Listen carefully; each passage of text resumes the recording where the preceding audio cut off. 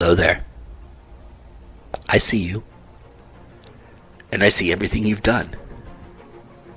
You think you've had the upper hand for a while now, that we're just gonna roll over and die? 2020, 2021. They may have not turned out perfect, but you saw the threat we present. We had our moments, and you had yours. Well, I'm here to tell you, we aren't afraid of you anymore. Your moments, they're about to come to an end. Enjoy those last bits. Savor them. Because you're about to realize what we've known all along. This time is ours. Because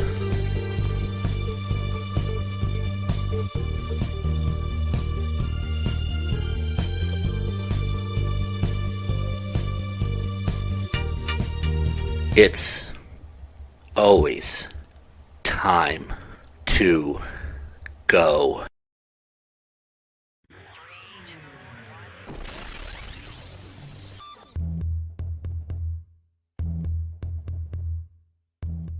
Indie now.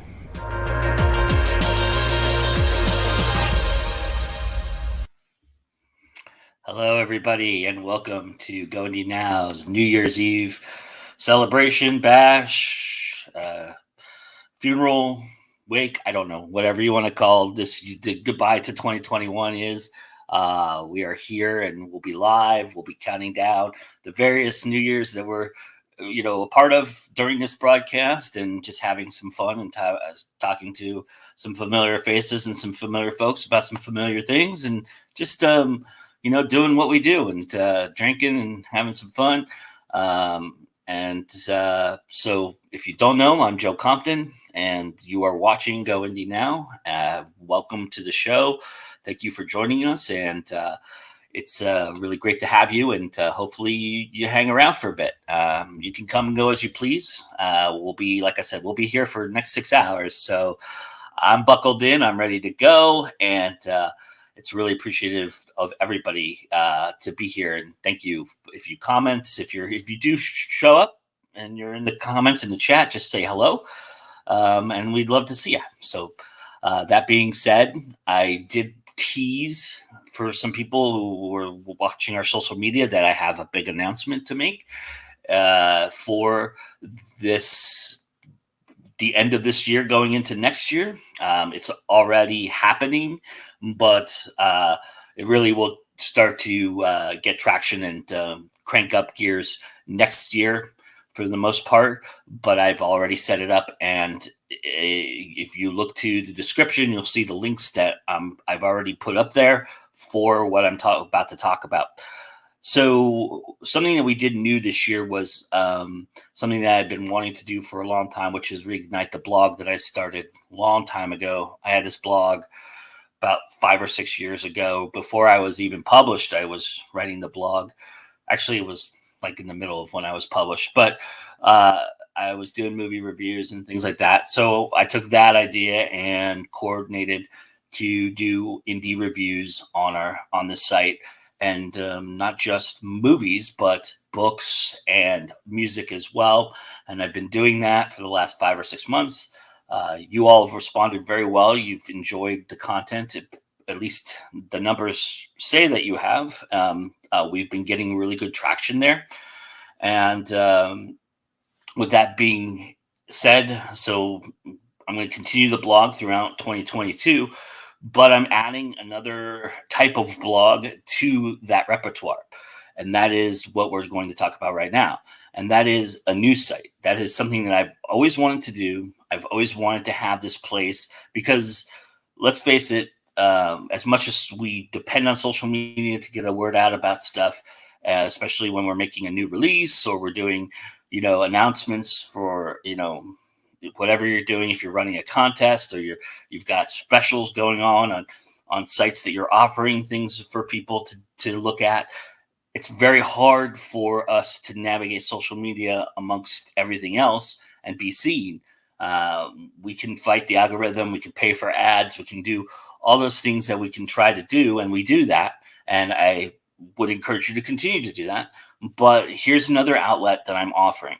It is Going Now News, and it's basically where we're going to do posts about just news cycles. So if you release a press release, we'll probably put it up on the site. If you have a new release, you just have to let us know about it. There's a form to fill out, which is on the site and also in the description right now. In the link, there's a link to the form. You fill out the form, you let us know ahead of time what your release is and give us all the information that we're asking for. I will contact you, or somebody from Going Now will contact you, and we will coordinate that to be announced along with that. We're going to do like one big post a week where we have new releases and things like that.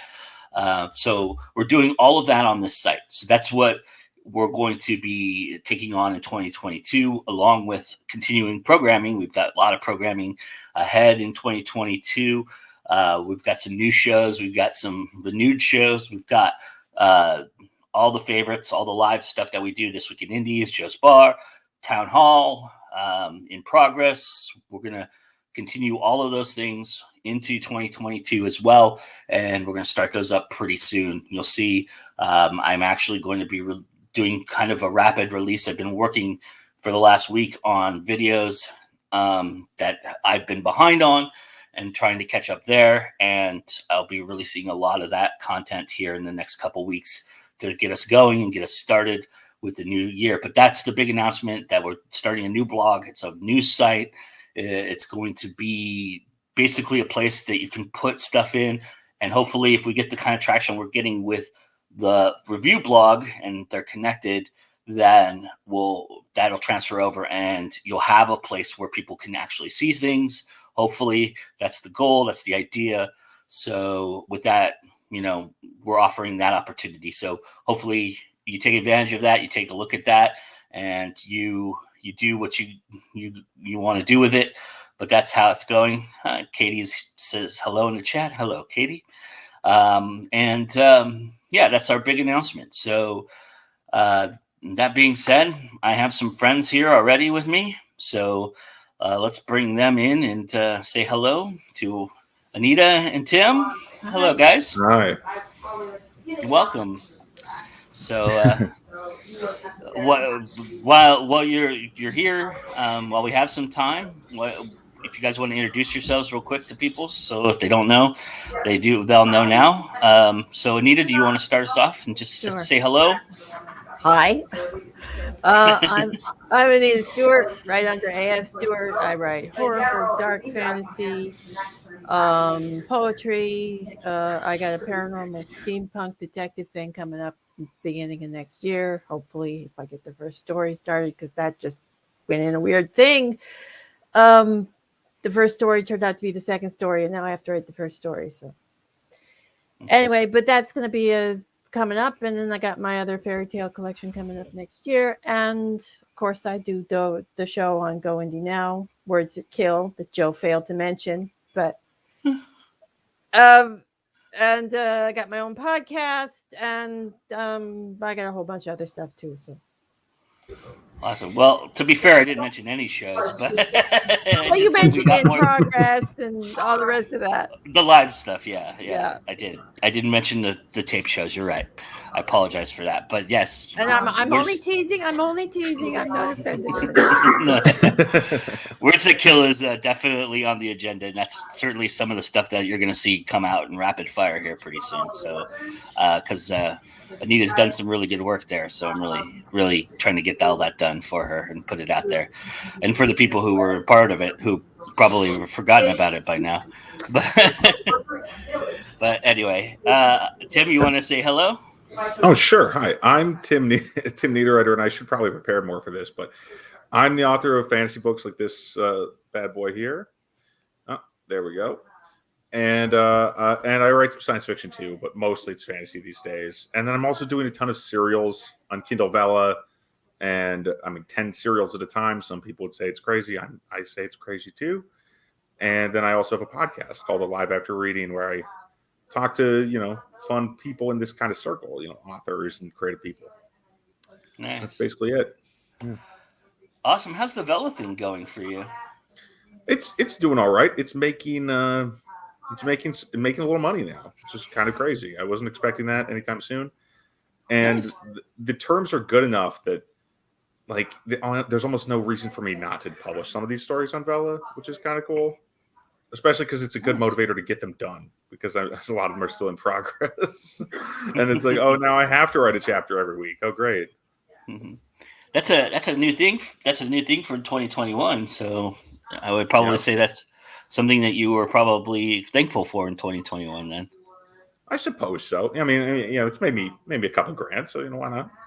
well, cool, awesome, and motivated picking up stories that I had left on the cutting room floor or the shelf for a long time.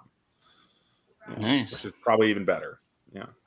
Has it up? Have you seen an uptick in your other sales of other books from it, or has it just been exclusively Not so much from that. Vela? I mean, I've been gradually getting a little better with my other sales, but mostly it's just a nice little thing on the side. And I don't know. I mean, it makes more money than my book publishing right now, my novels. So Nice. that's nice. Yeah. Cool. But only in the bonus. Only the bonus. There's very few readers on Vela. At least I've been able to scratch the surface. I'm sure there's plenty, but they're mostly not fantasy readers, or at least the ones I found aren't. There's a lot of romance readers on there that are kind of more visible, you know.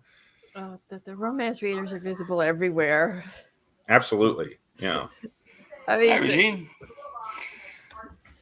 I'm sorry. Go ahead. You were I saying. was going to say they're usually the ones front and center when the readers are talking. The readers are you're talking readers. It's the romance. Absolutely. Yeah. The biggest And genre. good for all the romance writers out there too. Right. They deserve it. No kidding. Yeah. Kudos to them. Big winners every year.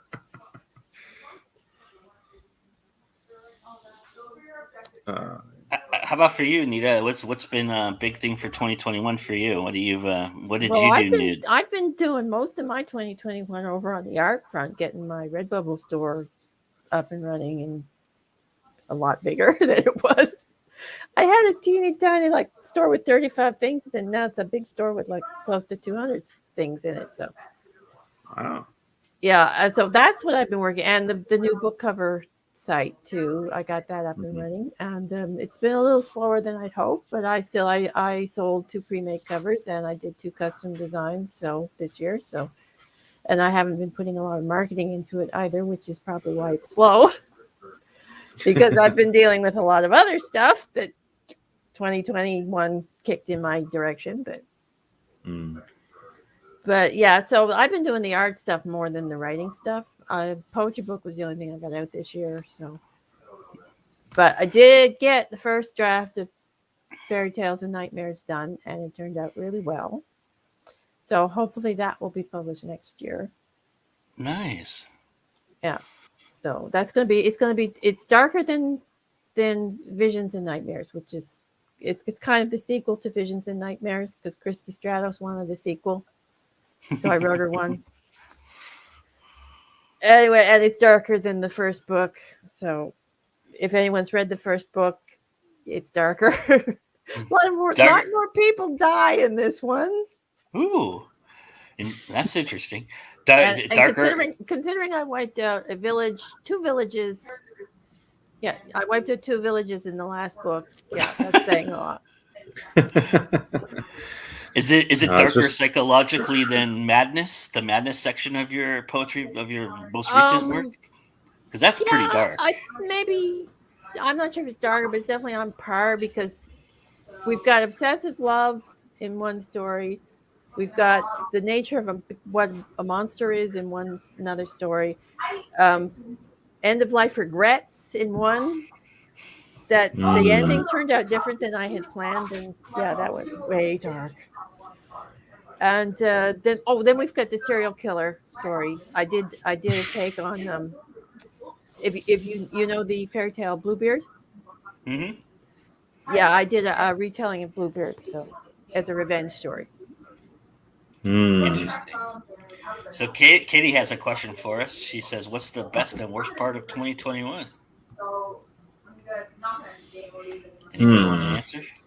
I think the car accident was the worst part for me. Oh boy, that wasn't fun at all. I bet it wasn't. It sounds awful. Luckily, I it was mean, only just a any. minor car accident. Nobody was hurt, but Oh, yeah, that's good. Yeah.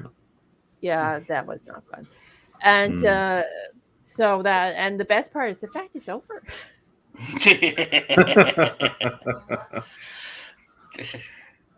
I don't know. For me, the best part might be discovering that. I mean, that some of these old stories that I had shelved, they have wings. You know, they can fly. Because people are reading them on Vella and giving me nice comments on them and stuff. But the worst part, that's kind of hard.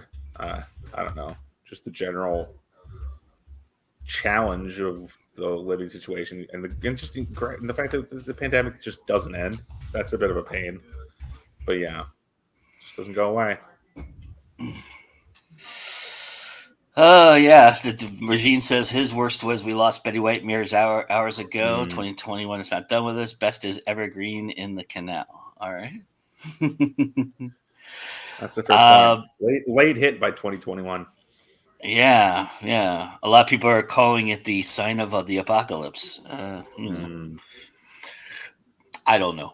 Whatever. I mean, if we're still here after what we've been through the last couple years, I don't see us leaving anytime soon. So I think it's okay. Sure it's a sign of an apocalypse. It's kind of a kick in the nuts a little bit. Yeah. 2021, because 2 weeks. You couldn't last 2 weeks for the 100th birthday, but yeah. But I mean, she was 99 years old, so I think she lived a pretty long and pretty good life. I mean, it's sad to be sure, but I don't think it's the sign of an apocalypse. She didn't get to hit the record. She didn't get to hit that record, though, the 3 digits. That's too bad. Oh. I was surprised to read how often that happens. Like, a lot of people die at 99. It's one of those weird, it's like, prices end at 99 and so does life. It's kind of interesting dichotomy, I guess. But I was reading because they were talking about that a little bit in a couple articles, and there's this psychological thing about it. I don't know. It's interesting, but I mean, there's a lot of psychology. Yeah. No, I was just going to say that my best part of 2021 is I don't know. I'd have to think about it, to be honest. I guess starting the blog and doing that, and just the nice response I've gotten from that and enjoying that. And the worst part is, it's not over yet. But we're getting there. We're close. And here's Vanessa, everybody. Hey, I'm zooming in so you don't see my messy office. Well, do you want to introduce yourself since you jumped in here? Yes. Hi, I'm Vanessa Junta. I write urban fantasy with horrific elements. I'm also a freelance editor. I'm also on the way to recovering from pneumonia, so I have my sexy no makeup face and my Janis Joplin voice. So you can make me not the big one on the screen now. Okay. Fair enough. Enough. I'm not sure how long I'm gonna hang out, but I thought I'd stop in and say hi. Oh, I appreciate that. So Katie asked us what the best and worst part of 2021 was. So do you have an answer for that? Probably the worst part.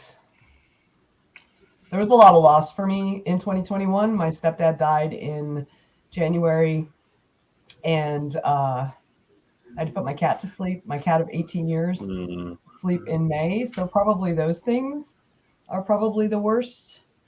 The best part of 2021, probably for me, was really staying connected to my writerly people.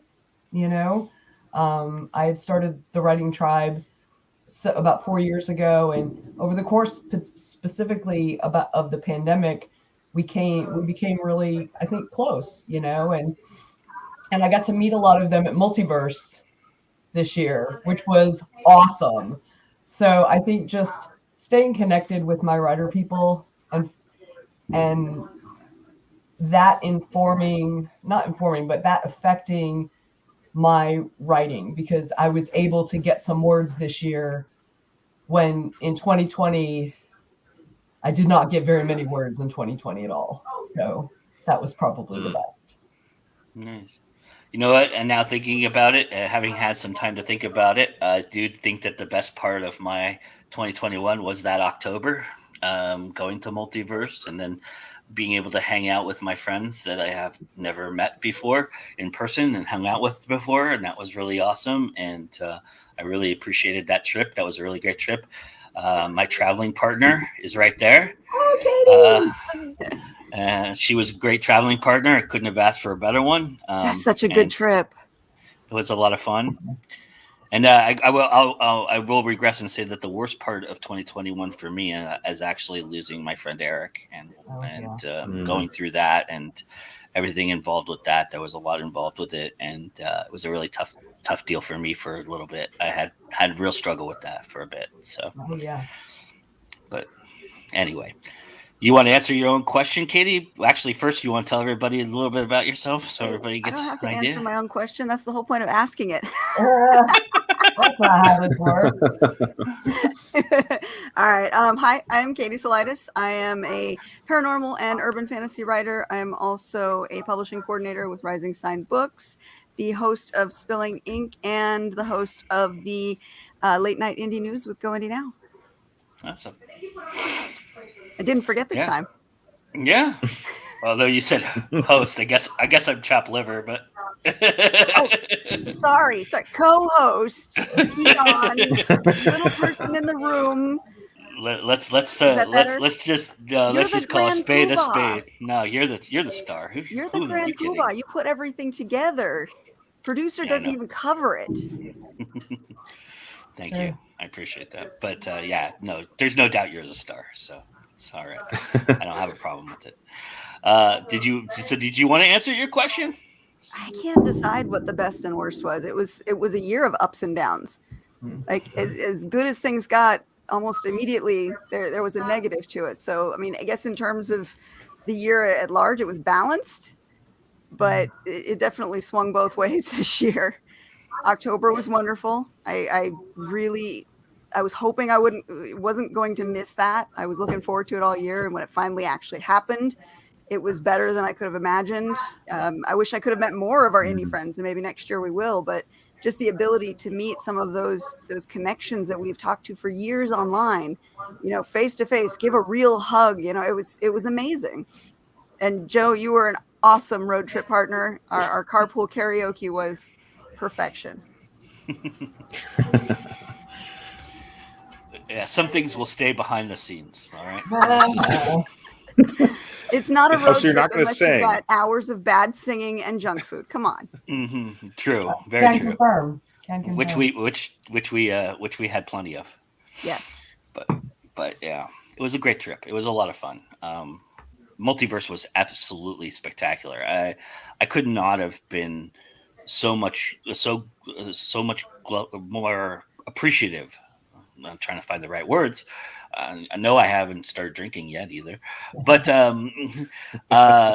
more appreciative of them having me, and Vanessa was a big part of that. So I'm really thankful to Vanessa for helping me out to get there. And it was really, really, it was an amazing. You guys. I mean, it's just stellar. How I was super impressed by it. It was so amazing. It's one of the best cons I've ever been to, honestly. And I've been to a lot. So, and that's amazing considering that was only our second in-person con ever. Wow. Right, and it was a COVID laden con, and a brand new hotel. It's not even the same hotel we were at the first year. Mm-hmm. So we are having a great night, Gabby. Where this con is? Oh. It's where is Multiverse? Okay, it's here in Atlanta, Georgia, in mid-October. So guest applications are currently open. I don't know if I'd be able to nail one of those, but I might have to. I really appreciate that it's not in downtown either. Driving was terrible in Georgia, though. Oh, oh my God. Yeah.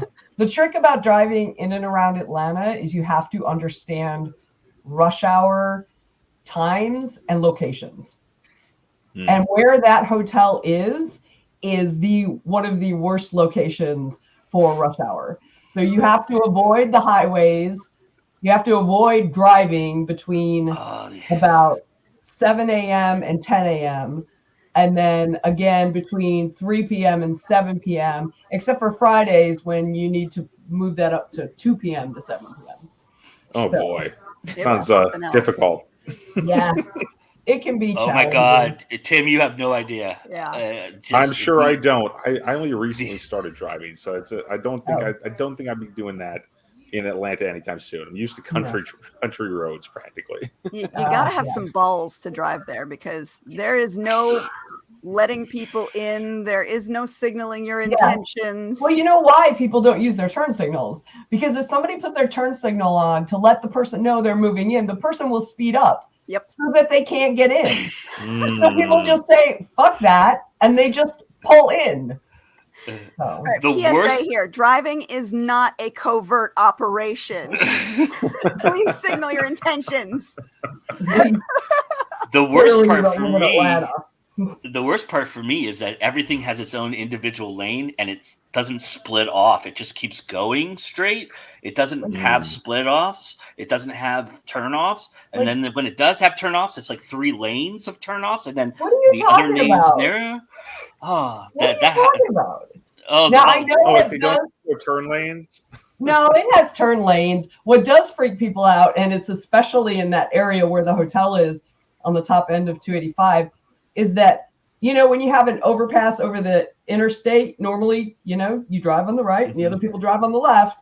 But in order to alleviate some of the highway traffic, they've switched it around. Oh yeah, the crisscross. Yeah. So when you're going across it, you're shifted to the left and then shifted back to the right. And that can be confusing. It makes traffic flow so much smoother. We have one in Vegas that does that. Yeah. And while it's freaky to drive on the first time, it does make the merging and getting onto the freeway so much smoother. But it freaks the hell out of you because you're like, what lane am I in? Yeah, where am I supposed to go? I'm trying to get over there. Yeah. So, and the thing is though, once you've driven in Atlanta for a while, it's like someone said it wasn't predictable. And it's not if you don't live here, but if you live here, you sort of learn how to anticipate how stupid people are going to be. Really, you just think, what's the stupidest thing they could do? And then that's what they do. Wow. So basically what you're saying is none of this information is going to be helpful for people who are coming from out of state, for example, to go to a convention. We won't have the experience necessary. Well, it depends. Okay. It depends, because if you fly in, you can take MARTA from the airport all the way up toward the hotel and then just catch a Lyft or an Uber to the hotel. And that would be, or if you're a guest, you can, like, I picked somebody up from the damn airport this year. So it's like, we'll figure it out. It ain't no big deal. We'll figure it out. So did I. Well, yeah, from the but you airport. decided to do that. Sounds terribly exciting. It sounds like the driving, at least. More than you want. I drive a shitbox and primer and rust. Driving a shitty car is the best insurance policy. Yes. Yep. I'm curious about this, Gabby. If you're still in the chat, how many highways are in Puerto Rico? That's interesting to me. They're usually, I think they're only 2-lane roads for the most part, because it's an island, right? So I feel like she posted that when I was talking about the turn signals. Yeah, or the crisscross traffic. Turn lanes. The crisscross traffic. Oh yeah, that's right. But multiverse is fun, and once you get there, you don't even have to leave the hotel if you don't want to. That was really cool. And where they had it at, I liked the location. I loved the hotel. The layout was really good, easily accessible. I mean, it was well put together. And for it only being the second year and a new venue, they did an excellent job. I wish I could have been there for longer so I could have explored more. But what I saw was just wonderful. Yay. Good. I'm glad you had a good time. I'm glad you're safe, Gabby. It was awesome, Vanessa, also being able to hang out with you for a little bit when you dropped into Vegas. I know. That was like a highlight. Katie was gracious enough to pick me up from my airport, from the airport after me shipping my huge box of books to her. So we had lunch, and that was awesome. Yeah, we got to hang out and relax, and I showed you around a little bit. Yes.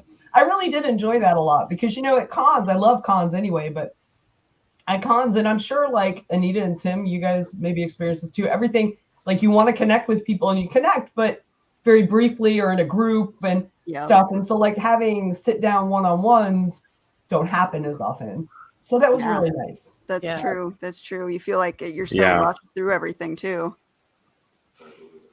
Yeah, I've deliberately relaxed more than I used to at conventions now. I'm not going to go to every panel. I'm not even going to go to every panel's time spot. Like my local convention is really small. The one I've gone to the most. There's like 300 people there, and most of them are writers. It's pretty cool. But it's also, I'm in southern Minnesota. So the convention I think it's in Bloomington or it's southern Minneapolis. I get mixed up because I don't live in the city. But so the con I go to is 4th Street Fantasy. It's not really an indie independent style convention, so there's a lot of traditional authors there and stuff. It's kind of the local con for some pretty cool folk. But then they have single track programming, which is kind of interesting. So I'm not doing an ad for them. I'm not actually a huge fan of this part, but the single track programming means that basically there's only one panel going on at a time. So if I'm not interested in that, I'm just going to stay in the con suite and just relax. Yeah. Anyway. Oh wow, somebody's partying. Yeah. What up? Look at this. Hi guys, welcome. How we doing? How we doing, everybody? Can you hear me, Joe? Yes, I hear you great. Love the I'm lights working in the off background. of a different microphone. Katie Solitis is in the building.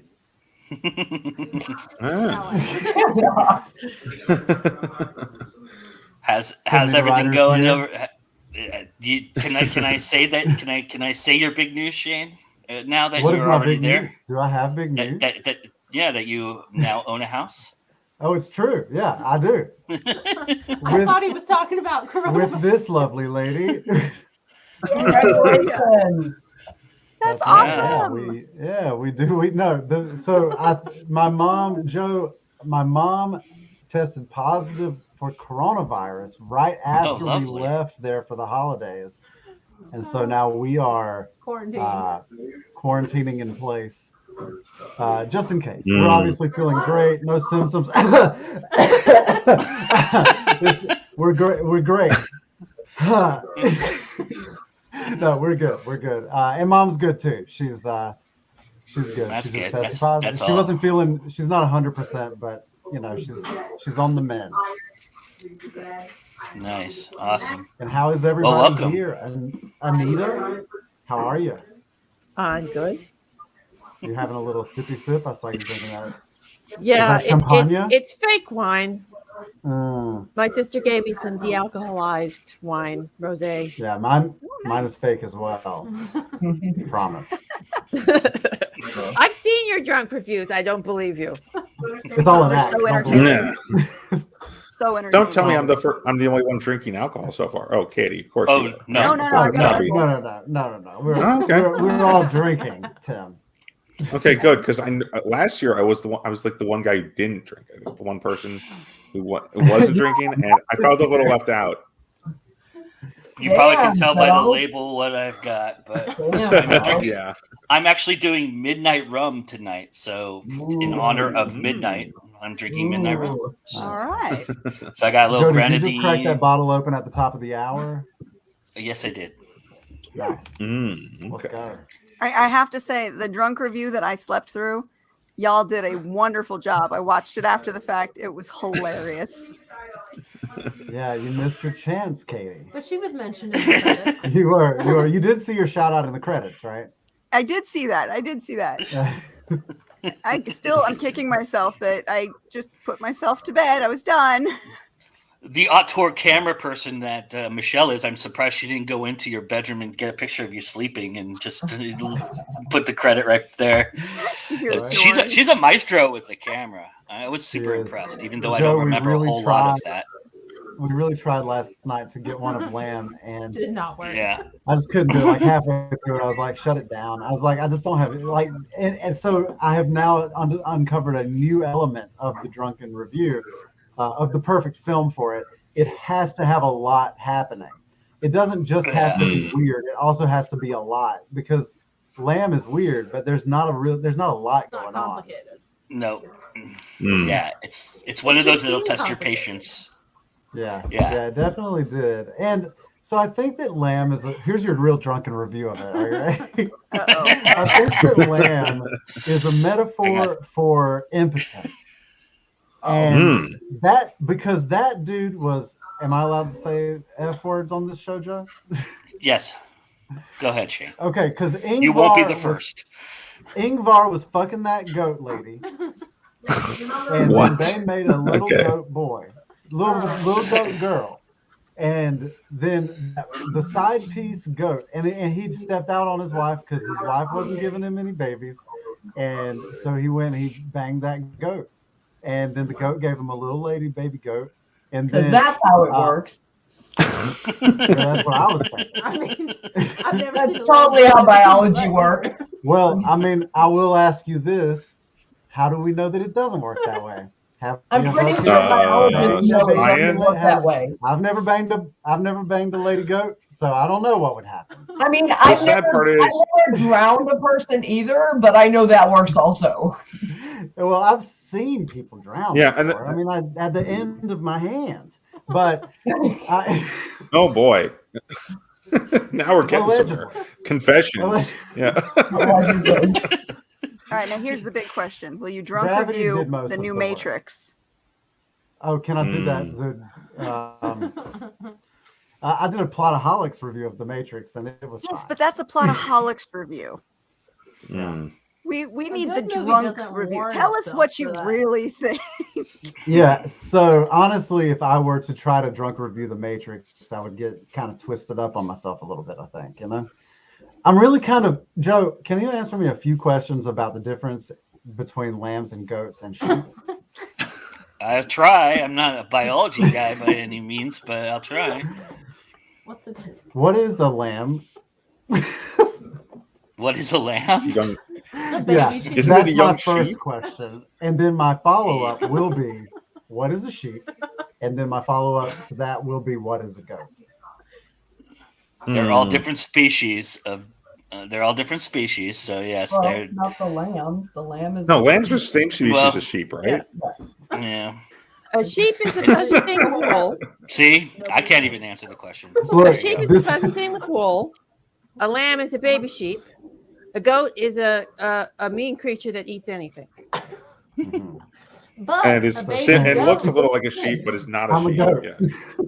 But baby goats are kids. Baby goats are kids. yes. Baby goats are That's adorable. true. Was a half kid. And kids. Okay, so let this always be remembered as the telecast that I came in and I threw the lamb grenade, right? And Wow. we spent 30 minutes debating lamnatomy. Oh my. Okay. Yes. All right. And here's Josh Pentel. Oh, we ready got, to add what the to hell Oh did my I? God. Got the whole I- crew in what the here. No, heck? you we just- showed up oh, in we here. were I all- know, I go Josh. into the guest host thing. Brady and I Bunch go- mode activated. I hear about like humping goats, and then I'm talking about like murder. And this is all in the back. Like, what did I walk into, guys? Come on now, you should have already It's, known it's what all you walked Shane. into. Oh no, It's all Shane's it's fault. not the first thing I expected. You know, It's the last day of 2021. How could you not have expected any of that? I just came from a well. No, I did not come from a well-behaved show. I just went from one show to the other here. So it just was like a friend of mine's birthday today. Happy birthday, Meredith! And then I'm here, and it's like, okay, so we're at the part of the show where we're talking about animal sex. Okay, cool. Well, Shane's here, so You know, 2 more people, and we can do like the Hollywood. It happened Squares. pretty much Then we immediately. fucking- I've been talking about Oh, fucking that's good to animals. know. I mean, I don't even know Shane, but this is the kind of guy he seems like he is. Hi, So. Shane. Nice to meet you. Here we go. Okay, Darla There we Ray. go. There's an Thank answer. you, Darla. Oh, so they're in the Wow. same family. Okay, that's good. to know. Okay, darling. If I wanted to Wikipedia the difference between sheep and lamb, I could have done it myself. Thanks. But you didn't, did you? I That's did. right. So- You so what asked you wanted- and you got the answer. You asked. I wanted someone to Yeah. stumble through it, and I got Well- it. So thank you very much. You know. Oh, what an evil Also, mastermind. Also, and now I know that they're all part of Bova Day. As our cow. Which is kind of a cool name, really. Yeah, cows are also Yeah. bovids. Yeah. Mhm. Bova Cattle. Day They're cattle. band name called it. Moving on. Moving on. Oh, that was bad. I have to say, Michelle, I really dig your T-shirt. Can I put you on the screen here to show everybody? You can. Yeah. It's oh no, This it's is- not.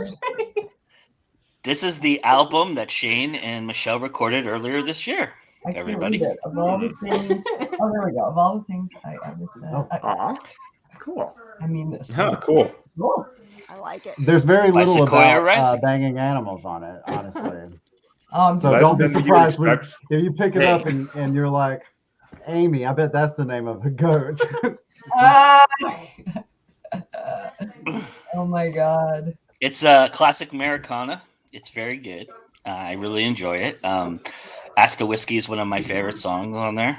And we actually used Ask the Whiskey with Shane's permission at the beginning of our season last year for This Week in Indies. So that was pretty yay. awesome. So that was Much pretty more cool. thoughtful than just banging lambs. Most of the time. And yet you keep going back to it. Yeah, I feel like To we're that not second talking thing. about That Now, second thing. Now about just the imagine thing. living with him. No. Listen. Okay, so there's some lambs in and out of the house periodically, like twice a week. How many But drinks have you had? I mean, Tim? I wouldn't. Don't ask me to imagine things. I'm a fantasy writer. I mean, I think a lot of us are in that wheelhouse. And imagining things is pretty. We could go a long way. Let's just say. Yeah. I've been on Tim's show. Tim and I had a very good conversation. It's Yeah, been I'm sure it almost was. a year. I since don't was remember on. you mentioning this kind of thing there. Yeah, I think we probably better have I back soon. didn't. You did, but to be honest, you didn't ask me about my extracurricular activities. So, Yeah, I don't do like but- Josh's show. Yeah, you probably Right. you better not do Josh's show because he'll ask you if there's anything incriminating you want to get out of the way first thing. You still do that? Oh no, Yeah, do sometimes. that because you'll get a really good show out of it. No, Oh no, absolutely. I just- it'd be dangerous, though. I'll totally be down with it. I like honestly, like I've talked about practically everything you possibly can on the show. It really, if we go wherever we go, I'm all in. Like whatever, we'll just go there. I don't care, right? What I care about is can I have a good conversation with you? And I don't really care what it's about. So if I've been on there, I've done it. His show is amazing, and I've been on it a couple times, and it's pretty awesome. And so is Tim's. I've been on Tim's show a couple times too, I believe. Mhm. If I'm not mistaken. At least once. I know at least don't once. remember. Yeah, it all kind of blurs together. I do a show. You know, I mean, I'm sure you understand. You do way more shows than me. But when I'm just doing one show a week, and then they all blur anyway. It's like, okay, when was that? I'm like, wow, that was a year ago. Holy crap! Well, you write more Time books. flies. Well, you write more books than I do on a yearly basis. Honestly, sometimes I feel inadequate because it's just like, what the hell, man? You're so creative, what you do. But that's your thing, right? Like for me, like the shows just have evolved in such a way that that's what I do. I mean, I'm doing Mhm. like I literally secured myself like literally the last like week of the year. I'm going to be doing at least another show next year. Like I'm producing more shows now. Wow. And That's I'm cool. getting paid for all that stuff now. Where I'm in a cool spot that way.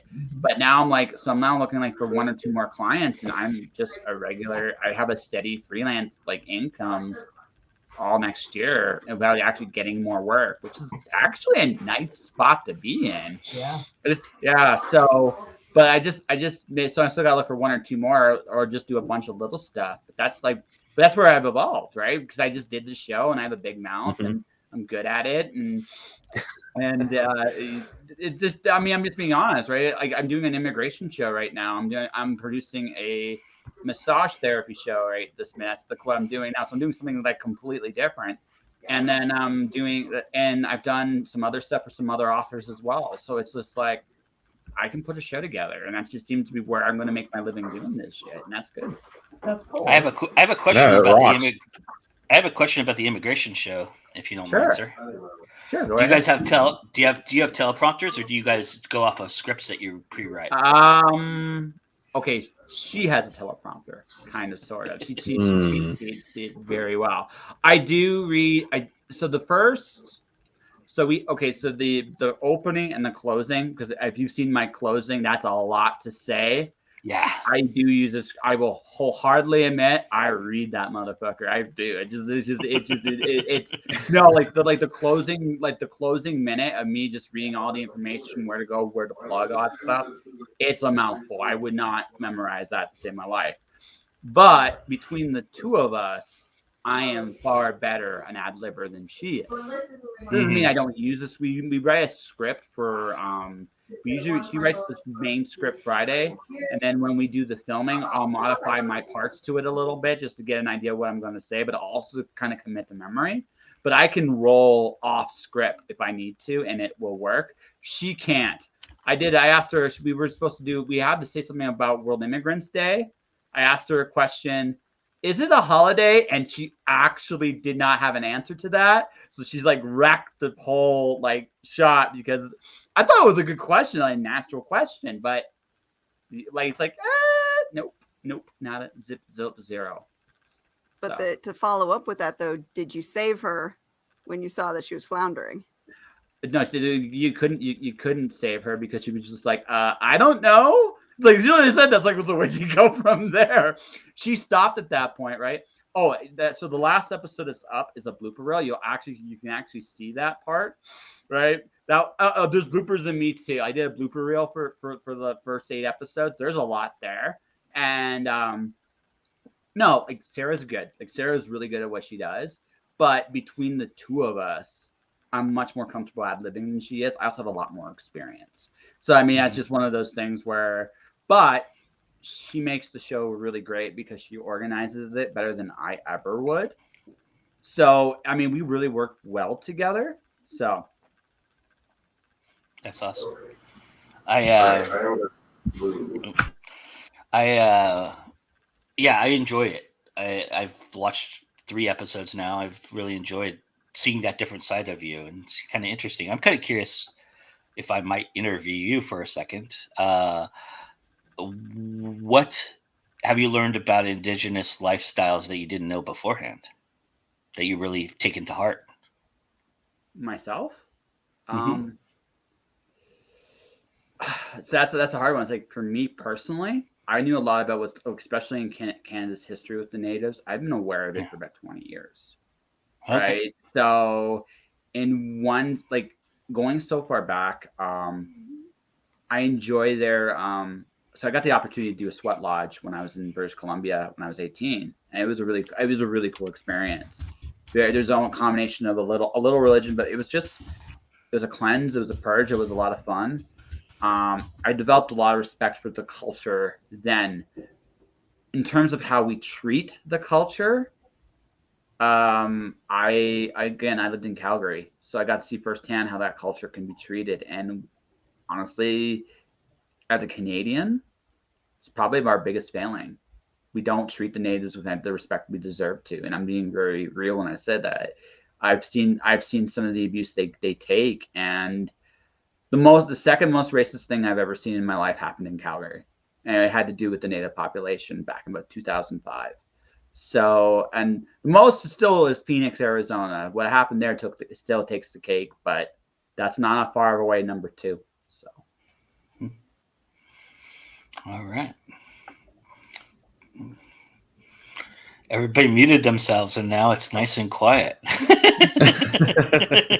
We are being Too quiet. respectful of the interview moments. Yeah, so this segment is concluded, I guess. Joshua, you mentioned being in a sweat lodge. I've done smoke lodges before, which are similar, but obviously not hot and sweaty, but more smoky. And those are cool too, because how you experience it kind of changes depending on what thing that they're burning to create the smoke. There are different herbs and stuff. So what'd you use?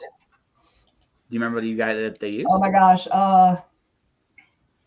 Mudwort, Okay. I think, and that's supposed to be one that like, I say induces, but that's too strong a word, but induces like, free form thinking and stuff like that. So yeah, it was pretty cool. It was pretty cool. Yeah. So Awesome. I like to hang out with folks who do stuff, weird stuff. Yeah. No. Well, actually, I'll tell you a fun story, then we'll move on to something else. When I was living in Snowflake, Arizona. Yes, there is a Snowflake, Arizona. Yeah, There is one. I like it. Okay. So this is, I think, a really interesting thing I've noticed with some of the gifts. So some have you ever seen drum making, like medicine pouches, that kind of stuff? I haven't seen it in person, but Okay, so this accountant, my boss hated her because he was the accountant, right, like auditing the store, right? But me and her, like she's a suburban as you can get, like white suburban. But we just started talking, right? Like just hanging out because she had to be there, and I was doing my shift while I was doing on. We ended up like she had a medicine pouch on her ass, so we just started talking. Turns out she makes drums, she does medicine pouches, she does all that cool stuff. Like she's like that gift had passed on to her. So we just like we really got. She went to me afterwards. I don't normally talk about this stuff, but you seem pretty open. So it's like, yeah, it's really cool to see a lot of these ancient gifts that we have. They may not be where they traditionally were anymore, but they are around if you're willing to look for them. And it's always fascinating to see how people use them and see them. And again, just one of those little reminders in the world that there's all kinds of cool, magical, mystical stuff all around you. You just have to look for it. One of the groups that I run with, one of the circles that I'm involved in, do body stress rituals and things. Like I've done fire walking, and I've done hooks in the skin, hook pulls, and things like that. I've participated in hook suspensions, but not as the suspendee, but like been around them and stuff. So the whole idea of kind of, accessing either another part of yourself or a part of the divine or whatever it is you believe, I find that really fascinating. So anyway, so that's my weird contribution. No, it's all good. It's all cool. Joe has some experience, I can tell, up there himself. Yeah. That was very forthcoming. Yeah. Joe has been vague booking all day. All day, Joe has been vague booking. Well, you missed it. Did you see the announcement? I made the announcement earlier. So yeah. So here, I'll put this up there for everybody. We have a brand new site. It's Go Indie Now News, and it's going to be like our blog, our review blog. I'm taking fresh buttered popcorn, the idea of fresh buttered popcorn, the blog, and just using that for reviews. And I'm taking this as an opportunity for people to basically give me news. So, if you have a new release, if you have something going on, if you want to grow your groups, because algorithms and things like that have been nightmares for everybody. So here's another opportunity. I've had great success with the blog, so hopefully it translates to that success and gets the same kind of traffic. And this will be a more clear path for you to promote. And so that's kind of the idea behind it. So that's what. Excellent, because I will be utilizing that next year multiple times. Awesome. Yeah, please. I welcome everybody to do so. Real quick, Joe, thank you for the very nice review, by the way. You're welcome. Yeah. It was weird because like that last couple weeks, by the way, Tim, Anita, thank you both too. But it was like sometimes, like, again, for me, because again, I have such a big mouth and I do a podcast all the time, people often forget I write. And so it was really interesting. Right before I released Alice 1, I was starting to get all kinds of feedback on Alice 0 that I hadn't heard in like a year. Right.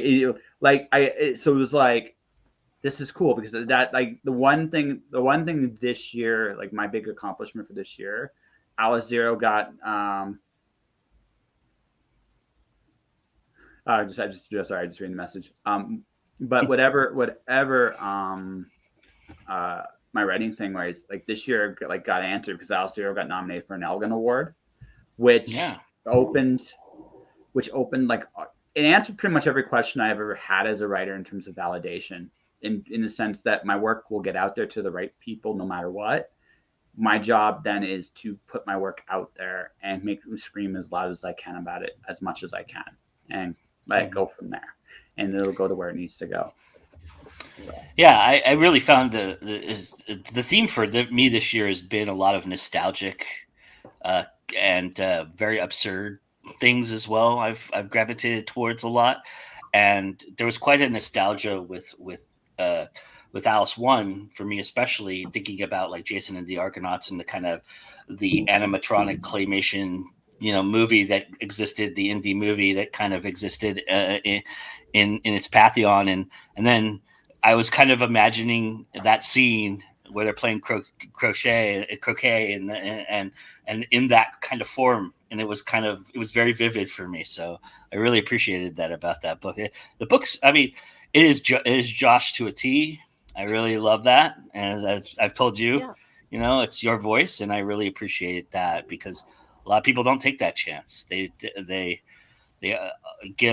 change it or they tailor it, and you just went for it. And I love that there's no boundaries.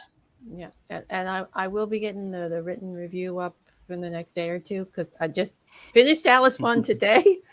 So I haven't written I didn't do the written one, just the video. I'm just going to ask a question. Did you enjoy it? Yes, I did very much. I got it in the video. That's why I finished it today because I wanted to include it with the year-end review of the video I did today.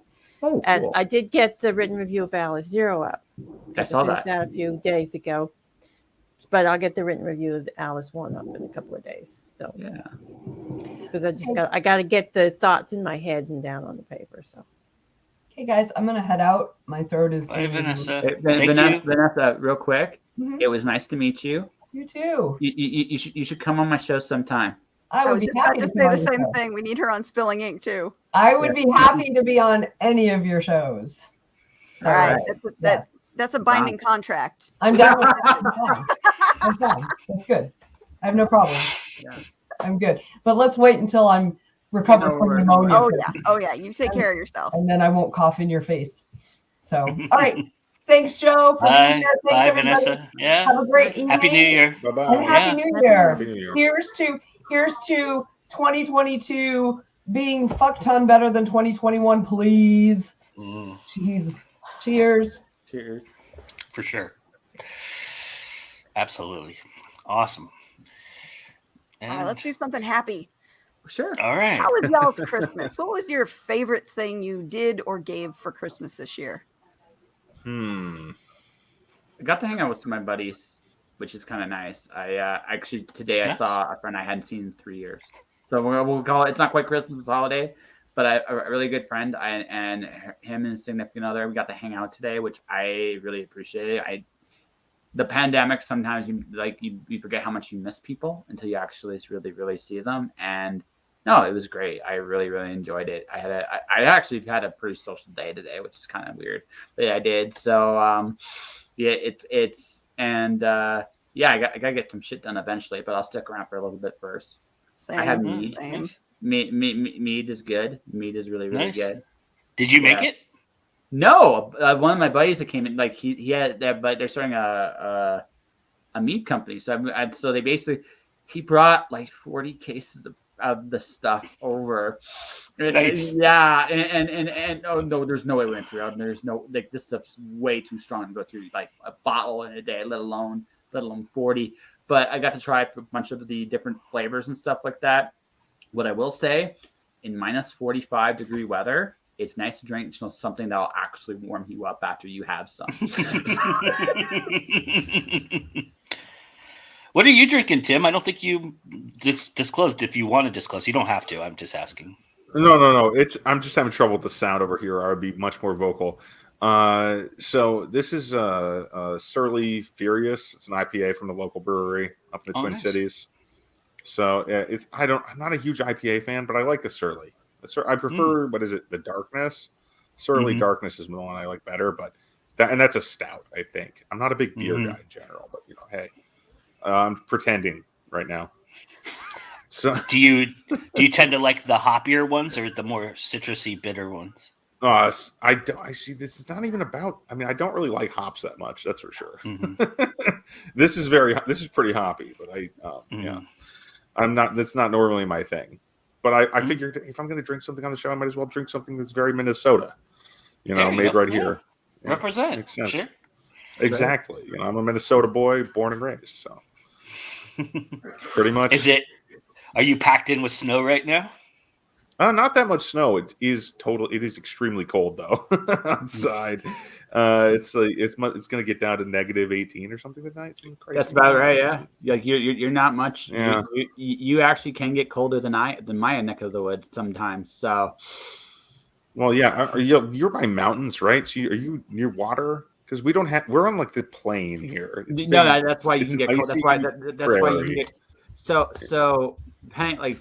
You're not as visually boring as Saskatchewan, right? But you got the same kind of. Anita laughs because she's seen it. I get that. Not as boring I've been as to Saskatchewan. Okay. I get that. Yeah, no, that's why you're not there anymore. I understand. It's just one of those things.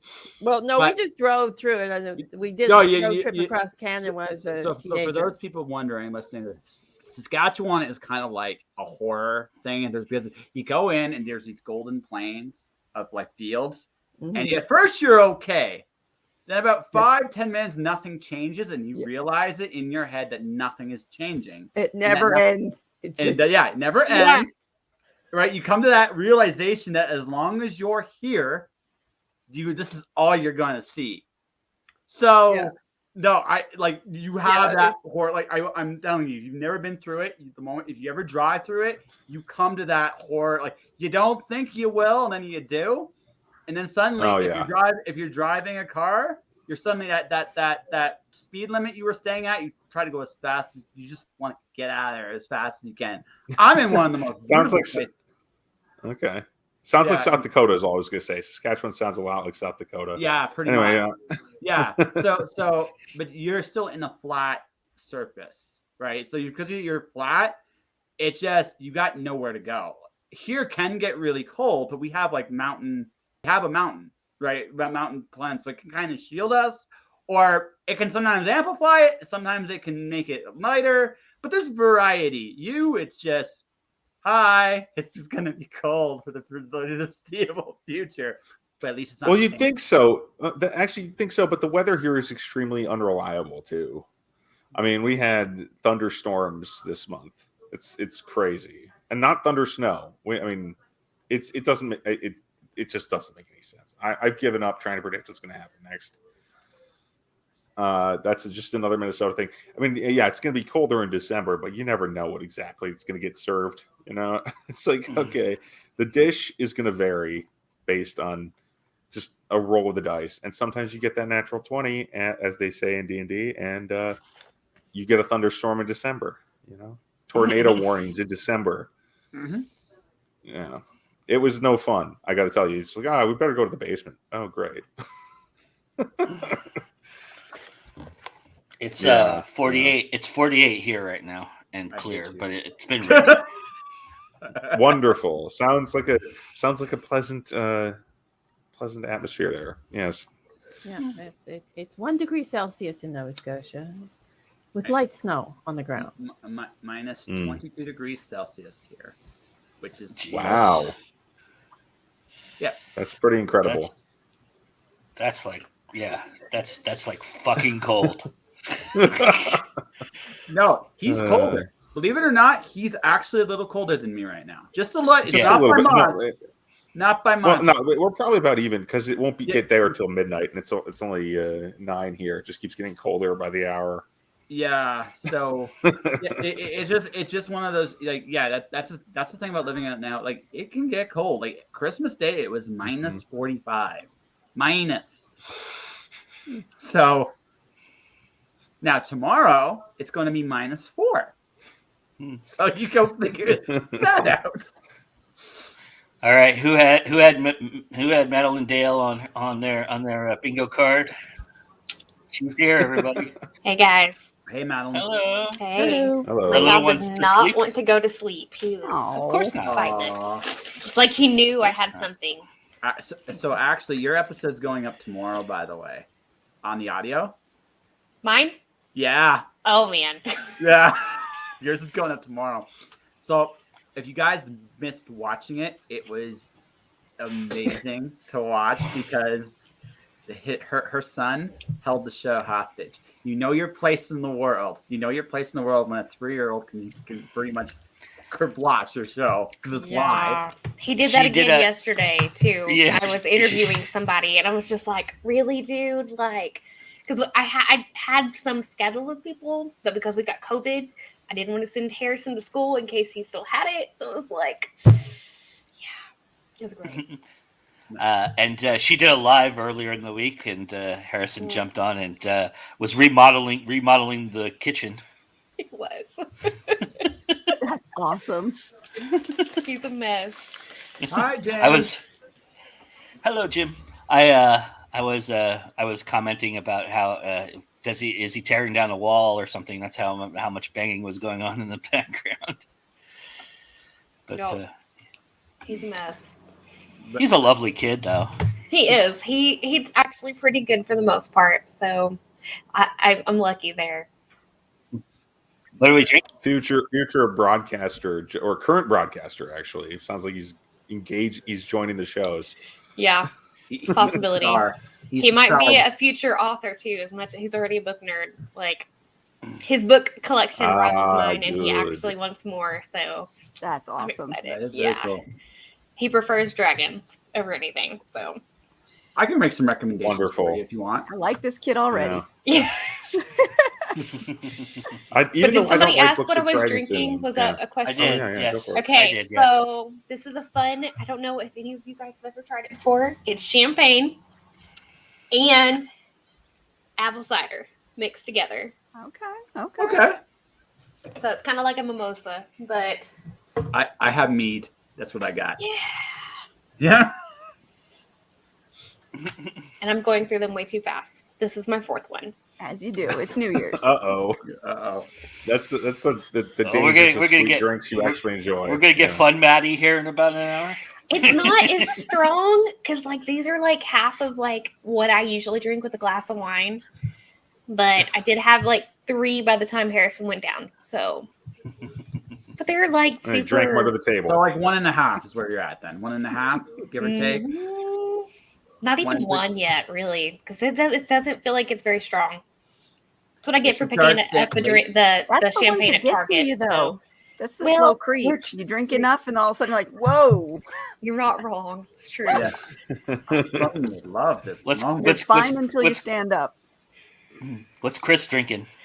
I think he finally got a Michelob Ultra. He just got home. He's been working insane hours this week. He went back like negative COVID test finally and hit work really hard this week and he's worked how many hours? Like 60 this week? I'll be over 60 by the end of tomorrow. But he has to work tomorrow too. He'll be over 60 by tomorrow. So Wow. yeah. Hi, Chris. Everybody says hi. Chris.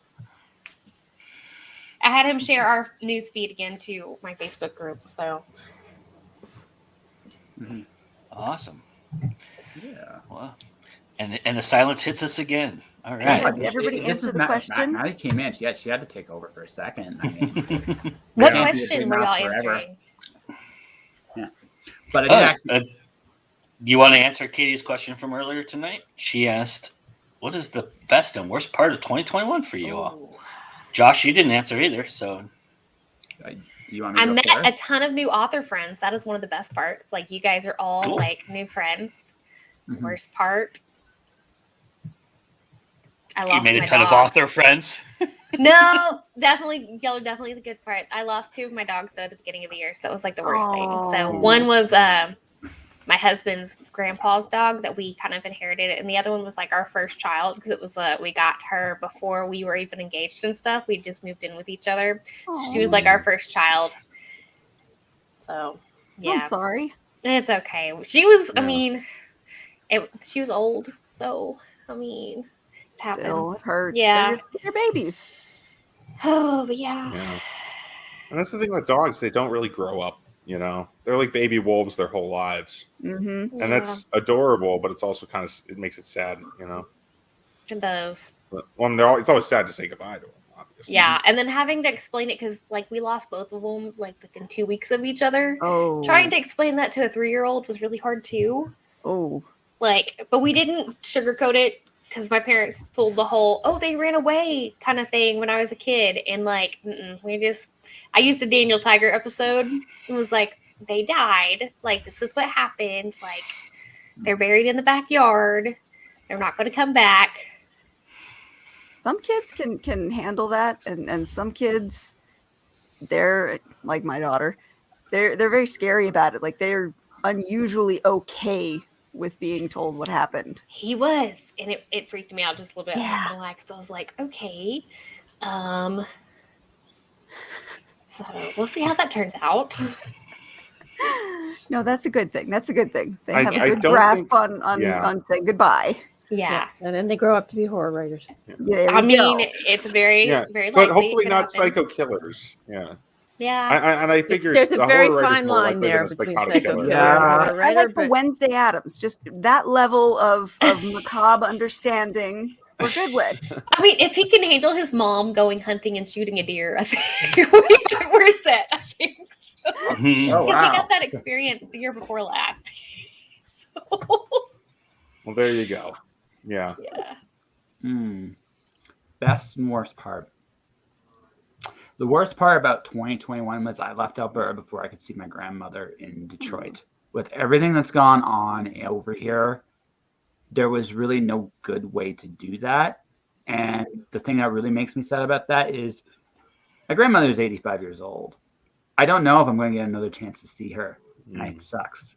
That is literally the worst thing I can say about 2021 for me is this whole there's a certain insanity to what we're doing, I think. And and again, some of it I understand, but some of it I don't. And but I do know like that personally. Yeah, that sucks. The good? Okay, so this might have been the best, like, this was the year for me that I realized I could make it as a freelancer. Like, I will make it as a freelancer. That was the thing about this year for me.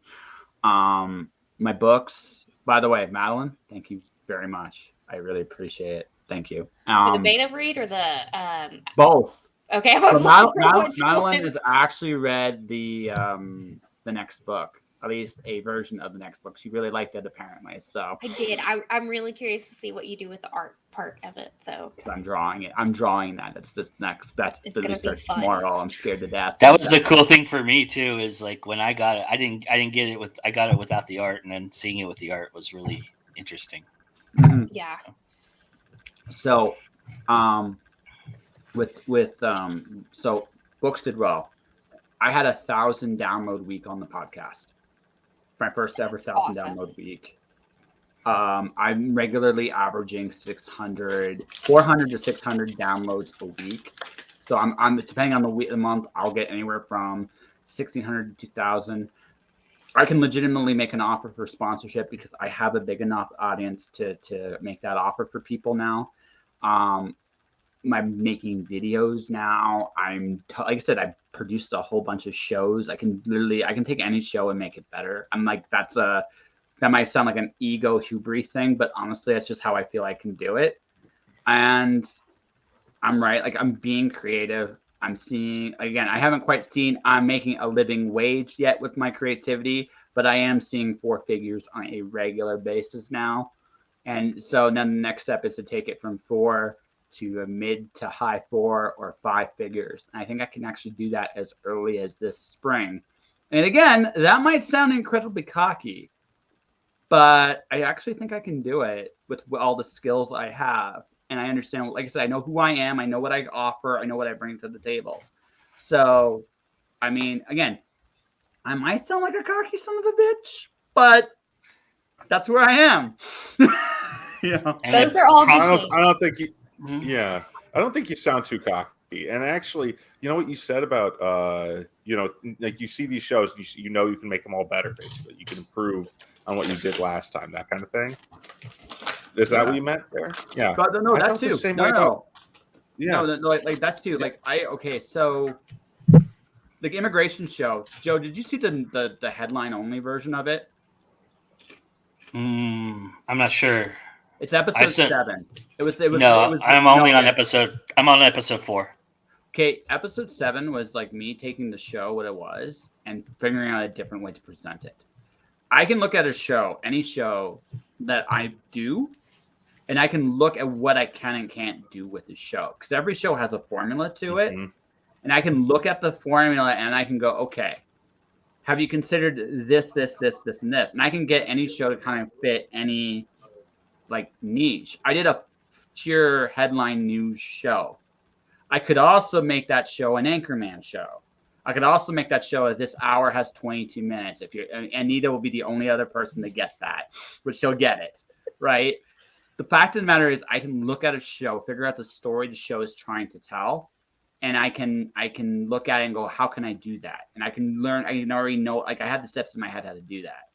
As far as my shows go, yeah, there's always things I can do better. Like the fact of the matter is, as comfortable as I am on the air, I should prep more, and I don't sometimes. I should do certain things that I don't do.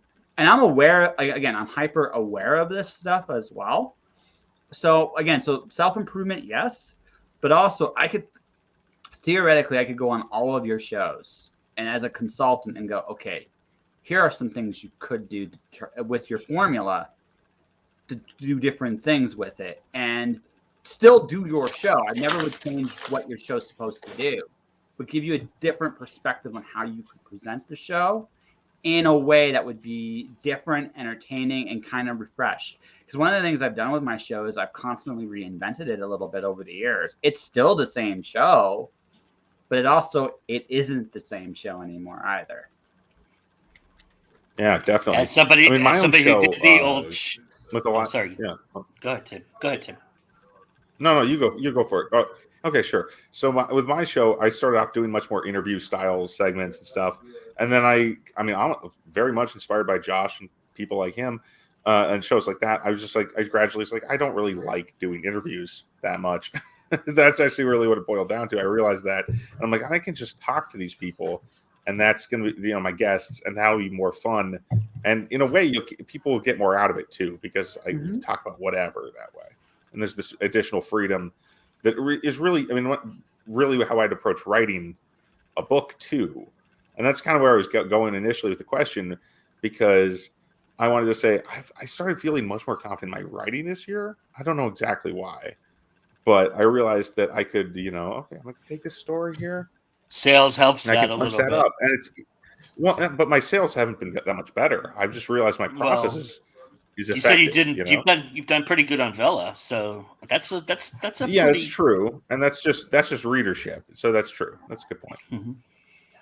And I mean, definitely the readers coming in and saying like, "Oh, I read all 5 chapters that you put out already. Where's the next one?" That's really helpful.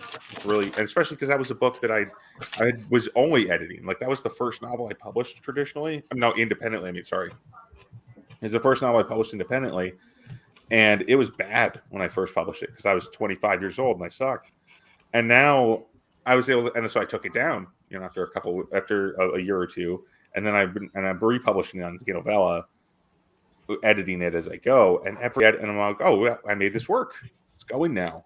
It's working. That's a really good surprise. Even though I hoped it would happen, but seeing it happen is different than that. I intended it to make it work, and it worked, and that's a satisfaction you don't get without having experience, and yeah, I guess even 6 years, 7 years, I guess now, almost 7 years. Yeah, that's since I first published that story, which I know that's probably going to make everyone say, "Oh, he's a baby." I mean, yes, despite the giant beard, yes, I am a baby. No, not you. Okay, fine. I'm a baby too, if it makes you feel any better. Okay, good. I've only Not the recently only one. started doing author interviews, and I've only been published 2 years. So I'm working it hard. No, though. I just meant just my age. I didn't mean like this. I didn't mean the publishing time. I meant like I'm going to turn 32 next month, and that's I'm 30, weird to me. 40. Okay, some similar age. Yeah. No comments. It's like, and everybody else is like above us are going, I hate you all. Shut up. No, yeah, the top 3 are against us now. Age is a number. Yes, age is definitely fair a number. enough. Yeah. Just think of it like levels I guess in games. Absolutely. Yeah. It's more like that than I thought it was going to be. It's like, because you learn how to play a game, and then the next even when you get to the higher level, it's actually sometimes it's easier, even though the challenges are more difficult. If that makes sense. Sometimes you know how to handle it a lot more often. Exactly, but the challenges don't stop. I'm gonna have to pop out, guys. I will try and make it back in for the individual New Year's, but I got to get some work done tonight that I have to turn in before the weekend is over. So thanks for stopping by. I really appreciate it. Thanks for having me for a little bit. Like I said, I'll try and pop back Happy in. New Year, and if Katie. I don't see you in your time zone, Happy New Year. Bye, Katie. Awesome. Bye. Bye. Yep. And we're Fireworks back. are going off. Oh, nice. You're about what? You're about 40 minutes away. So About that, yeah. Yeah, about that. They always put the fireworks off a little earlier around here.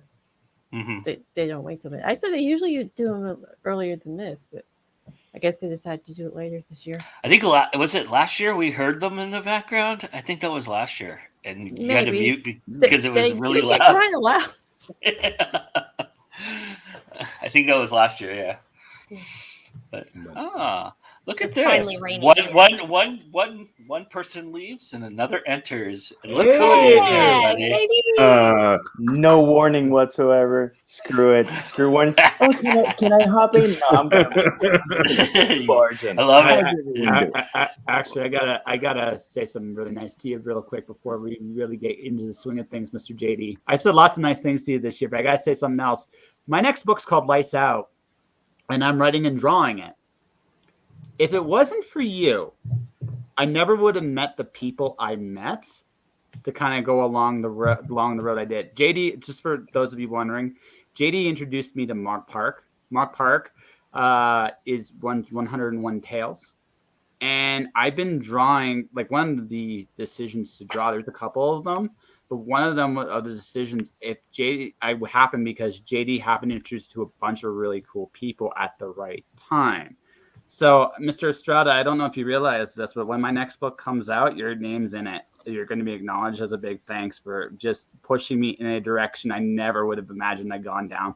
I'm just happy to connect people. I'm happy to connect people to candy, to other people, to good music, to movies, to books. I'm all about the connections. That's my jam. Yeah, I know, but I still feel I owe you a big thank you for that because I never would have seriously.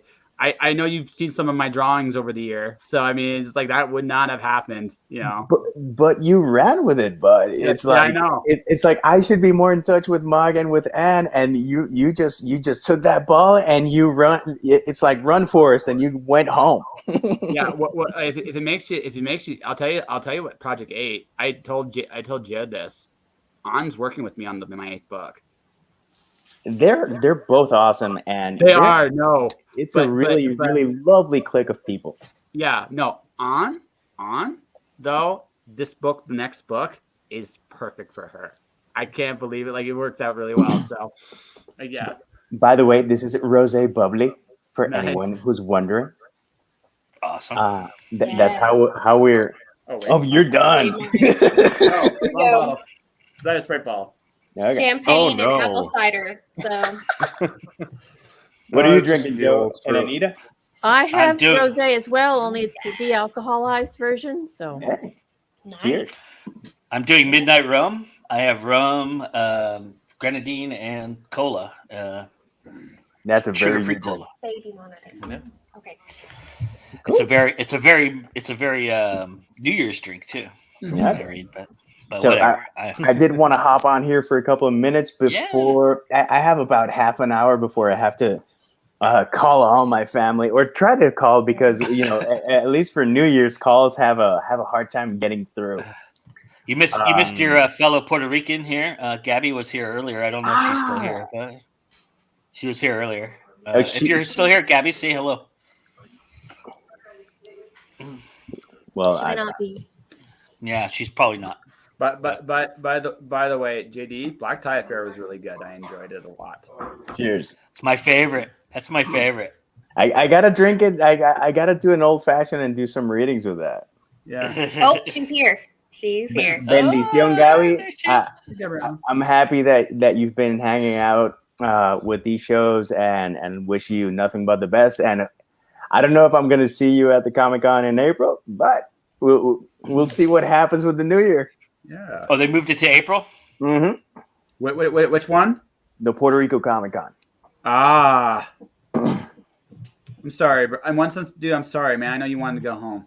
So I had to cancel my trip because Puerto Rico last year it was like, okay, this person's cousin, this person's grandfather, this person's brother got sick. And now it's like this person I know, this person I know, this person I know, this person I know, this person I know, this person I know went to a party and everyone got sick, and it's like, oh, okay. And we do have people that are that are high risk, and it's I get it. It's just not something that we could do now. And rather than insist and force things, neither me nor my wife are about forcing things. We're about letting things flow. So April it shall be. No, it's all good, and I hope you have a good trip when you go. I'm still gonna say this. My condolence. I wish you could have gone now, but I know when you do, you'll get to enjoy it. Definitely the plan. Yeah. What I'm gonna miss is the Christmas food from Puerto Rico and pasteles, and having pasteles with ketchup because everyone in Puerto Rico has a drama. It's like, you can't put ketchup on this food because that is blasphemy. And I'm like, dude, if you want to put vanilla nougat over it and eat it, I don't care. Just enjoy it. It's Yeah, like I had to. Whatever it takes. With real problems, and people are focusing on that. I'm like, like we survived 2021, and you're gonna bitch to me because I put ketchup on a food? Come on. I will say I'm really sad because Betty White, did y'all see she passed today? I thought she was going to make it to 100, man. I was so bummed. I saw that after nap time was over today. And she's like, no. It's sad, but man, making it to 99 with the quality of life that woman lived. Oh yeah. It's again, it's sad, but I won't allow myself to be sad. I'm just going to focus on the positive. She shared a birthday with Mom.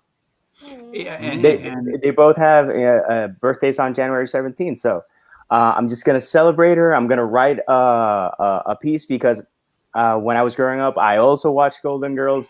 And as I grew up, I saw her in such inappropriate roles, and she was so awesome. And when she would drop an F-bomb, I was like, life is better when Betty White curses. No, it's my favorite Lake Placid moment. I just looked at it like this. Yeah, we've been cool to see her make it to 100, but on the same token, when you have 99 years of a life like that, you honestly, you're glad you had it. Okay. I mean, and I don't think she's the type of person to have very many regrets. So why be sad about a great life? Just celebrate it.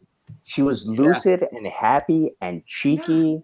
And when she hosted SNL, she had the after party and she had vodka and a hot dog well into her 80s. It's like, like that's the dream. Yeah. Well, yeah. I'm terrified if I do make it to 80. I'm terrified. I barely give a shit now. I'm going to that. Yeah, you'll be a disaster area. Joe knows me. He knows how truly little I give a shit, and that's now. I'm 40. The older I get, the worse that's gonna be. Right? No, I'm gonna be like Little Miss Sunshine. You know, if I make it to a certain age, I'm gonna do heroin or something. It's like screw it. I'm jumping out of plane. To eat. One of my ex girlfriends. We still really are like we still love each. Like we still have a good big respect. She's jumping out with me. Like that. Like Nice. we've already kind of made that deal. So it's like fuck it, right? So and now I will tell you this: the first time you do it will not be the last time you do it. I guarantee it. No, I know. That's why I'm not doing it now. I'm still poor. I think we had this conversation. Well, I think we had this conversation like 3 years ago. I think. Yeah, no, totally. No, so when I was in Phoenix, I met the skydiving corps there. They wanted me to go because they just saw it's like you do it, you would have a blast. It's like I know I would. Arizona was just a lot like that was 2008 was most people's 2020. It was my 2008, so I couldn't do that. Right. So it was like I look back on that and go, man, I wish, but it's like, you know what? No, I'm gonna say like I'm not gonna not do this. I'm totally gonna do this. I'm gonna be the craziest mother. I might need a new pair of underwear and a nap when I hit the bottom. I don't give a shit. I'm gonna do it. So no, you won't. You won't. Trust me, you won't. The first step is the hardest, and usually you don't make that on the first jump because you're doing a tandem. Usually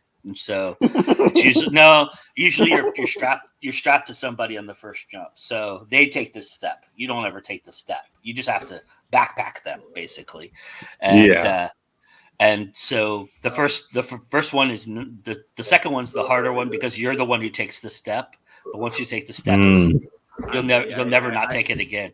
I'm just gonna keep in mind when to pull the ripcord because I don't think I'm gonna have a problem with the all step. of that.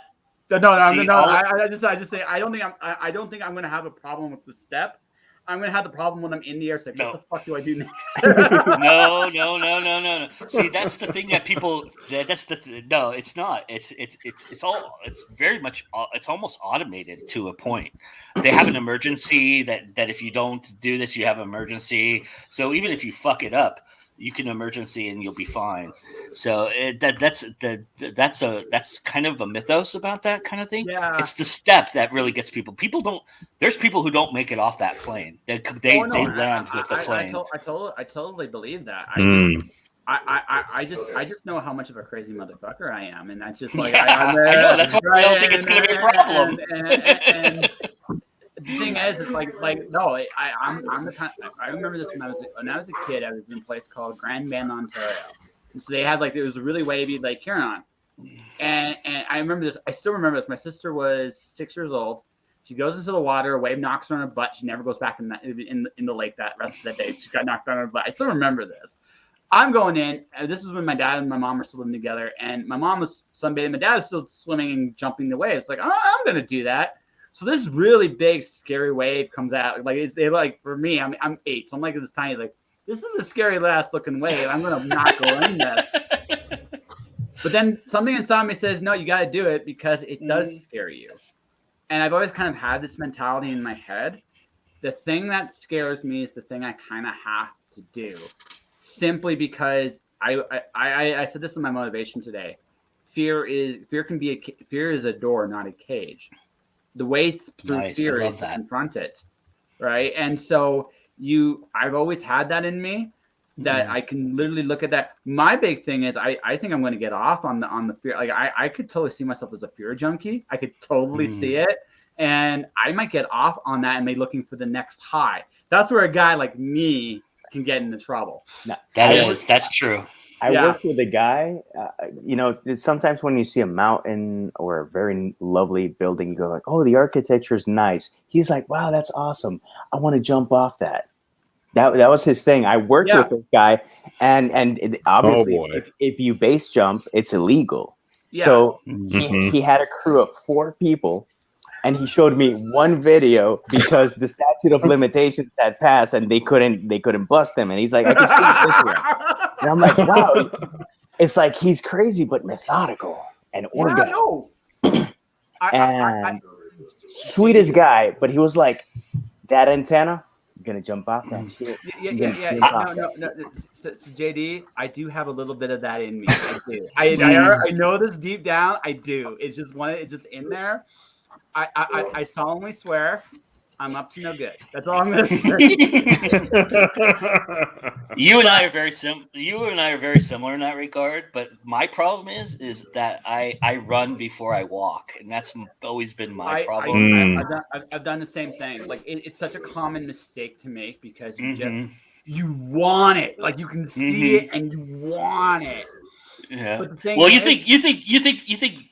Here's the thing. You think it's like 90% of it is fear, right? And if you can get past the fear, you can do it. But no, there's skill involved. And it's like, like the first time I skateboarded, it was a full pipe. I didn't do a half pipe. I didn't do the wall. I went for a full pipe, and of course, I crashed and burned because I don't know what the fuck I'm doing, right? But I did it, but that is not. Conquering the fear is not the issue. No. You have to have skill. No. Like that's the thing. Like I have this in me. I know this. The things that terrify me are the things I'm drawn to because it's when you feel most alive. That's what it is, right? But the thing about that is you got to recognize the fact that there's a reason you're afraid of this shit, right? There is a reason. So there's almost I think the word is calculated risk, right? You got to make sure you know what the fuck you're doing, at least a little bit, before you make that leap. Now that all said, right? But now the reality of the situation is, if I really want to do something, no one's going to stop me, and I've accepted that about myself. I know that this is the way it is. So what I'm going to do is,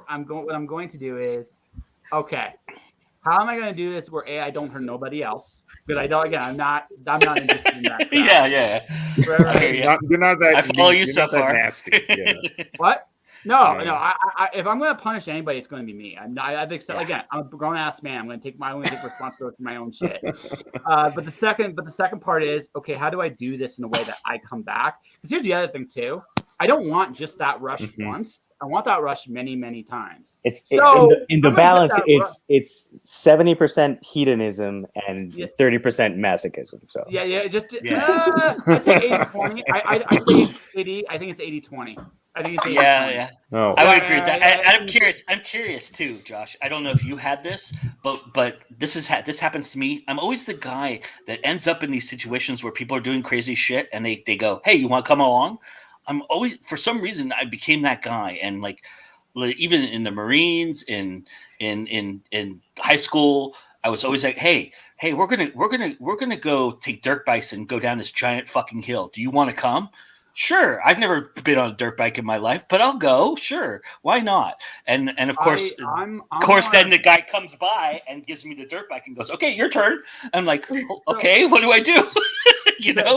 Joe, we're gonna see clandestine donkey fights. It's super cool, super illegal. You don't know that happened. I'm not sure about donkey fights, but I've heard. I have friends in the Marines. I have friends. I was in Tijuana, and this guy came up to us and started talking to us. And he's like, "Hey, let me take you to this place." And we thought we were all going to die. It's crazy, but that happens to me a lot. That is the thing that happens to me a lot. Here's what happens to me. This is what happens to me.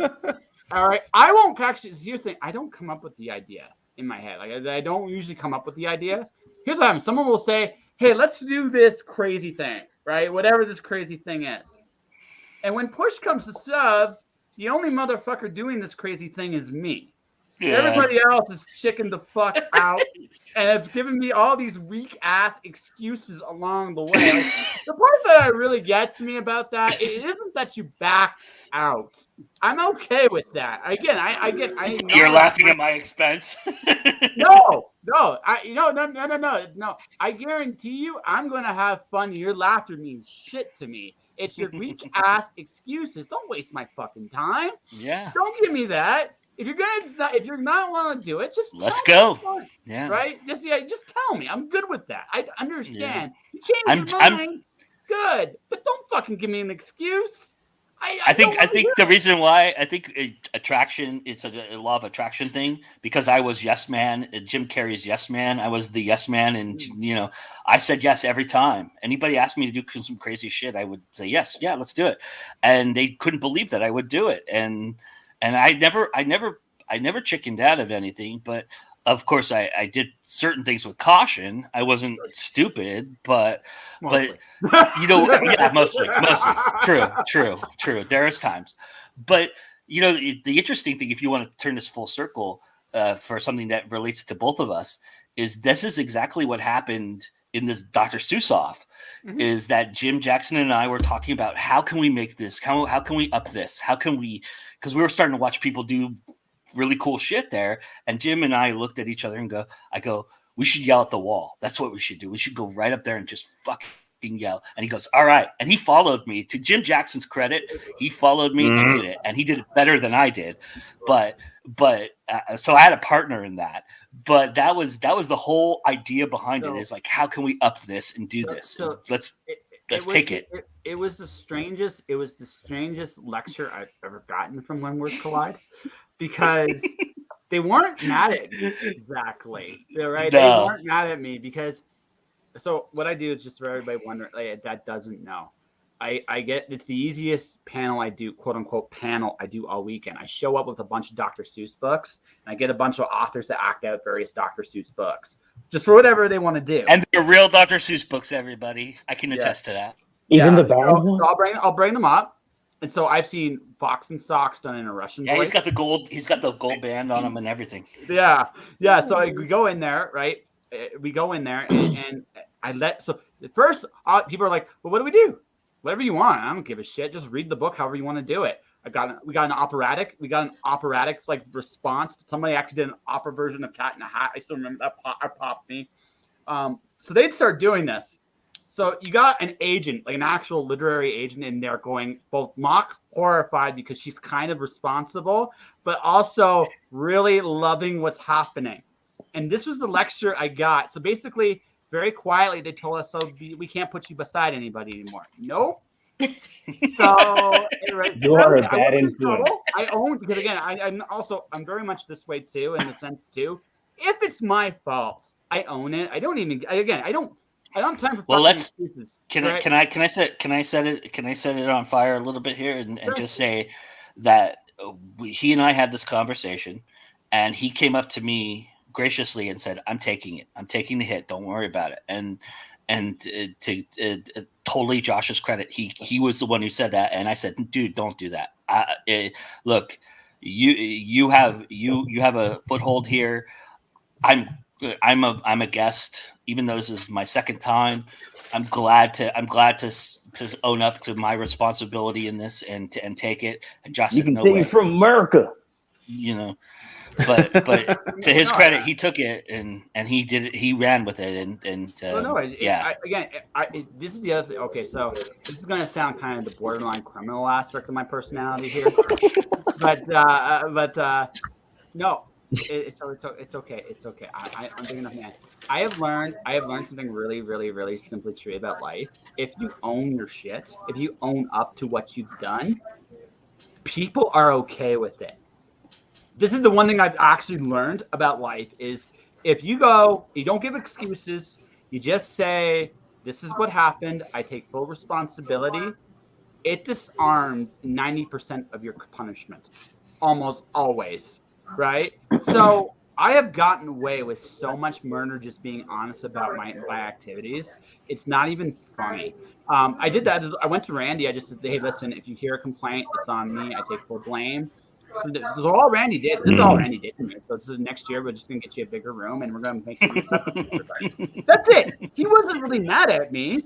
It was Randy was cool about it. Yeah. It was because here's the thing. Everybody likes the Dr. Seuss stuff because it's fun. Yeah. So it's like, okay, we can't put you around other people. Cool. We might do it at night with booze involved. That'll be hilarious. I will film it. and the smart thing that Randy does, and I'm gonna toot the When Words Collide horn here, is he realizes when people really like something, he rides it and he takes it and he says, how can we help you make this better? I mean, he's always championing when you do something. Like I did the screenplay contest that year, and he was like, okay, he came to me, he's like, I'm really sorry about the last minute entries. I was like, dude, no problem. I was totally expecting that. I was ready for it. And he goes, how can we make this better next year? Let's work on trying to make this better, and let's make it bigger. And he's always about that. He's always exploring that. And that, I really appreciate that about Randy. He's amazing at what he does. And he knows his conference, and he knows when his bread is buttered and how it works. And he's really good about that. I highly recommend anybody check out this conference, especially if you've never been to Canada. It's just, well, Calgary's not exactly the beautiful place to go in Canada. It can be, but you know, it's all right. But but I highly recommend. This is a really good writers conference. It really is. Well, if you want to meet Anita and Josh, that's closer than anything in the States. I can go to the States. Andy Peliquin was going to be there the last year, and of course he didn't do it live. So here's the thing. Mostly it's because of the headaches still with travel more than anything else. But I can go I'm a dual citizen. I can go to any show in both countries and do it. The only real issue, money. Well, no, I can do it. I have my sister works at an airline, dude. I have ways, right? So yeah, so I have ways. But he's gonna jump out of a plane and drop into Atlanta. He's just gonna drop right on your. Yeah, exactly. I would literally Facebook JD in his front yard. Hey JD, look up, and you just see this guy flying in. I would totally do that to you. Catch me! Catch me! I'll tell you this right now, Josh, as somebody who's been there, he's got a giant pool like in the middle of his complex. You can drop right in there. Wouldn't that be dangerous? Wouldn't you get tangled up in the chute? Listen, I'll give you plenty of warning. And once again, I'll take the bullet. Trust me. I guarantee you. Just let me know so I can tell you if it's really dirty or just dirty. Okay, no, it's cool. I'll be prepared, man, just in case. Don't worry about it. But anyways, no. When it comes right down to it honestly, how do I put this? I've heard from friends who've gone to different con shows, and it's still a pain in the ass. It's just a genuine pain in the ass right now for a lot of the shows. Not all the shows, but a lot of them. And I honestly, I think for me at this moment in time, just because some of it my own proclivities, but some of it just I don't want the hassle. The toughest thing is the politics and the disregard. I think it's kind of you have to weigh how much you appreciate your own life and your own situation, you know. And it's not, and I'm not trying to get political here or dividing in any way, but you have to because people are going to flea markets and getting positive tests now, and that's kind of you have to weigh that factor, and that's tough. I'm openly crazy. My big thing is it's more along the lines of the fact that it's a hassle both ways, and for me to go there, it's not actually as much of a hassle as it is for me to come back. So, do I really want to go through all of plane travel right now? Sucks too. Yeah, no, that's my point, right? That's what it comes down. That's what it comes down to. So, that's really it more than anything else for me right this moment in time. I would rather, I do think we're going to come to a magical point this year. I think there's going to be a come to Jesus meeting on kind of both ends of the spectrum here. Like, okay. What is something we can live with? I do hope liability comes into this somewhere for governments and or companies. That's my hope. Because the moment that happens, I think this ends. That's just my opinion. Mm-hmm. But once that come to Jesus meeting happens, it's going to be easier to travel again. But until then, it's going to be 9 degrees of insanity at the best of times. Not meant to just right for a minute. Just a jump in real quick. We have the internet, though. Yeah, just to jump in real quick, we have 12 minutes to our first New Year's, which is Miss A.F. Stewart's New Year's. So Woo! keep that in mind. All right, Yeah. and I'm keeping track of it, so everybody don't worry about it. I've got it under control. It's something that I learned producing this show last year to That keep is track good to of. know. So Anita's in Puerto Rico I time. don't know. I don't know if by Pacific time I'm going to be lucid enough to do that, but we'll see. Yeah, we're gonna see how close to midnight I make it. So, Well, actually, Yeah, I'm in so Atlantic wait, Canada what time time. zone It are may you be in the now same as again? Puerto Rico time, Yeah. but That's cool. it is actually, it's almost all, 10 and technically here, it's so already New Year's good. in Newfoundland. So That's cool. because Yeah, they're a half an hour ahead of us. So Well, like I said, everybody's Half welcome hour. to stay, hang, come back, Newfoundland has a whatever strange you want. time zone. You know, I'm totally My fine with Austin friend that. did tell me Happy New Year's because it was already January there. He Mhm. messaged me earlier. I'm just like, yeah, yeah. I've gotten messages from Russia, from New Zealand, from England, from Belarus, Australia? from- yes. So- The I haven't gotten a direct Australia message from authors. Australia. Nothing from Australia for me, but I did get one from Karina and her daughter. Ooh. Yeah, that was I- really that- nice. I got one of those too. That was really nice. Yeah. Karina's daughter makes me feel very inadequate that she's already got Yeah. 2 books out. She's got 2 books out already at 10.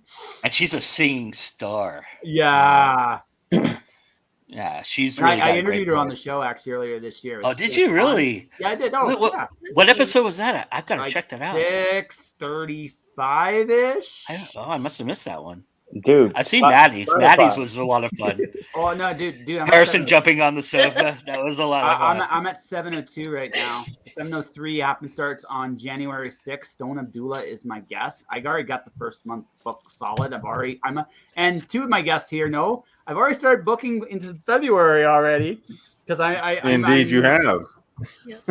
Can I plug my appearances? Yeah, guys? sure. Can You I actually both of you can plug yours, your parents. if you So want to. on February 7th, everybody, I will be a guest with Madeline. So I'm real excited about that. And then I think February 20th, 21st? The exact date is February. No, hold on, wait. February. I've actually- 21st. Planner out. So. I've actually been on shows with all of you. Yeah, Yeah. JD got to meet Harrison at the very end of his show. Nice. So nice. he almost crashed. He was like that close. I was like, oh my gosh. So I'm doing Madeline's show on the 8th, next Nice. month, on February. I'm doing Ragin' on. I'm doing 2 interviews there. My next appearance on another show is actually January 4th. Chuck Pinot, comic book editor. I'm actually a guest on his show.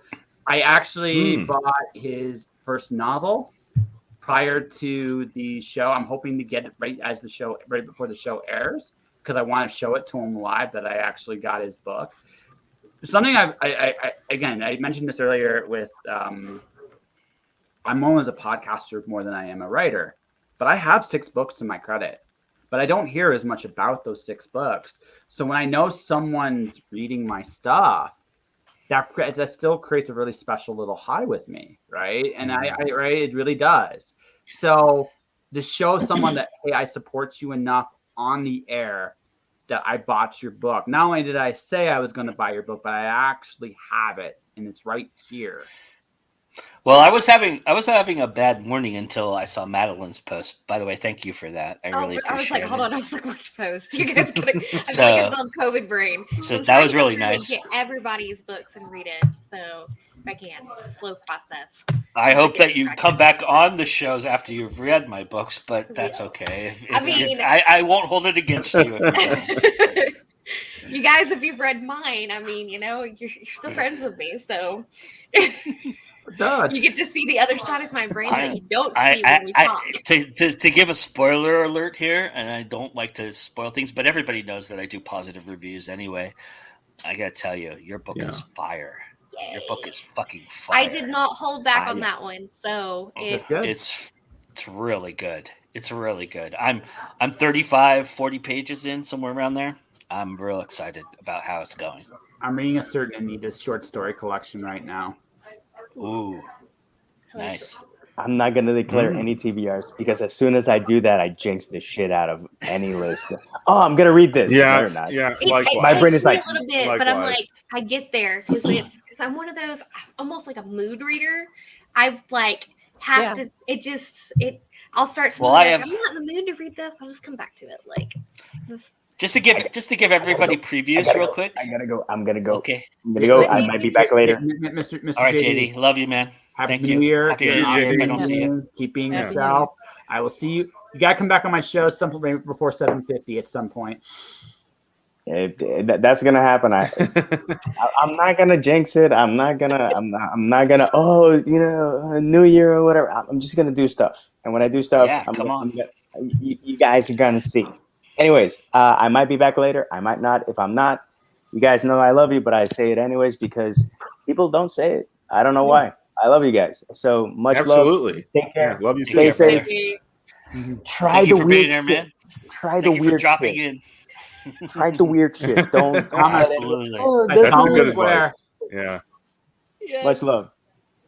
But I was gonna say for everybody out there watching this later or now, just to give a little bit of business here for just a second, if I might.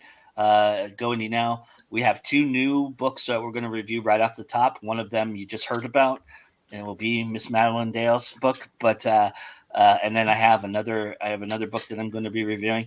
But everybody get ready because January is my retro review. Yes. January, I'm going to take a lot of books I've been wanting to.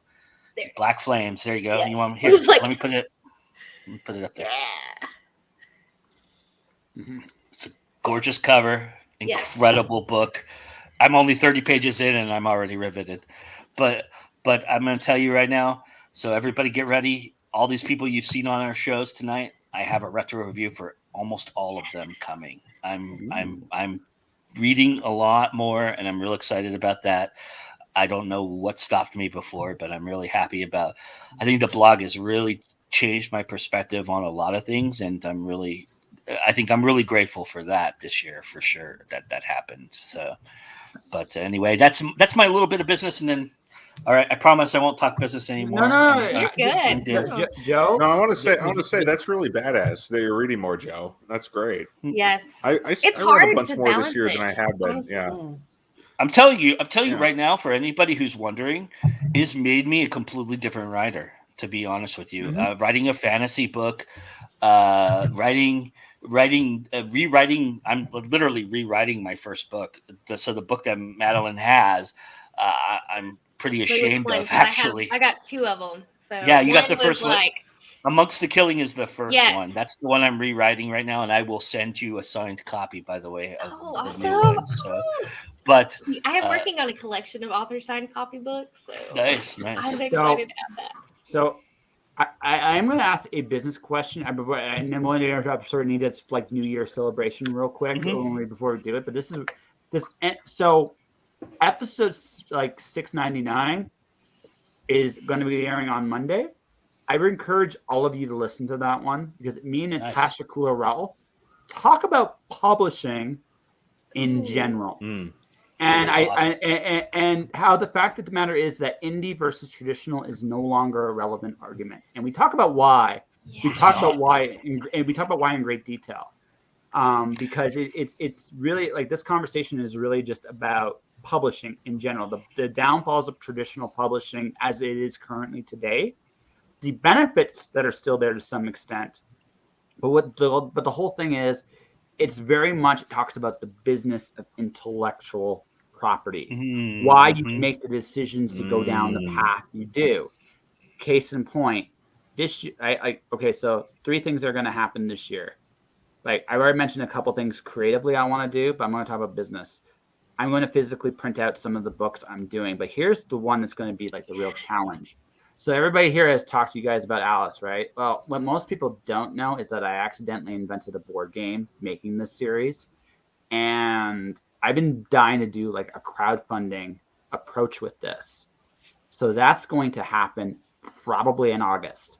My artist, Kenzie Carr, has this like thing about getting married first, and that's so important. Dang her. No, see, I'm getting married. She's getting married. She would love of her life, and they great. But we've already been talking about like what to do post the summer, And one of the things I'm going to be doing is the physical copy of the Alice series. Alice 0 and Alice 1 will be put in an omnibus. And ideally, it's going to come out with a board game. So I'm going to be crowdfunding for that. It'll be my first official crowdfund. I might do Unbound. I'm going to check out Unbound. But I'm probably going to be doing this as a Kickstarter probably in August or September of this year. You've been warned now. So.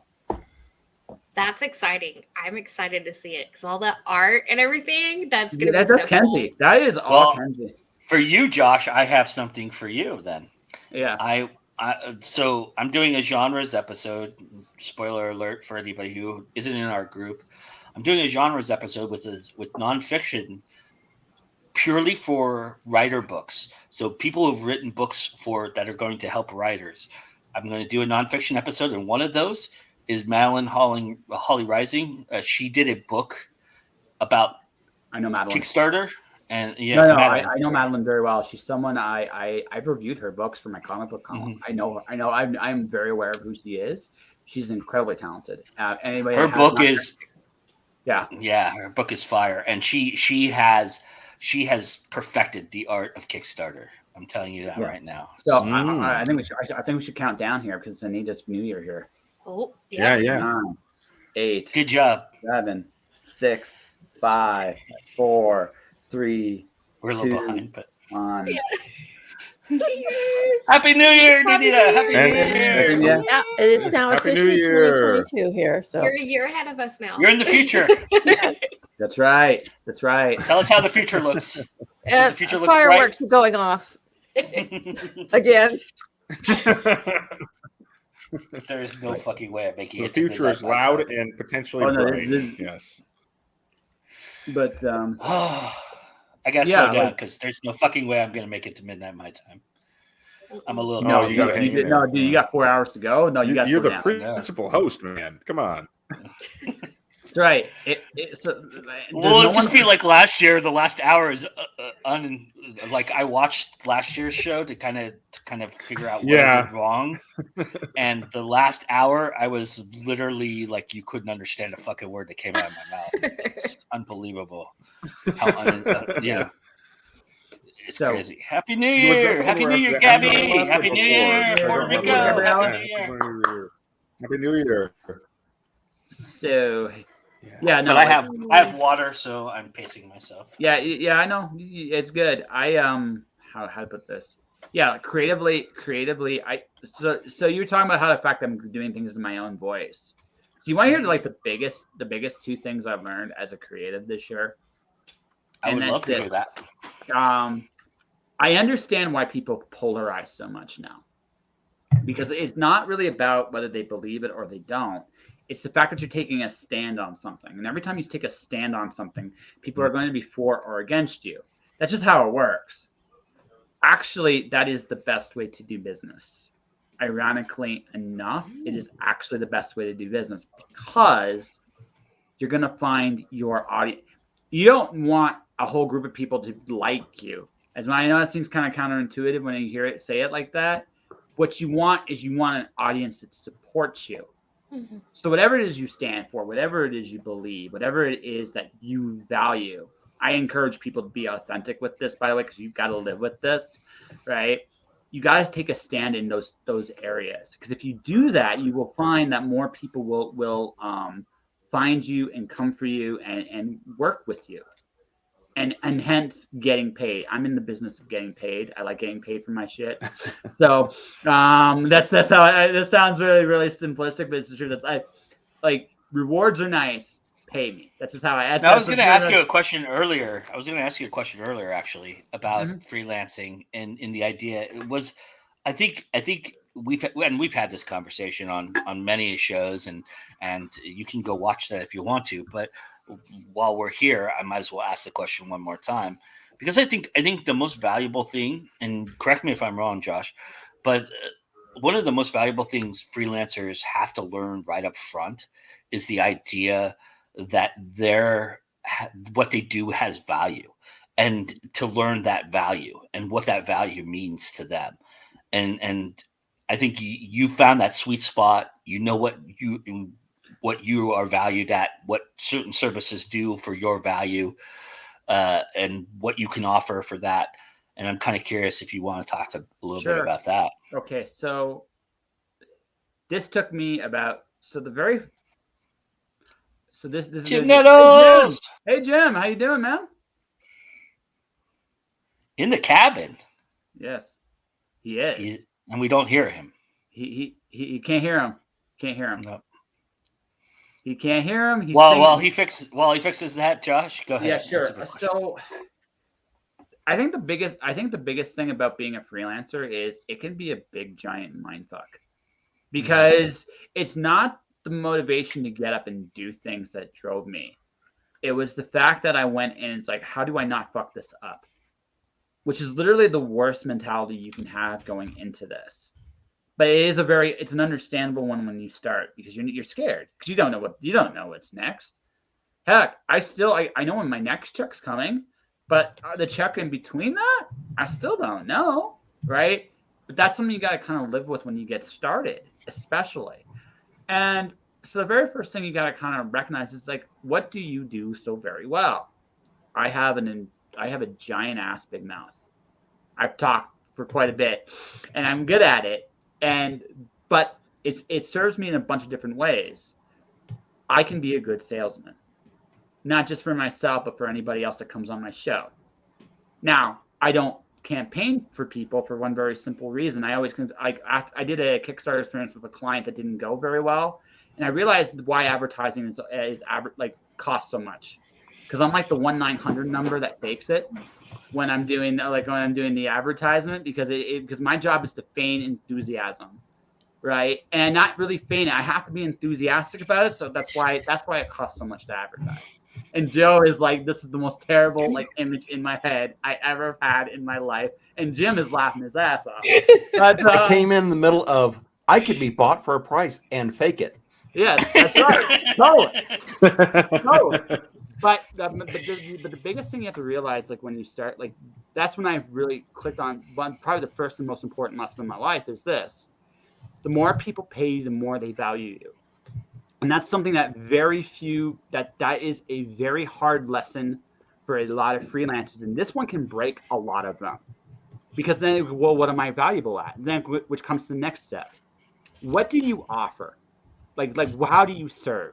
And that sounds like a really simplistic way of looking at it.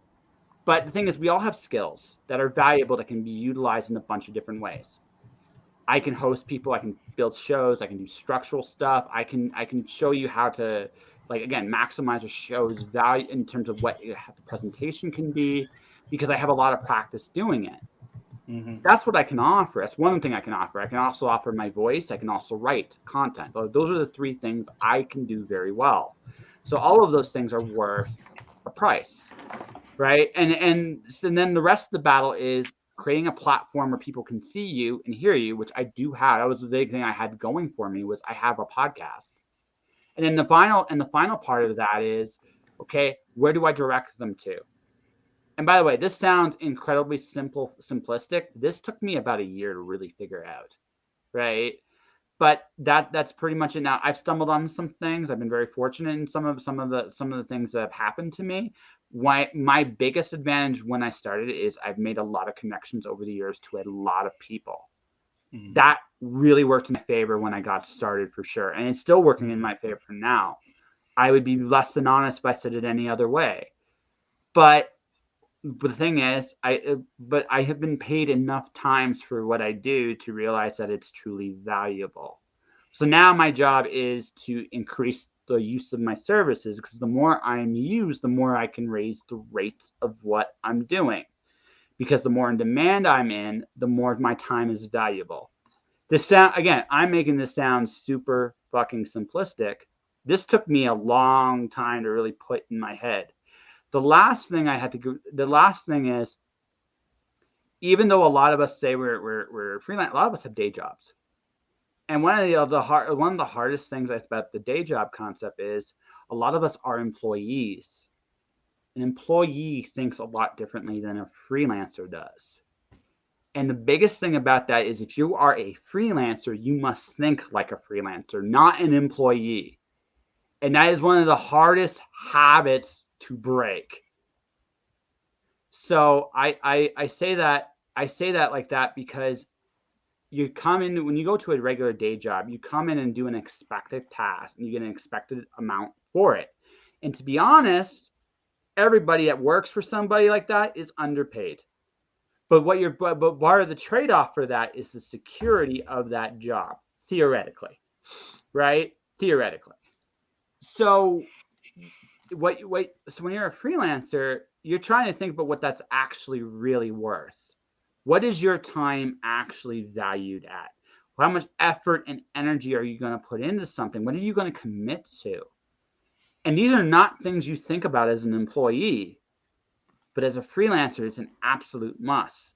Figure out what you're good at. Figure out your service. Yeah, he'll be back, I'm sure. Figure out your service. Figure out, so it looks like he was having some issues and problems and just doing a reboot there. Figure out your services. Figure out what you do well. Figure out what that's worth, because then there is a market for it, and you got to kind of test yourself out accordingly. And finally, yell and scream and believe in yourself enough. And this sounds like really corny shit, but it's the truth. Ladies and gentlemen, I have a very big mouth and I'm good at it, and I can help you make your show better. And I can make commercials. I can also do voiceovers. I can also do sponsorships for my show because I have an audience. If you want to promote your stuff, you can do that. Finally, I write shit and I'm good at it. You have to have that confidence. And you don't get all that right away. And even with everything I'm said, there are months that are more like down than up for me at this moment in time. Although, again, I've broken through a little bit, and I'm going to keep breaking through, I think, as time goes on, because again, I'm obnoxiously a cocky son of a bitch in some ways, and I'm totally good with that, right? And Madeline's laughing at me because she's like, that I just so openly honest about this. But you got to be. Honesty is good, though. You want to be authentic. So yeah. So, and finally, what I think the biggest lesson I learned, honestly, comes from, of all things, I know Joe knows where I'm going to go with this. Macho Man Randy Savage, as dumb as that might be. So back in the 1980s, wrestlers would be interviewed on television to get you to come to their shows to watch two guys or two women in some cases to fake fight. It's not entirely accurate what I'm saying, because there's a lot of athleticism there that's real. But the truth of the matter is, right, wrestlers are doing a performance, and their job was to talk people to come out to see them. Macho Man Randy Savage is one of the best people in the world at it, because he was just such a character on television. You couldn't help but want to see him. But why did that work? Because at the end of it, professional wrestling is the dumbest thing ever. It's two grown-ass men or women in like half naked going out there and fighting each other. It's dumb. On the other hand, it's the realest doing thing. homoerotic moves that that's that MMA, you know. No, dude, that's MMA, Joe. Man on man action. but the part that's real is this: the characters that these guys played and performed came from a very real place. Sure, the costumes were outlandish, but there was Macho Man Randy Savage was who he was. And he didn't hide. All he did was he accentuated the parts of him that made him pop, made him unique and different. He was a poet. He was totally a poet. He was totally he took the abstract and made it possible, you know. And that's the difference. That's what set him apart from everything else. Like the Hulk Hogan's and they all had catchphrases and ideas, but they had characters that they were playing. But Macho, what Randy Savage was able to do was hone the best of him and make it obtruse, make it abstract. And in doing that, everybody thought this guy was fucking crazy, or they thought this guy's brilliant. But either way, you were paying attention to him, and that's what he wanted. Again, that's the thing. He was authentically himself, right? He was authentically himself. Mm-hmm. So let's talk about my writing for a second. My writing is a very unique style. It stands out. Poetry. But it's prose. But it's prose. it's more than just that. Like it's I don't know if I can't even compare it to anything that I've read. So it reminded me of the old Saga poems. That's what I Yeah, said. yeah, yeah, no, That's definitely. So, but Lights Out, Nyland's read Lights Out. That is a completely different experience. it's so good though. Yeah. Mm. But right, it's a completely. But here's what I'm interested in as a writer. I don't want to give you what everybody else is going to give you. I'm going to. You want to give us what Josh is going to give us. Yeah. That's right. And what I'm going to give you is this. I'm going to give you a story that on the surface comes off very absurd, over the top, whatever. Hey, Jim, are you there? Yeah, I'm fighting with. Got some weird computer stuff going on today. Intimidate it with fear, Jim. Intimidate it with fear. Yeah, well, it's more of the trying not to bang the damn thing to death. Yeah, but again, I'm just going to finish my point, and then we'll get into that Jim and come take it. But the thing is, I made a very conscious decision with how I tell stories that it was going to be very different. Here's the risk I took. I took the risk that people that will look at it will automatically dismiss it. That's the risk I took. But, right? Because again, it's not the norm. It's not the normal. It goes back to your polarizing idea. No. Polarizing, you have to be one edge or the other. Yeah. Or not, right? But here's the thing. This is how this is the bet I'm going to make. This is the bet I made with myself. Is this? I can hit one home run. Right? Yeah. I can hit one home run. If I can hit one home run, Rod Carew, you'll hit 300, but then with the one home run mixed in there. I'm good with that. Listen, I don't mind being the one-hit wonder. Harper Lee was a one-hit wonder, but what a one-hit wonder that was, right? So the point is, I'm gonna create stories that are unique, stand out, create a very unique experience. Maybe I make you think, discover, laugh, whatever. The whole point of it is they're going to stand out, whether you like it or you don't. The risk I take is if it's so far out of the realm of the ordinary, people may not want to invest in it. But I'm going to make a bet that it's going to eventually pop and stand out in such a way that people cannot help but ignore it. Again, maybe I'm just talking purely out of my ass. Maybe I never see the light of day with this. But this is not an unusual thing. I mean, yeah.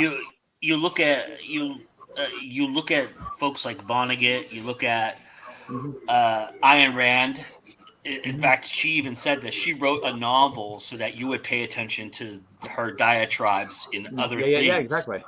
You know, so and hitting one-hit wonders makes your stuff like cult-like in the other aspect. Like it makes like if I liked Alice 1 and Alice 0, I'm the cool guy because I liked Alice 1 and Alice 0. I didn't like Josh's commercial hit, the one that everybody else liked. I like the fucking obscure, deep cut shit.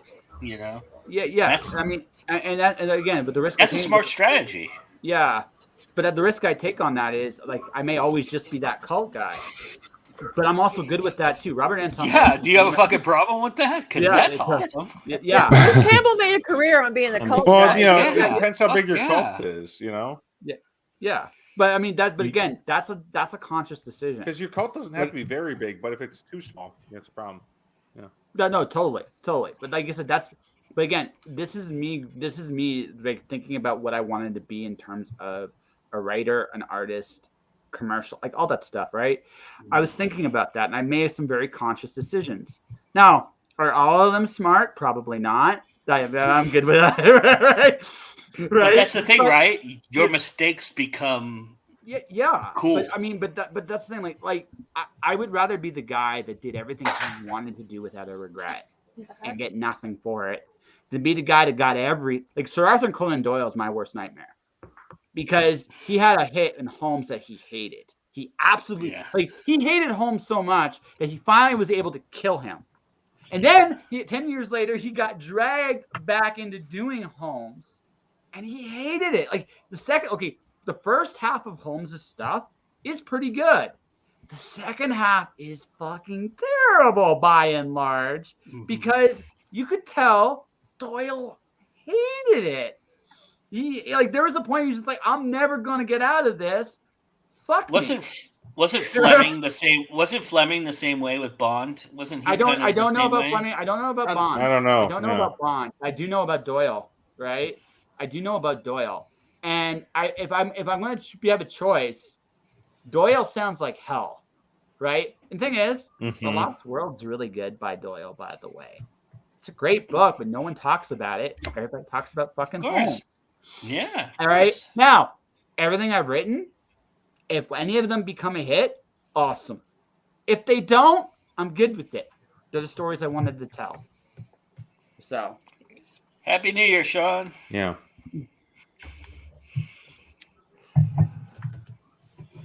Yeah, it's actually what's up? Sorry, I'm getting scolded. I laughed too loud. Our son woke up. He had to go back. Chris went and put him to sleep. So. Why is he shooting fireworks till 2 a.m? Turn him loose. He's 3. Oh no! You don't wish that upon this show, Jim Nettles. Do not wish that. He's already held shows hostage before, Jim. And that's how the. I got 4 more fucking hours to go. By someone other than Josh. Yeah. Anyway, as much as I love Harrison and think he's adorable, and he is, he does not need to be up right now. 4 hours is a long fucking time. I don't want to, you know. It's been me and him most of the day today because Dad had to work all day. And, oh my gosh. Oh, look, I'm sorry, if Tim. Mischief Go ahead. Or mayhem or something to be caused, you know. No, it's nothing. Yeah, it's nothing. I'm just brain fried by all that talking Josh did. To be honest, it's one of those things I have a real hard time getting back. That's why I have my show Conversation, because I have a hard time getting if I can't get a word in edgewise for too long. I'm listening now. This is the mode I'm in, and it's not a bad mode, but it's hard to get back into it. It's okay. I'm sorry, dude. Imagine being a talk show host. Imagine being a talk show host and having Robin Williams on your show. Oh God, that'd be. I mean, both the coolest and the most difficult experience in some ways. Yeah. Yeah. Josh just had me on a couple weeks ago, and he had to put up with me like running wide open for 2 hours. God help him. No, I was good. I enjoyed that. I actually emailed Jim to come back on in February. Gluttons for punishment. Yeah, I am. But no. Is he the one who bumped me from February? No. I've done nothing wrong yet. It's not even 2022 yet. Not yet.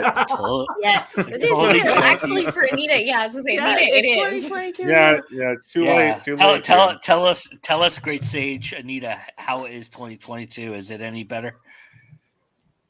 Well, nothing's blown up yet, so yay. Give it a few hours. Except the fireworks, but that happens every year. So somebody posted a meme of Godzilla coming out of the water, and I was like, I saw that one. Honestly, bring it, bitch. I'll not put you back in the ocean at this point. They may have decided the calamari is sentient. That does not mean I won't cook his ass up. Yeah.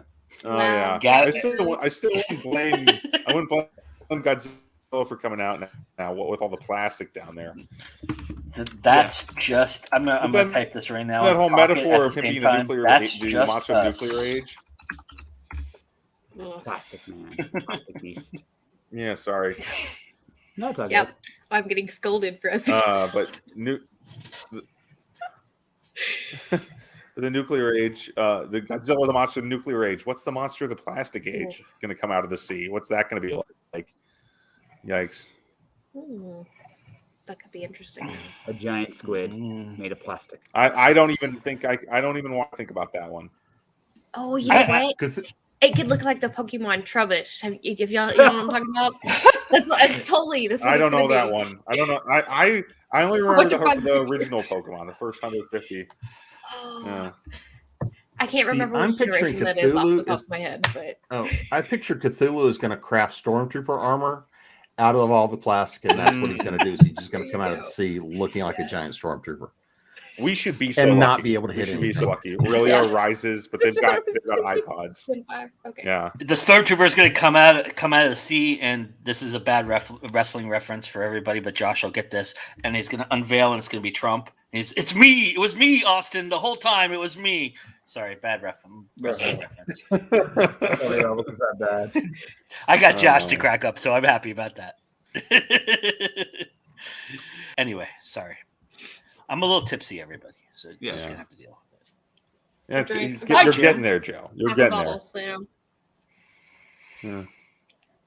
Yeah. So how's your New Year's been? Jim, you're in the cabin now, Jim. Yeah, I'm up in the mountains. It's been a working day, trying to get stuff wrapped up before year end. You know, I got to get to work at some point tonight. Probably I'll do it in about another hour or so. I'll go. I got one last video to make, and then I'm good for the year. I also got I got invited to do a poem for a Kickstarter, so I might do that too today. Just call it a deal. So checks Yeah, to be cut. Put a nail in the year after that. Yeah, pretty much. And then next year, I tomorrow I start drawing. You gads. Yeah. I'm curious from Anita. Oh boy. I can't draw for shit. What have you learned about design that you didn't know going into your business? What have you kind of picked up from in 2021 with the design business that you have now?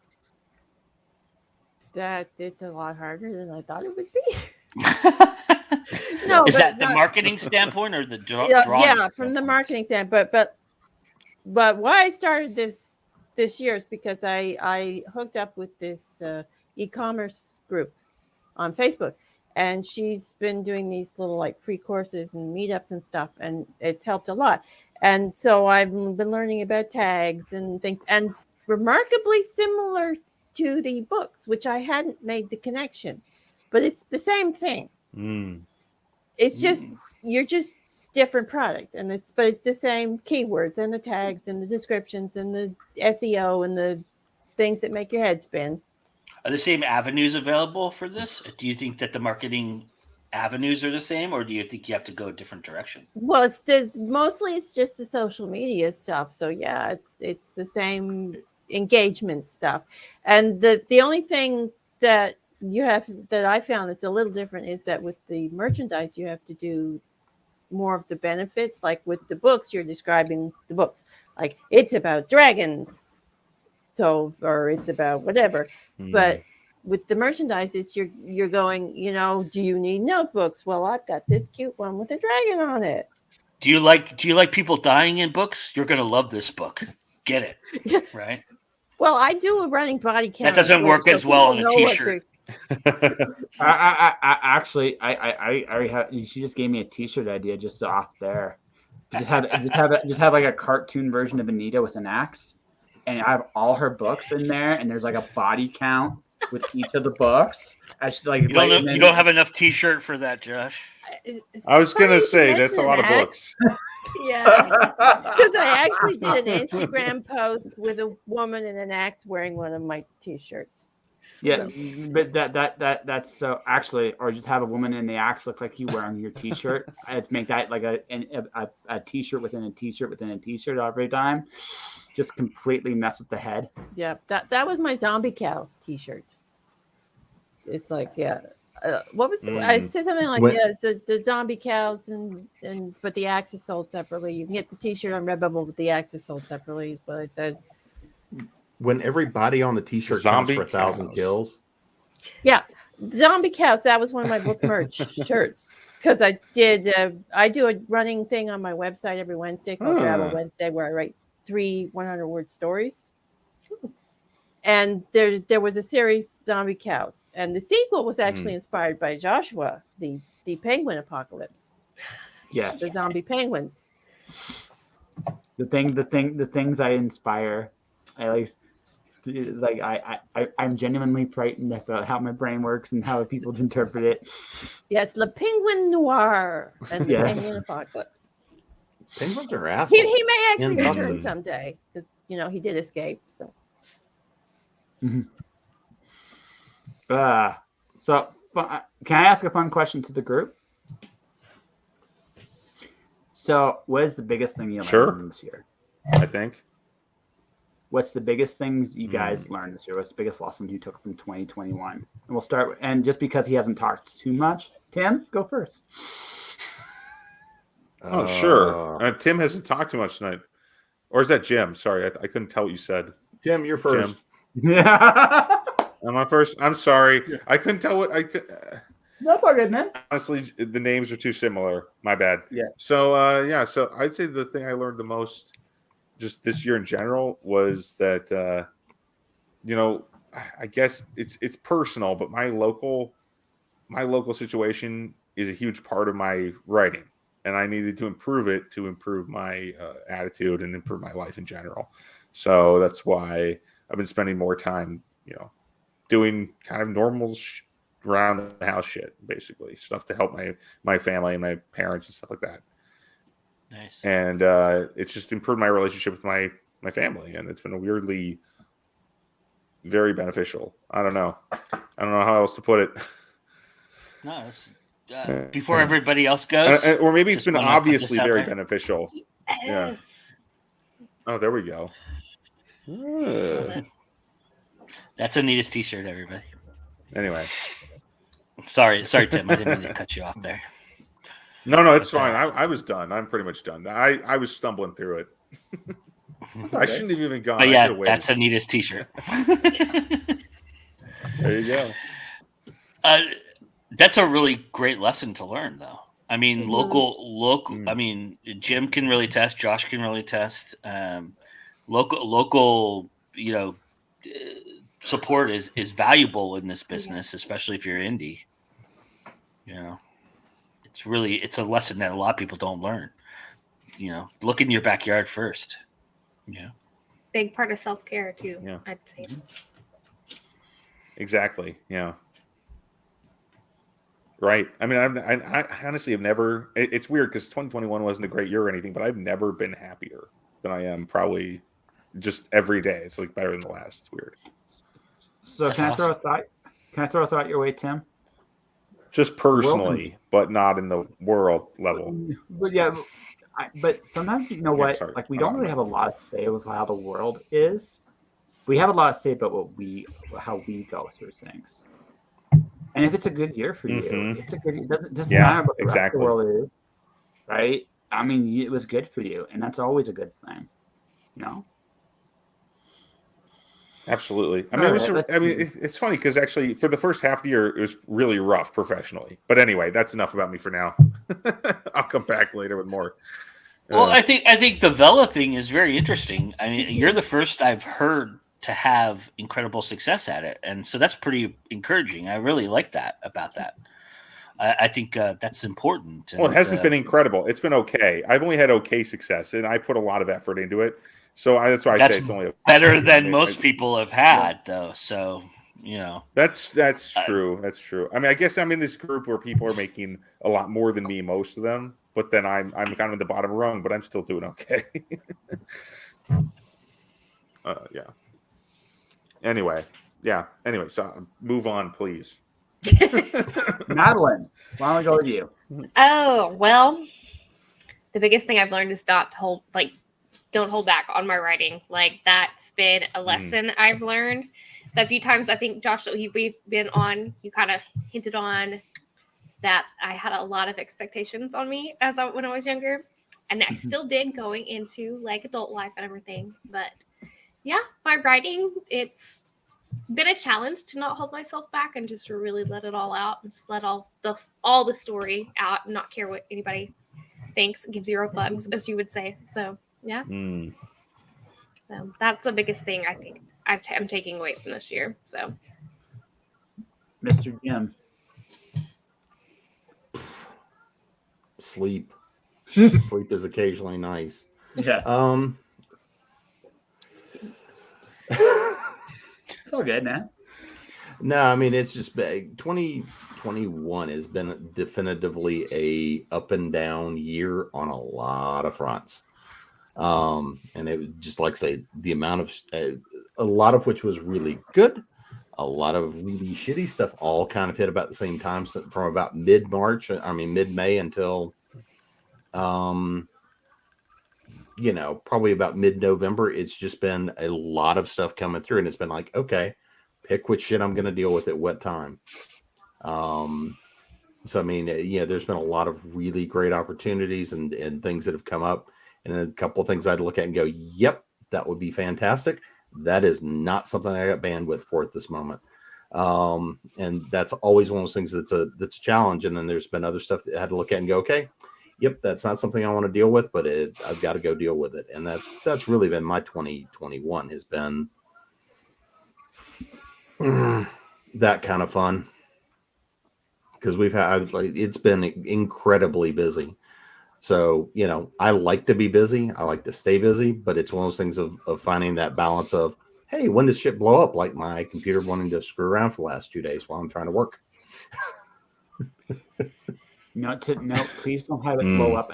At least until January, ish, not the first, ish down the road, so it doesn't blow up. I don't want to see a live explosion on the air. Nah. Yeah. It's more I've got too much shit running on here, and I've got to clean some stuff off the power desktop again. Joy. Yeah, I know that feeling. Miss Anita, how about you? Well, I think that I learned is that I missed doing the art, and reconnecting with it was my biggest thing this year, because the writing is good, but the art, it feels something in me that the writing doesn't, and I really enjoyed getting back to that, and not just doing the business, the covers and the merch, but doing the actual art and fiddling around with my alcohol markers, and even though I have no talent with them whatsoever yet, but trying to figure out how to work them and just doing scribbles and stuff. So that's kind of the lesson I took away from 2021. I had no talent. It never stopped me. Yeah. Well, it's not that I don't have talent. It's that the alcohol markers are a new medium that I haven't got the skill for yet. So I just need to practice. No, I get that. No, I totally understand. I'm playing with color myself, so I understand the challenges of that. I just don't want to see if I can make Joe pop, and I did. And it's trying to get back to the watercolors too, because for years I was doing the oil paints, and oil paints is like the absolute opposite of watercolors. So, but I got watercolor brushes now, watercolor markers, and I want to try them out. And so I'm trying to get back into don't be so heavy-handed with them. They're not oil paints. And yeah, I've been really happy to get some glass time in the last couple of weeks, because it's been a while. So I was really happy to go spend some torch You did time. the games this year too, right? The Scottish Games came around this year. We did. We did. We threw a bunch of heavy stuff. Which I know stuff is a really super passion of yours. I learned something new about you last night, by the way. What'd I do now? I did not know you were a barbecue judge. Yes, amongst everything else, I am also a certified KSBC barbecue judge. That's cool. Yeah, I learned something new about you. I was like, wow, I thought I knew told you that pretty one? well. I'm not going to tell you that. But by the by, if none of you have listened to it, you should listen to my chat with Jim. Very interesting dude. Very, very interesting dude. So, and Joe, last but not least. You go first, Josh. Oh, he's playing it's his show. Yeah, no. So, okay, it is your show. So, okay, so the personal lesson, I think the biggest lesson I learned, in general, very few people actually have the willingness to look around and kind of see their own answers. And I something like that, like one of the things I discovered this year is, for me personally, I tend to be I hate the whole concept. I get why, again, experts are important, but there is something about looking for your own answers. And I realize that maybe part of the reason we are in the situation we're in is people don't. And I kind of had that kind of like epiphany about that. It's like, I realize that the smartest two people in the room are the smartest people in the room are the guy that makes the instruction manual and the people that read it. And they think, and that might sound dumb, but I actually, after this year, I kind of came to that conclusion. That's like the big lesson I learned this year. On a personal level, I learned a lot about who I was and wasn't. I had to learn when the pandemic started. I actually got to live back and I got to be around my dad and my grandparents and my family again. And especially with my dad, I see where we're very similar and I see where we're very different. And when you're a kid, you don't always see that stuff. But as an adult, you learn that stuff.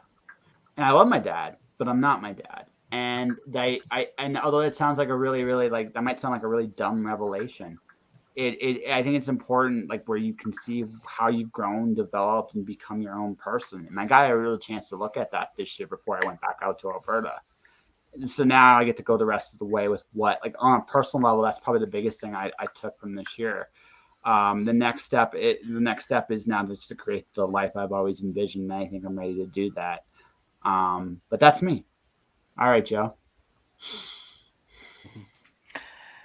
The biggest lesson I learned this year is you can never devalue human interaction.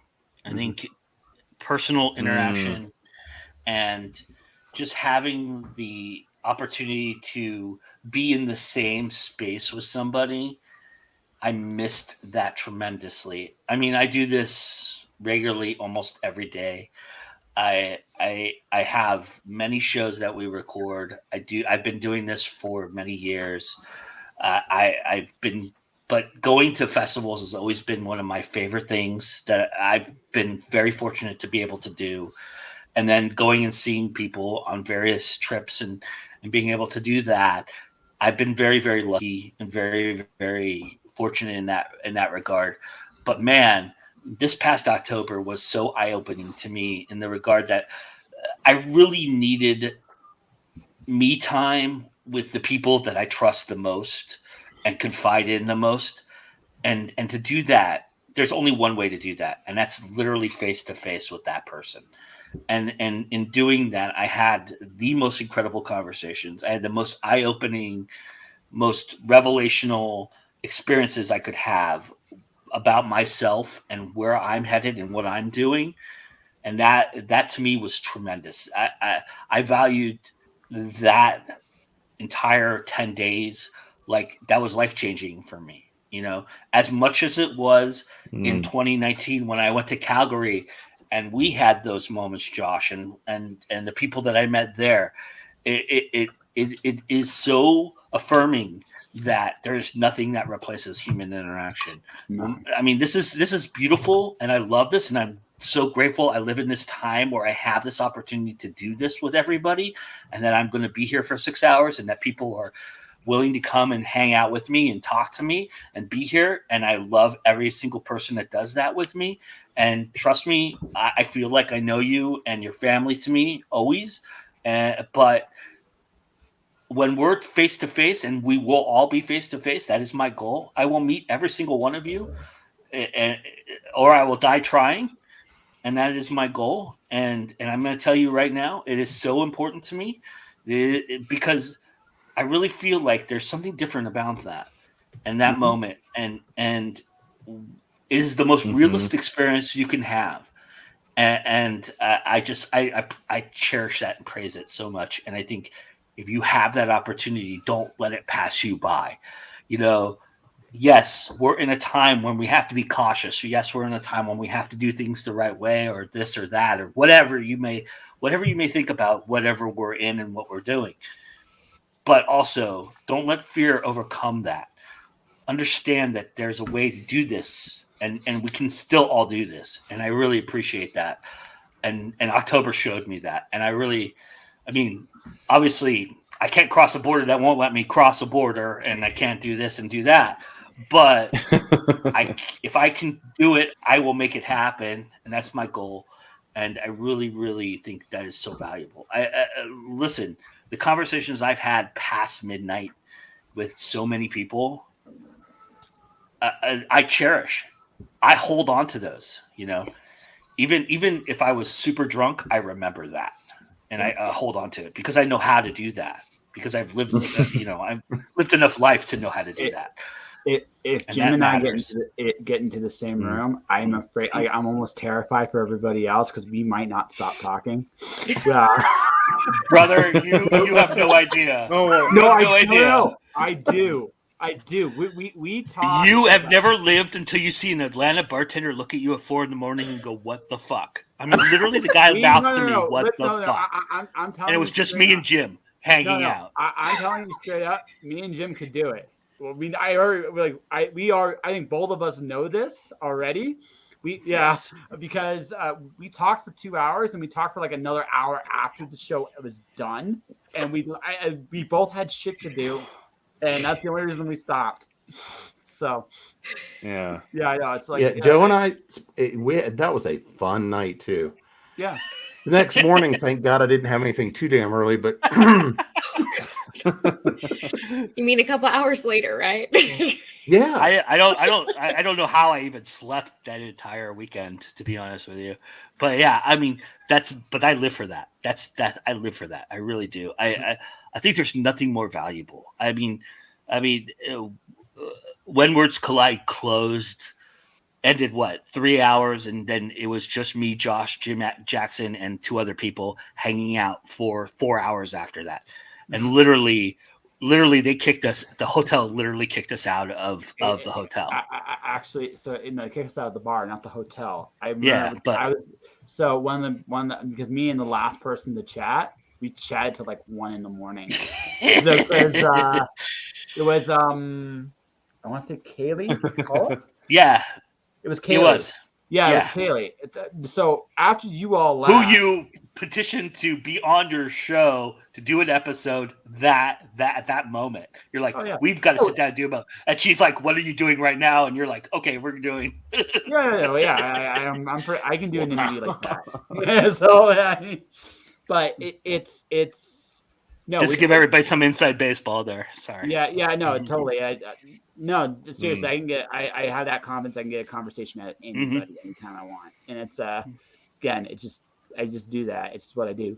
But no, we ended up chatting. It was Salem, Kaylee, Jim, Joe, and myself, and we chatted to the wee hours. Jim and Salem left, and then Joe went to his bar, and then I talked to Kaylee for about an hour afterwards about some other things I'm not going to talk about on the air, but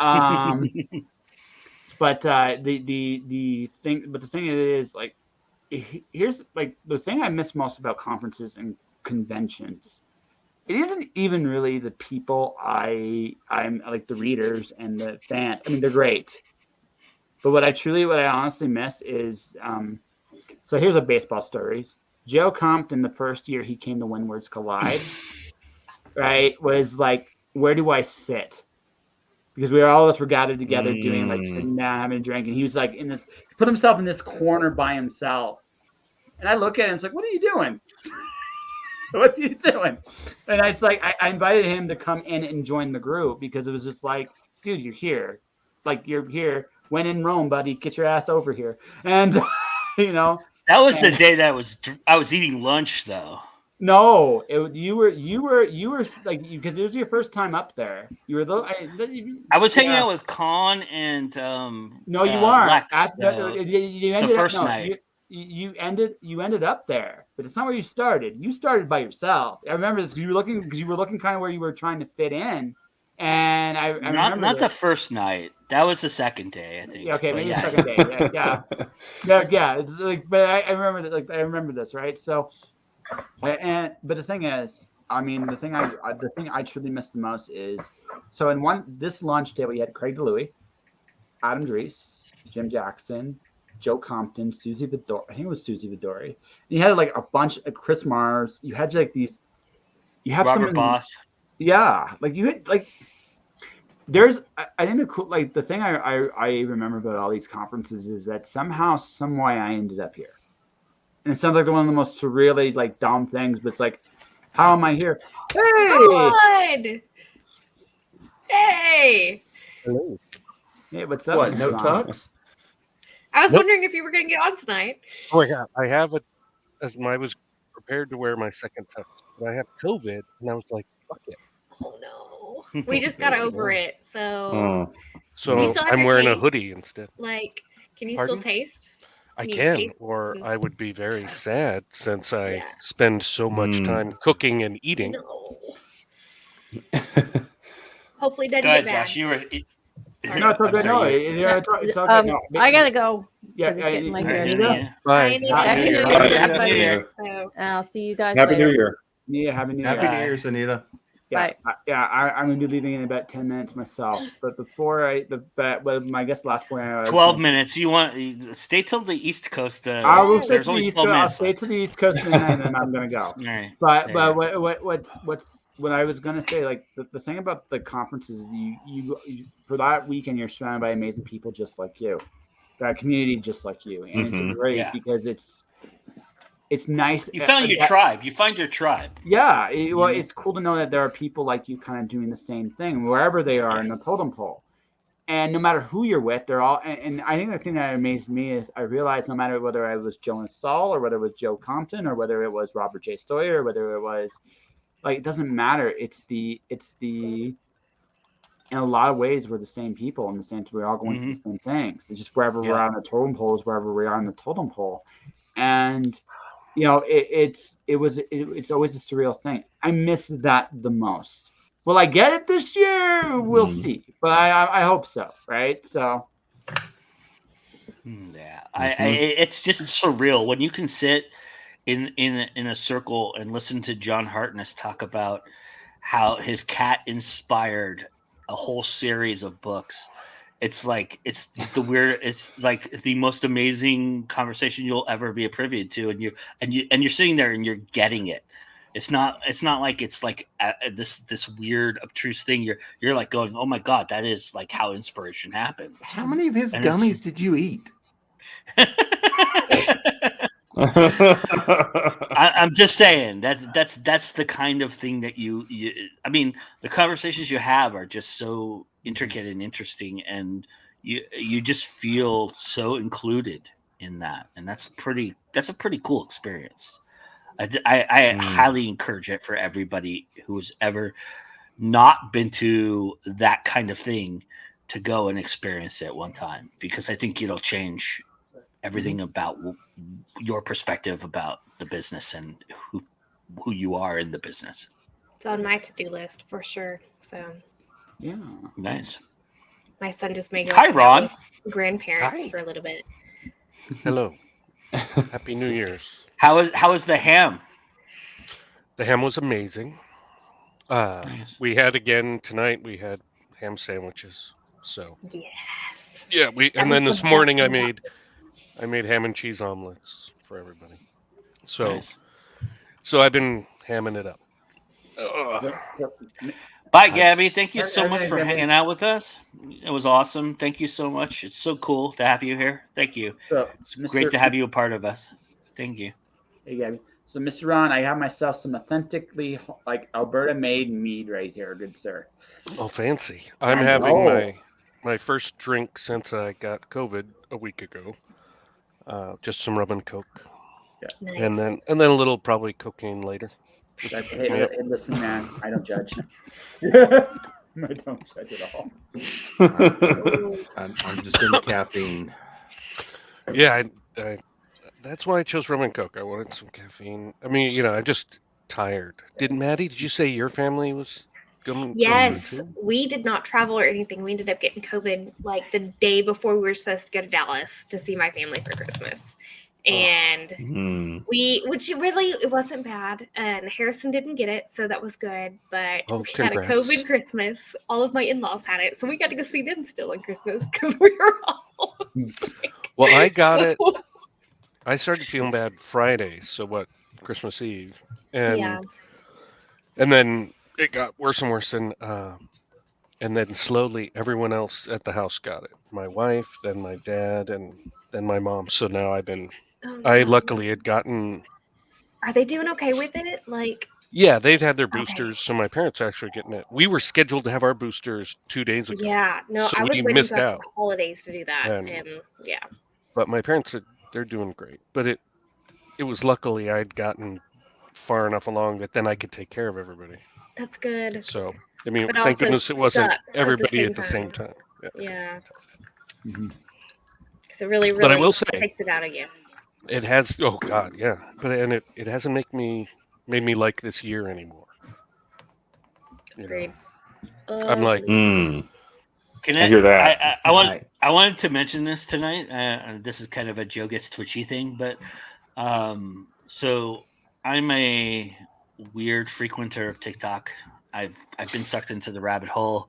I'll spend an hour on. That. It's so I'll hard spend an not to hour get on sucked in. TikTok, and my new thing is going through live feeds.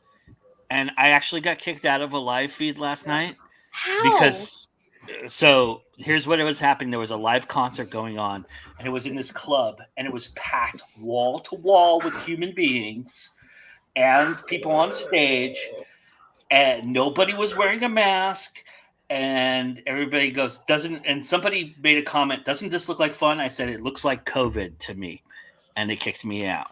But it's so true. And you know somebody there. It just looked like that was going to happen. And I wouldn't been surprised if I didn't read anything about this. I actually looked for the concert. I knew who the artist was. But so far, nobody's reported that they got COVID because they went to this concert. But you need to wait 5 days. Yeah, you know, I mean, it's like, mm-hmm. Yeah. So, I swear to you, it just looked like, oh my god, this just looks like. And then I'm like watching all these feeds about people going through, and actually, you want to know the ironic thing? Like I watch like Disney World feeds and Disneyland feeds. The place that looks the safest is Las Vegas right now.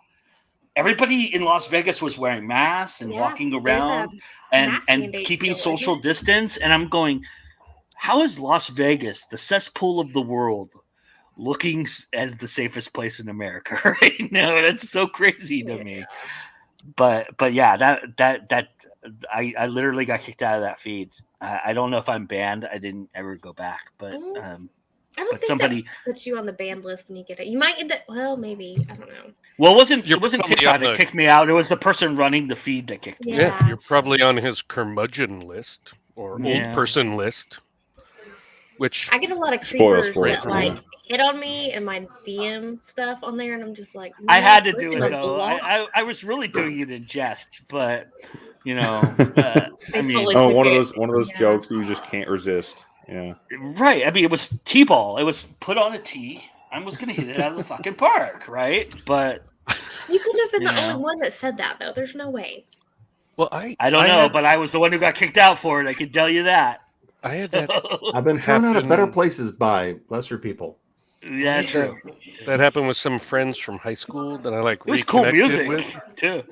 Oh, sorry, Brian. Oh no, I was just gonna say, when on Facebook, you know, you first you find somebody from high school. And this was like a group of 8 friends who were pretty close, and this one guy was so funny, and he grew up to not have a sense of humor at all, and so he made a political comment, and I don't want to argue about politics online, but I made a joke. You know, he was like, it was something about like, don't eat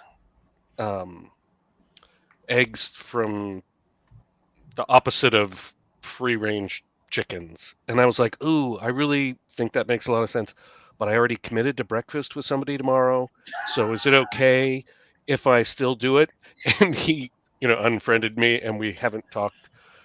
Well, I guess we didn't talk for about 10 years, and then somehow we reconnected, and I mentioned that to him, and that was almost the end again, because he's apparently very sensitive.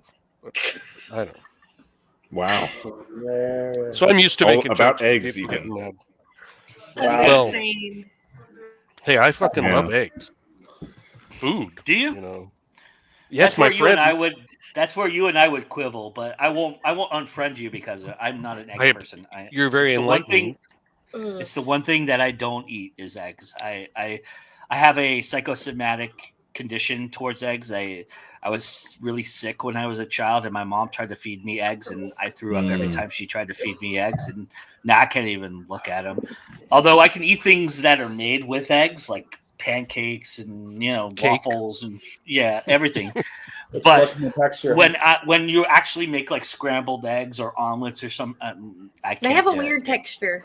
I'm kind of with you. Like I have to be in the mood. Oh, come on! Eggs, and it's I want my own chickens. So I'll probably freak you guys out. Like I love free range. 2 minutes, everybody. 2 minutes. Let's not miss this one. Yeah, we didn't miss the last one. Oh boy, yeah. But we kind of did though. We were 10 minutes, 10 seconds behind. That's all right. So no, I appreciate you. I appreciate you jumping in there and helping me though with that. Yeah. So no, with me, for me, it was the fact that like for me, hey Bex, how you doing, Rebecca? But for me, Rebecca's here. I make old fashioned protein shakes with like eggs. Like that's what I usually because Like again raw eggs. Yeah.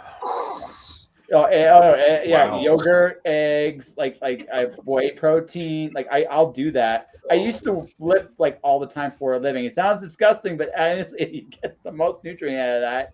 And when you're lifting about 20,000 pounds in a day, you want that protein in you. Yeah. Yeah. So I mean, that's what I Liquid used. That's what I chickens. used to do.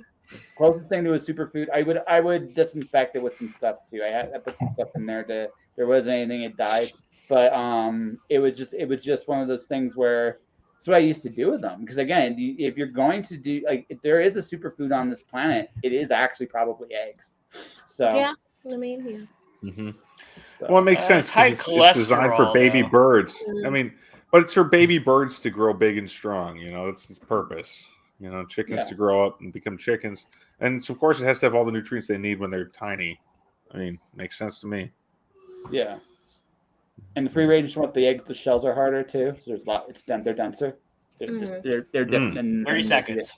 Yeah. Well, it's like farm fresh eggs. My parents have chickens, so it's like a huge difference. Yo, big time. Yeah, big time. I got 8 seconds. 20. I got 15. It says 20 seconds for me. Yeah. Who's in Eastern right now? I'm in 9, Eastern. 8, Nice, guys. There you go. 6, 5, 4, 3, 2, 1. Happy New Year, Jim Nettles! Happy New Year! Happy New Year! Fuck you, 2021. All right, 2021's out of here. Are you in Eastern time, Tim? Or are you on? Are you that weird central Minnesota? No, I'm in Midwest. I'm in Central time. Yeah, Central time. Yeah. There's a lot. There's a lot to the west. Yes. All right. On that note, though, I do unfortunately have to go. But before I go, a couple things. Mr. Ron, it was a pleasure to meet you this year.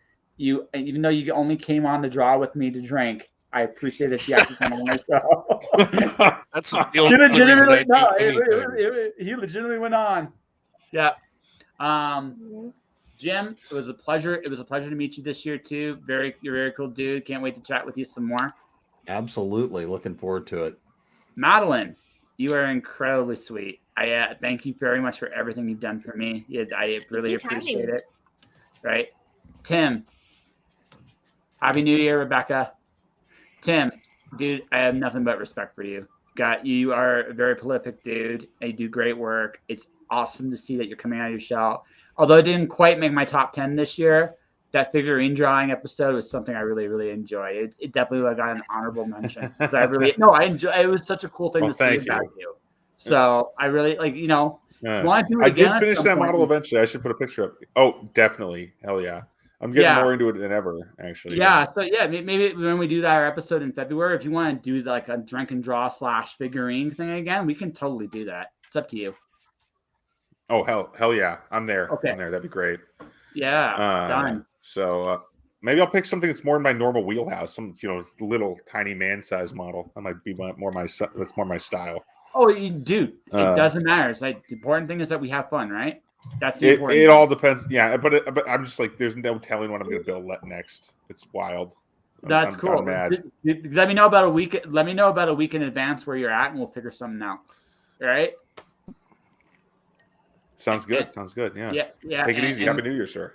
Yeah, you too. And finally, Mr. Compton, a couple things. Pace yourself, my friend, because again, we don't want you to be incoherent at the end of this. I'm halfway there. So we're all right. Yeah, we're all right. But I just want to say this.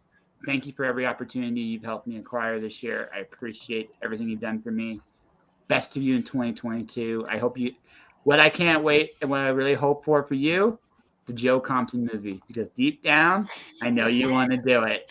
That's what I want to see. 2022 is probably not going to happen just because of restrictions, but it's in the works for sure. Yeah, absolutely. And to everybody watching, everybody listening, Happy New Year. Don't do anything I wouldn't do or don't get caught. I'm right. That's all I'm gonna say. I certainly cannot judge. I'm certainly no saint. Josh, care, you So awesome, basically, man. just Thank don't you. get caught. Yes. Yeah. Pretty much. We'll see you soon, Josh. Take Bye, care. Josh. Happy New Year. Yep, I'm gonna be bailing out myself. Ah, June. All I right. barely know. knew you. Yeah, well. Love you, You're the kids. man. Everybody have a happy New Oh, it's Year, and mid- I'll it's see New Year's. everybody It's when midnight. you Bye, get Tim. when you get to my side of the Yeah. year. I got to jump Bye, on Jim. this other little call. Yeah, no worries. Bye, man. Bye. Happy New Year. All right. Happy New Year's, guys. Hope you feel better, Ron. Thank you, sir. Appreciate it. And yeah, Joe. Yeah, we'll see. I may wake up again. Yeah, no worries. I'm here. I'm here for another 3 hours. So I have a Yeah, I feeling know. I by did that with you last year. Yeah, I know. By hour 5, I'm gonna be all alone, but that's all right. Guilt trip. Completely south. Yeah. And Tim, you've hanged to the beginning, brother. I really appreciate it. You the man, brother. I love you. Oh, I know. No. I was looking forward to this for far too long. I'm not gonna miss as well. I mean, and also my connection's pretty spotty, but I'm not gonna miss anything I don't have to miss. You know, it's a good time. I have to say something really quickly. And yes, this is the booze talking, so take it for what it's worth. but I will say this is from the heart and from the beautiful mind that is Joe Compton, and that is Go Indie Now would not be where it is without the contributions of Maddie and Ron this year. Meeting them and bringing them on board this year was the smartest thing that I've ever done. I've been very lucky in falling into casting. It's not something that I casted. It's something that happened. They came on board. I recruited them, brought them in, and they liked what I did. I don't know how. I don't know what I did right, but I did something right.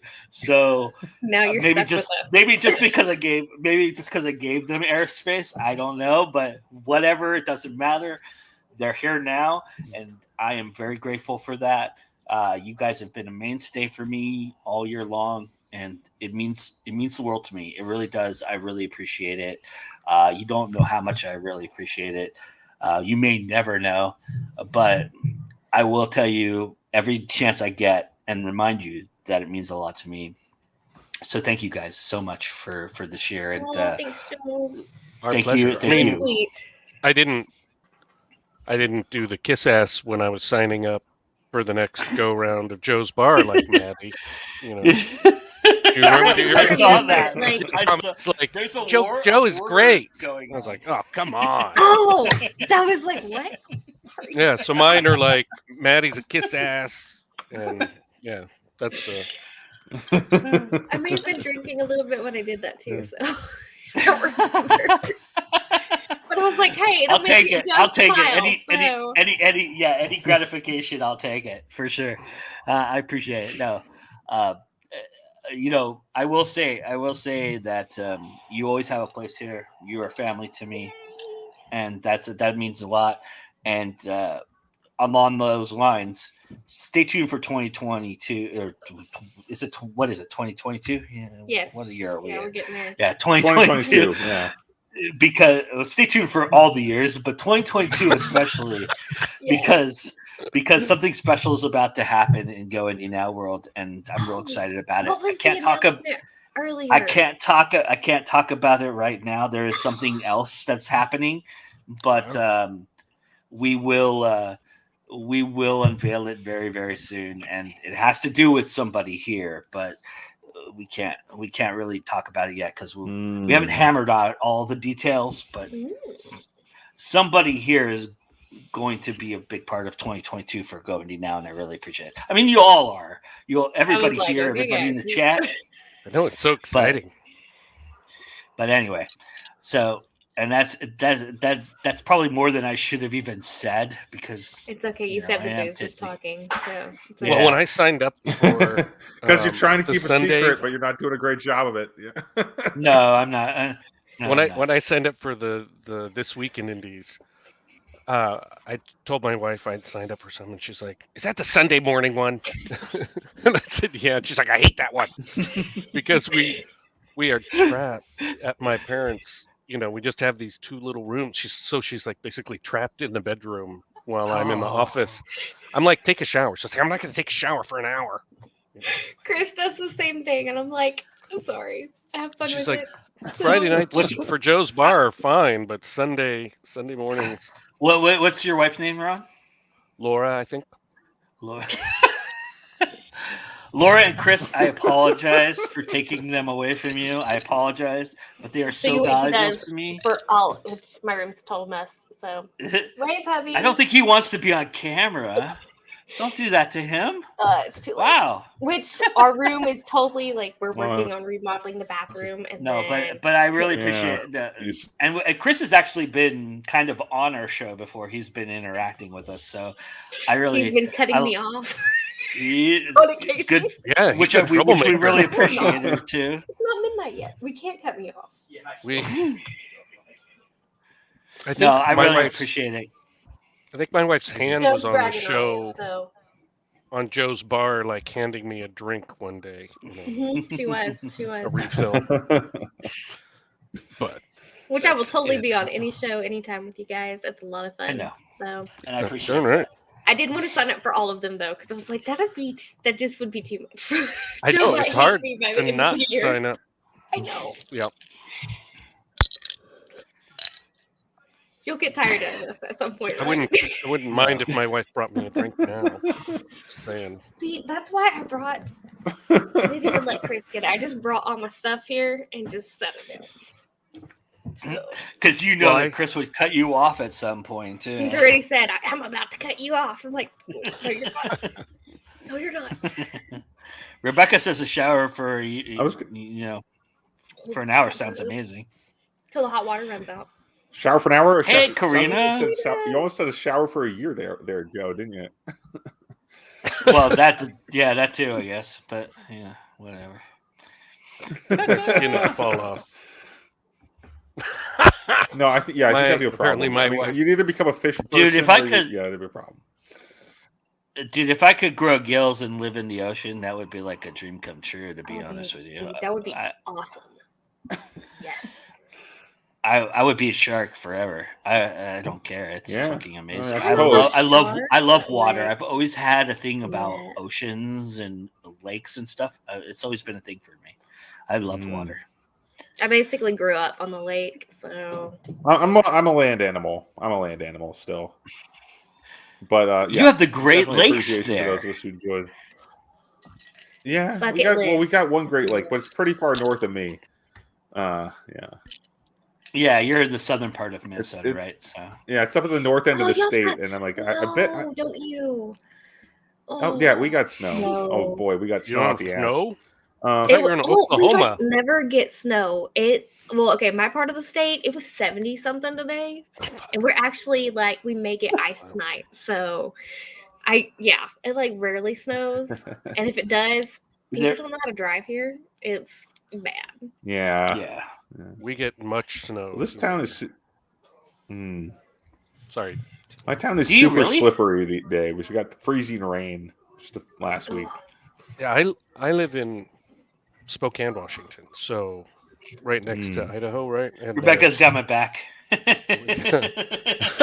Nice. So we're at single digit temperature and much snow. I mean, we're run the water at night so your pipes don't burst cold. Right now. Oh boy, yeah, yikes. Which is supposed to get cold tonight. It's supposed to be 23 degrees tomorrow. So I'm starting to feel chill. Jeez, cold-ish. It's 9:12. It's 9:12 here, and it's 45 degrees. So. It's 11:12 here. Well, and it is. Pull up my phone.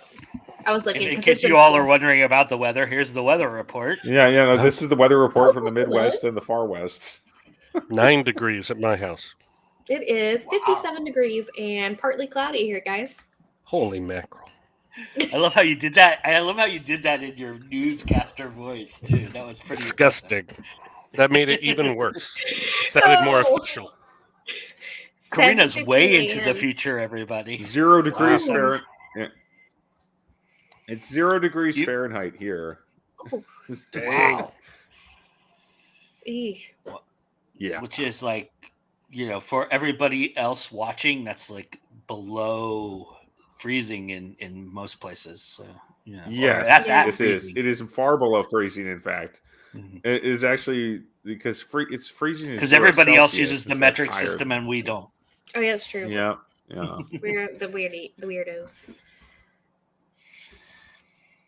Yeah, it's we had -18 AC on here degrees today. Celsius. Mm-hmm. Yeah. It's been on most of the week here. One of the people I follow on TikTok, he does these unusual things where he like shows unusual calamities in the world, like the maps and things like that. And one of the things he mentioned was that it's United States and like Senegal or somebody in Africa that is the only ones that don't use the metric system in the entire world. Crazy. There's only all two countries. All the geniuses.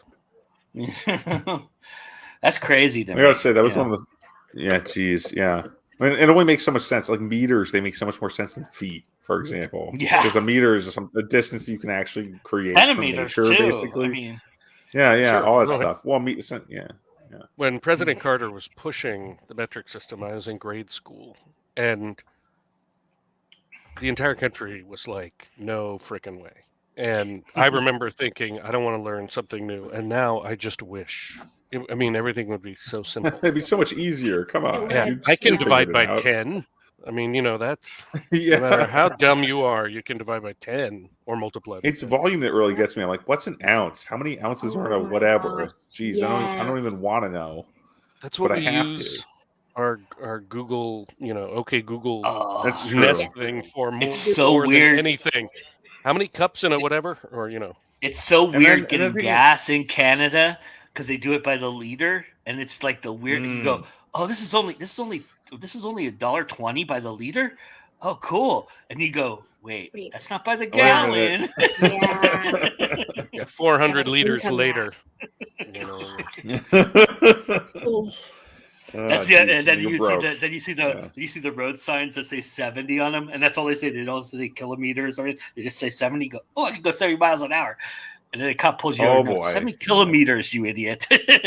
We're in the metric system. Can't here. drive 55. Yeah.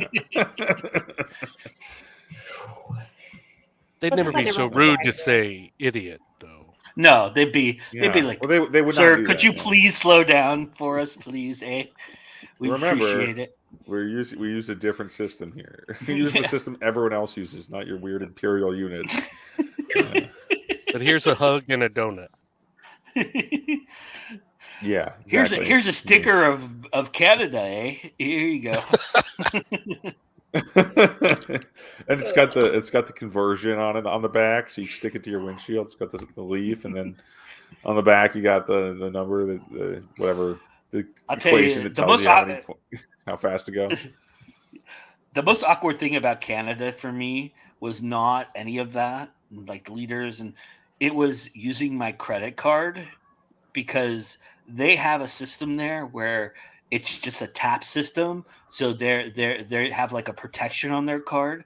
So my card actually they have to pull out the handheld device and put the card in there and slot it in there.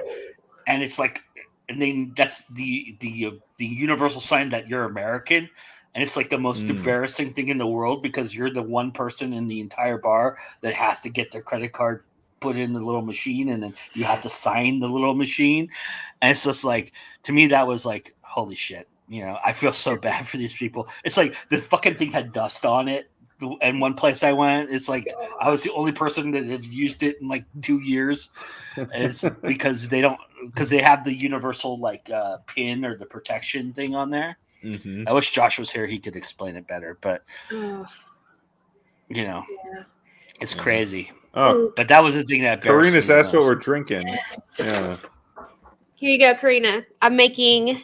Oops. Okay. Apple cider mimosas, basically. Nice. Mine was rum and coke. You need another one. I know. I was drinking. Speaking of Furious, that's what I was drinking. One of these. I bet that's good. It was like I said. But that's all gone. It was pretty good. It's a local. It's a local dealie.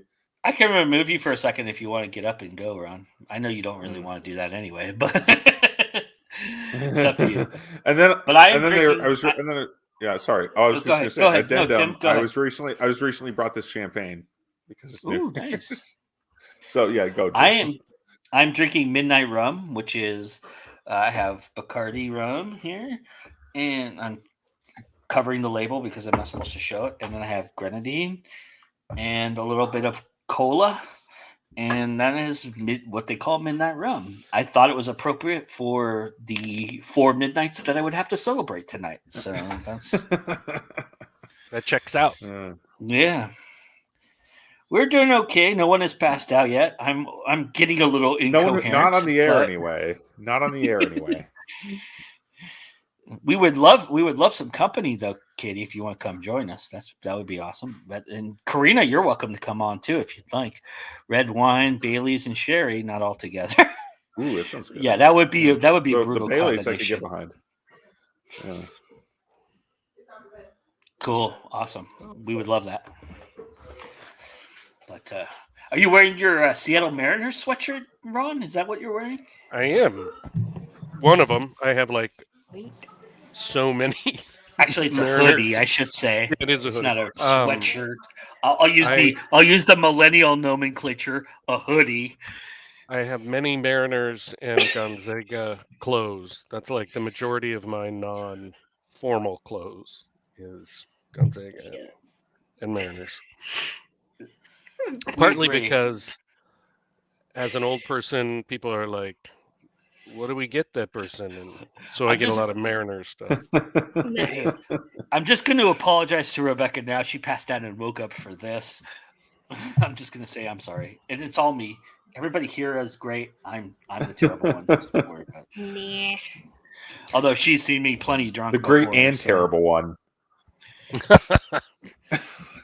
I'm gonna make it till midnight, guys. It's gonna happen. I'm gonna make it. I'm gonna make it. I don't know how much you'll understand me, but I'll make it. So you're midnight. I'll be here to bear witness. I have 40 minutes. Yay! You can do it. Is that your threshold? You counting down the time? Please God, let the time go faster so I can get the fuck out of here and don't have to be here. Well, maybe the time would go faster if we. Or is that more like Chris saying that? Is that Chris in your ear going batting the ball around? Please. Watching some kind of streaming thing that's not ours. It's a game. I don't know what game it is. Cool. He's got his. What's up with this whole Twitch thing? AirPods. It is a Twitch thing. It's something on Twitch. Okay. So. I have to tell you, I've never been like a game watcher. I've done it for many people who are indie fans, and a lot of people that I know do those kind of streamings, and I've watched it just to be there for them. I'm not a big person on that end, but for some reason on TikTok, I don't know what it is about TikTok in that environment, but I love watching people just going to Disneyland. It's the weirdest fucking thing in the world. Isn't and it? They ride the same fucking 3 rides, by the way. I've seen Pirates of the Caribbean like 25 fucking times. and Haunted House like 25 fucking times. It's like, well, let's go to Splash Mountain. Let's go to the Haunted House. Let's go to fucking Pirates of the Caribbean. Let's forget that there's 45 other acres of this fucking park that we can cover and take people on. We'll just go to the 3 rides that everybody knows and watch it over. I mean, I'm pretty sick of seeing Johnny Depp at this point, but but that being said, I don't know what fascinates me about that shit. I'll sit there and watch it for literally 40 minutes. And I don't know why. And these videos, I'm not that familiar with TikTok. These videos are like 10 seconds long, right? They're very short. No.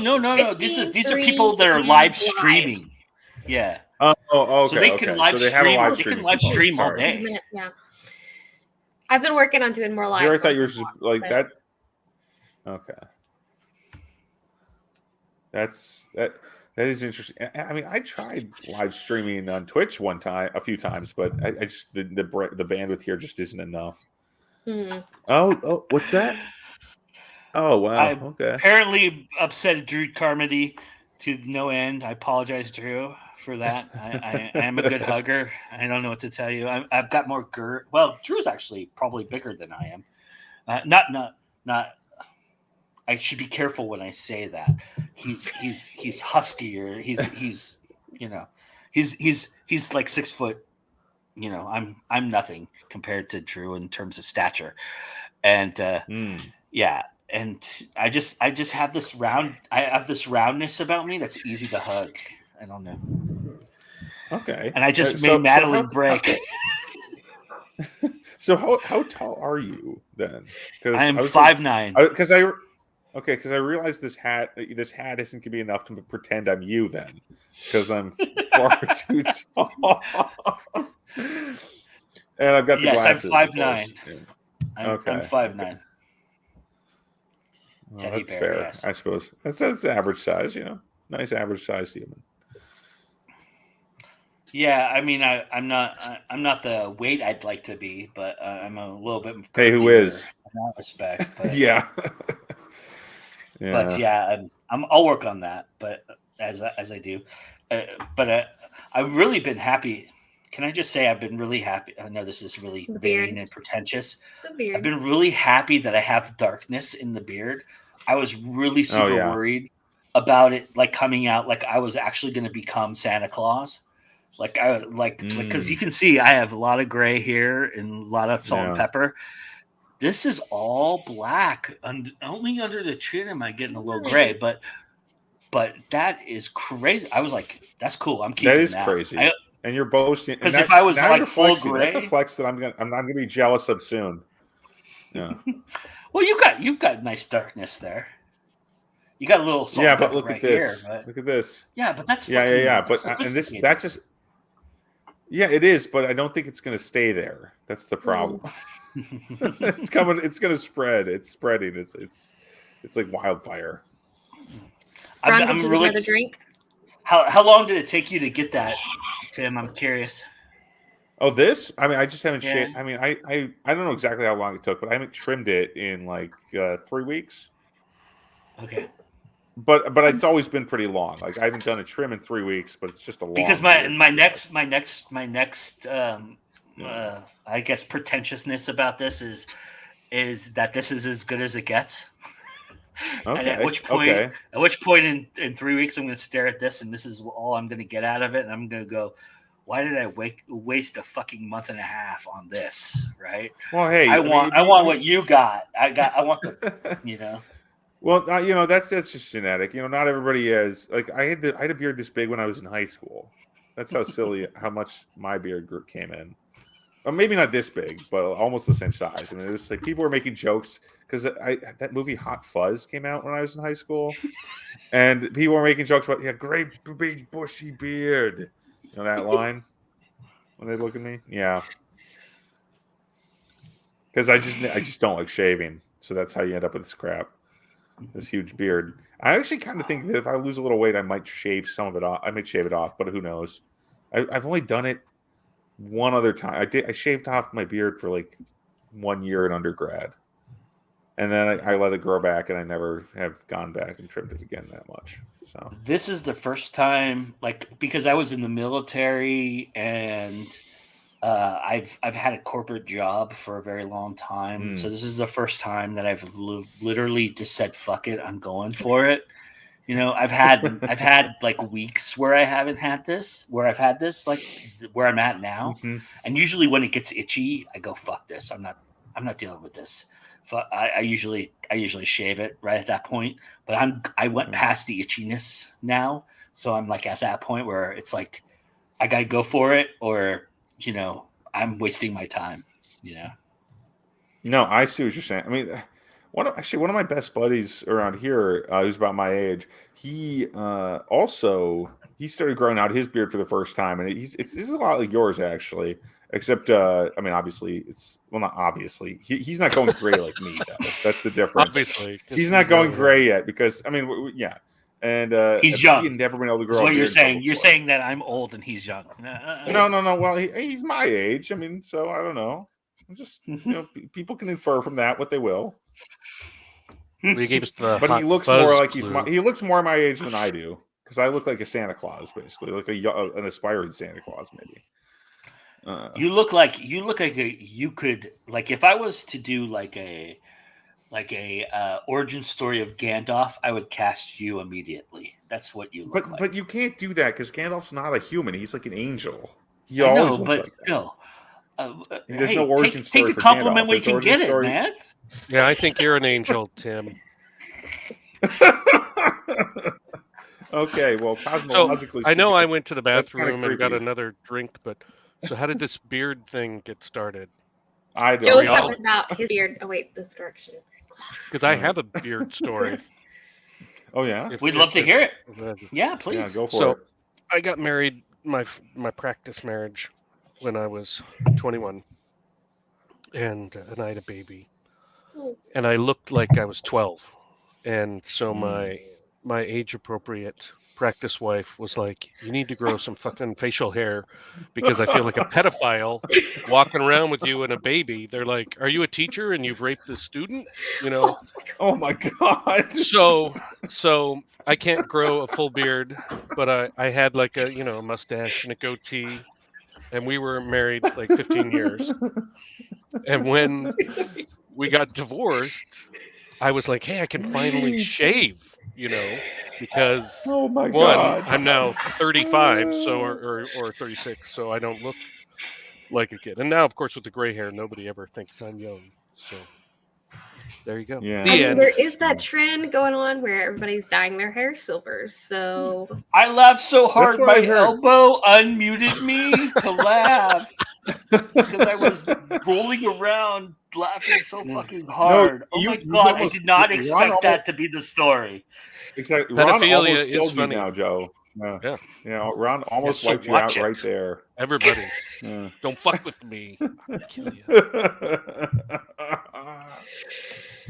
oh, I got plenty of other Yeah. hilarious pedophile stories to tell. Oh my god, I hope not. No. That one almost took me out too. Jeez. I hope that's just another joke. Oh my god. Well, we'll see. I want to know something, Ron.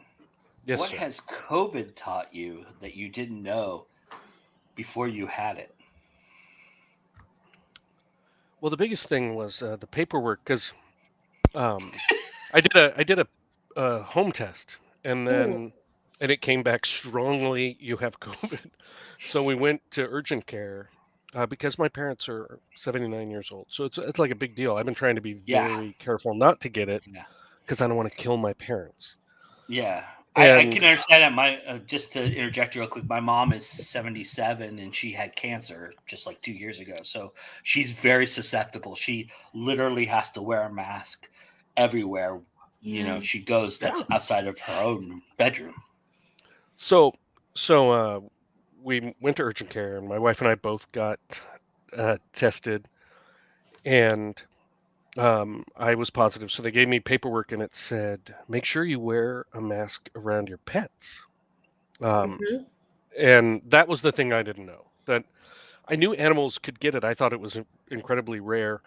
And to find out I had to wear a mask, even if I was all by myself, except for a cat around me, was one, annoying. Because that meant there was really nowhere I could go because we're trapped in the small space with 3 cats. And then there's also a dog in the house and another cat. And so I've been wearing a mask a lot. Now it's been far enough away that I'm okay. I do it around my parents, but that's it. No. But yeah, that was the big shocker for me. Yeah, that's funny you mentioned that because I was at a Zoom like pre-New Year's party last night, and they were talking about there was a story in the news. I don't remember where it was. I think it was Charlotte or Atlanta. I can't remember which big city it was. But a couple leopards or lions had gotten COVID in the zoo, and they had to like evacuate the entire zoo and like separate all the animals because they actually got COVID. And I was like, wait, lions can fucking get COVID? That's crazy. And then they were like, everybody was talking about how all their dogs, they had to stay away from their dogs, and their dogs were whimpering the whole time because they had to keep them isolated because they didn't want them to get it because they can get it like really easily apparently. And that was like So it's kind of funny that you mentioned that, because that's I heard that for the first time last night. I mean, I don't have pets, so I didn't know that, but that's interesting.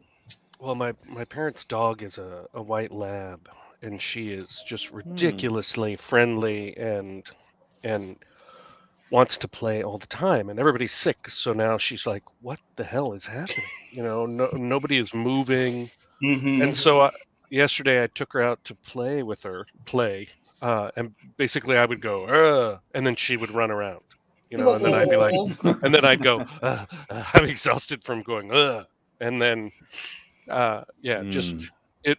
I felt very bad for her because she's such a sweetie, and when I was in the midst of my bad symptoms, I didn't see her for 2 days, and she was freaking out because she would like every human being to live on our property. I mean, she is very much trying to herd anyone. The UPS guy stops by and she's like, "Don't go, don't go." So it was, and it turns out to her, I'm delightful. She thinks I'm great because I'll play with her, and so was wondering what I felt very guilty because I was like, she was thinking I was mad at her or something, which is impossible because she's a sweetie. It might have looked very insensitive that I was laughing at that moment. That was a very touching story.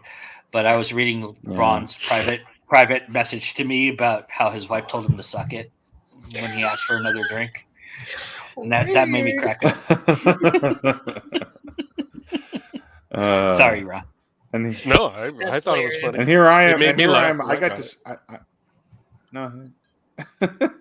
And here I am thinking that I was laughing along with Joe, but then I'm like, oh no, I was laughing inappropriately because I'm autistic and couldn't tell when I was supposed to be laughing. Oh boy, that's no good. No, you're all good. I shouldn't have said something. I should have just gone with it and said that I was laughing. I'm sorry. No, Tim. I didn't mean to call you out on that. No, just another failure. My attempt to impersonate you. So did I miss? Maddie's beard story? 0 beard stories. That's good. That's probably appropriate. That's good for Chris. Mm-hmm. Although he does have beard he stories very similar to yours, Ron. So he can't grow a beard either. He's shaking his head at me now. So. He's like, stop spilling secrets, Maddie. Yeah. Poor guy. He can't even defend himself. He says he has 2 modes: clean shaven or pedophile. Oh no! There's a lot of that going around. It's the mustache thing here. And is this considered pedophile mode right now? Am I in pedophile mode? No, you're fine. No, you're fine. Okay. You're like I think I know. His is like patchy when he tries to get hair. It doesn't. You could also call it. It's also kind of like whale mode, where the whale has like just these like little patches of hair on it, like the big whales. Yes. I mean, that's not very nice, but it's. I mean, I like whales. They're cool. So this might not apply to Maddie. This question, but I'm curious because this crossed my mind. I looked. There was a time when I had the 5 o'clock shadow going, not the full beard. I had like the really dark. Just dark skin going at that point. And I go, that's fucking cool. If I could keep that look forever, I would be fucking amazing. That would be really great for me being a single man at this moment. Right. Yeah, I mean, romance authors, that's what they do. They point out the 5 o'clock shadow. So I'm looking at it going, should I just go with this? Should I do that? And like you had that moment, right? Because right after that moment, like the day after, is the itch phase, right? That's when it starts to really just fucking irritate the fuck out of you, and you just want to itch the fuck out of it. It's super pokey, like when you feel it. Yeah. So I was like, I had that moment. I literally had that moment, and I'm still thinking about it because I'm still not at the point of no return. I can probably, so you could go back. I could carve it down, right, and go for it, but I don't know. I kind of want to ride this one out and see if I can get Grizzly Adams. Just go really fucking. I bet you can do it. I have a feeling. I mean, it takes some time to get that initial beard going, though. Usually, yeah, it does. I mean, at least for a while, yeah. You need to. And I have to tell you, I would. Oh, go ahead, Brian. Well, you need to eat a lot of eggs. for the protein. Is that well? That's Need not more gonna eggs. happen. Yeah. That's actually, it's also funny. There was one other guy, there's one other podcaster I know who hates eggs. And I'm like, what is, I don't understand. This is the first person I'd ever heard who's like, no, I won't eat an egg. It's an incomplete chicken. And I'm like, come on. Most of those are never going to be chickens. They don't have chickens in them. They cannot become chickens. They're not fertilized. But he's like, no, I can't eat them. But they're delicious. Come on. I know this is understand going to your sound. explanation makes more sense than his, Joe. But like, seriously. This is going to sound really, really bad at this moment because I've turned the corner. But I stayed with my ex-wife for an extra 2 months because she was the only other person that I ever met that didn't like eggs. So I Wow. like that actually factored into me staying with her for a little bit longer because I was like, she doesn't like eggs. Am I ever going to meet anybody else that doesn't fucking like eggs? I don't know. That'd be weird. You may never. Yeah. Of course, that's a joke. Everybody, don't take it seriously. But I did okay. not. Well, see, there's my problem again. I was like, I kind of get that. No, I'm just autistic. Never mind me. No. That was me. That was me in my bad context. No, Tim, it was not you. It was me. It's not you. I mean, no, it's completely. It's just how I am. It's how I am too. It's like even if you were making a joke and you did it well, it wouldn't have made any difference to me. So what you're saying is I did it badly. I wouldn't get. No, I just wouldn't get it. I wouldn't get it either way. That's my point. I thought it was both of you. Oh, okay. Well, that makes sense, Ron. I'm beginning to understand your sense of humor as well now. No, but and seriously, I appreciate it. That was actually it was weird talking to her for the first time and like meeting her, and then she mentioned that she disclosed that she's like, by the way, if we spend the night together, don't cook me any fucking eggs. That's literally the thing that came out of her mouth. And I said, don't worry about it. I don't have eggs because I have this thing about eggs. And she goes, no way. I go, yes way. I'm like, really? You don't like eggs? She goes, I ate them once and I threw up. And I go, holy shit, that's me. And I was like, I mean, I don't know about love at first sight, but love it less eggs, Yeah, if we were no eggs, yeah. Are you tearing up at my romantic story, Ron? And that is the moment when that's the moment when this dumbass should have realized that the foundation of lies that I was creating was building right from that moment, that first moment. Because that just, I think shared hatred is a solid foundation. 12 years later, Oh, wow. And lessons learned. But that being said, I know I'm a little tipsy, so I apologize for my crassness. If I'm offending anybody, I really apologize. It's not who I am. It's just I'm a little bitter about the whole. I spent 12 years of my life, I don't blame you, and honestly, I don't think anybody else would. So don't be too hard. Well, it's the complete opposite happened to me, though. I mean, I spent my 20s not eating enough eggs, and because I love eggs, and I'm like, I'm not gonna fry an egg. That's too much for me. I'm too lazy to get the pan out and wash it, so I'll just have cereal like a pleb. And then eventually, I decided I'm just gonna screw it. I'll have 2 fried eggs every morning if I feel like it, and I'll put them on toast, and I'll love it.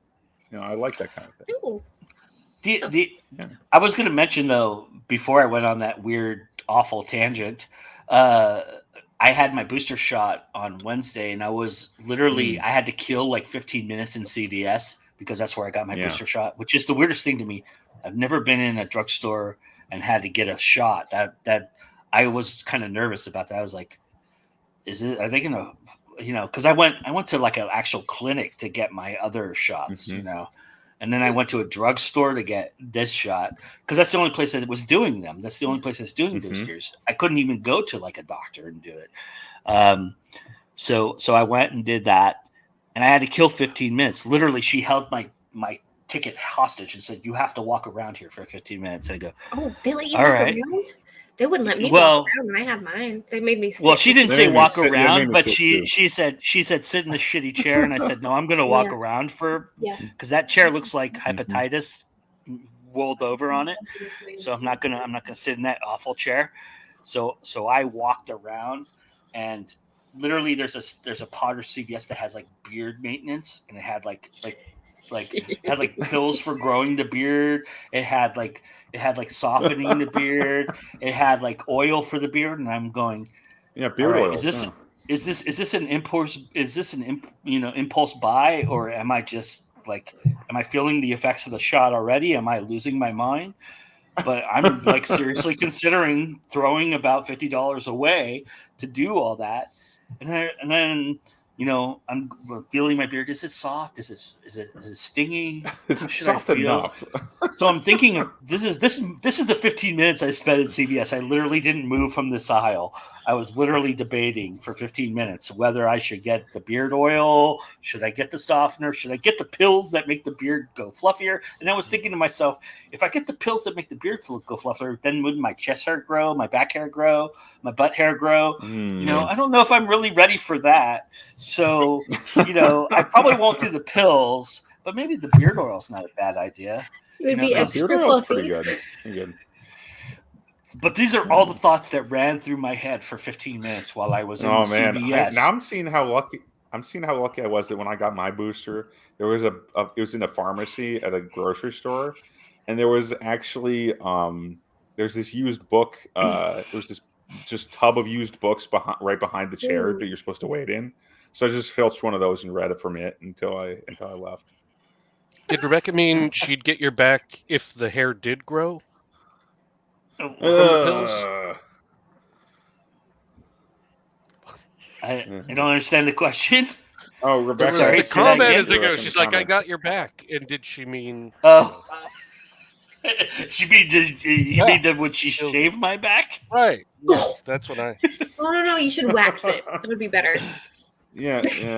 I'm not doing any of that. That's like, a little like much. one of the great things about removal. the one thing about my English heritage that I didn't inherit was the hairy chest. I'm very happy about that. I already got the bad teeth from my English heritage, and but the hairy chest didn't come in, so I'm like thankful for that, because like, I don't know what I would do. I'd probably like be a hermit in the corner in the darkness and never come out for anybody to see. But oh, okay. other than, now I see how it is. No, but that's just if I was going to be lonely, I might as well be miserable too, right? So, I guess. That's not really the logic that I would have gone with, but sure. Maybe you could cut your losses at some point and just be lonely but not miserable. How about that? And you ever think of that one? Maybe it would help. Yeah, maybe. I don't know. Maybe be lonely and accepting of myself. I don't know, but I'm in the other. Yeah, quadrant. exactly. I'm in the other quadrant. I've been married a long time, so I'm not lonely, but I'm miserable. You're not lonely? Oh, well, lonely. That's unfortunate. I was just kidding. She's very sweet. She's an angel. Rebecca said like you. For the back hair, just in case of back hair. Oh man. Oh my god, that's so awesome. Oh. I would almost grow back hair just to see that. That is insanity talking. Yes. Yeah, I'm well, gonna I grow wouldn't back see hair it. so somebody would use a flamethrower on your back. Yeah, that would be the problem, is I would never see it. So because it would be my back she's flamethrowing. Yeah. Well, yeah, maybe. I wouldn't trust anybody to get a good shot though. No, so I didn't actually shave my I think beard. I just broke Maddie. I didn't actually shave my beard till I got remarried. So about a week before the ceremony, my mom... Wait, back up. Did you just say you didn't shave your beard until you got remarried? Right. So it didn't occur to me, like, I don't know, 2.5 years between marriages. Man. So, because I had kids that lived with me, and so I was engaged for like 2 years. In fact, we got married on the 2-year anniversary of our first date. So we were engaged because my wife's like, well, that way you only have one day to remember. And then she can't remember the day, but I remember it. So it worked out actually really good for me. Because when she forgets, I win. But So, my mom used to be a beautician. She had a couple hair salons, and so I went over.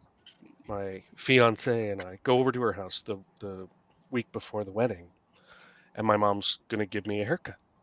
And she has a shop in her house, and we go back there, and it's a chance for her and I to talk, just the two of us. And that is true. And I do just like a number 3 clippers on the sides, on the back, and finger length on the top. So my mom's cutting my hair, and I'm nearsighted, so I don't have my glasses on because she's cutting my hair. So I don't notice what's happening, but she uses the clippers on my whole head. She gives me a buzz cut. Oh. So I'm just sitting there. We're talking, we're laughing, we're having fun, and all of a sudden, Why do you think I wear the hat? My mom's like, all of a sudden, my mom blurts out, "Oh shit!" And I'm like, "What?" Because you don't want to hear that when you're getting a haircut, right before your wedding. No, and it was a big wedding, and at this fancy place. So she's like, "Oh shit!" And I'm like, "What?" And she goes, I forgot to do the finger length. I just did the clippers the whole way." And I started laughing, and she's laughing, and she goes, "Do you think Laura will be mad?" And I said, "No, she won't care. I mean, I think she'd be mad if I didn't show up at the wedding. But other than that, I think we're fine." So in my wedding pictures, I have a mustache and a goatee and a buzz cut. I look like I've never looked at any other time than the day of the wedding. It's like the only pictures. So I don't even look like me in the picture. Oh my gosh. Laura looks great with that stranger she's with. Yeah. All that matters is that Laura looks great. Nobody fucking cares anyway. It's true. Well, I think they care because they laugh a lot. They're like, "You look like..." Yeah, but they're laughing with you, not at you. Oh no, no, I don't feel that is true at all. I feel like it is definitely, you look like a weirdo. At least I'm wearing a tux, And of course, I was young and thin, so. Hell, you've worn the tux on this show.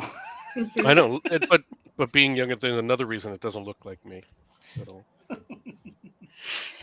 The tux covers the multitude of this sins. is how scary close we're getting to Joe being bad. I am literally probably a quarter left in this bottle. So, wow. So everybody knows. Wow. And I just moved on to my third drink, which is, I guess, cranberry juice and rum. I don't know if that's going to be good. I haven't tasted it yet. That'll be good. That's pretty good. In a sippy, it looks like you're drinking it out of a sippy cup. Is that what that is? No, it's a Christmas plastic cup. So you use Santa Claus on it. Awesome. Yeah, it's an old school. Yeah. Oh, cool. I did go. It would be funny if I was drinking it out of a sippy cup, though. If I was like, I have a baby cup because I'm going to spill if I'm not careful. Tim, you probably would not believe this, but I've literally had people drinking out of rubber nipples on this show. So, oh my, trust me that this is not. I'd shake my head, but it was not me. It's not unusual to have assumptions about weird drinking apparatuses on this show. So, like, has anyone drunk out of a shoe on your show? That's really what I'm curious about. Like they drunk out of a shoe or a slipper, but not yet. But somebody asked if they could drink out of my hat once, but like with a shot glass in the hat, or the hat's integrity in the hat. I have no idea what they meant, but I really can't recommend people. I was like, I didn't drink out of one of these hats. No. I was like, yeah, or shoes. I mean, those sound like really bad germ situations. Well, I didn't want. Exactly. I don't want to put on like if I'm literally on air and everybody knows that I wear this hat. If I'm wearing this hat and it's drenched in alcohol and it's like on my head, that would not be fun to me. Maybe even if it was in a shot glass, and then they could just kind of use a straw to drain it. I don't know. Whatever. That'd be weird. Like, no, I don't know. That'd be weird. That's pretty much where I'm going to draw the line. Yeah. No. Thanks. Thanks for being here. I really appreciate it. I bet Josh would let somebody drink out of his hat if he had one on the air. But I don't think probably Josh so. Is Josh has me. Mm-hmm. Does he have limits? Does he have a limitations there? Okay, a barrier. Josh has whatever you Josh call that. has integrity that you're not aware of. Yes, I think so. Okay, Yes. You can Facebook message him and ask him. He's on, but he's not on the show. Oh, we should probably steer clear of that then. I don't know. That's just my instinct. I say we ask him the next time we have him on the show. Good. Yes. You know, just yes. Hey, Josh, how's it going? By the way, would you drink out of a shoe? If you had a hat, would you let someone drink out of it and then put it in your by the way, head? we have 5 really weird questions for you. Don't Yes. think about it. Just answer first thing that pops into your head As fast as you can. Yeah. For real. I think really. Guys, 7 minutes. Yay! Almost there. 2022. Yeah, me too. Oh. I almost feel like that's kind of like slapping me in the face a little bit. You're like 7 minutes, and I get the fuck out of here. I'm so I want to happy. try to hang out a little bit more. I may end up getting cut off, but I'm also supposed to go meet a friend tomorrow to watch her son wrestle. So I'm like, I'm really, because I'm like, you see how much is like left in this bottle? Yeah. Mm-hmm. Not very much. It feels like. I mean, like you should just finish it and recycle that bottle. To answer Rebecca's question, I believe he did make that statement on the air, but I think he was joking. This happened while the hat thing actually happened when I was in Park City, and I believe, and I was going to mention this before we started talking off of the subject, but the hat thing happened because I believe the person that I was interviewing at Park City didn't want me to really interview them, so they were trying to disarm me with a weird question like that to start with. They're like, "Oh, that's a nice hat. Can I drink Can I drink something out of it?" And I'm like, "No, I think we're done." And it was actually a live feed. I don't know if I even have it on my site anymore. I probably took it down, but it was one of those live feeds I did on Facebook a long time ago, like right when Facebook was doing live feeds. And I was kind of like, no, I think we're done. It was a comedian who was showing something at Slam Dance, but I won't say any more than that. When they started doing live feeds. It was like 2017, 2018, somewhere around there. Oh, so it's pretty recent, really. Yeah. Now, But Brian before may have times. made that request, but I think he was making it in jest. I don't think this guy was actually serious. He was actually grabbing at my hat, going, "Come on, let me do it." No, that's oh back boy, off. yes. You got my bubble. Hands off That's the why material. it's, That's what you got to say for that. That's why it's so great that these are not in-person shows. Mm-hmm. Ron, do you like your bubble? Yeah. You're not a hugger. No, I am not. I am so grateful for COVID in that I don't have to shake hands. Chris or says hug you and him people, would yeah. get along just fine. He's not We a would hugger totally either. not hug at all. Nope, Chris and he's I'd be not a great. hugger. All day I'm a we would hugger. not hug. Very much a hugger. Just pass by I don't know. I'm running out of steam too, I guess. I want to visit Ron for only one reason and one reason only. Because he's gonna feed. He's gonna feed me really, really well. Yes. But people will put out their hand to shake, and I'm like, nope, I don't do that. And then they'll do the fist bump or the elbows, and I'm like, no, that's just stupid. I'm not doing any of that. And we had a contractor over a few months ago, and he was showing up to go through his quote with my wife and I about the guest house we're having built, and he gets out of his truck at the gate. And we let him in, and he puts his hand out to shake, and I'm like, nope, I don't do that. And he's like, oh, I forgot. And he does the elbow or something. I'm like, nope. But then I open my arms like I was going to hug him, and he was real confused, and he goes to hug me, and I'm like, I'm not going to fucking hug you. I won't even shake your hand. What are you thinking? And so I'm very much enjoying that aspect of the COVID. Having had the COVID, no touching, diminished it a little bit. Yeah, but the not ever having to touch anybody again, awesome. I mean, well, I promise you, when we meet in person, we'll stay 6 feet apart, and I'll do a wide shot the entire time. So, yeah, I was going to say that when you meet in person, it's going to be funny because it'll be like the very huggable guy, and the guy who never hugs anyone. It'll be like and that comment was only for Maddie. Object. If Tim tries to hug me, he's getting one right in the kisser. But don't worry, I'm not a hugger either. Not a hugger. Excellent. But we actually went to a barbecue at one of my wife's friends' house. Is it time? Almost. 2 minutes. No, good morning. And my wife was telling the other people there that I don't want to hug anybody. And 2 of the ladies there were like, "Oh, we're going to hug you when you leave." And one of them was my wife's friends. I liked her. And I'm like, if you hug me, I won't punch you in the face. And the other one, my wife didn't like, so I didn't have to be nice to. I'm like, you hug me, I will punch you in the face. So, are you a fan of Seinfeld? Do you like the Seinfeld shows? Of course. Did you see the one where he had to like kiss everybody hello, and like he refused to kiss the person hello, and like he got accused of like everything going wrong in the building after? Oh, you're a troublemaker. You don't kiss hello. Oh yeah. I'm sure you remember that episode, but I don't remember. As an old I remember person, that part. That was weird. It just sorry, that's the way my brain works. I apologize if I'm making obscure references to people. No, I just suck. I need to watch all of Seinfeld again. Again? You really don't. Yeah. No, I no. wouldn't. It's still probably a good show, but I couldn't recommend watching any show again. My wife and I that's long in its entirety. Are you not somebody who repeats something, Tim? Or you do one? And I don't do a lot of repeat. No, I don't do a lot of repetition. No. Interesting. I'm sorry. Well, Ron, wait till you're older, because it's awesome. I can watch a show again 10 years later, and it's like I've never seen it. Oh no, that is good. That sounds great. But if I remember something and I'm like, I want to watch it again because I like it, it's like that's not a good sign usually. Well, we're always looking for a half an hour show. For like we have a tiny amount of time. How many? You got 10, 9, 8, 7, 6, 5, 4, 3, 2, 1. Happy New Year, everybody! Happy New Year Central Time. Yeah, Happy New Year, guys. Whoopity-doo. Cheers.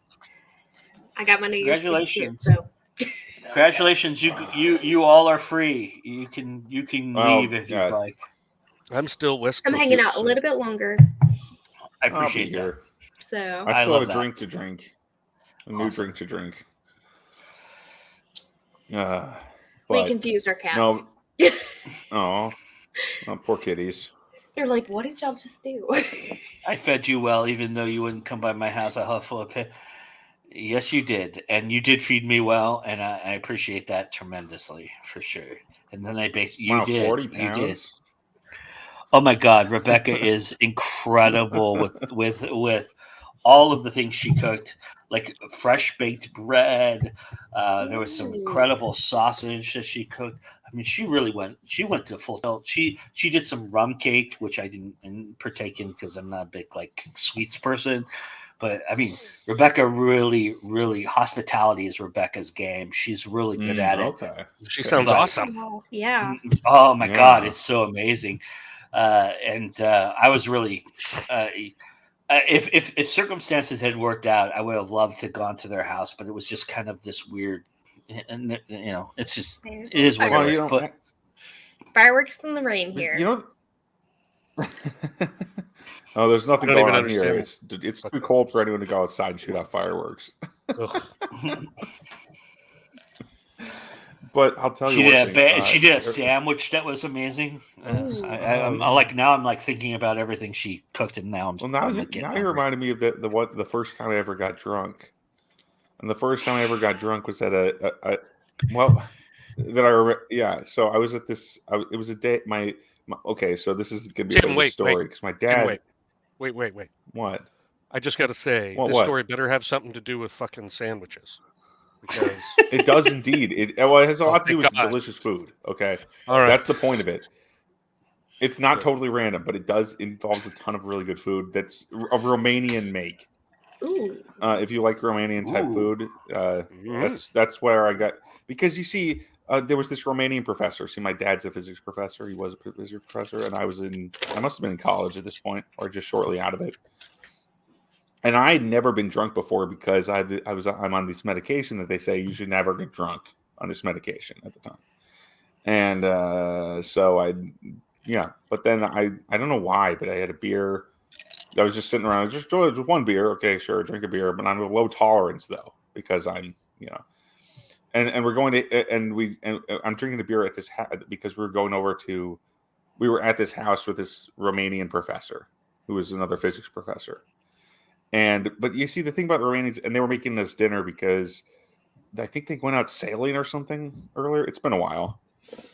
So this story isn't great. But on the other hand, the food was amazing. There was just these huge, like, ribs and stuff. There's just vast amounts of, I can't even really describe all of it. This is another problem with it. I'm just failing it. It was very good. It's like a lot of stuff I've never seen before or since.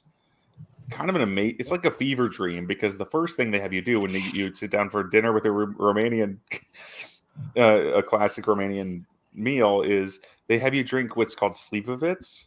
Anyone here familiar with that? It's also called plum brandy. They have you take a shot of that, and it doesn't taste very good. So don't get your hopes up. But it's very powerful.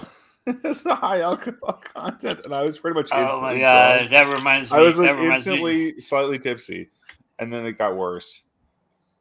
Man. And then but it was such a phenomenal meal. It was kind of unbelievable. Anyway, that reminds me of a story I could tell. I don't really remember it. Yeah, go on. That reminds me of a story I could tell about an Irish family, but I had a question for you first, Tim. And that is, did you have sweetbreads with that? Because Romania's sweetbreads are supposed to be like the there were best. Sweetbreads for absolutely, yeah. There's lots of that. There was sweetbreads. There was all this phenomenal meat, and at the time, my family was mostly vegetarian, but it didn't stop my dad from eating this meat. It was weird situation. I stayed one Christmas and New Year's with an Irish family, a friend of mine in high school. I moved to Denver and lived with him for a while. And his family is completely 100% Irish. And we spent entire Christmas and New Year's with them. And I literally woke up to Bloody Marys every single morning. Like, literally, we drank till like 3 a.m, slept till 7, and at 7:30, literally in my face was a Bloody Mary. And they're like, if you don't drink, you're a fucking pussy, and we're gonna beat the shit out of you. So you have a choice. You can either drink and get drunk, continue to stay drunk, or you can get the shit beat out of you. Either way, we're gonna have fun with it. So you decide. Wow. And that's basically how my entire 2 weeks went with that. And I was drunk for an entire 2 weeks, and it was fun, but it was also testing. That sounds stressful. That sounds kind of stressful. A little bit. It was now that's peer pressure. And you want to know the weird thing? It was actually the weekend. It was actually the weekend that John Bonet had been abducted and killed. So we were watching that on the news while we were getting all drunk. It was very strange. In the town that she had actually gotten killed in. It was weird. No, those were stressful times. It's just a unique coincidence. It wasn't stressful. It was just a unique coincidence. We were all affected, Joe. Don't be embarrassed. Who is that? Yeah, oh my God! That's my question. You are too. adorable. Oh no, you're both children. John Benet Ramsey. Okay. We're in our 30s. A little white girl that was, she was a pageant. She was like a girl. Pageant.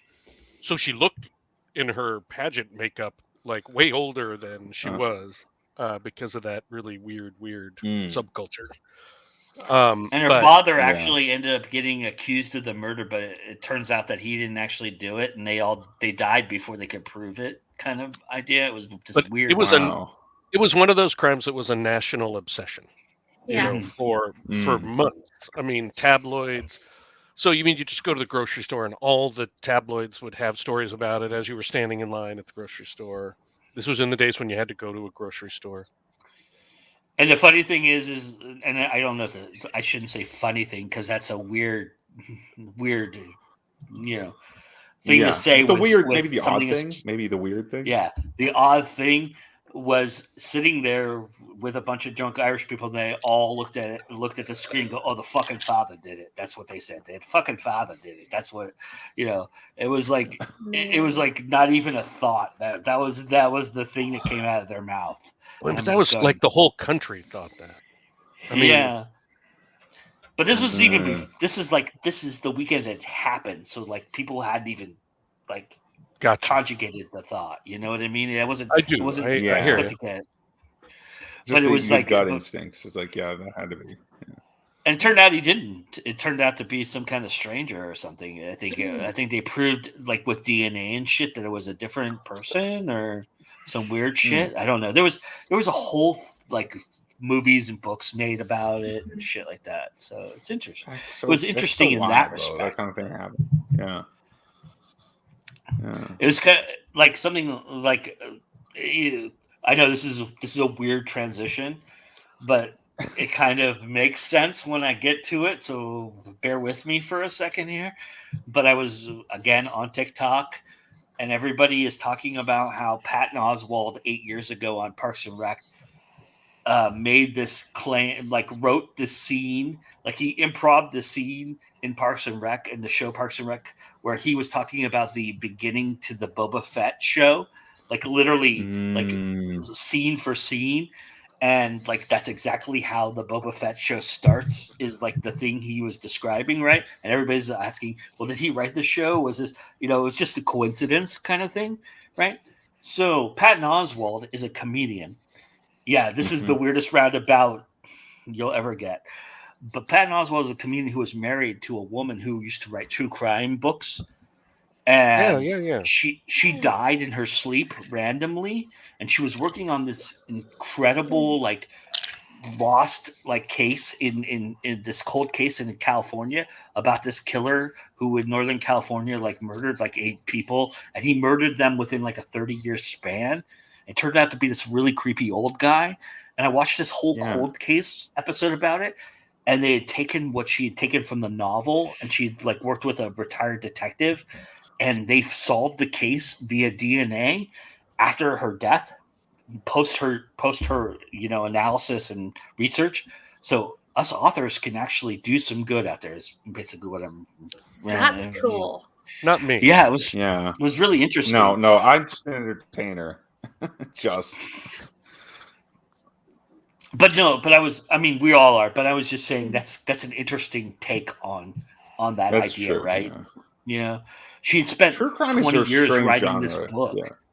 Yeah. She spent 20 years writing this book. This was the last thing she did in her life. Man. And it's crazy to think that after all of that, 10 years after she died, they solved the case because of her work in the research that she did to unearth that. It was. I know that was a weird roundabout, but anyway, sorry. No, but it's interesting. Yeah. It is. Yeah. No. I'm not a true crime like author / hardcore reader, but that is actually really, really neat. Okay, you guys talk amongst yourselves, figure out something. Well, I was, I don't know. Geez, I was. It's supposed to be break time. Okay, now I'm Joe Compton. I'm Joe Compton. Yes. I changed my name to Joe Compton. Time comes back. Your beard's doing great, Joe. I don't think I'm allowed to. Yeah, exactly. It finally grew in. I'm. I don't grew know. Up. I don't. My hat changed colors, and I got Joe glasses. hit puberty. That's what happened. That's awesome. Exactly, and then he moved to a freezing cold world that's land that's gonna make him shiver every 5 minutes from now on. But you can send a bit of cold. No, but actually, there used to be. Yes. But I was just reminded because true crime is really popular with a lot of people. I mean, like it's really popular. I've never been a big reader of it. But it's the real Joe Compton come back to level justice with his own hand. That was cracking me up the whole time. I was listening to the whole thing. Anyway, go ahead. Keep going, Tim. Well, so there was this TV show on the History Channel when I was a kid called True Crime Authors. I don't know if any of you ever watched that. That was an interesting one.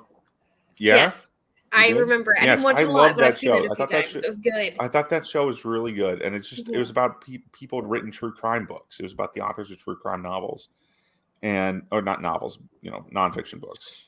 Mhm. But then also, and like it was like they had like what is it, Joe Pistone on? That was a really good get for them. But the guy who Donnie Brasco, the guy who actually was Donnie Brasco, who infiltrated the mafia for the FBI, that kind of thing. It was really, and Vincent Joe Bugliosi, who Pistone is took his on, name.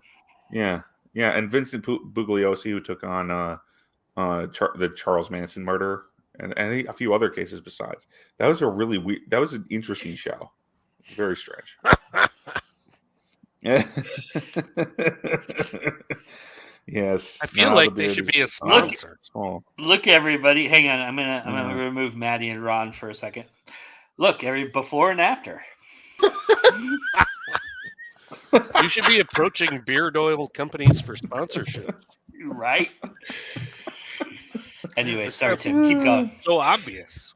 No, I'm Joe done. Pistone I is don't one know of where I my was going with favorite. Well, Joe Pistone is one of my favorite stories ever. I mean, that. Oh, like yeah. the I mean, and mob, he's a the good mob writer after too. Yeah. 10 years after it was proven that he was an FBI agent, the mob actually Mhm. believed they converted him into their society and that he would have never Yeah. turned on them, that they believed the FBI poisoned him. It's crazy to like They made him a read triple agent or whatever. Yeah. Right, yeah, they turned him into like a double agent, and like they're like, oh, the joke's on you, guy. And like people literally died because Joe Pistone was Mhm. exposed. Like people got whacked for Joe Pistone, and like Sonny Black got whacked because Yeah. he let an informant into his crew, and like literally Joe Pistone was this close to being made. Sorry, JD. Yep. Comment. And it's crazy. Officially the new year in Atlanta. Much love to y'all. Good things coming our way. Yeah, absolutely, JD. Absolutely. Yeah. Mm-hmm. But yeah, See, I almost said what you were saying too, though. Yeah, and no, that was one of the best true crime authors episodes. I actually got the book because of that. I went and bought that book as a teenager because I'm like, yeah, that's gonna be fascinating. Donnie Brasco is one of my favorite movies of all time. Yes. So. Speaking of being sick of like Johnny the movie Depp, that much. I didn't like the movie that much because Johnny Depp, he just didn't seem like physical enough to be the Donnie Brasco Joe Pistone character, because he was like, Joe Pistone was like 6'4" or whatever. He was just monster of a guy. Wow. Yeah. You all right, Madeline? You might still. It's almost time. Yeah, I can see it. I can see you're. Yeah, you can go. You've done your time. Yes. You've put in the hours. You put in the work. Literally, you don't have to be here because of me or anything. But You it's have so a fun family. chatting with you guys. And It's so Chris fun is having late, you. So it's up to you. I mean, you're I welcome probably to need to take go. off. Our whole plan was for It's Chris happy to New fall Year, guys. asleep so that you could stay the whole time. He will never fall asleep. I'm always the one to fall asleep before him. He's got to be sick before he goes to sleep before me. We'll give him a big old hug wow. for me. I will. Night, guys. A Ron Happy L. New Year. Lar hug. Yeah. Happy New Year. Great hanging out. Thank you, my friend. They're rare. Yeah. They're very valuable. Bye, guys. Nice to meet Good night. you. Happy New Year. Yeah, man. exactly. That's like that. It's like that. The guy from what's that show? The one about the scientists, the nerd guys. What is? I can't Big think Bang of the name of Theory? that. Yeah, or like Oh, his yeah. most valuable gift was giving that person a hug that never got a hug from him. Oh, that's actually kind of funny. Yeah. I don't exactly like the Big Bang Theory, but that's funny. I enjoy that. I loved the Big Bang Theory, but Did you? you know, I'm easy. Mm. Yeah. I mean, Big Bang Theory, Better Off Ted, Don't Trust the Bee, I don't know Bitch, that and one. Apartment 23. Those are some sitcoms I really loved. So Okay. You and I are probably very close in age. I'm 52. Yeah, I'm 48. 52.24, I think. I'm 48 and whatever, 15 days. 12 there we go. days, whatever it is. Yeah. Ah, Yeah. Yes. Oh, so you know their January birthday? Yeah. No, Or mine's did I mishear December. that? Oh, December. Yeah. Of course. December And- 19th is my birthday. And mine's Veterans right. Day. I forgot because November 11th. Because you're exactly a month before me, Joe. Yeah, exactly a month Mhm. and several years. You're one of the few people's birthdays I remember, Tim. Believe it or not. Oh, I'm yeah, terrible it's about easy, birthdays. right? Yeah. I'm No, terrible. fair enough. Yeah, I'm Mine's terrible about birthdays. Mine's a holiday. It should be easy to remember. Veterans Day. My mom's Well, birthday. that's a day that I'll never forget for sure. But yeah. Well, my mom's birthday is tomorrow. Well, tomorrow here, January 1st. Wow, She's a really? New Year's baby. And then her mom's Yeah. birthday was Christmas Eve.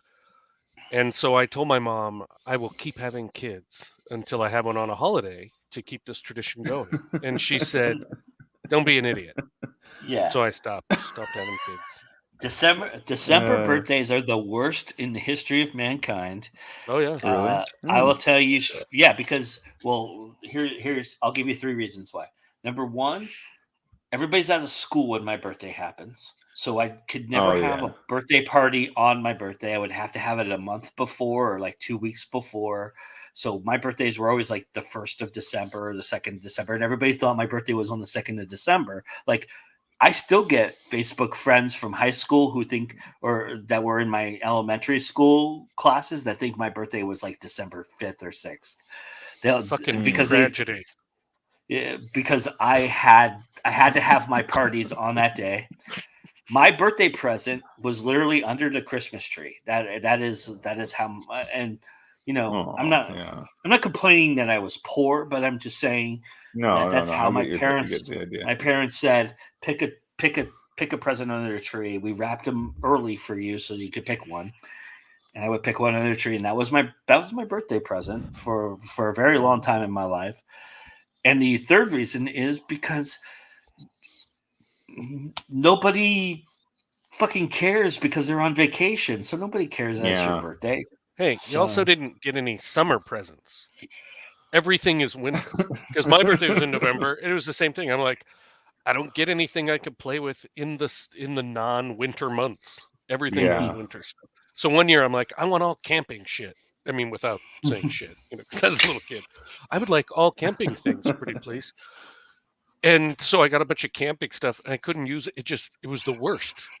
I mean, it seemed like a great idea. I get all this camping stuff, and then for 6 months I can't do anything with it, except look at it. Well, that was neat. Great canteen for the winter. There's just no winning when you have a winter birthday. Yeah, I guess. I guess maybe that's why I became such a nerd. I mean, I'm just like, what else are you going to do in your January birthday? I'm like, okay, I'm not going outside. It's 20 below. Take you ice fishing? I don't know. Oh, I know. No, I'm not a fishing guy. No, I couldn't do that. Go hunting, Not patient enough for fishing. Too much ADHD. Hunting, not enough manual dexterity to shoot a gun. You just get a gun, like an assault rifle. Then Well, I was never. I'm like you. I've never been a fishing guy, but the ice fishing thing really bothered me because it's like I'm gonna sit on a fucking stool in the middle of a fucking ice, a frozen big lake, old ice, with a fucking hole and just sit there for fucking 10 hours. No, fuck you. I'm not doing that. No, I mean a lot of people around here. They've got these nice like hunt fishing cabin like things they put out on the lake, and those are warm too. They're like warm on the inside, but not so warm that that would probably sway and those me are apparently really nice. They got bottles of beer in there and shit. It's not that different from what we're doing right now, except there's also fishing, and it's in person. I don't know. I care about it. Yes, that's very nice. And yes, you do, Rebecca. I really appreciate that. But no, I just mean like it's just different. It's a different thing when you have a birthday around a holiday, especially one that has like back-to-back holidays. Like this time of year, like between Thanksgiving and New Year's, if you have a birthday in between those 3 holidays, they're so compacted to each other. Like it's just this weird anomaly that happens, and we have this kismet amongst us people have those birthdays between those 3 holidays because we all experience the same idea, right? It's like for people, the things that people remember most about birthdays is getting together with their kin and they're they're young. When they're young, they get with their classmates and shit like that. My classmates were all on vacation, at that point. So it was like trying to find that moment in between when they weren't on vacation and at school to have a birthday party where all my friends could be there because, I could have a birthday party with like 2 or 3 friends, and that's ultimately when I got into my teens. Like me and my best friend who was born the day before me in high school, we would have a birthday party, like literally, just the 2 of us, with whatever friends we had, and it's like that's how it goes. Yeah. See, Rebecca knows. Her birthday was yesterday. Actually, happy birthday, Rebecca. Yeah, happy birthday. Actually, it was my dad's birthday yesterday. I mean, the 31st, yesterday. I think, now. Yeah, it's weird. It's also that weird thing that you realize that your parents were like in some kind of vacation home, or like they were like having a summer vacation on a lake somewhere and they fucked, and then you realize, all right, 9 months later, you came a calling. Yeah. But they got more than they bargained for with me, at least, because there were 2 of me, because I got a twin brother and we were both huge babies. So it was a big wow, you have a twin brother. I didn't know that. Yeah, I mean, actually, the last trip I took, the last time I was on a plane, I think, was when I flew out. It was January 2020, so before the whole pandemic thing hit. And I hopped on this plane and flew out to Portland, where my brother lives, and we had so I could celebrate our 30th birthday together with him. Yeah, but that was, and then as soon as I got back, it was like, oh, COVID's here. It's a good thing you got that flight while you could. Right? Yeah, geez. I'm curious, what is your favorite thing about Minnesota that you feel like you could not get anywhere else? I don't know. I mean, it's mostly just that. I mean, I know a lot of people here now. Mm-hmm. I don't know. It's not, is it that small town mentality? Not even small town. I mean, I go to the Twin Cities. I'm not that far from the Twin Cities. I'm like an hour from the Twin Cities. And a lot of my friends are up there now, and it's a great city. I mean, Minneapolis and St. Paul are both great cities. I really love them. I don't spend a lot of time, but I'm spending more time there now. Yeah, lately. I have a friend who's a filmmaker there, who I've befriended. He came out here. He was actually in a film festival out here, and I befriended him. And he's really doing some really great stuff there. But he films everything in Minnesota. He's lived there his whole life and films everything. And anytime he does something new, he comes on my show and does stuff with me. Really great guy, and he always he raves about how incredible the landscapes are, and the different like coffee shops, he says, are so different there. He says, really, they're so. I guess I wouldn't know. I go to coffee shops, but that's most of the ones I know are in Minnesota. Well, he says there's so much more. He says they're more spacious. That they have more of an inviting feel to them. Which I can get because. I get that vibe. Yeah. Go on. Oh, Oh, she says that her birthday. She said that I don't know if you saw this one. Most of her presents have been wrapped in a Christmas themed paper, and she remembers because most of the parties were inside because it was cold. She grew up in Tennessee and that Kentucky area and things like that, so she knows cold pretty well. And of course, no one knows what day it is during the time between Christmas. Yeah, I mean, it is. Exactly. It is that weird track of time. Yeah, it's that weird thing. Like, I mean, and even Veterans Day can be lumped in there a little bit because Veterans Day is only usually a week or 2 before Thanksgiving.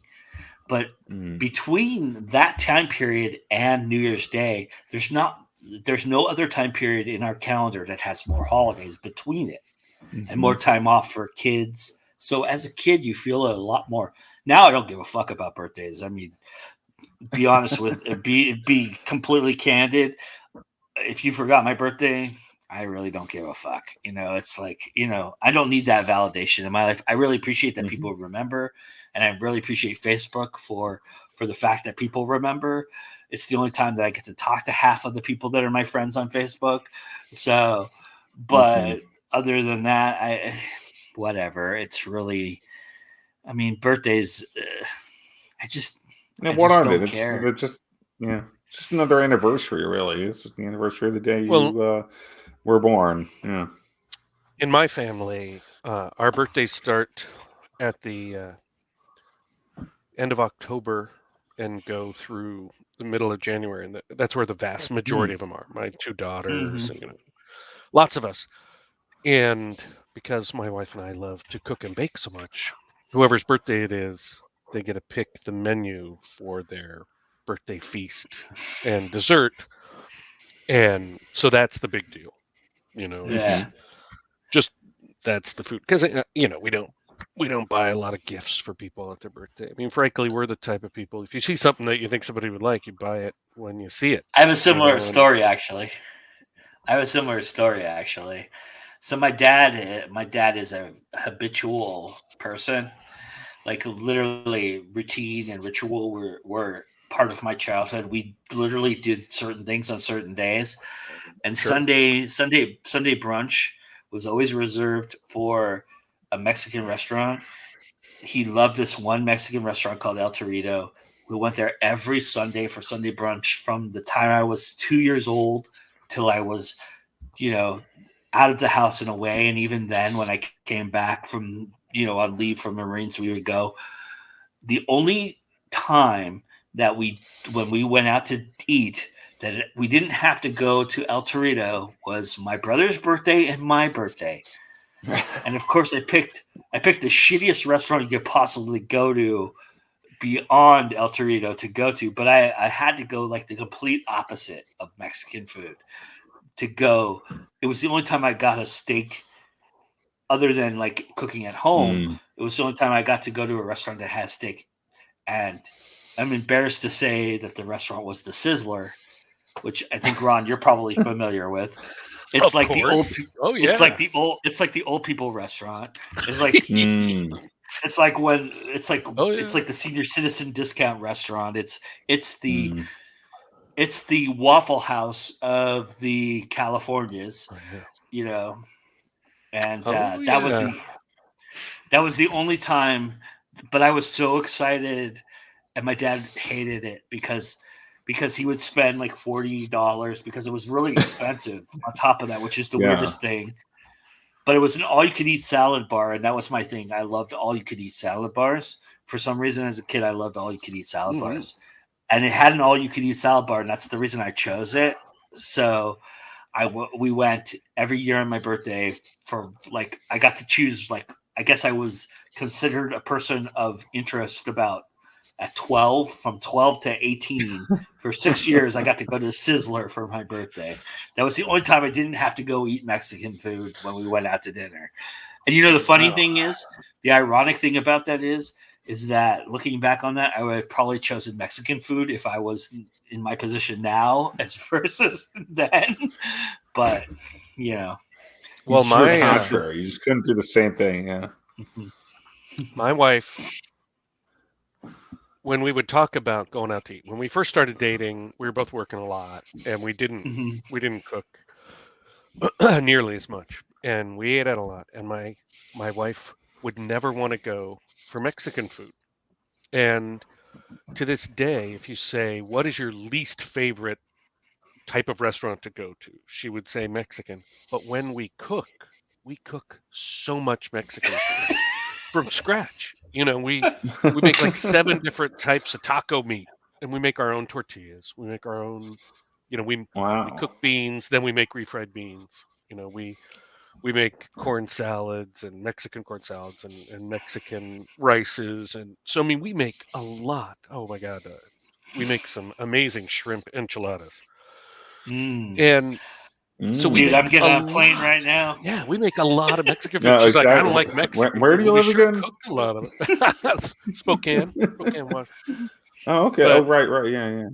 it is amazing sometimes how what you don't want at the restaurant is so different from if you make it yourself. You're like, yeah, this is great food to cook on your own. But like one of my complaints is refried beans and rice at Mexican restaurants are garbage. Just garbage. Oh, really? Okay. And you know, when I make refried beans, there's freaking cilantro in it and onions. It's not this paste. It's got texture and flavor and stuff. You know, more like what you would get if you went to somebody's house in Mexico, supposedly. Oh yeah. Okay. But yeah. Well, I will say two things. One, the reason why we went to this Mexican restaurant over and over again, because my dad was treated like the Don of the mafia. Like he literally never ordered anything off of the menu. They cooked something special for him every time he went, and literally, like if his item was something that they were testing on the menu that they put on a menu as a specialty item, and then like a month later they stopped serving it to regular customers, they would continue to serve it to him. He gets like a 30% discount going to all the time. Like literally, my dad was like you know, they would literally kneel down and kiss his hand. I mean, they didn't do that literally, but I'm saying that's what they would have done if that was the kind of attitude. Yeah. Did you ever find out what he did for them that caused this? So like, I took care care of some problems they had. You know, there were some protection racket people, and he tipped everybody extremely well. It's the one thing that my dad taught me at an early age was, you know, if you're going to go somewhere and you're going to appreciate people, show them how much you appreciate them with one thing and one thing only that they care about, and that's money. He said the bill could be $20, but he's walking out of there spending $60 because he's not only tipping the waiter 20% or 30%, but he's tipping the chef, he's tipping his helper, he's tipping the busboy, he's tipping the hostess, he tips everybody the entire time. Yes, sir. So I assume after the kind words you had for Maddie and I that there's like $5 on the way in the mail to us. That also sounds a lot like what Josh was saying earlier to have a rather long callback, or he was saying like, you know, I wasn't even here then. They value with money. Oh, yeah, that's true. But I mean, yeah, that's a good point. Yeah, but the other thing I was going to mention about. No, you're good. You're good, man. Don't worry about it. I appreciate you hanging out this long too. It means a lot to me. But the other thing I was going to mention was I when I went to Mexico City, the scariest place I've ever been in my entire life, and I don't scare easily. I lived literally 10 minutes. I was born 10 minutes from Compton. My last name is Compton. And ironically, I was born 10 minutes from there, and I've been in scary places a lot of times. And Mexico City is by far the craziest, weirdest city I've ever been in my life. And you know, I knew enough Spanish to get by, but it is still fucking insane there. But I will tell you one thing and one thing only about Mexico City that makes me think that everybody has to visit there in their lifetime. You've never had a taco until you've been to Mexico City, because the literally the guys on the corner with the carts, they have spindles of meat that spin around and cook on the spindles, and they literally liquefy a tortilla right in front of your face. I mean, it literally pops up like it's a fucking magic trick right in their hand, and it smells like the most amazing thing you've ever smelled in your entire life. And literally they peel the fucking meat off of the spigot and put it in there, throw some onions and cilantro on there and a little bit of whatever salsa you can handle. And usually they put the hot sauce on there to make you go, let's see how much you can handle first off. And literally, like, I didn't even care what they put on there. Like, I was eating beef tongue. I was eating shit that I would, like, I'm not an adventurous eater at all. I'm very picky. But literally, I was eating whatever they put in front of me, And if they had put eggs in that tortilla, I would have ate them raw. That's how fucking amazing that was. What is it? Oh, that's it is something. Okay. That's like a the tortilla melts in your mouth, literally when you put it to your lips, and it is the most insane fucking thing you've ever.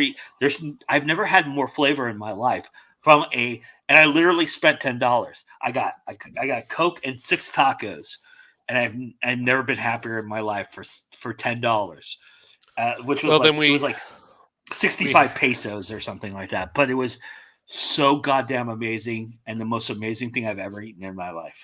Well, And we have to put it on both our bucket lists for you to come get food at our house, because I think we make some pretty good food with food fresh from the garden, and does Spokane have any? Does Spokane have because I've been to Seattle, and I've been, I've stopped in like places where on my way to Canada to sit there, and usually we stop at like a fucking Applebee's or something, because it's like just easier because it's like sorry. Yeah.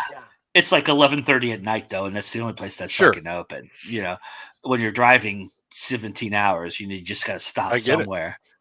But I've been to Seattle. I've spent weeks in Seattle, and I can tell you the one thing that I was really impressed with Seattle.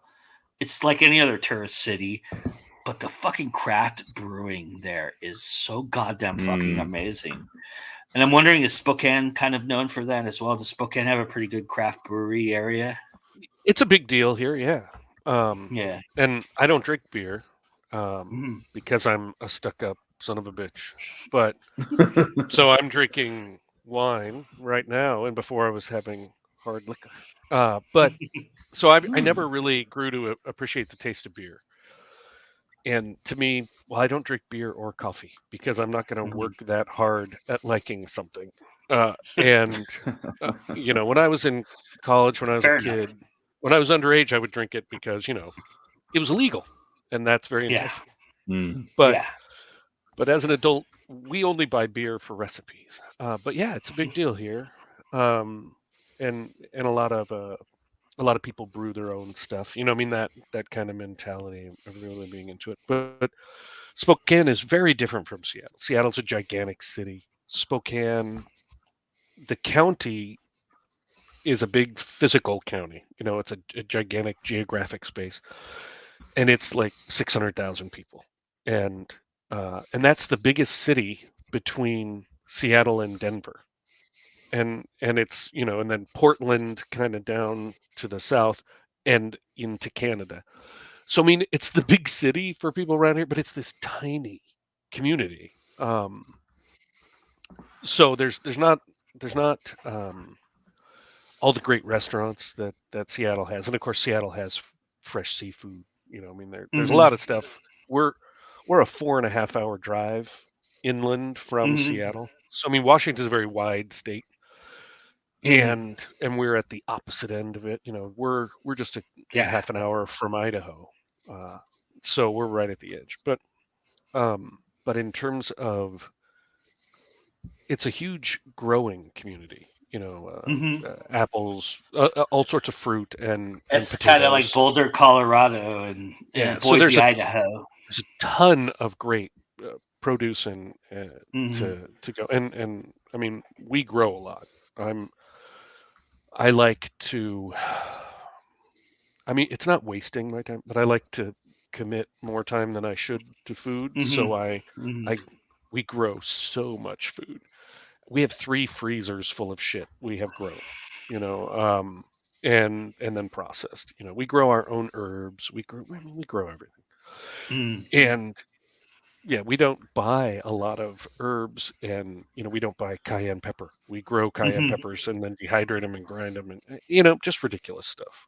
I make my own crackers. That's how fucking dumb I am. And I make 2 kinds too: saltines and then like Ritz crackers. Yeah, it's crazy, dude. I'm on kayak right now, looking at plane rides. Honestly, Well, I wouldn't come this week with the yeah, because everything is served with a side of COVID right now. I mean, well, and the awful thing is Friday is when you had me at ham yesterday. Yeah. By the way, Oh, I was like, "Oh, you said ham? You're baking your own ham." I was like, "Dude, if I'm not there in 24 hours." And it was so good. It's gonna be too late. It's such a simple ham recipe. You cook it in a crock pot on a bed of brown sugar, and then you pack brown sugar around the top of it too. So it's just coated in brown sugar, and then some pineapple juice around it, and you cook it for like 6 hours. Tender, juicy, so amazing. And yeah. I pretended to cry earlier, but I'm starting to tear up for real right now talking about food. Oh yeah. Yeah. God damn, that ham was so good. So do you have like acreage in Spokane?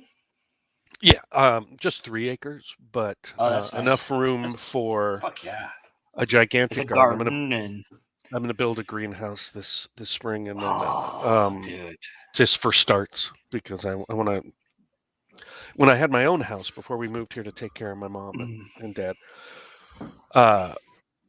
we would put tables in front of all the windows, and my house had a crap load of windows, and we would do all the starts in front of the windows. Well, we can't do that here. There's not that kind of space and room.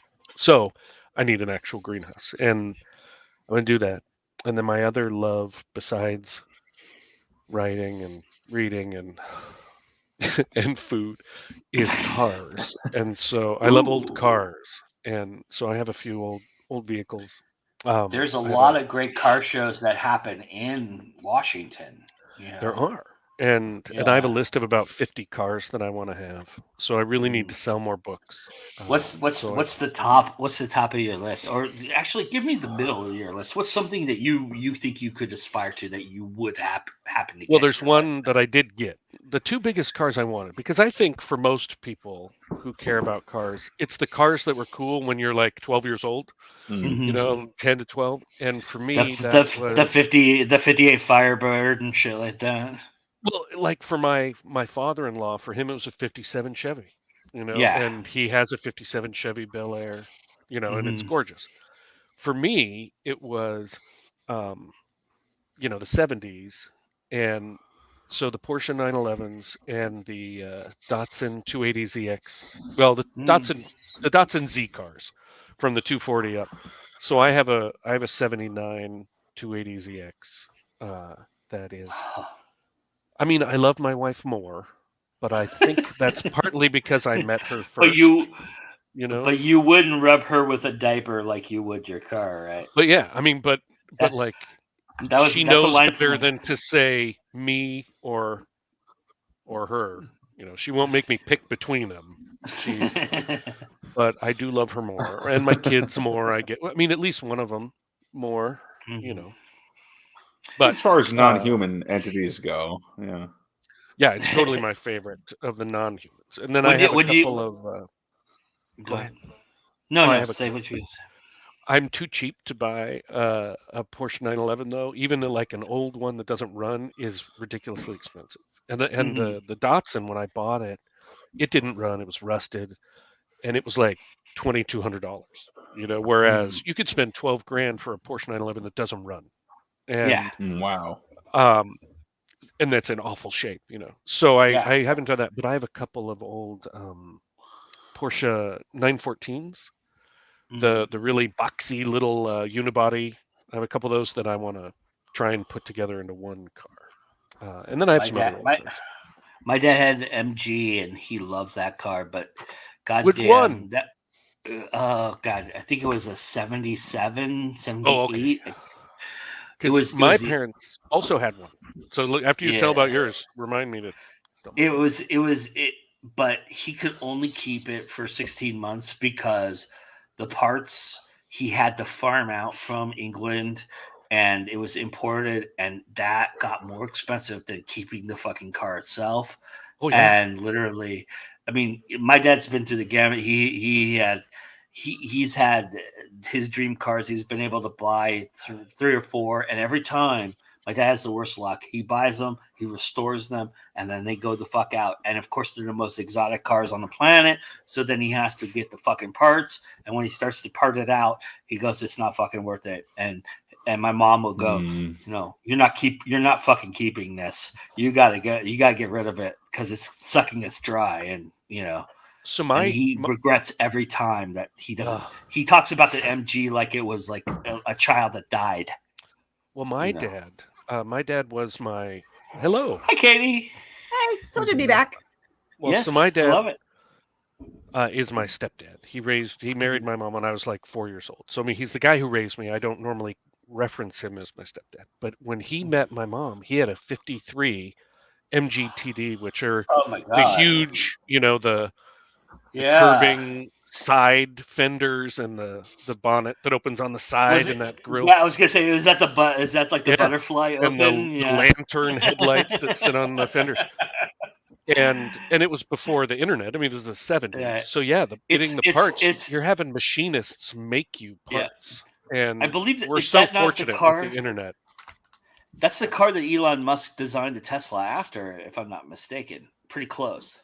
I don't. It was one of those MGs, but yeah, it was a beautiful car, and that's on my list because that was a car that I, was around as a child and loved. But he sold it for a bunch of money.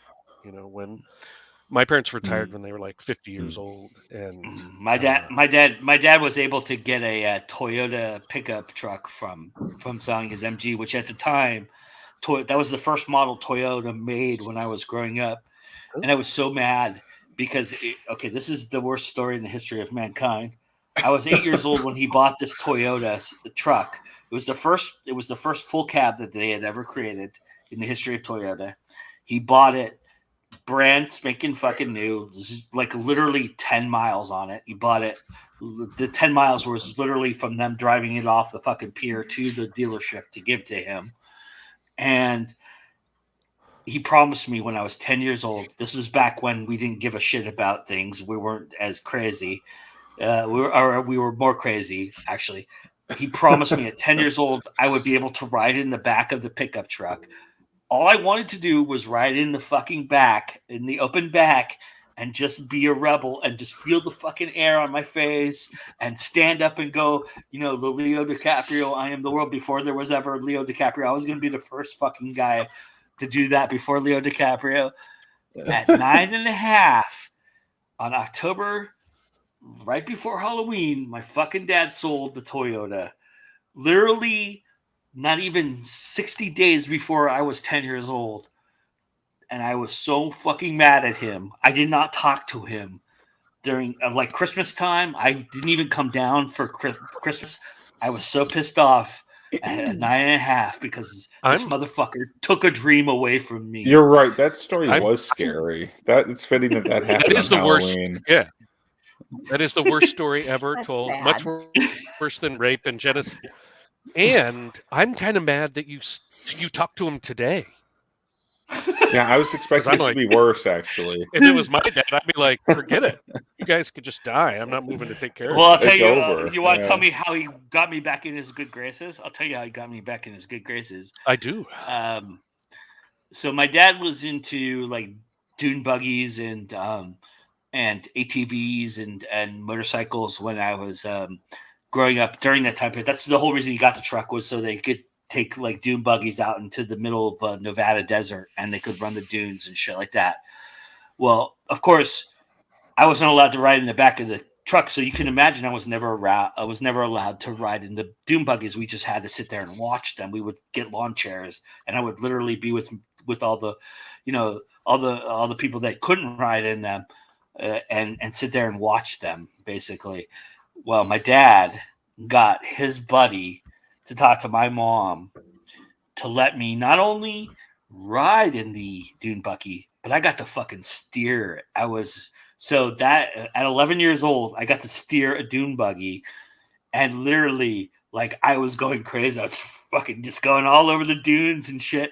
And I was learning how to shift. He was teaching me how to shift. It's how I learned how to drive a stick, which is weird because they're different shifters. But I was learning how to shift and shift gears, and he would teach me how touch the clutch. I would be the guy who touched the clutch. You touch the accelerator, and I would shift the gears, and it was fucking the greatest thing. I felt like I was fucking Superman. And I said, from that point forward, my dad, and then he took me to a Van Halen concert, and all was forgiven. So my dad made up. Okay. All right, he redeemed himself. Gotcha. But I was going to tell you, Ron, before we got into this whole conversation, and this is not a New Year's resolution because I don't make those fucking things because that's fucking ridiculous. But I promise you, if it's in the middle of summertime or you late deep spring, if you really want to get together and meet in person, Sure. and I really do want that to happen, Oh. I will come to Spokane, and I'll help you build your greenhouse. Wow. Well, How many unfortunately, drinks I'm gonna, have you guys had while I was gone? Yeah, no shit. I'm going to build the Having built a greenhouse greenhouse, in like building a greenhouse is in a like pain in the February. ass, man. It's going to be February, real simple. Real simple. February won't happen cheap-ass- for me. I was hoping more like you were going to do it in like May or June. No, by then you I don't gotta need it already then. have the stuff You just want going. sun. You know. Yeah. Yeah. Well, I mean, this is Well, ridiculous, if but you my ultimate let's dream is to have multiple permanent greenhouses with different humidity and temperature ranges, so I can grow like my own vanilla. You know, like well, I've made tropical shit. I've made a promise to somebody else who I know that we were actually supposed to see in October that we didn't get to see, and I won't mention his name or talk about him here, but I made a promise to him to help him restore a Jeep that he was creating. Ooh. I will help you if you get a car during that time period. I'll come and help you restore a car if you There you want to. go. Yeah, I'd love to work on cars. I mean, well, because I do have. We are building. I want to do real the dream man shop. shit. I want to Yeah, do that's what I real was gonna man say. shit. That's I don't like get I don't real get to do manly real hours man here. shit very often, and I love Well- doing real man shit. I know. I'm sorry, Katie. I know it's very misogynistic, but You I'm just go telling ahead you, with your man shit. there is Well, I something did- about doing I real mean, man the shit fact like you're saying- that. You calling it man shit? Man shit doesn't sound misogynistic. It sounds actually kind of. He'd like maybe to the do a real opposite. man shit. Yeah, Well, I exactly. did Well, have an I do a That's real a man good shit every ambition. day, but I did have an That's a architect different- First thing in the morning, probably. design a shop then some. for me, a 6-car shop that'll have 2 lifts, a target and a destination car lift, Dude. and then at the end there'll be a vent or a fan, so I can put up a temporary painting booth. You know, just like a plastic sheeting, but pressurize it so I can paint my own stuff. And then I want to have a drain. I want to have a drain in there so I can wash cars in the winter inside. Because like right I'm now talking about at 8 degrees, we can't wash cars outside. You know? yeah. So I need. But I'm talking about the full lift, Oh, yeah. taking the fucking transmission, That's right. putting it in there, installing That all the is- hoses, putting all the that's the fucking thing. plugs in it. I'm talking about all of that shit, man. If you need somebody to do that shit, call me. I will fly You out know there it. and fucking do it. I'm in. So what tremendously, time because zone is turning New Year's in 5 minutes? Oh, Mountain Time. Mountain time. Okay. All right. Thank you, Katie, Where for are you keeping at, us on Katie? track. I'm on Pacific time. Oh, She's us in too. Vegas. Well, not Tim. But No, But Tim's I'm already in the future. I'm already in 2022. Yeah. Yeah. Already in the future. It's cold But here. I but mean, seriously, those Rob, things especially we 'cause- can't know because we live in the past. all Yeah, I ask is you you're way feed me. behind. That's all I ask. That's the only thing. I'll even stay in a hotel. I won't even bother you. I'll stay in a hotel. I'll Uber to your house every day. Joe and needs we'll a go work. project. We'll work Well, on you a wouldn't need to fucking do that. I would be happy car. to come pick you up in the Z. You know. Okay, cool, awesome, and and we'll work on the car. And all you got to do is feed me lunch and dinner, and we're good. I mean, Sounds fair.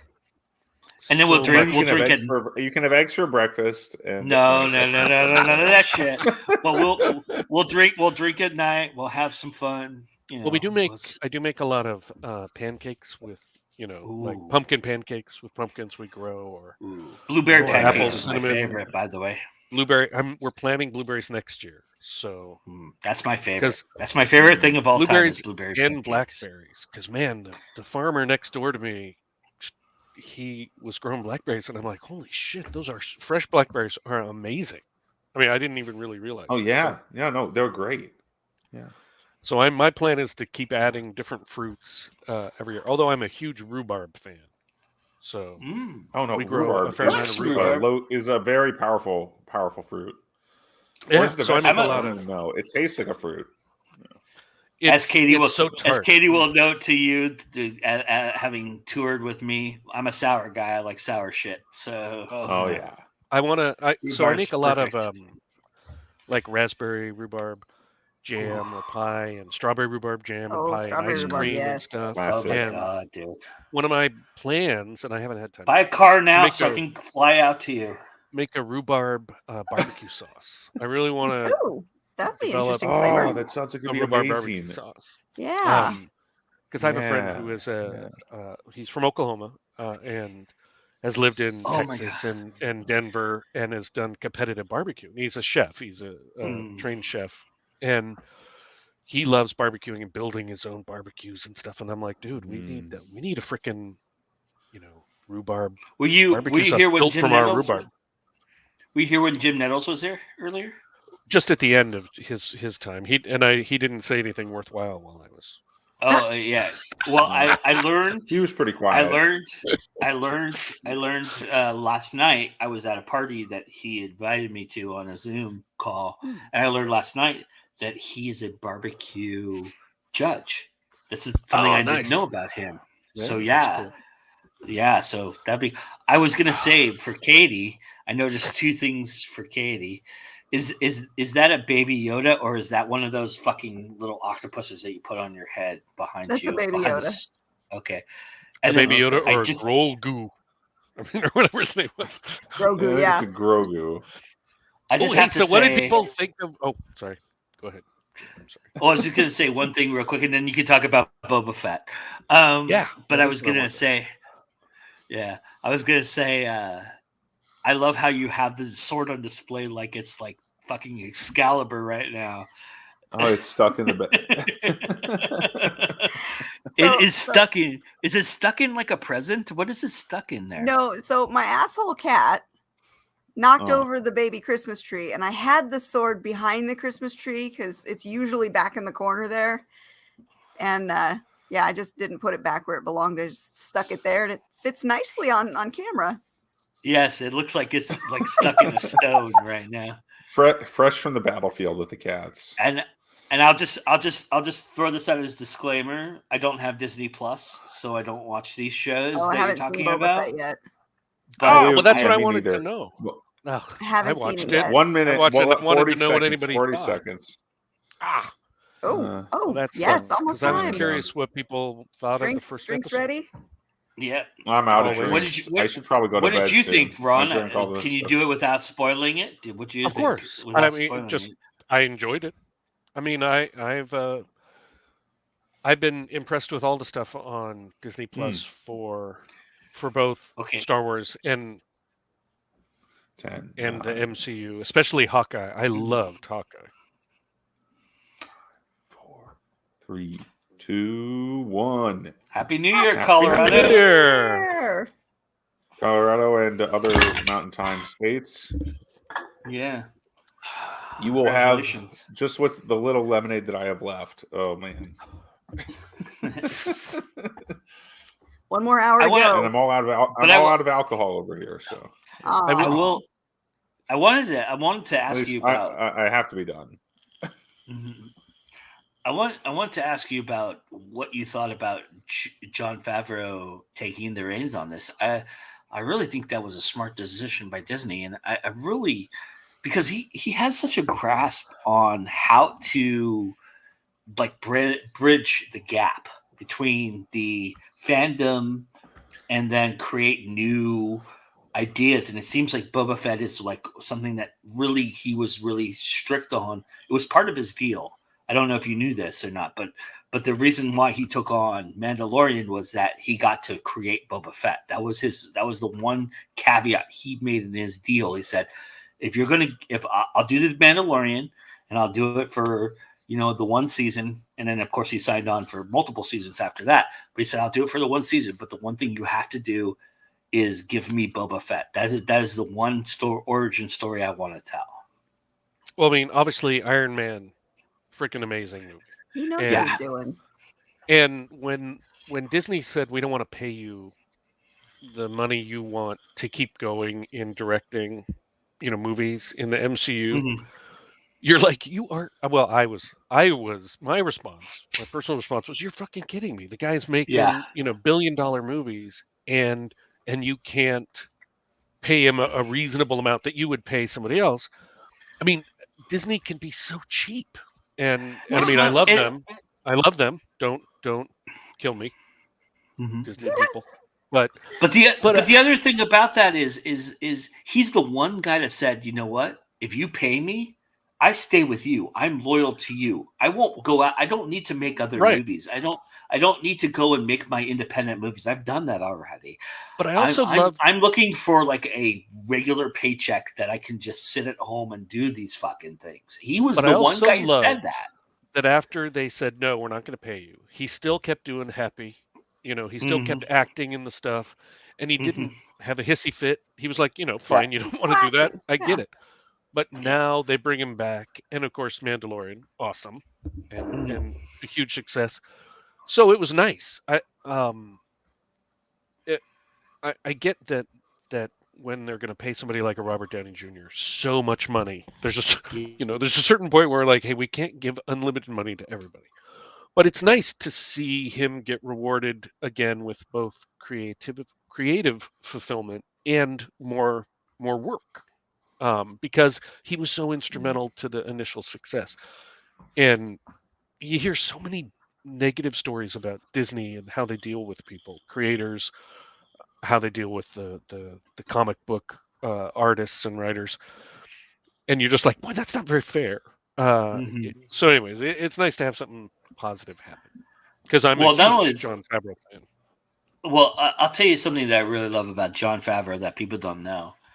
Not only because he comes from the fabric of where I exist and the space that I'm most comfortable in, but I will tell you straight up, and I know this for a fact, that you all are going to be impressed with the people he's apprenticed into this universe.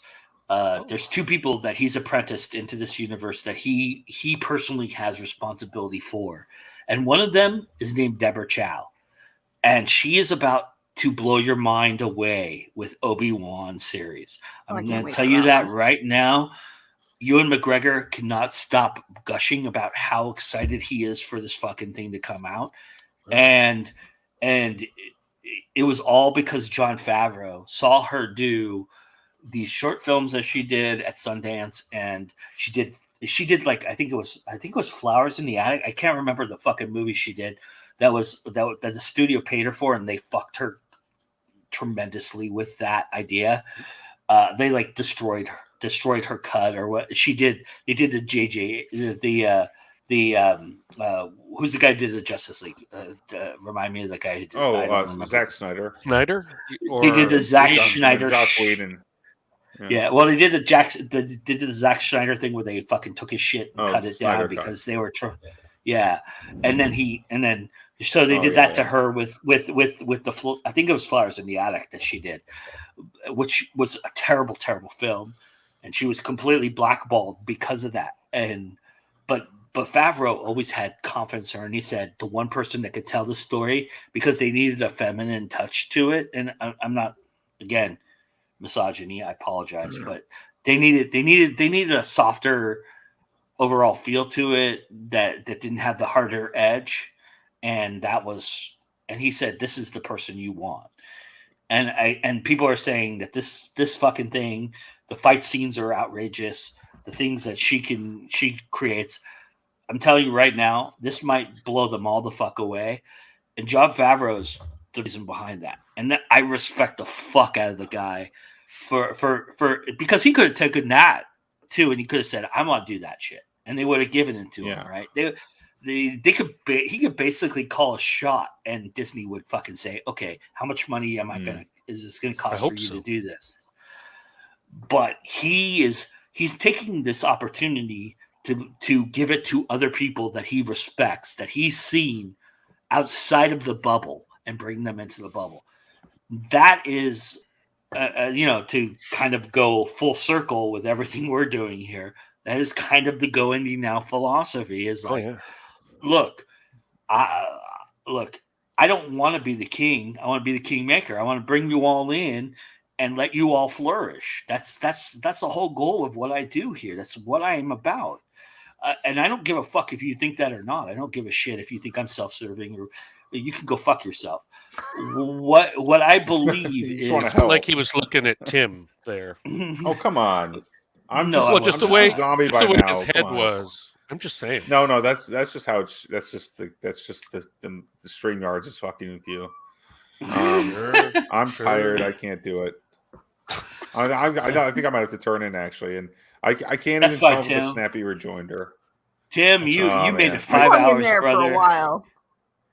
5 hours and 7 minutes. That is not going to stop me from once Tim is gone from really giving him a lot of shit. I know. I'm sure you will. Even though I really respect all the time you put in. Oh, well, that's fine. I mean, I'm sure. So checks in the mail, right, Joe? It is, Tim. Trust you don't even know my address. That's fine. But wait, what check? You're getting a check? Fuck.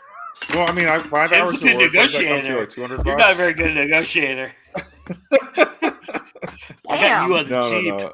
I wouldn't call it work, but but it's no. I was just gonna say it also gets extremely cold here at night because we turned down the furnace just to save energy. When people are in bed, it's like, oh great, so now it's even colder. Aren't you supposed to turn it off during the day and turn it on at night? Well, it got colder all day today. It's brutal, brother. I'm gonna say this straight up to you. Nobody else on screen. Nothing else bothering us or mattering.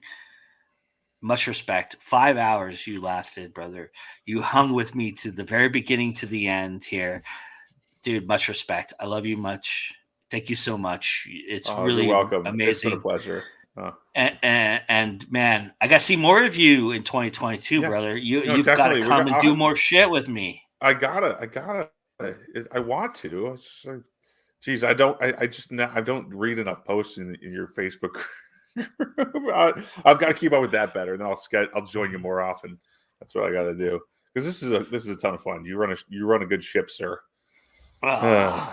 Yeah, you're awesome, man. Thank you, man. Yeah, get some sleep, get some rest, and enjoy your New Year's. I'm gonna get some words in. Yeah, I got to start the new day. Yeah. Oh, nice. Do that.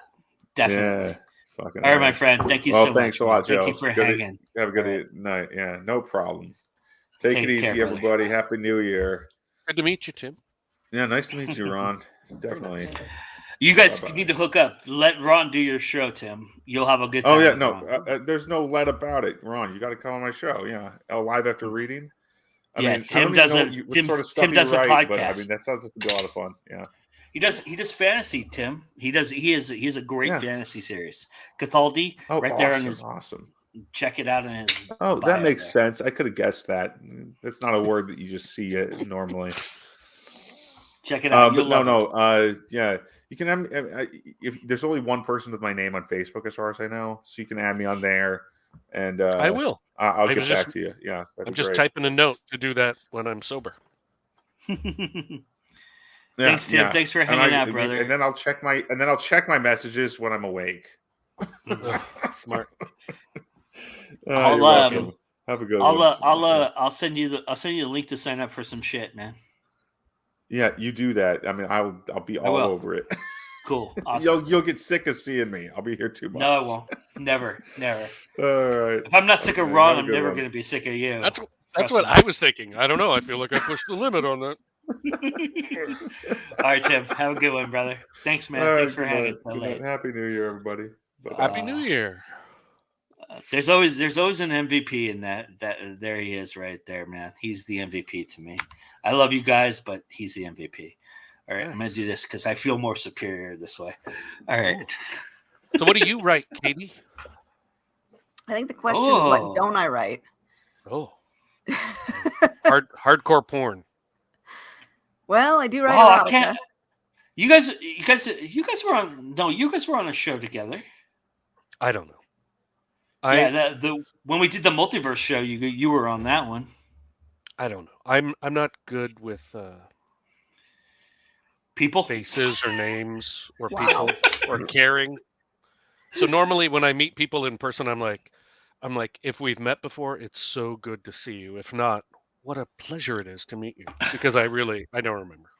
It's but it's only because I don't care about people. Fair enough. I love cars and food. And I don't do small talk, so it's perfect. There you go. There we go. she's so full of shit. We get into the deep, meaningful conversations, or we don't talk. Wow. All right.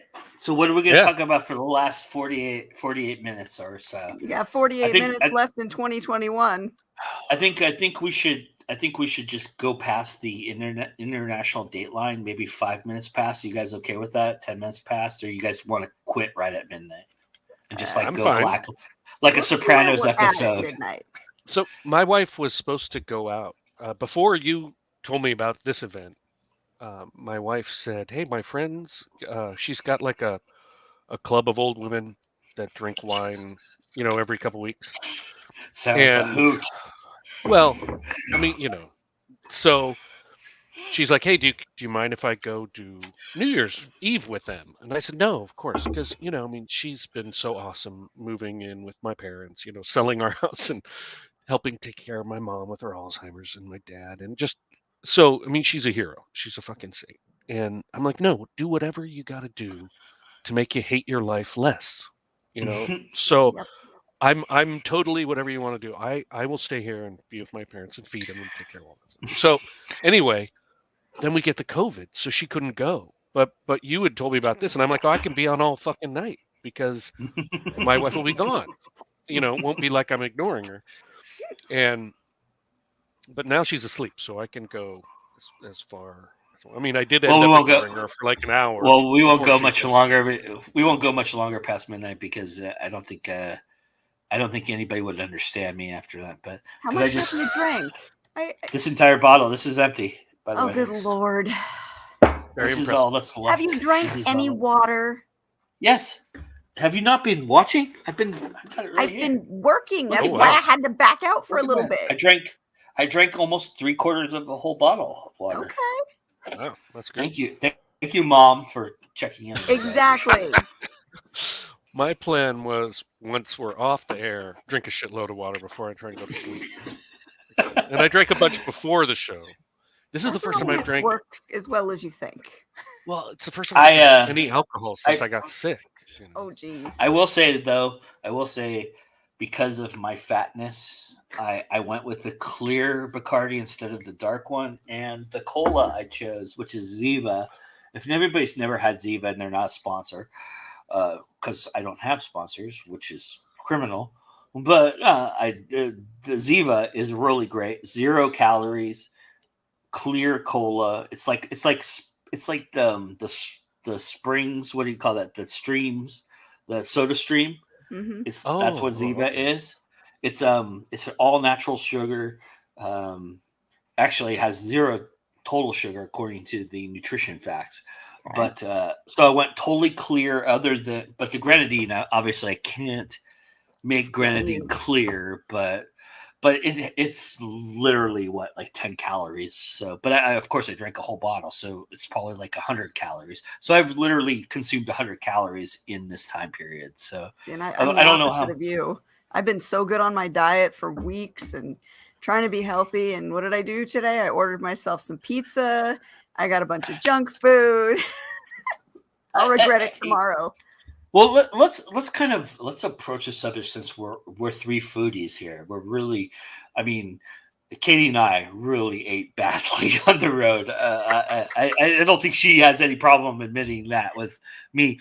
But literally, we looked at the greasiest spoon we could find on the road. And we go, "Oh, let's that looks try that." good. Yeah, we went there. And then of course if Rebecca's still there, and what they did and what the Robertsons did for us, and what the Farias brought in. That food was so ridiculously incredible. Yep. We were fed so well, and we ate it too, every last morsel. But the thing I'm learning about nutrition and things like that, especially in my age, and Ron, you can. I hate to put you in that category, but you could relate to this a little bit, I'm sure. Is this not? It's all bullshit. A lot of it's bullshit what they're telling you about food, because it's not.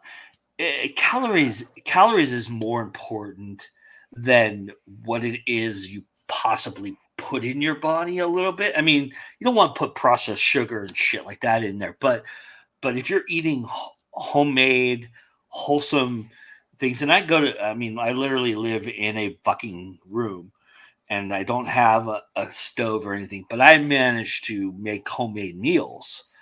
And I think, and I don't eat, I don't know. I've been to the bodybuilder philosophy where you eat 10 times a day, like 300 calories a day kind of idea, 300 calories a meal kind of thing. I've been in that philosophy. I've seen the diets, I've seen the ketos, I've seen all those fads, all those fads come and go. But to me, it seems like deficit and time are the only two allies that you really have. If you can consume what you want past that idea. I mean, I don't know if that's what everybody else feels, but that's kind of how I look at it. There are certain caveats to that, because yes, like the intermittent fasting does help a majority of people, and that's your deficit in time. But for some people, they react poorly to certain things, like, the whole gluten-free thing. Sure. Some people really, they do not react well to gluten, whether it's an intolerance or a full-on allergy, and gluten causes their body to stop absorbing things or to start packing on pounds, whatever it is that their body does to react to it. So there is more to it than just the fasting and the deficit. Well, genetics plays a part too. Yeah, you got to work with your body chemistry too. And that's why certain people do really well in the carnivore diet, because they're geared more towards that. For me, it really is figuring out what works for you. For me, I want to eat more things I grow, and I want to make things from scratch. So, like, I don't buy shredded cheese because they basically coat the shredded cheese with plastic so it doesn't clump. So we buy giant chunks of cheese and shred them ourselves and then freeze them. And, so anything that takes more time, that's what I do. But, from growing our own stuff to just buying less processed stuff. And sugar too. Sugar is important to limit. Well, I'm not crazy, so I don't do that. Because I baked a shitload. That one's a huge one. I made 5 pies for Thanksgiving, and there were 5 people at our Thanksgiving dinner. So too. Yeah, so it's like I can't claim I'm real worried about sugar. I buy gigantic bags of sugar and brown sugar and rice and beans and flour. Lots of things. But because we bake so much and we grow so many fruits, I got to use that fucking fruit. I got to make crumbles and fruit breads and pies and cakes and shit all the time. Oh yeah, when it comes to the season, we do that. But I feel like it's still a lot healthier, when I'm growing when you're cooking your own stuff, you are eating healthier than the processed stuff. Absolutely. But and still, we do eat a lot of vegetables too. Which definitely is another great thing about growing so much food on our own is I don't want to throw anything away that I grew. If I buy something at the store and it goes bad, I'm like, big fucking deal. But if I grew it, I'm like, I will go a lot farther to eat that, and not waste it, because you've invested your time into it. And so we eat, once we started growing stuff, we eat so many more vegetables and a much wider variety of vegetables, which is healthier. But changing it around on us, Joe.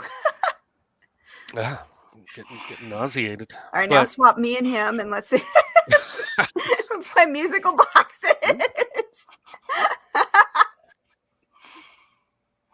But is the room spinning yet for anybody else?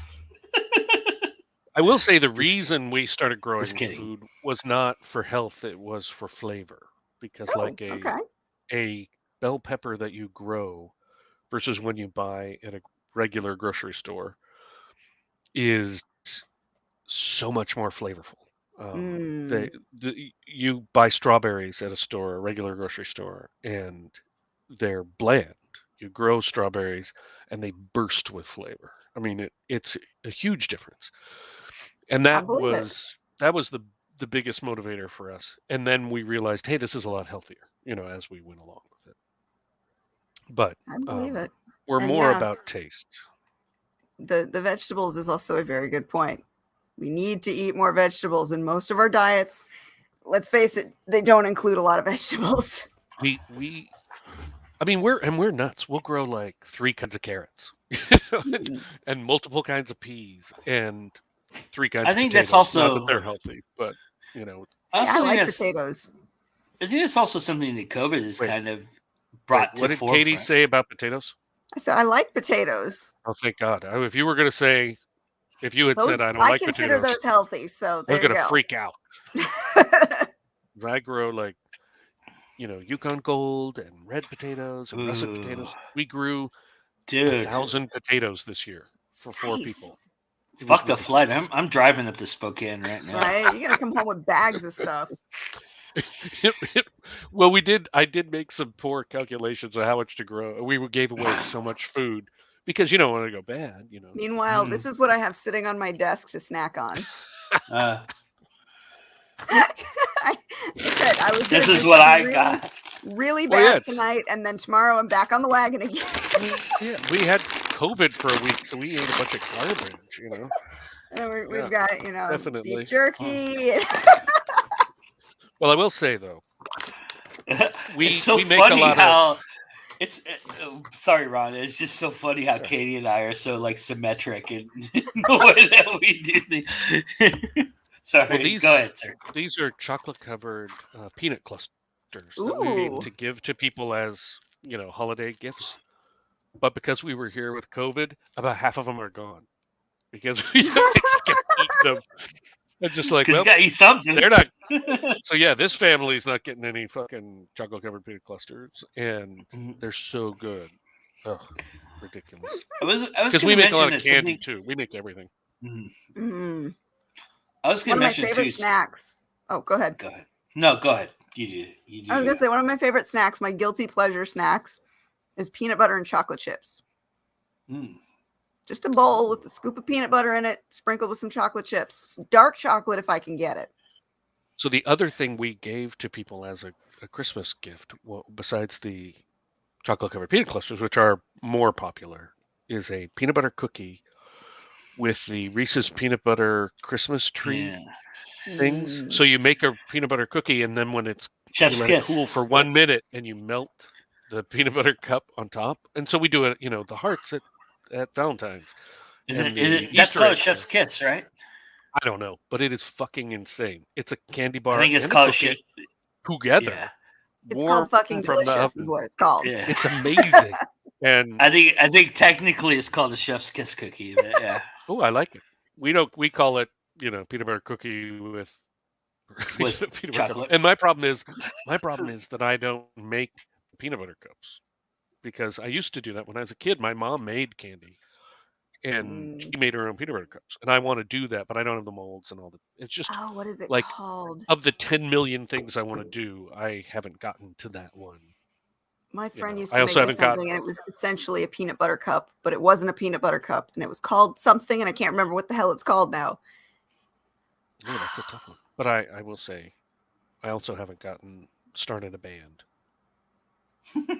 which is something I threatened my wife that I'm going to do as a 52-year-old. I'm totally going to start a band. Okay, what kind of music would you play? Okay. Well, I have a great punk band name, Reciprocal Filth. Is what I want to name my punk band, but I would. That's more of a metal band. Ooh, well, that is tough. I would never do that to humanity. But yeah, I mean, I do play the piano, guitar, a few things, and I love music, of course. Not as much as when I was a teenager, and it was the most important thing in my life. If I am reading my journal correctly. because that's not like I remember what it was like to be a teenager. Which I know because as I had children and they were teenagers, I'm like, you're fucking insane. That's ridiculous. Is that the one art? This is kind of curious to me because for me, that's the one art that escaped me, and that Katie can attest to my bad singing. As she mentioned earlier in this broadcast, we did carpool karaoke and we didn't give a fuck. That's right. But I tried like several times when I was in high school to create a band, and I was so bad that nobody would have me as a bandmate. But I'm that's the one art form. And the funny ironic thing is because of what I studied and who I was able to get a job in the music industry doing writing stuff that nobody would have ever thought I would have been able to get into. And I was so excited to do that. And then I saw what the music industry was about, and I was like, I'm getting the fuck out of this as fast as I fucking can, because the music industry is so toxic and destructive. But the idea was like, it was going to be my gateway to get on a stage, and like somebody would discover me, and then I would take off. That was my dream at 23. It never came to fruition. It was the one dream that's passed me by that I realized that, you know what, sometimes you're not destined for everything. You got to fucking let it go. You got to let those hard to reach chips go sometimes. And that was the hard to reach chips for me. But to quote a great movie called Clerks, which I just watched recently, but that for me was the thing. Do you feel like music's something that you would reach for if you could? Or is there something else? It's more of a threat to my wife about wasting more time and taking on more. Because, I have so many things that I love doing, growing food, processing food, cooking and baking, and then cars, and then writing, and then, of course, taking care of my parents, the yard, all these things. And so it's just another taking ridiculous care of your parents thing. is, let's be fair. I mean, and I'm not belittling this at all. I'm being dead serious. Good, taking thanks, care of because I don't want to have to kill you. No, taking care of your parents is the most important thing. They took care of you when you were, maybe. I don't know. I don't know. They did. They were very nice. They were good parents. But taking care of your parents is super important, of course, in the stage that they're in, and it's the one. It's one of those things that I really, really appreciate about you and admire about you and what you've done. I mean, people. I know Ron is the Chris Farley of our group.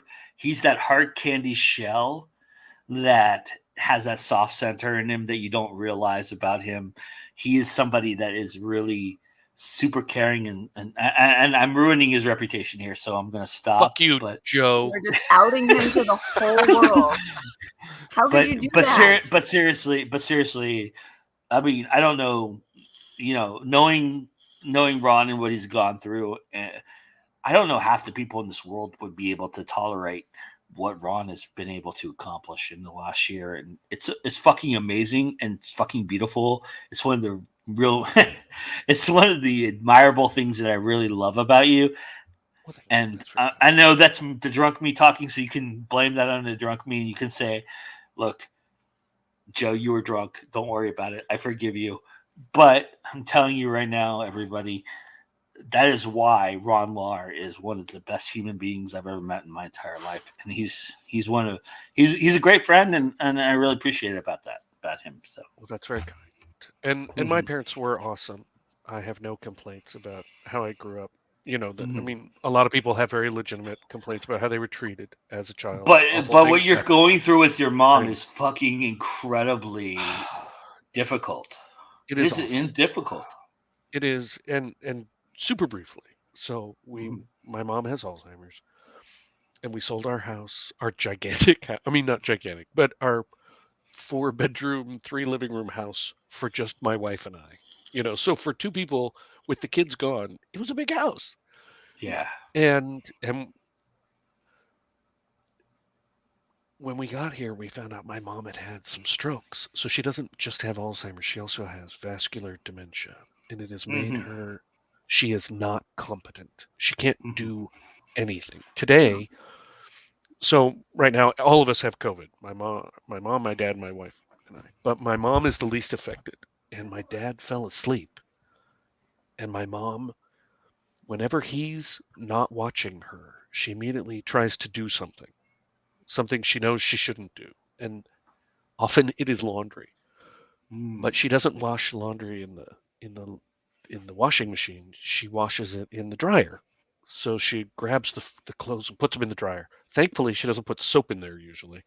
She'll just run it in there. But she can't do anything correctly.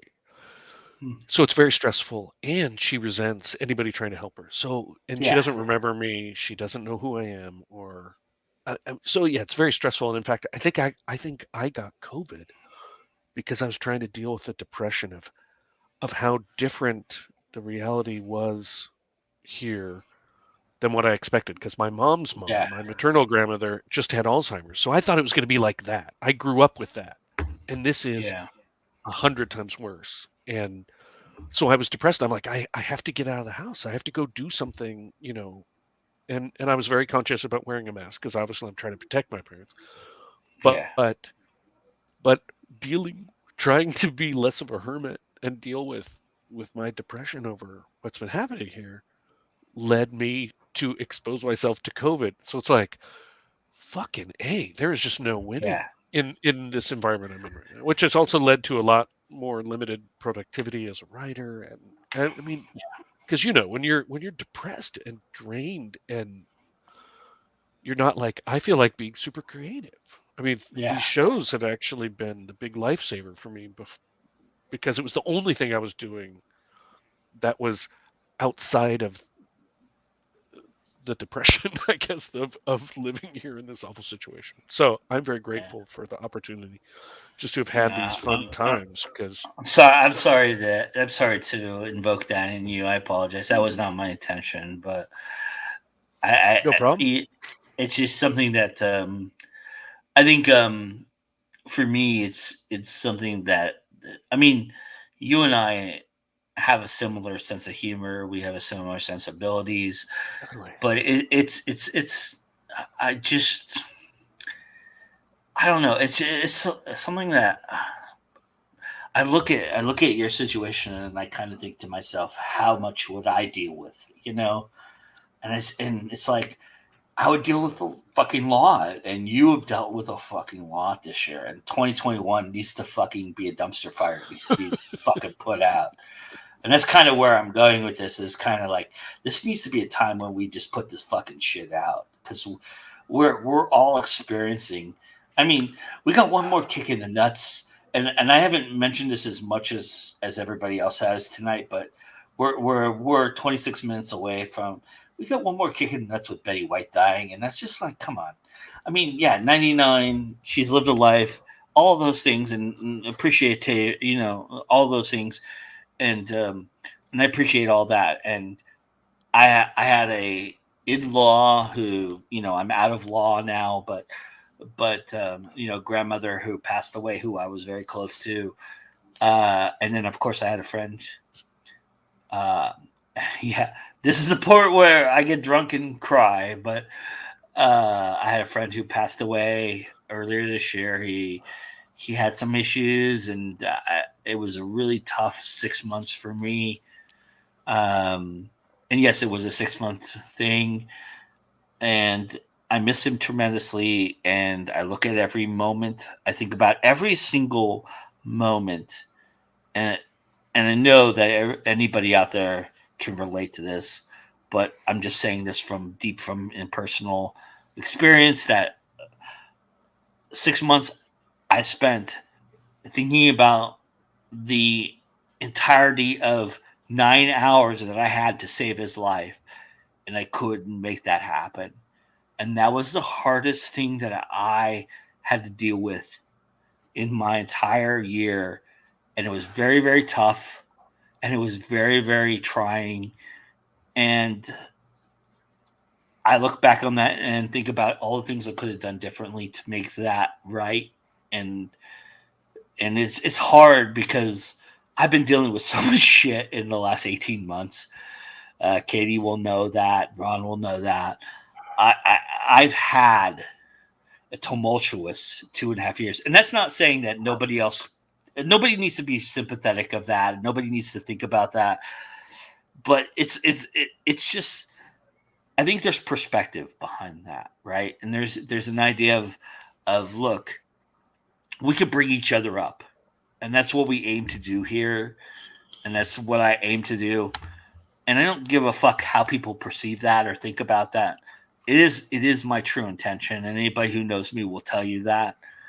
But when I'm dealing with my own shit, it's kind of also burying my own shit, and that is something that I've had to learn over the last 18 months, is how to deal with my own shit. And I'm, for the first time in 12 years beyond, I had somebody to lean on that kind of take my shit. And unfairly, I can say a lot of things about the relationship that I had for 12 years that was fake and all these things. But I also made mistakes and put a lot of shit on her for 12 years that was unfair to her.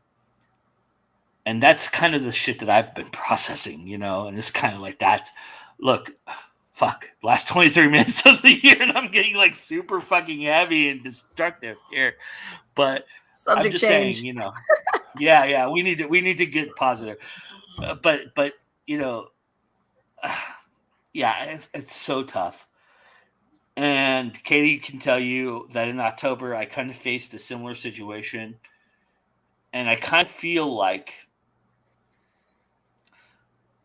the one thing that I realized was that situations are learning, right? And life is learning and lessons are taught. And something that Eric really gave me that I'll carry with me for the rest of my life, and that I really appreciate, and that my friends have given me that have passed away and moved on, and I've had a lot of friends pass away and move on, is that you are put in these situations for a reason, and that moves you forward to evolve and be a person again, right? And to move forward and do that. And that's kind of how I looked at it. And I kind of feel like that situation prepared me for the situation that I had to face beyond that time period. And I think I faced it a lot better than I did. And it sucks that my friend had to give his life to do that. But that is something that I can't fix. I can't change. And it's not something that had a lot to do with me, to be honest. I wasn't going to fix it even if I had done everything right.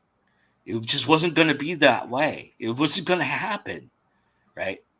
And that's where I face, and that's the kind of challenge that I faced for the last 9 months. So, but I mean, anybody who watches it, I might actually delete this last half hour of our show, because this is all crazy bullshit that I'm talking about. But I will say, though, honestly, Betty White and a lot of people we've lost this year, Eric Christopher Myers among them, and the people that we've lost, and the artists that we've lost, this last 20 minutes is really reflective for me to realize that they were an important part of why I'm still here. And I appreciate every moment for that. And I thank you so much. And sorry to get this thing on a down note. If anybody watches this after the fact, I mean, we only have 2 people watching. So whoever's watching right now, I'm sorry if I made you cry. But beyond that, if anybody else watches this toward the end, I'm sorry. Let's make the last 20 minutes fucking great, because I don't even know how to do that. But this is definitely the worst year of my life. I mean, in terms of things that have happened. But my wife and I try to be grateful. They talk about the training your brain, right? That if you if you focus on grateful, you carve new paths in your brain, and you become more grateful. But if you focus on negative thoughts and bitterness, you become more bitter. And we're like, well, we don't want to be like that. We want to be happier and more grateful. So we do that. My wife does a gratitude journal where she writes in it every day, like 5 things, and that's awesome. We're always trying to find the best. So, like for me, I'm like, hey, at least I'm grateful I didn't get the worst COVID symptoms. I didn't have to go to the hospital. Yeah. I mean, it was like having the flu. So, I mean, we're always trying to find the bright side about things, but there's no denying this year has been shit, and it has been tough to keep that perspective powerful enough to monitor that. So, I mean, I've learned a lot during this year, but I am so happy to see it end and to focus on a different experience next year, starting in 18 minutes. Things will Well, be and great. the thing I will say, the 2 things I'll say, and one of them is addressed to somebody here, but the first thing I will say is that without you, Ron, without Maddie, without all the people that came into my life this year that I didn't know prior to this year or earlier in 2020 that came into my life into 2021, it would be a different experience for me. And I really, I look at that, and every year that I add people to my family and my tribe, and you guys are my family and my tribe, I feel more and more fortunate that I've found what has been missing, and that replaces the grief and the heartache and all the things that have been wrong with this year. It doesn't replace it all the way, because you have to deal with that, and you have to manifest it your own way, but it helps move you forward. And you can only think that because you've built that and you understand that bond, that you move forward with it, and that makes you stronger into the next year, and hopefully the next year leads us all into positive aspects of that. And the other thing I will say is the person below me, the person, and I don't mean that in the literal sense. I just mean that in the literal sense. I don't mean that in the physical sense, because I'll tell you, let me do this right now. She's above me in every aspect of everything that we do. Without her, Gondi Now doesn't even exist. And she saved Gondi Now in 2020. No. Yes, you did. And I'm going to tell you how. And I'm going to tell you what. And I'm going to tell you something else about you personally. And yes, this is all sentimental bullshit. So you guys can all just go fuck yourselves if you don't love this. Because this is the kind of shit that I was talking about earlier, where this is real shit that I'm talking to about real people. And without Katie, the news program doesn't even exist. The news website that we've just created, by the way, that was the big announcement. If you missed it earlier, yes, I'm going to use this opportunity to be a cheap plug, motherfucker. But our new website there, Gondi Now News, is going to be something that's going to be spectacular, and you're going to enjoy it. And please take advantage of it. It is totally, by the way, it's totally free. I'm not charging you a fucking dime for anything you're doing. At least not yet. Maybe I'll charge you all motherfuckers if you take advantage of me too badly. But right now it's totally free, so take advantage of me. Wait, put it up again. Run the thing again. Gondi Now News.blogspot.com. The link, by the way, is in the description. Where's the like and subscribe? Where's that smash the like button? There we go. The form and the description is in the website. You can, or in the description.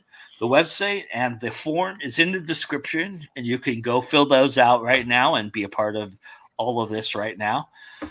But one thing that my friend and the star of Gondi Now, and yes, I say that, both of you both are stars, but Katie is a star of the news. The one thing that she's always kind of like filtered with me is something that you all may not know about Katie, is that she is headed toward her path. She's working towards something that she really wants to be and feels like is her calling. And I'm so proud of her for achieving that and going for it.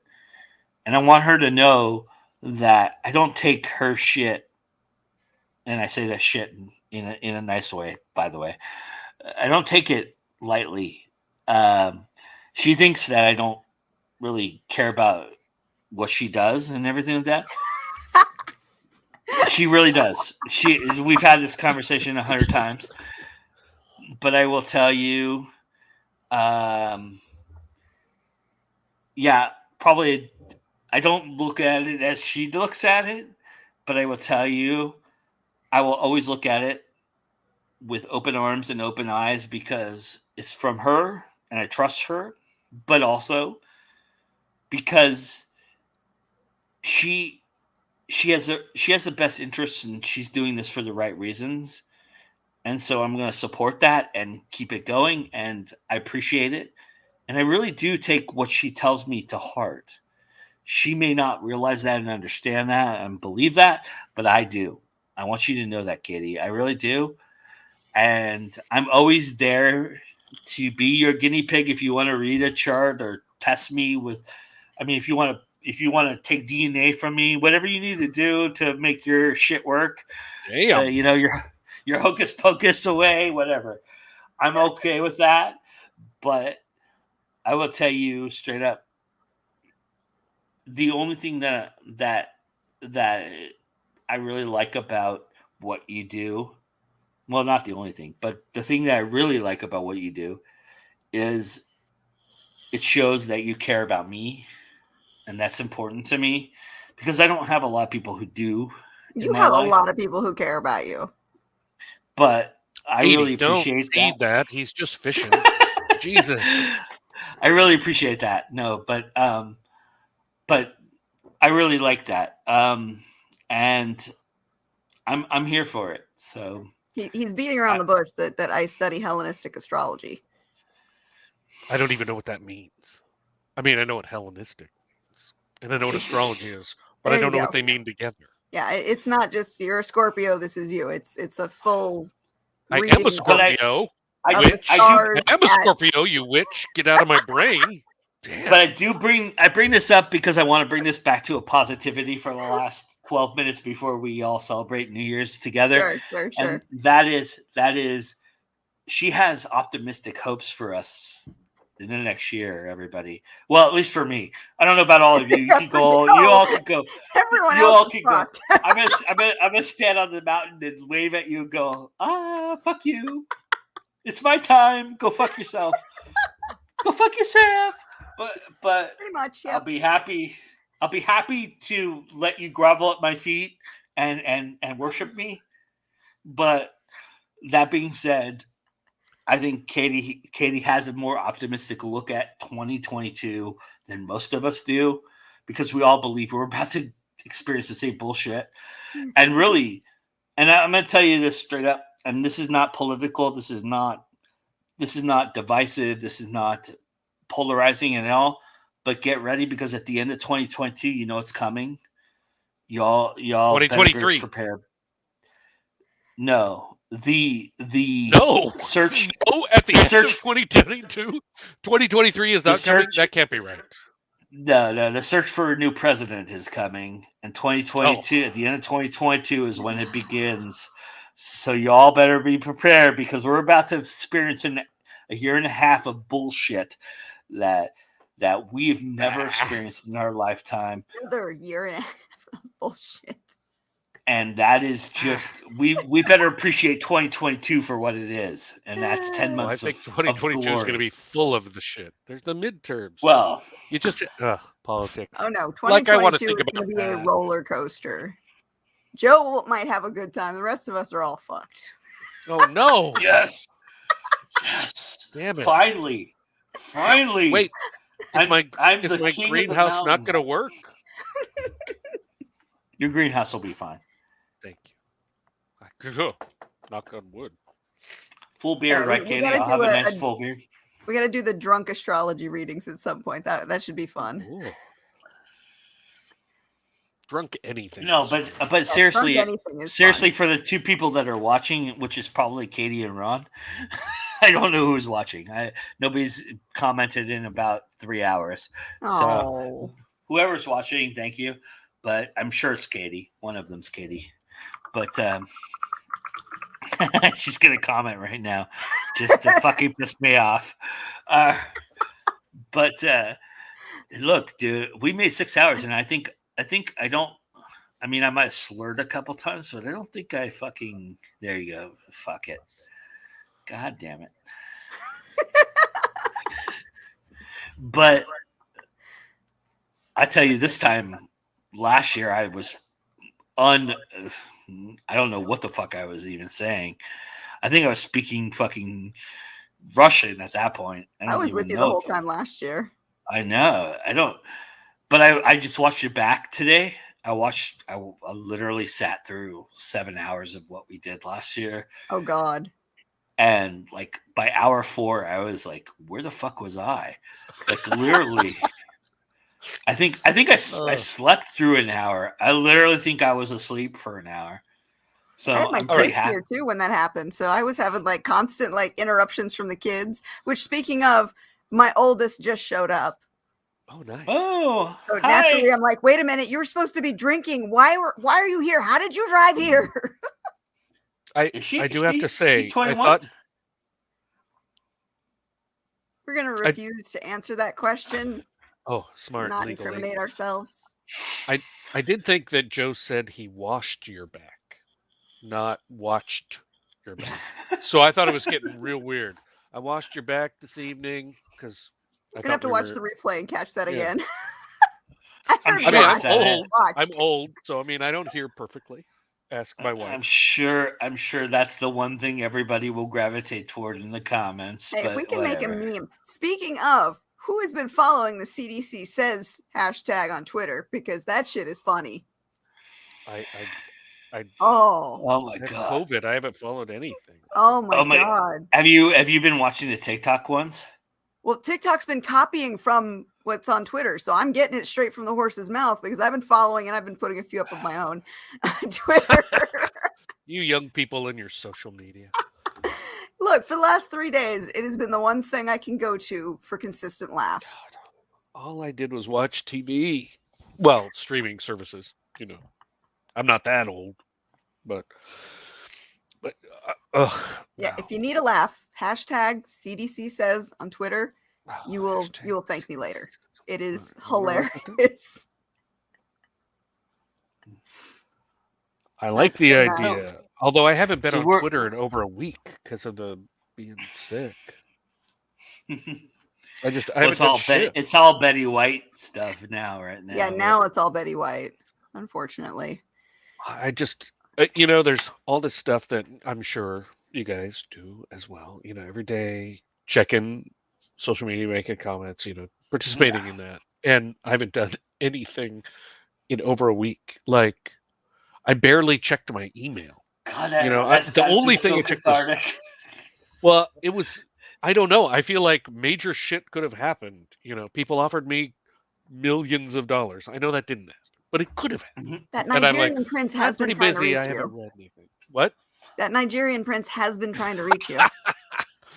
That would be all right. But I haven't. I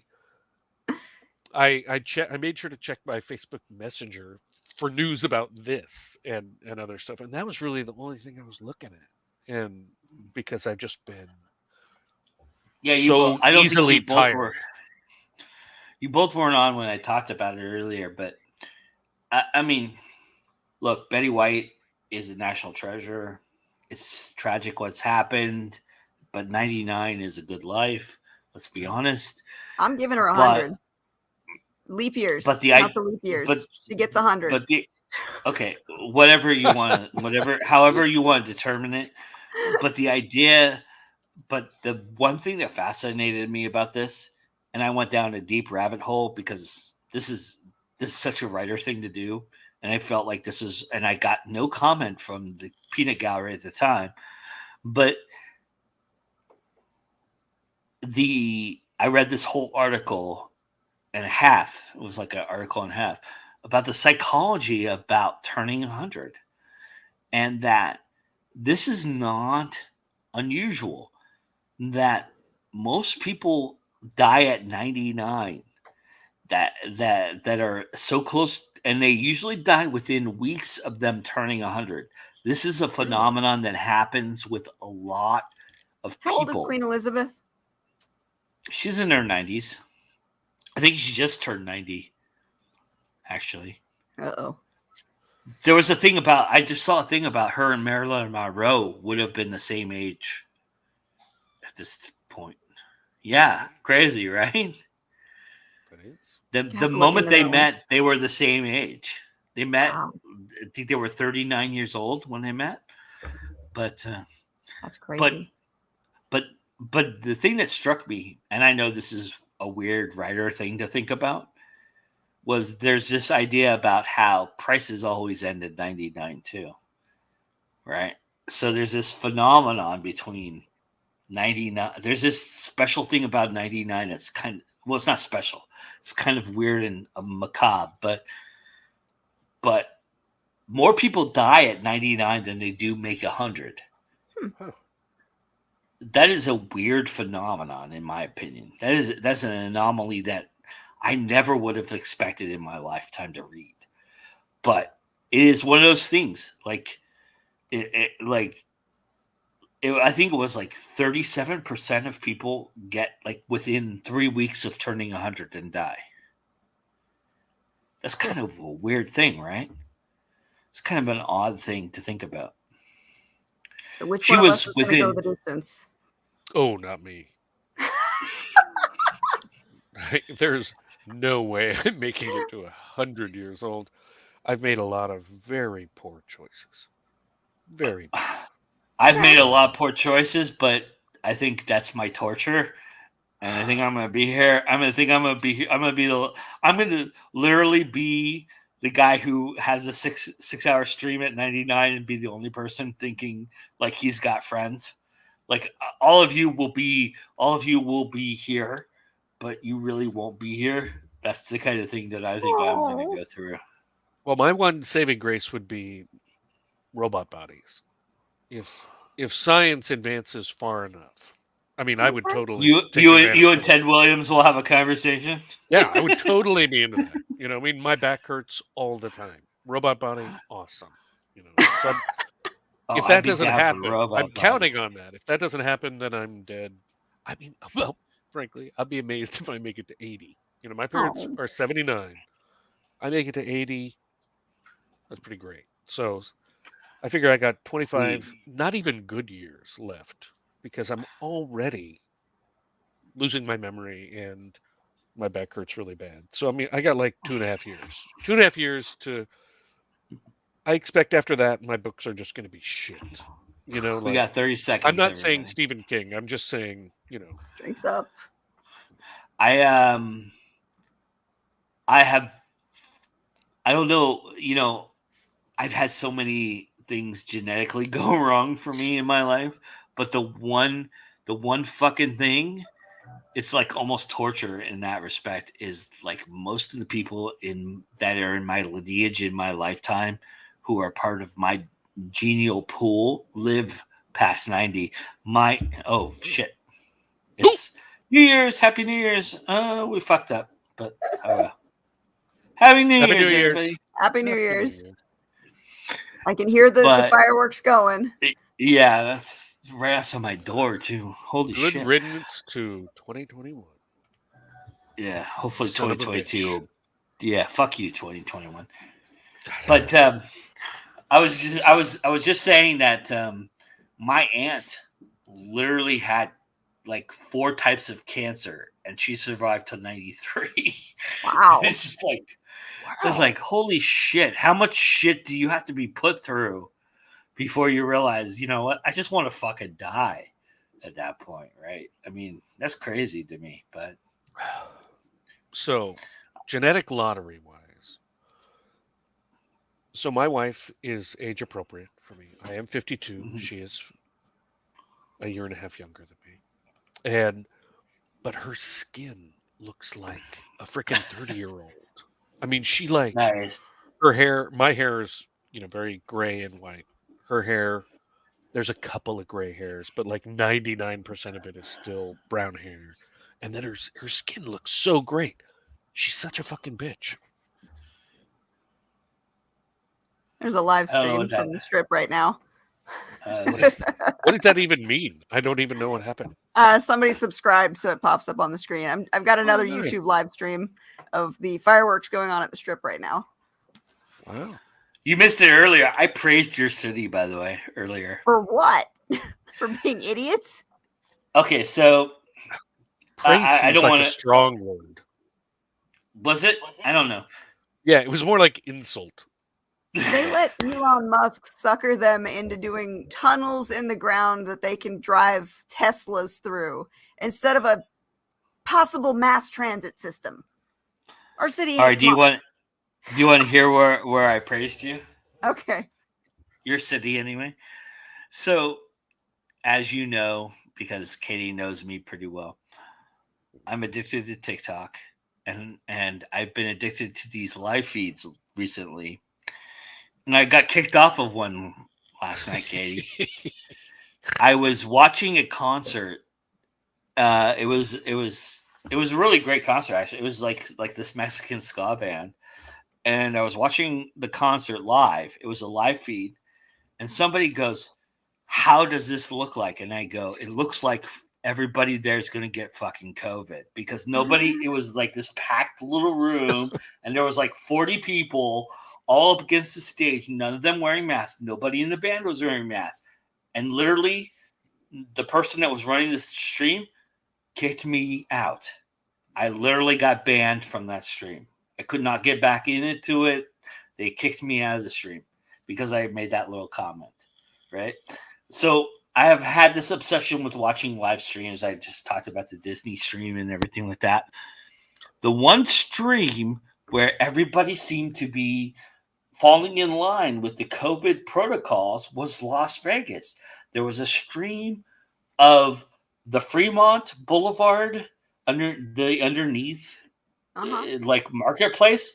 Yeah, everybody was wearing masks and everybody was 6 feet apart from everybody. The guy running the stream was actually commenting about how nobody would approach him like they normally do and get in front of his camera because they were all following COVID protocol. And I said to myself, if Las Vegas is the standard bearer for good COVID protocol, we're all fucked. This year's gonna we're gonna die. We're all fucked. That was the one stream that had people wearing masks. I shit you not. I went through, I like to do the live streams. I'm watching the Disney streams. The Disney streams, actually, people in Disneyland were wearing masks. Everybody at fucking Epcot Center and Disney World, none of them are wearing fucking masks. And literally, like walking, like those lines are longer than the ones at Disneyland. And I'm going, what the fuck are you doing, Florida? What the fuck? But I've seen like 40 live streams, and that was the only one where everybody was wearing a mask and 6 feet apart. I couldn't believe it. I couldn't believe that Las Vegas was a standard bearer. Well, I hate to do this though, but since my daughter came home unexpectedly, I should probably go check in with her. Absolutely. Otherwise, I would hang out, but I wanted to be here for midnight, so I'm glad I got to celebrate the new year with you guys. And we'll definitely be seeing each other more this year. Thank you for a great 2021. Thank you for encouraging me to go forward with the news program. I mean, you were a big part of that. You're a big part of what we're doing now with the news blog. Yeah. And you were a big part of that. So I look forward to 2022, and we're going to do late night news as long as we can. And thank you so much. Good things coming. Good things coming. All right. All right, Ron. Nice meeting you again.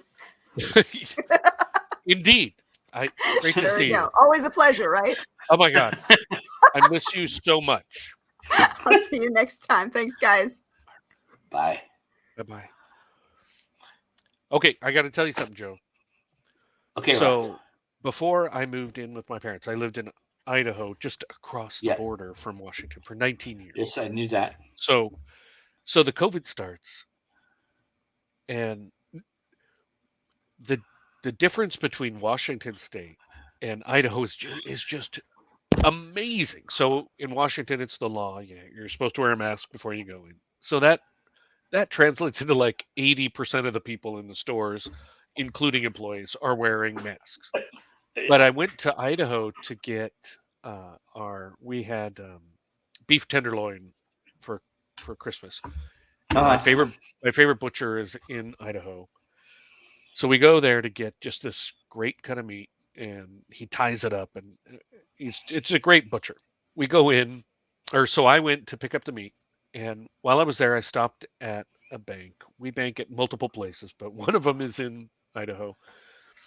And I go in there to get a new debit card, and the employees aren't wearing masks at the bank. Oh.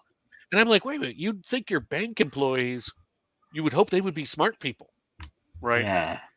They're not in Idaho. 100% of the 4 bank employees at this local bank were not wearing masks. So I'm wearing a mask, and I'm like, so they think I'm a nut job, because I'm wearing a mask. I'm an idiot. Then I go to the butcher shop. No employee and no other customer. And that place was packed because it was people getting their Christmas, prime rib, whatever it is, nice cuts of meat. I was one out of, 30 people wearing a mask. And I was like, boy, I really got spoiled in Washington where it's the odd man out not wearing a mask. Yeah. Like, look at them. And then you go to Idaho and like, I'm the nut job because I'm wearing a mask. They're like, that idiot believes in science. I was like, oh, how embarrassing. They know I believe in science and I have a Washington plate. They're like, Washington, stuck up science believer. Just bizarre as shit. And unfortunately, the timing doesn't work out for when I was exposed to COVID because we initially thought it had to be when I went to Idaho, but I already had it by then, according to what you read. Yeah. So. Yeah, and that's the fucked up thing about it, right? That's the interesting thing about what's going on now versus what went on 2 years ago. And that is that we all have this kind of, I don't know, mass fatigue is kind of a vague aspiration of that idea, but it's really about, we have this kind of virile, like, bravado about it, right? It's like we're vaccinated, and even and the fucked up thing about it is it's not the vaccinated that are spreading this. And yeah, I'm getting political here, so y'all can go fuck yourselves if you don't, whatever you believe. But I truly do believe this.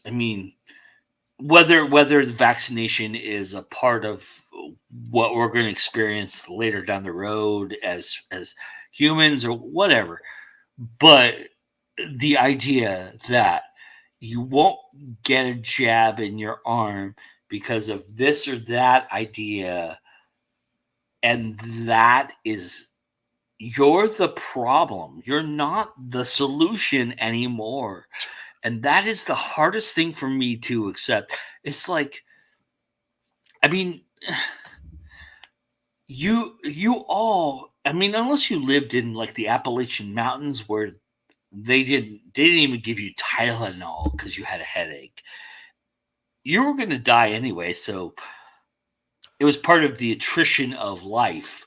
But the idea that you won't get a jab in your arm because of religious, whatever it is, whatever you feel. And I'm not going to belittle anything that anybody feels about that. But the idea is, right, it's like, if we all had just complied to the idea, this wouldn't even be an issue anymore.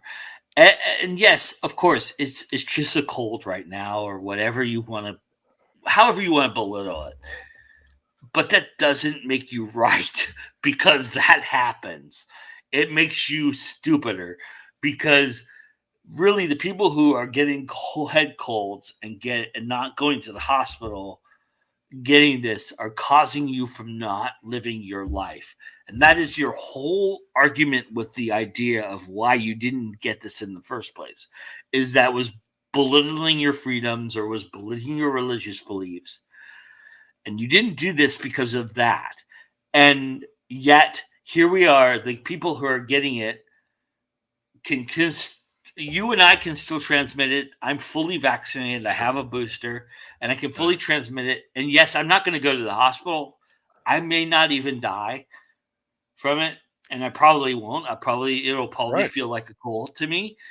But what the fuck does that matter? I mean, it's like we're treating this like it'll. The thing about it is that because I'm here, I'm hurting you because of what I've done and not because of what you believe. And that is the hardest thing for me to swallow at this point. It's like, just get the jab. Let's get it over with. Let's move on with our lives. If we were herd immunity at this point, none of this would even matter. We would treat this like it was the fucking flu and we would move on with our lives. Because it was interesting to live in Idaho when it started. Mm-hmm. Because when the vaccine came out and they're like, only people over the age of 60 or 65 or whatever. In Idaho, so few people were getting the vaccine that my wife and I were able to get the vaccine very early because, they were going to go bad. And so they're like 65, 60, 55, 50, 45. Whoever wants it can have one. And so we got our initial shots earlier than people in Washington State because people in Washington State were queuing up. So that was an interesting experience. I was like, oh, good that all these fucking idiots live here because they don't want to get shots so I can get one. Yeah. Or yeah. That was interesting. But the other thing is, initially it was about 50% of the people, and mostly employees. You'd go into a grocery store and the employees were masked, and then maybe half of the people or less, the customers were. But now it's nobody. The identity of Idaho has solidified so hard into anti-vax conspiracy theory fucking retards. Pardon me. Idiots. No, you're good. Not retards, idiots. Excuse me. That now even the employees at the stores don't wear it. I mean, it was stunning to me after having, been in Washington for 6 months where all the employees are wearing them. I mean, at least in big chain stores, a Safeway or a PetSmart, they're complying with the law in Washington. Yeah. Anyway, the hardest thing for me to deal with is not what you believe in, right? It's not whether you should be vaccinated or unvaccinated. The hardest thing for me to deal with is the idea that you turn around and you spout whatever you fucking want to on the top of the mountain hill and say, hey, look, I'm right because this has happened or this has happened. But everything is circumstantial.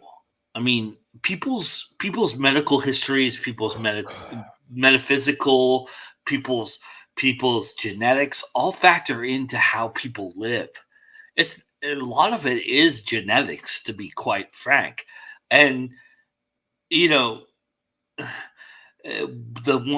irresponsibility of the people who don't become vaccinated, that do these regimens that people are talking about, like the ivermectin and the ivermectin and the antibiotics and all the. You know what they did those under? They did those under strict medical procedures of people who would die if they didn't have those drugs in their system. And that is the thing that drives me nuts. It's the people. It's that old joke. I relate this so often, and people have laughed at me or people have called me stupid for saying this joke. But this is the joke that I relate to, and it's the Jon Stewart joke from about 15 years ago. And Jon Stewart said, my grandfather was one of those people who was on the Mayflower, who got off the boat and turned around. And the moment he stepped foot on American land and was told he was an American citizen, he turned around to the guy behind him and said, "Get off my fucking land. I'm an American citizen." You know, because that is the joke. That is what we're talking about here. We're talking about people who just want to declare their priorities and their agendas. And I mean, even when guys who are disingenuous, and I'm going to say this with the greatest amount of bath salt I can possibly say it, with the greatest amount of bullshit I can say this with, because I don't believe believe in this guy at all. But even when guys like Donald Trump are spouting, look, you got to get a vaccination, and everybody who was behind him are turning on him, and these guys are standing behind him and fucking burning him in effigy at this point. It's like, what the fuck, dude? If you just did what you had to do as a person who cares about other people, don't even worry about everything. You're going to die. You're not going to avoid death. I'm sorry. Alex Jones, you're not. You're going to die. You're going to die. And hopefully you die in a fucking fiery death. I'm sorry to say that. But you know, and that was wrong. I apologize. But you know, these motherfuckers you're going to die. You know, it's just a fact of life. Well, sure, that's not a surprise ending. Right. We know what's going to happen at the end. But why would you? Well, for me, why the would you biggest fight that? surprise is that believing in science is something to be ridiculed. That I would never have expected. I mean, there's always going to be a tiny percentage of people who are, you know, ridiculously extreme. Yeah. But I never thought it would feel like half of the country is like, science, what a bunch of bullshit. You know, that like I want to wear a shirt that says I believe in science. You know, I have 3 brothers. I'm the youngest of 4 brothers.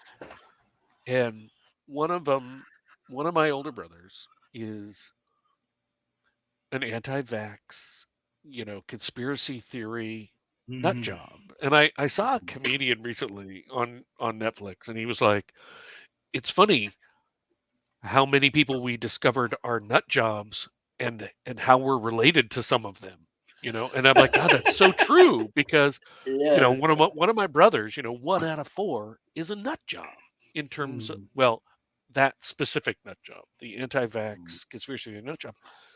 And before COVID was a thing, I said something. He came to town. I'm the only one that lives in the same city, you know, as my parents. Everybody else lives in California. And he came to visit, and we went to lunch. My parents, him, and my wife and I. And I said something that let him know I believed in vaccinating. And he's like, "Oh, you believe in vaccinating?" And I said, "Well, I believe in science." Yeah. And to me, that was like a fucking slap down, you know, like boom, drop the mic. And to him, it was like, you're an idiot. You believe in science. And this guy's got a fucking degree from San Luis Obispo. I mean, he's not. It's not like he's got a college degree. He's got a fucking degree from a great school. Him and his wife both, and they are both nut jobs. And that's stunning to me. Yeah. That's been the biggest surprise. It's tough. I mean, it's tough. It's really tough to swallow those kind of ideas. The other thing about it too, right? And feel free, anybody, to stop watching at this point, because Ron and I are just going to go off, and I'm appreciative of that I have a captive audience in this idea. Because I know Ron, and we're going to talk about this for a bit. But the other fucking stunning thing is, there's 2 stories that I relate to very, very vehemently about this idea, right?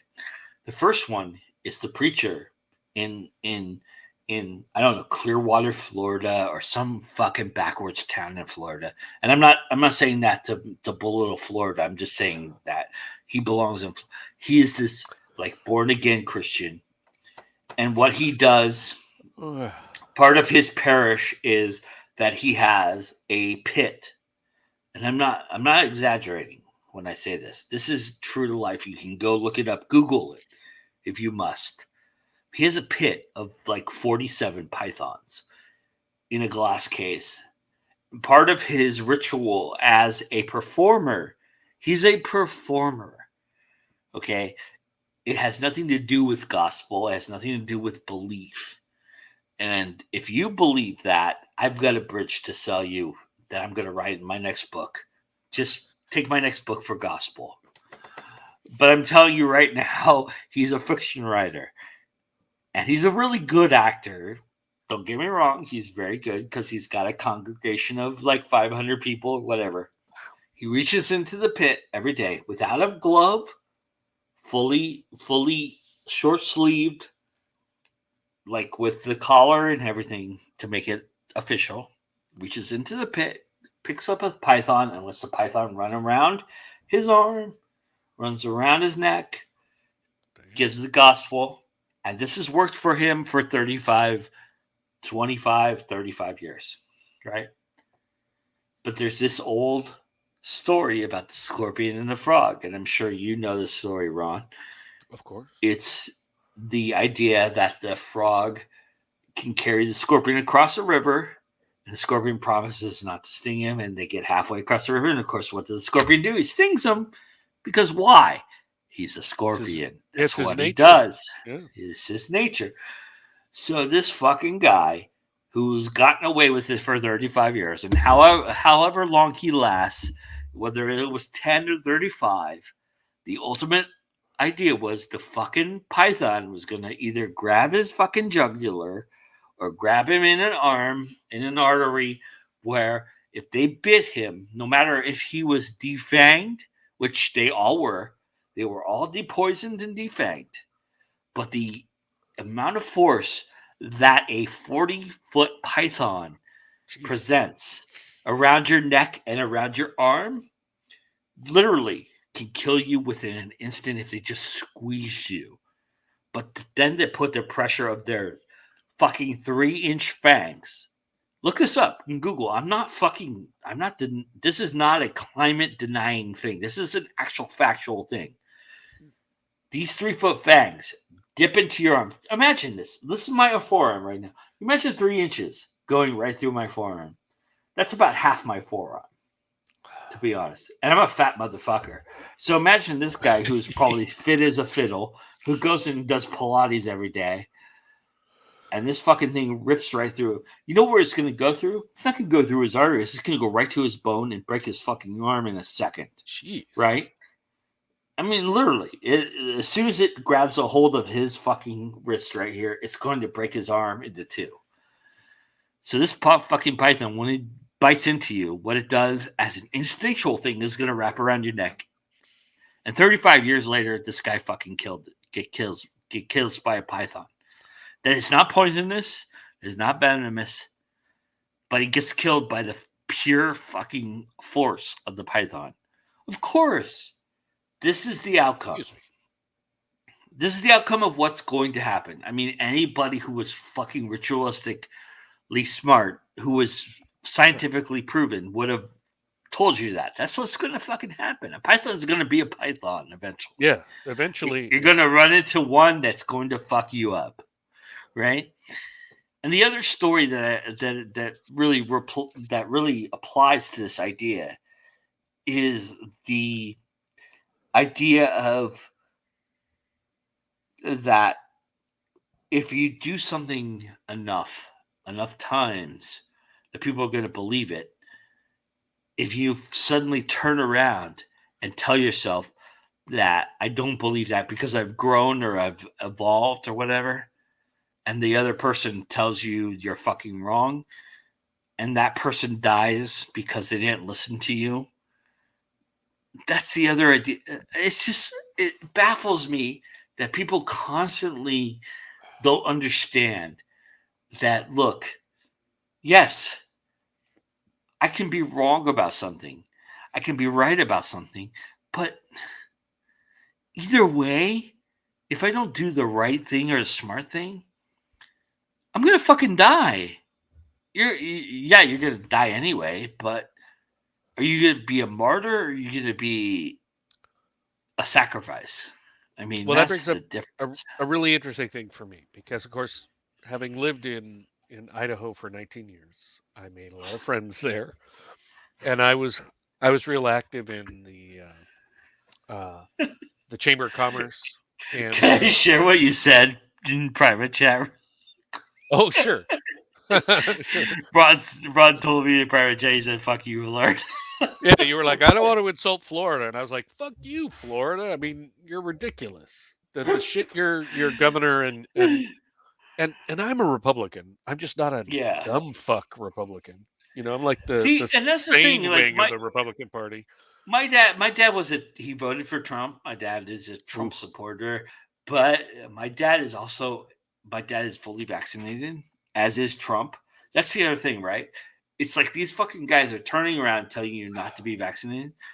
I hate to break this news to you all, but Alex Jones is fully vaccinated. There's proof that he's been vaccinated. Well, you know, Trump is really funny because so I've been involved in politics for a long time and real involved in politics in Idaho, which in Idaho there's only Republican politics. It's just the nut jobs versus the sane people. The Democrats hardly matter in most parts. Can I tell you something really, really, really quick? And I just want to derail this for just a second. My goal since I was 17 years old, I said I was going to run for office when I turned 50. Whether it was like city alderman, city council, I said I was going to be. Yeah, I was going to become embedded in politics, embroiled in politics at 50. Nice. And I'm at 48 right now. Yeah. And I'll tell you right now, I don't want to be anywhere fucking near politics because politics is such bullshit right now. Oh, it is. Okay, so all right. Go ahead, continue. I got a lot to say about politics, but the first thing was please. So Trump announces, and I am not a hater. So I have tons of friends who are across the spectrum, and I'm not one of those people who I'm only friends with people who believe what I believe. So one of my closest friends is as a liberal as shit, guy, and he's from LA. Now he lives in Seattle. Two liberal, meccas. Yeah, and he's awesome guy. We've been friends for a long time. And he says, "What do you think about Trump, running for president?" And I'm like, "That fucking clown. There's no fucking way he wins the nomination. The guy is a fucking idiot." And of course, he wins the nomination. And then he's like, "So what do you think about Trump now?" And I'm like, "There's no fucking way he beats Hillary Clinton. I mean, that's insanity." So of course, I'm wrong again. So then, of course, the second, the re-election happens, and he's like, "What do you think?" And I'm like, "I have no comment because every time I say anything about Trump, I'm wrong. So I'm paralyzed with fear. I don't want to say anything." Well, so obviously I suck at, predicting what's going to happen. But locally, you don't suck at it. You're just not in the system. Well, it's a miracle. Nobody thought Trump was going to fucking win. Everybody thought he was going to lose, and we tend to have a reaction where after it happens and he wins, people are like, "Yeah, I knew Trump was going to win." Well, that's bullshit. And I am self-aware enough to remember that I thought it was impossible for him to win.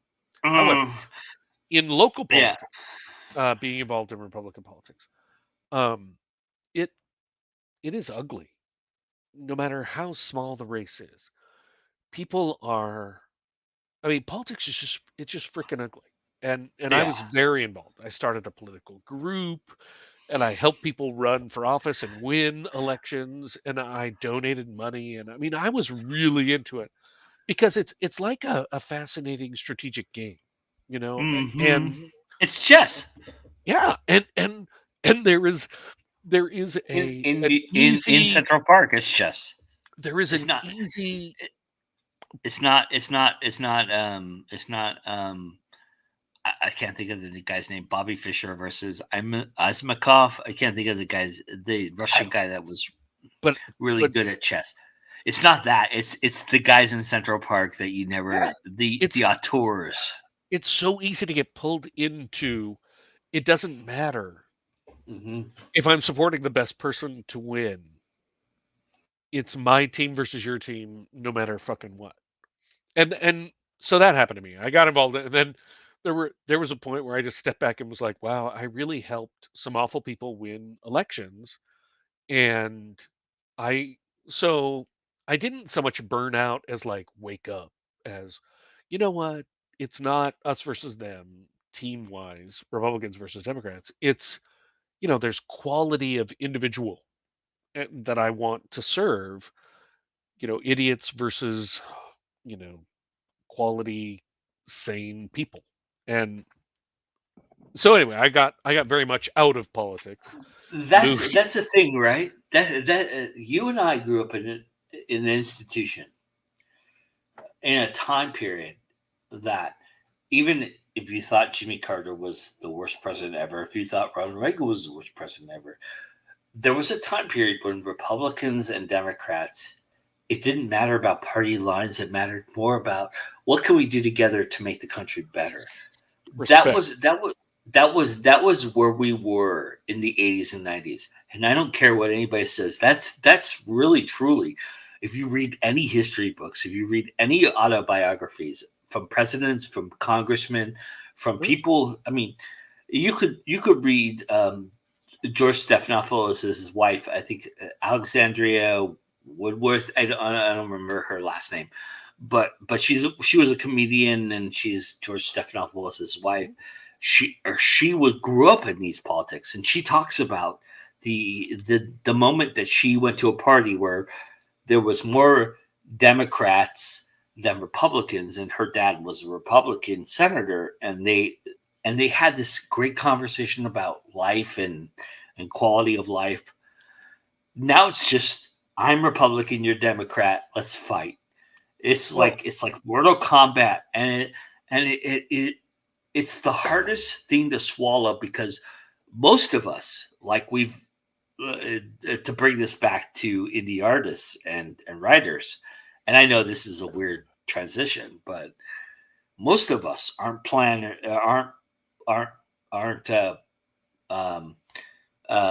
pantsers or plotters. We're planters. We kind of merge into the middle, and that is mostly what politics is. Most of the sane people in this world kind of merge into the middle. We kind of have a little bit of Republican. We have a little bit of Democrat. I know that I feel that I feel like, and to call myself an independent is in politics is death, because there's not an independent party that supports what I believe full-heartedly. Right. And most of the time, one party over the other leans toward what I believe more, and I have to go that direction. And here, I'm 48 years old, and I've changed my political party from 30 years, when the moment I was able to vote, till now. I've changed my party 16 times. Wow. And I don't know why. I don't know how. It's just because of the fact that one party doesn't represent what I believe versus, it's like I want just somebody to be in the fucking middle, and there's nobody in the middle anymore. No. When I was a kid, my parents were like, it doesn't matter if you agree with the president. The office of the president deserves respect. And that is obviously not a thing anymore. Oh. And then two was that ended with the Arizona senator telling Barack Obama to go fuck himself.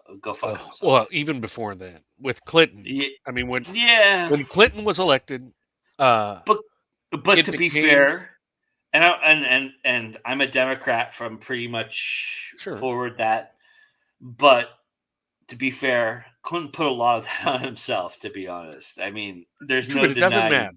To me, that was when it happened. That when Clinton was president, Republicans did not respect him. Yeah. And then when George W. Bush was president, the Democrats did not respect him in office. So it's just from then, that's not a thing. And then the other was compromise became an insult to the right wing and the left wing. That normally, before then, people were like, you get elected, you want A, but there's not enough people who agree with A to make that happen. So we have to compromise to get something to happen. And now, if you compromise, you get attacked from the extreme of whatever party you're in, and they do that. But which is funny because you have on the right, you have the Tea Party that broke off when the Republican Party was in power. And from the left now, you have the Progressive Party has broken off from the Democratic Party when they're in power. It's a power hungry system that It's not about we're in a getting culture. Shit done. It's about winning the next election. And well, here's the thing. One of my let me tell you one quick thing. One of my best friends, please. One of my best friends, super liberal guy, and we would talk about politics, and because we care about each other and we value each other, even though we come from very different places, we could talk honestly and call each other on our bullshit, but in a loving way, and have a real conversation about things. And he said a couple of years ago, he's like, we need to do a podcast because you're a Republican that's sane, and I'm a liberal that's sane and open to discussion. And I said, dude, nobody will fucking listen to that podcast because the things that succeed in media about politics are the extremes. And nobody wants to hear rational people talking and agreeing or finding common ground or not insulting each other. So I said, as much as I would love to do a podcast about politics, I don't want to do it when nobody will listen to it. And all that would happen is the Democrats would say you weren't a real Democrat, and the Republicans would say I wasn't a real Republican because we didn't fuck each other up the ass. We didn't hate each other. And anyway. Well, I'll say two things about that. First off, anybody who says that has never seen the Newsroom or The West Wing. Aaron Sorkin has it right. I think you can be a Republican and not agree with the way the Republican look. Sure. This is the thing. This is the thing that I think that, to bring it back to who we are and what we do, it's the thing that really separates indies from the mainstream, and why the mainstream continues to have a stranglehold on us. It's because we don't believe in our convictions enough to fight for the idea that we're indie. Instead, we're fighting for the idea to become respected by the traditional. That is the difference between us. That is the difference between the idea of we don't want to be indie. We want to be considered part of the group of traditional. Whereas I think that is where we are politically, right? I think that as Republicans, we don't want to be looked at, or as Democrats, we don't want to be looked at this, or we don't want to be looked at this way. But the other thing about that, the interesting thing that I think is very polarizing about our society right now is that we're defining lines. We're saying if you step over this line, you're this, or you step over this line, you're that. When you and I grew up in high school and in middle school, there was lines that blurred all the time, and it was okay to blur those lines.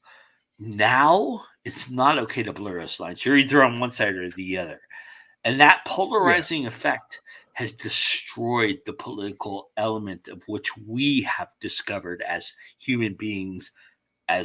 That's why two parties don't work anymore. It's not because it's not the because extremes, Yeah. It's there was a lot of shared middle ground when we grew up. There was a lot of compromise. The fights were so different and so much less vehement and insulting and personal. Whereas now, if a Democrat agrees with a Republican, then they both get attacked from their extreme, in the primaries. Like, AOC will be like, well, I'll find a Democrat to run against you, and the Tea Party nut jobs will find a Republican to run against the other person. So you can't. We spend too much time fighting with each other. If we're Democrat and progressive, we're fighting amongst each other. And if you're Republican Tea Party, you're fighting against each other. You're fighting war against each other within the same idealistic idea than you are against the polar opposite idea that you're fighting. Well, you look at Mitch McConnell, and he'll say, I don't want anything to happen. I don't want any laws to pass so that I can defeat the Democrat president, whether it's Obama or now Biden. And the job is to fucking get shit done. I mean, me personally, no matter who the president is, even when it was Trump, who I did not like for my own party, or Obama or Clinton, I always want the president to succeed because that means the country succeeds. And yet, I'm a traitor to my party if I want Obama or Clinton to succeed. Yeah, right? I mean that's what the talk radio people say. I live in that polarized idea. Yeah. Yeah, and that's ridiculous.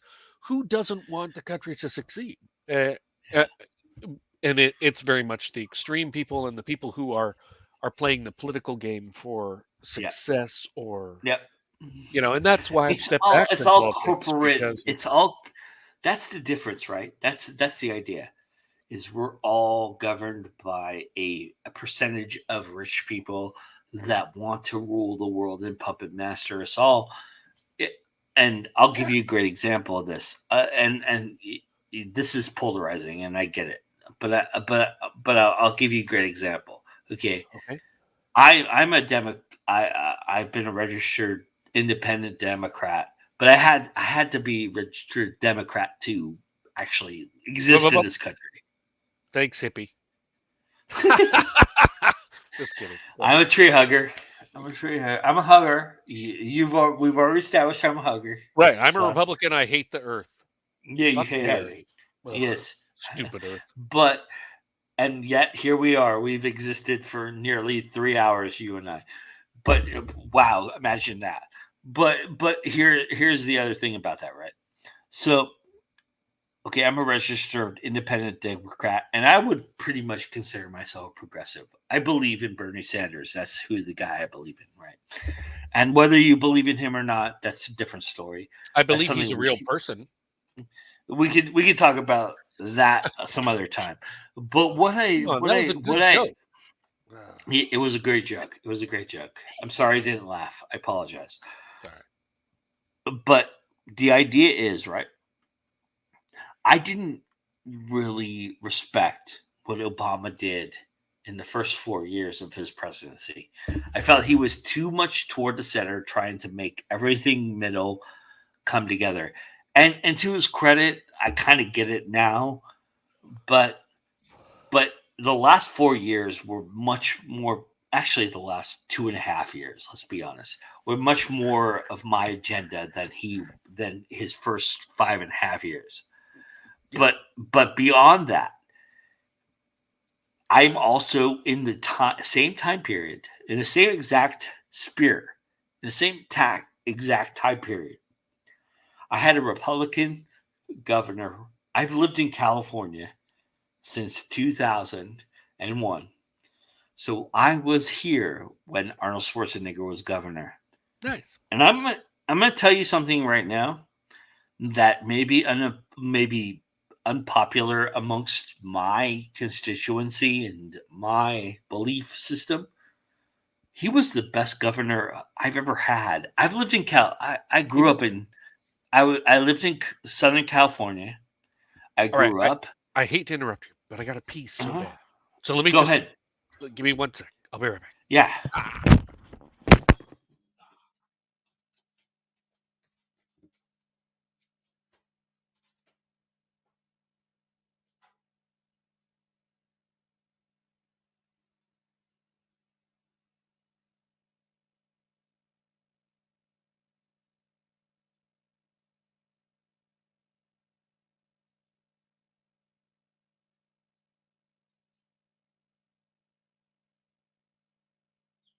So you didn't even hear me during that tirade. But I was going to mention while Ron is peeing, and yes, I am a little inebriated, to be honest with you. But hey, look, this is a rare chance you get to see me lucid. GoIndianNowNews.blogspot.com is our big announcement. We're going to be running a huge free promotion for anybody who's indie and wants to announce anything and everything for the most part. I mean, if you want to advertise on our site, we can talk. I'll give you a really good rate. I promise I will. I mean, really cheap. Probably the best rate you'll get of anything you've ever advertised on.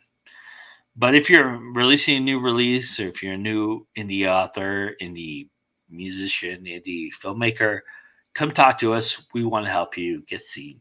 And that's the whole point of indienews.blogspot.com.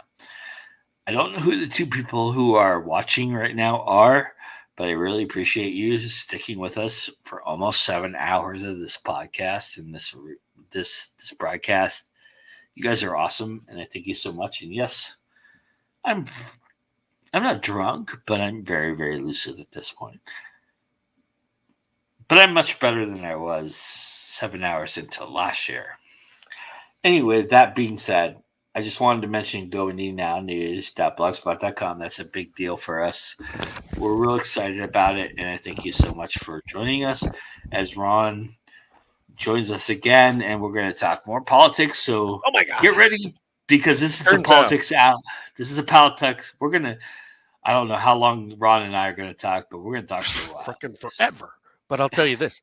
It turns out 1 second was a ridiculously optimistic time estimate for somebody who had drank so much during the previous. That's all right. I feel you didn't even need to do that. I filled the hour. Don't worry about it. All right. I want to know what you thought about Governor Schwarzenegger. I thought he was the best governor I've ever experienced in my lifetime. I lived in Mission. I grew up in Hawthorne, California. That was where I was born, which is about, ironically, 20 minutes from Compton.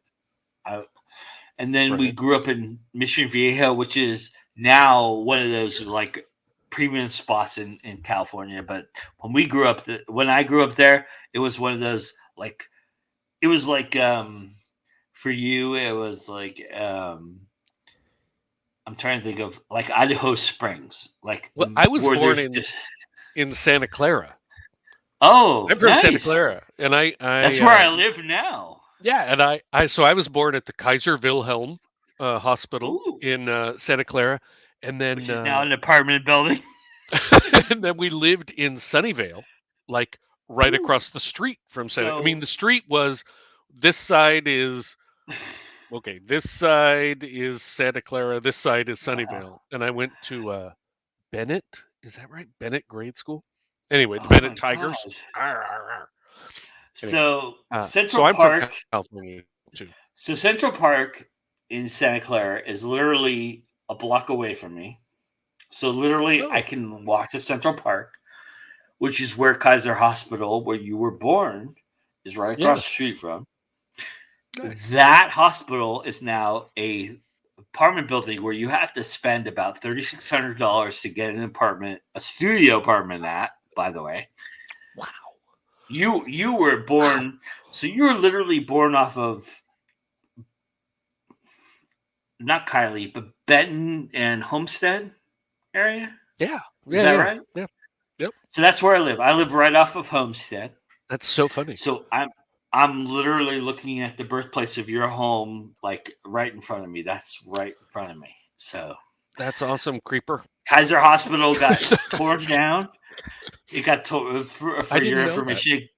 Yeah, it got torn down in 2019, removed and pushed over to Central Expressway, over by Homestead and Central Expressway. They have a Kaiser Hospital over there, and they extended the wing, and also all this that was a Kaiser Hospital moved over there, and it's now a big apartment building where every employee of Google now lives. So that makes sense. Okay, before you get back to politics, so my mom had the Kaiser card when I was born in 1969 because I'm a hippie. I was born in the 60s, November 1969. And so she had the Kaiser card. So it cost like $2 in 1969 to give birth to somebody if you paid the monthly fee for the Kaiser card. And $1 of that was to have a private phone in your room. So, yeah, that cracks me up. And and then the other part of it is my legal name is Ron, not Ronald, which people assume, which I can only imagine or surmise that is because in California in the late 60s they charged by the letter. You know, that my parents were like, we can't afford a whole Ronald. We'll just pay for the first 3 letters.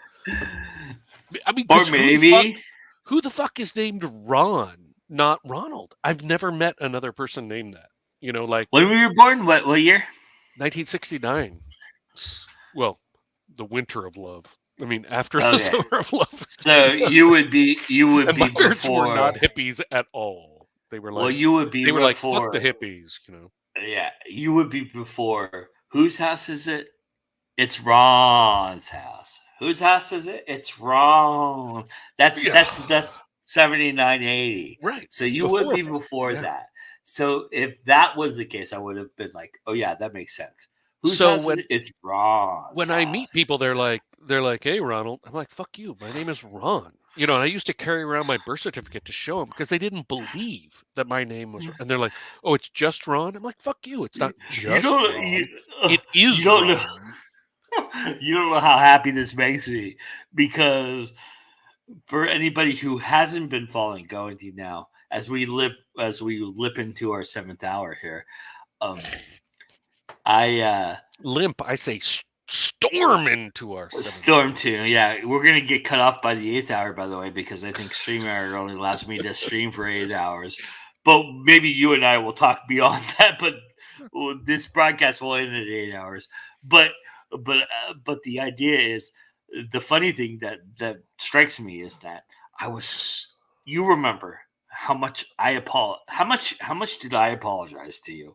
Because I apologized to you a lot. The first 3 times I met you, I said it was Ron Lair, and that to me was egregious when you said no, it's Lar, and you really took the time to correct me the first 2 times, and I didn't get it, and then finally the 3rd time it finally struck me. But it makes me feel so happy to think that everybody thinks we're Ronald, because I think that my offense was less egregious. Oh yeah, my whole life has been people fucking up my names first and last. And the crazy part is Lar is Lahr, which AH is ah. It isn't A. Yeah, you're so right. I've never understood why people are like Lair. I mean, it doesn't make me mad. I think it's just a natural shit. But I'm like, it's you know, and then it's one of those weird perceptions, right? It's like, goddamn, I'm trying to think of what I can equate it to make myself feel better. To be honest, don't worry about that. But I do use the car. I love cars, and my fucking name rhymes with cars. That's like the way I try and make people remember. But do you know to my credit, Night, Ron, and Opus Night? Do you know Opus Night? Yeah, okay, because she does the same thing. I got scheduled to be on her show one time, and she sent me 26 invitations for every Thursday forever. You know, for half a year. And I accepted them all, even though I've only been on her show 3 times. Because I'm like, did you mean to invite me to every show you ever have? But yeah, she can never get my name right. And I almost purposefully go on so irregularly that by the time I go back on, she doesn't remember. So I can make a thing out of it, just for fun. So just to bring context to this, because and I'm not equating this at all, because I sympathize with your plight. Believe me, I do. And to my credit, the first time you corrected me was the last time you corrected me. Right? I the moment you corrected me, I never got it wrong again. That's impressive, because that is like the first person that's ever happened with. But I will tell you that growing up in the 80s and going to high school in the 80s,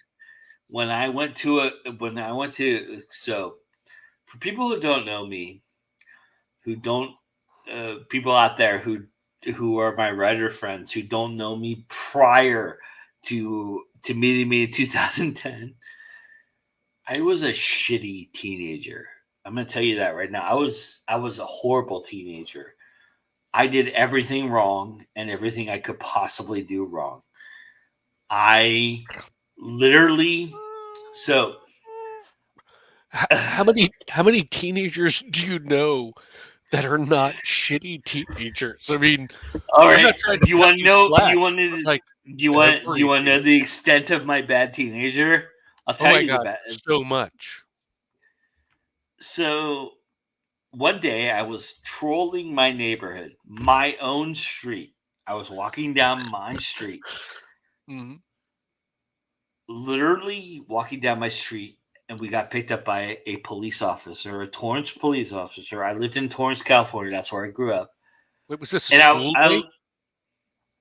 Yes, it is definitely a school day. All right. I would have been a junior at this point, right? Mind you, since I was a freshman, I had never seen a classroom. So my entire sophomore year, my entire junior year until this point, I had never seen a classroom. Beautiful. The Torrance police officer picked me up in Redondo Beach, which is not his jurisdiction. Ooh. I lived in Redondo Beach, which is so there's Torrance, Redondo Beach, and Palos Verdes. Palos Verdes is where all the rich people live. I literally lived on a horse trail right in front of Palos Verdes. That being said, Torrance police officer picked me up, took me back to South Torrance High School, which is where I went to high school. The dean of students looked at me and brought me into his office and said, "Do you know what I know?" And I said, "Yes, you've been looking for me for a year and a half." He goes, "Exactly." He goes, "Do you understand how truant you have been?" I said, "Why don't you hit me with it? Because I have no idea. I don't keep track of that." He goes, "For 462 days, you have been truant." Literally, it took them 462 days to find me, which tells you all you need to know about the Torrance Police Department. But on top of that, and I'm not here to slight the Torrance Police Department, don't get me wrong. It but sounds like you are. Yeah, a little bit. A little shade of just a scoop. I'm giving them a little jab because they fucked up my brother, ago. and that's another story. Oof. But 462 days, the truant officer looked at me, the dean looked at me, and he said, "I'll tell you what, I'm going to make you a deal. You go back to class tomorrow, and you never miss another day, I will graduate you." Because I had a 4.0 GPA before I decided to go truancy. It's like looking in a mirror. That's all I can say. Well, listen to this. This is the fucked up thing, right? And 462 days it took me to go from 4.0 to 2.8. They said you have a C average right now. You could graduate with your high school class if you wanted to, but you can never miss another day. If you miss one more day, I am going to flunk you. I said, well, if you're going to flunk me, I might as well go to continuation school, get my GED, and go fuck yourself. Which is what I knew my rights were, right? I literally was asked, I was begged by the dean of students to stay in high school. and anybody who knows me from high school will verify this story. But I'm telling you the truth. I know I'm really drunk, but I'm gonna tell you I'm telling you the honest truth here. I literally, and there's a reason why they couldn't find me, is because my legal name is not Joe Compton, but that's a different story on top of it. But when they finally found me and tracked me down, I said, no, I'm going to continuation school. And I literally fucked off for another 6 months. Oh no. Yeah, because I was an idiot. I was a fucking look. Well, teenager. This is a story. Look, I've made a lot of mistakes in my life, and I've had a lot of good things happen to me, and a lot of things that make me who I am, and why you love me as the Godfather. But I'm gonna tell you, oftentimes, it's a mutual fuck up. I've fucked up as much as the person who's fucked me up has fucked me up. Okay, so I went to continuation school. I fucked off for 6 months, and then my week 2 of my senior year, the counselor at the continuation school said, "Okay, let's make your classes up for next year." I said, "I'm not going to be here next year. I graduate in '92. That's the year I graduate. I'm going to graduate." And the guy goes, "No fucking way you're going to graduate. You have to make up a year and the 3 quarters of the school year.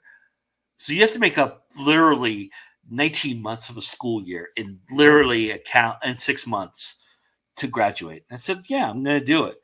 He goes, "No, you're not. Let's set realistic goals. Don't be stupid. Let's set realistic." I said, "Fuck you." And I walked out of his office. I graduated in 4 months. I had finished my class. This is the stupidity of my life. This is who I am. And I tell the story to set up another story, Ron. I hope you don't mind if I set up another story with this. Of course not. So with this, I graduate 2 months before I'm supposed to actually graduate as a senior in South Torrance High School. I graduated at Shuri High, continuation school 2 months before I'm supposed to. I graduated with a class of like 10 people. Great. I'm done. I've got my diploma, everything. I go into the Marine Corps. Literally, I go into the Marine Corps that December. I graduated in August. I go into the Marine Corps that December. I'm at a point in the Marine Corps where I've never fired a weapon in my life. Okay, I'm from California, and yes, I've never fired a gun. Oh, you mean when you first entered? When I first entered the Marine Corps, I've never fired a gun. I go to the range, I fuck it all up. And literally, what happens is so if you don't know what the Marines is about, for a week you train to fire a gun. Okay. Even if you've never fired a gun, by the end of the week, you're supposed to know how to fire an M16, right? And that's every Marine. Doesn't matter what your job is going to be in the Marines, you're required to fire a gun, because ultimately all you are is a number to the Marines. They're going to put you in a war situation. You're going to die or you're going to survive. Whatever happens, right? So that's how they train you. So literally, in the history of Camp Pendleton, this has never happened until the moment that it happened to me. And that is, there's 2 days. There's a pre-qualifying day, and then there's a qualifying day, right? Okay. So on the pre-qualifying day, you shoot, and then you assess what you did so that you can go into the qualifying day and get better score. What happens if the qualifying day doesn't happen is they take the pre-qualifying score and they assess that as your score. Which is this is 1992. It has never happened in the history of the Marine Corps.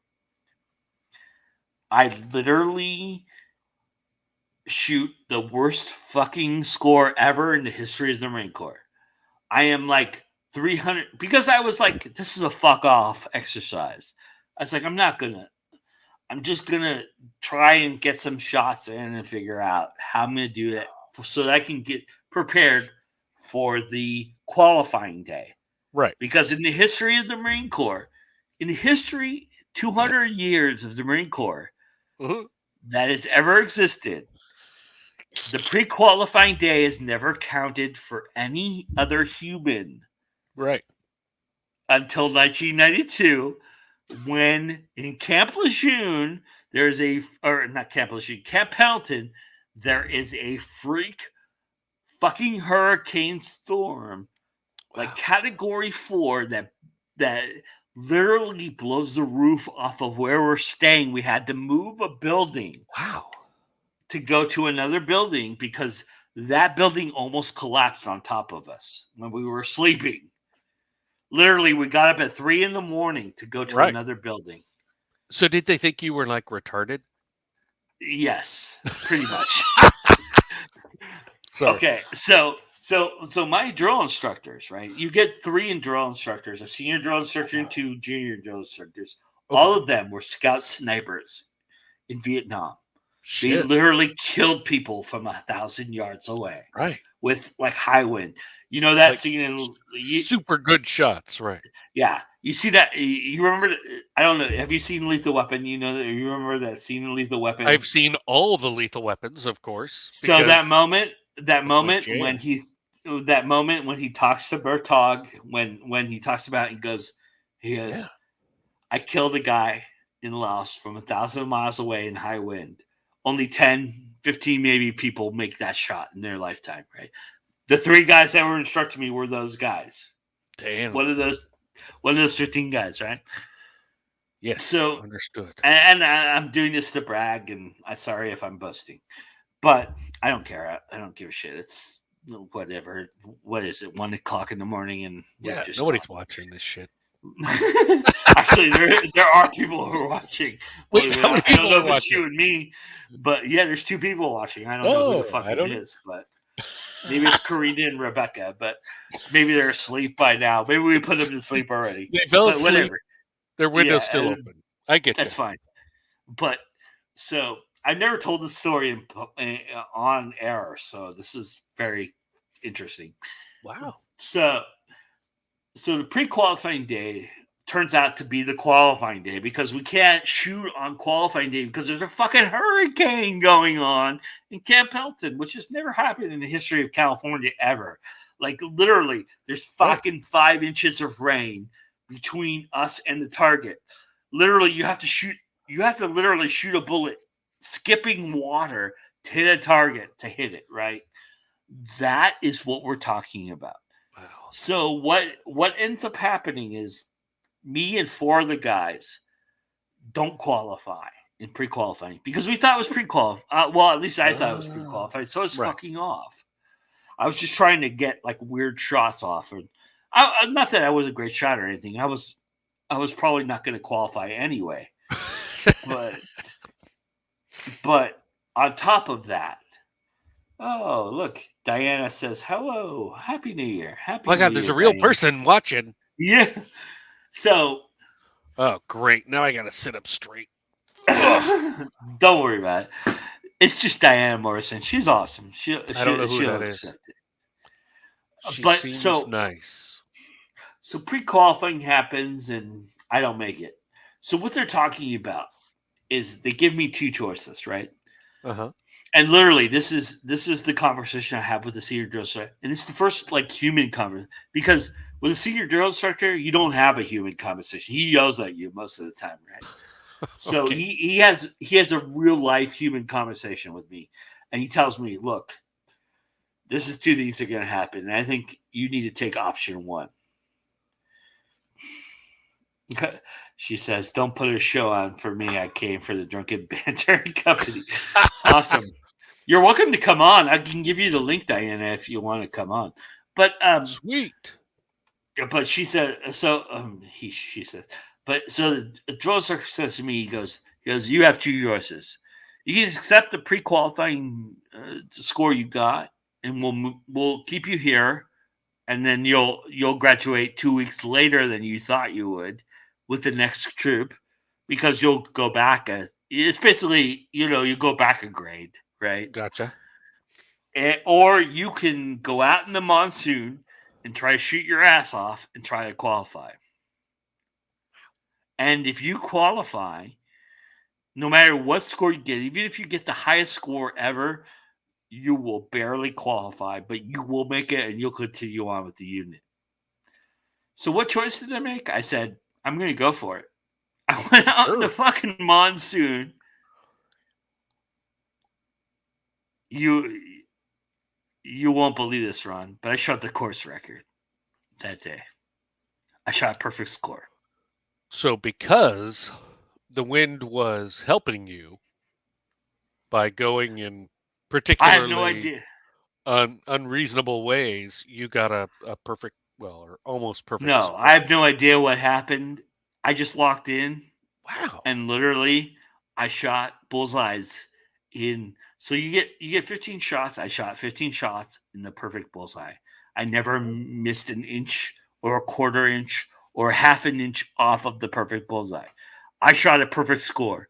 Wow. Which meant that I shot.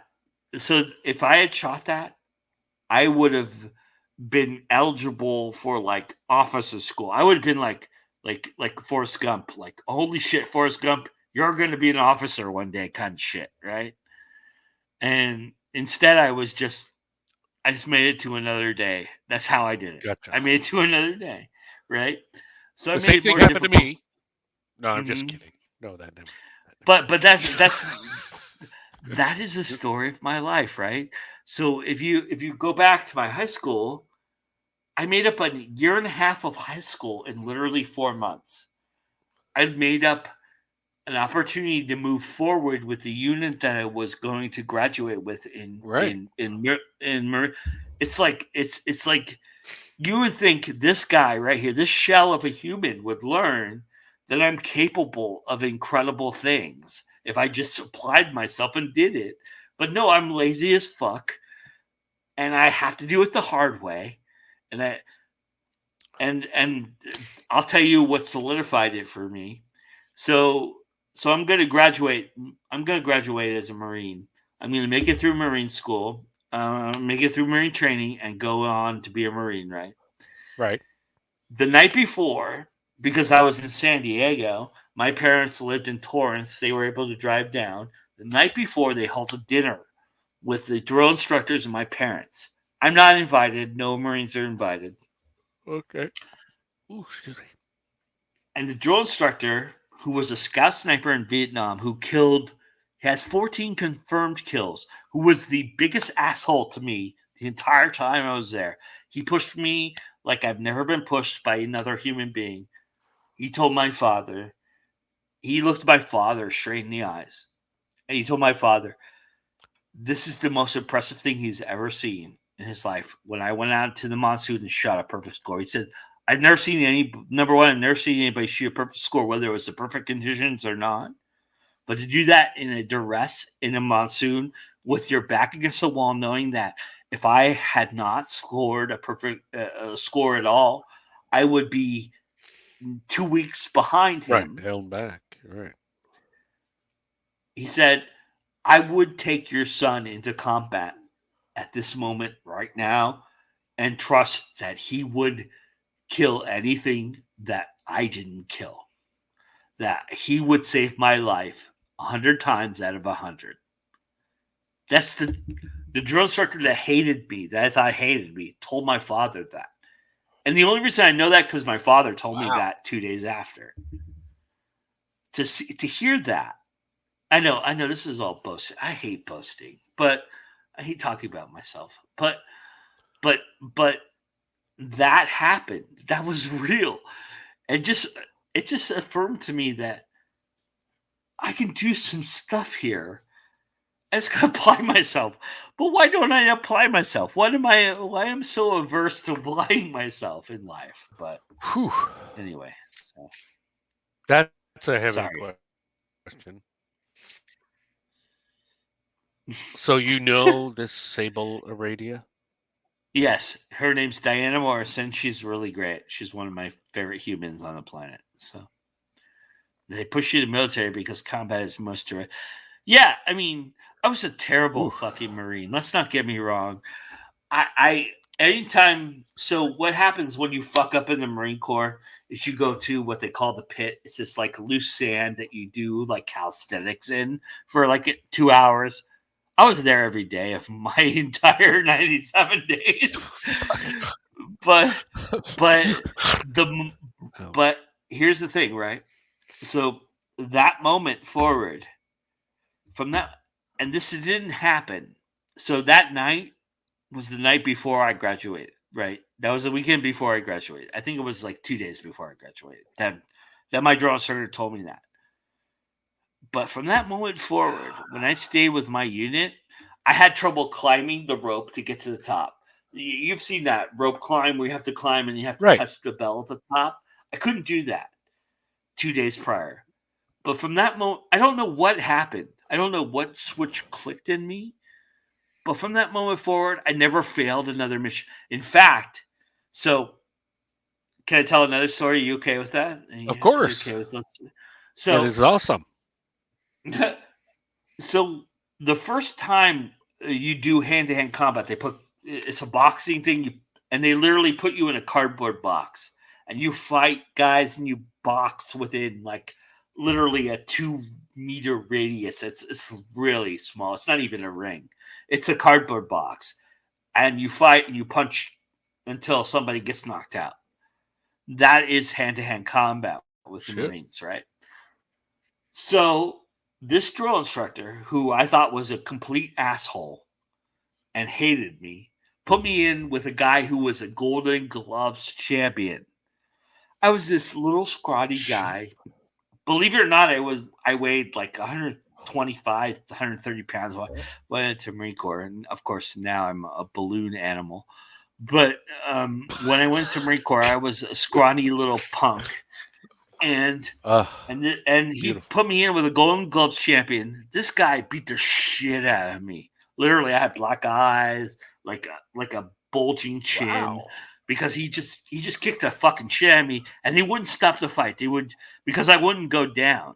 That was the thing about it, that they're like, just go down. This ends, and I said no. The guy literally pushed me against the box and just beat the shit out of me for 10 minutes, whatever it was. And I said, no, you're just gonna have to kill me. Yeah. So I mean, I always had that scrappiness about me. That was always me. I was a stubborn mule. I was an idiot. But kids. So, and then like everything I did was like a complete failure. I was an utter failure until this moment. After I did this thing with the gun and got a perfect score, like 3 weeks later, I went to the same ring and fought the same guy. And guess what I did? Kick his ass. I hit him like 3 times. He fucking just wailed on me. He just beat the shit out of me. But I hit an uppercut. I got lucky. Hit an uppercut that stunned him, and I fucking swung around and hit him again. And he stopped the fight. He waved it off. He threw in the towel and waved it off. He quit. I beat his ass. A guy that has never lost a fight in like 100 fights in his life. So he was pissed off. So there's this thing that you do on a log where you have these like pugil sticks, like American Gladiator shit. Right. And you walk across the fucking log and you have to knock the guy into the river. So this guy walks across. He is like swinging. I mean, he wants to fucking kill me because he's never lost a fight. Right. You ruined his record. Sure. Right. So he swings and he misses me the first time, and I hit him with the fucking pugil stick right in the nuts. I cheat, literally. I'm not supposed to hit him below the belt. I fucking swing and hit him in the nuts, and he falls into the water, and he complains about cheating. And the drone instructor goes, "No, you lost. Fuck you. You lost. You're a pussy." From that point forward, I never had to worry about ever. I literally almost quit like 3 times, Ron. I'm not kidding. I literally wrote a letter. I went and saw a chaplain, which I'm atheist. I went and saw a chaplain and said, "Get me the fuck out of here. I don't think I can do this, right? I can't be a Marine anymore. I got to get the fuck out of here." I literally almost quit 3 times. And then that moment happened with my dad and this guy. And I said, I'm going to live this dream out. I'm going to live this out. What do I have to lose? I have realized over time that I don't know what it is in me, but I'm not going to quit. But goddamn if I learn the hard way to do stuff. You know what I mean? It's like that inherent gene. Like literally, I'll take you to the last second and I'll just do it. I don't know what it is. All right. I have to share this story. Please, because I've talked enough. I don't want to talk anymore. It fits with this the similarity stuff. I love you, Diana. Oh my God! Now what we got? Yeah, she told. We'll get to that. Tell your story first, and then I'll share Diana's. So, I was younger than everybody in my class. So I was always the youngest kid. So I'm like a year younger than everybody else. So can I make you big real quick so I can actually go pee and while you're telling us I'm listening. Yeah, still, of course. So so I am not a physically imposing kid in grade school, junior high, high school. Not that I'm physically imposing now, because I am also not. But in ninth grade, which in my school district, the Meade School District, ninth grade was the last year of junior high, not the first year of high school, as in most places, and it ultimately changed into that. But anyway, me and my friend joined a karate school, and there's a lot of awesome stuff about this karate school.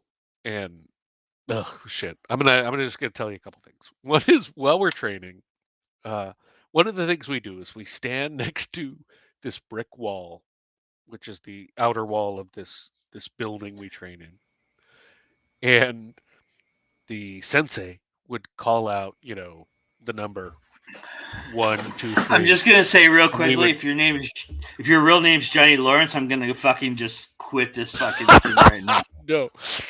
So we're kind of doing these punches, and we 1, and we do this, and we do 2, and you're supposed to go right up to the brick wall, but not hit it, right? It's control. So he's like 1, and you hear this fuff fuff fuff, as the things, and then you hear this because this one kid hits the wall, and he's hitting a brick wall. So he's like, so you hear this 1 fuff fuff fuff, because that hurts to punch a brick wall, and then he's like 2, and you hear fuff fuff fuff, pooh, and this kid just keeps doing it. He cannot control how hard he punches. He hits the fucking brick wall every time. And so I start giggling because there's no predicting what's going to happen. You know what's going to happen. 3, fuff, fuff, fuff, poo, ooh. And so then I'm giggling, and there's nothing the sensei hates more than giggling in the fucking dojo. That is not funny. There is nothing funny about karate. And I find the humor in everything. So he and I do not see things on the same way. All right. So his punishment was always like 50 and 50, push-ups and sit-ups. I get that every fucking day. And yet it doesn't make me any stronger. I remain as much of a wuss as I am today. However, the other awesome thing is in this karate school, I'm a freshman, ninth grade. But there's little kids, there's older kids, there's adults, So the sensei would get us in groups of like skill level, and he would give us something to do, and then he would go off and help or work with another skill level or age group. So my skill level, he says one day in the summer, he says, "Okay, we're going to do horse stance," I don't know how familiar you are with martial arts, but you're kind of hunkered down a little, and you have your legs apart, and your fist together, and you're just supposed to fucking stand there forever while he's doing this other stuff. Yeah. And that's cool. You know, we're little kids, so we can really do so much more than old people can do. Yeah. And yet, I'm in a group of like 12 to 15 kids, and we're all new. And all of us, and we're not supposed to move. You know, he's like, you get in horse stance, you stand here for fucking ever until I come back. Yeah. And the people next to me are moving over into me, so I have to move. And Yeah. what the fuck is happening? Well, here's what was happening. One of the guys had to go to the bathroom, and we couldn't move, so he fucking peed his pants down his gi onto the floor. And, you know, this is karate. We're fucking barefoot. So the other people are like, oh my God, oh my God, oh my God. And they're just moving to the side to get out of the urine pool. And he comes over and he's like, what the hell happened? Well, he might not have even said hell, because it was a very family-friendly karate. By golly, what the heck happened? And we're all just not saying anything. And then he's like seeing this giant pool of urine, you know, that we've all moved away from. And that was the day that if you had to go to the bathroom, you could break the rule of not saying anything. Interesting. Oh, fuck. Yeah. So then, of course, everybody's like, I need a drink. And, you know, I mean, we were like a school of pussies after that. But I don't even remember why I brought this karate shit up. No, it's. I don't know. Those are my two best. Oh, I do know why. So I only stayed in karate for 6 months. But we went to a meet, I don't know, a karate competition. Tournament. So I'm like a white belt. I'm like I've been in there for like 3 months, so I don't know shit. And I go to this thing, and they break us up. They align us by age. So there are, in karate, you know, the school I was in was very simple. You know, the white belt, purple belt, you know, brown belt, black belt. But some of the schools were like blue, yellow, red. I mean, it was like a fucking rainbow of belts. Yeah. And they're putting people by age. So there's brand new people, and then there's people who have been doing it for 10 years. And they line us up, and they just kind of go, you and you and you and you and you and you, you know, every other person. So I end up with a guy who has been in karate for 3 to 5 years. And he's a, let's say, purple belt or blue belt, which we don't even have in my school. And he's like, I'm going to freaking kill you, you know, because I've been doing this forever. And I'm like, well, that makes sense, because I'm brand new. And I'm also a wuss. So we get up into each other, you know, we bow, we face off, and he does this flying frontal snap kick at me. He runs across, you know, the little pads, and he just jumps in the air, and he does this, ooh, god dang it, I suck at this. He said this flying frontal kick, and I'm like, ah! And I hold up my arms, which have the pads on, and he kicks my arm, and then he lands like this. And I go, oh, boop. And I just hit him in the face. And he's livid, because I get the point, even though I don't know what the fuck I'm doing, and he's awesome. And so now he's like, all right, I gotta try something else. And he did something else, and he got off balance, and I'm like, boop. I mean, so gently do I hit this guy. Yeah. It's like a caress. It's like a loving caress down his face. And the judges are trying not to laugh, because I obviously am like super scared, don't know what I'm doing, and yet I'm winning 2-0. So then he pulls out his old faithful, the flying frontal snap kick, and the same thing happens. I'm like, ah! And he kicks me, and he falls down, and his arms go out, and I go, boop. I beat him 3-0. And I'm like, karate is fucking easy. I'm like a genius karate. I mean, you're like a master. I am, yeah. I'm like, make me a black belt right now. Yeah. And so the guy I fight next actually knows what he's doing, and he's a super nice guy. I mean, he isn't a jerk at all. Like this, the guy that I beat was a dick. I mean, he was like a bully. But the guy that I fight next, he knows what he's doing. He ends up coming second in the whole age group, and he beats me 3-0 and is such a gentleman about it. You know, I mean, you know, when you're fighting somebody that's so class as you, and they could either be a dick or they could be nice. And he was super nice because he knew I was a baby at karate, and he wasn't out to make himself look better by beating me. Yeah. He beat me in the minimum that was required. And I'm giggling. I'm laughing because I like had my arms up, like in my fierce stance, but I have no like oomph put into it. So he hits me and my arm just goes book. And I start laughing like, what the fuck was I even doing? That was like for show. That wasn't even a real thing. And he's so nice. And the judges are like, are you okay? Like I've been beaten senseless. And I'm like, no, I'm just a fucking idiot. I mean, this guy is so good. And anyway, so I win my first one 3-0. I lose my second round 0-3. And I'm like, I'm retiring. I don't. For a minute, I was a genius at karate. Then I was like an idiot at karate. I'm done. But anyway, that was my entire combat experience. Yeah. That's awesome. It makes sense, though. I mean, the idea was, so the reason why it wasn't because this guy was like a Golden Glove champion that they put me with this guy. They put me with this guy because they knew his weakness versus my weakness. And all they had to do was coax the strength of my strength versus his weakness out of me.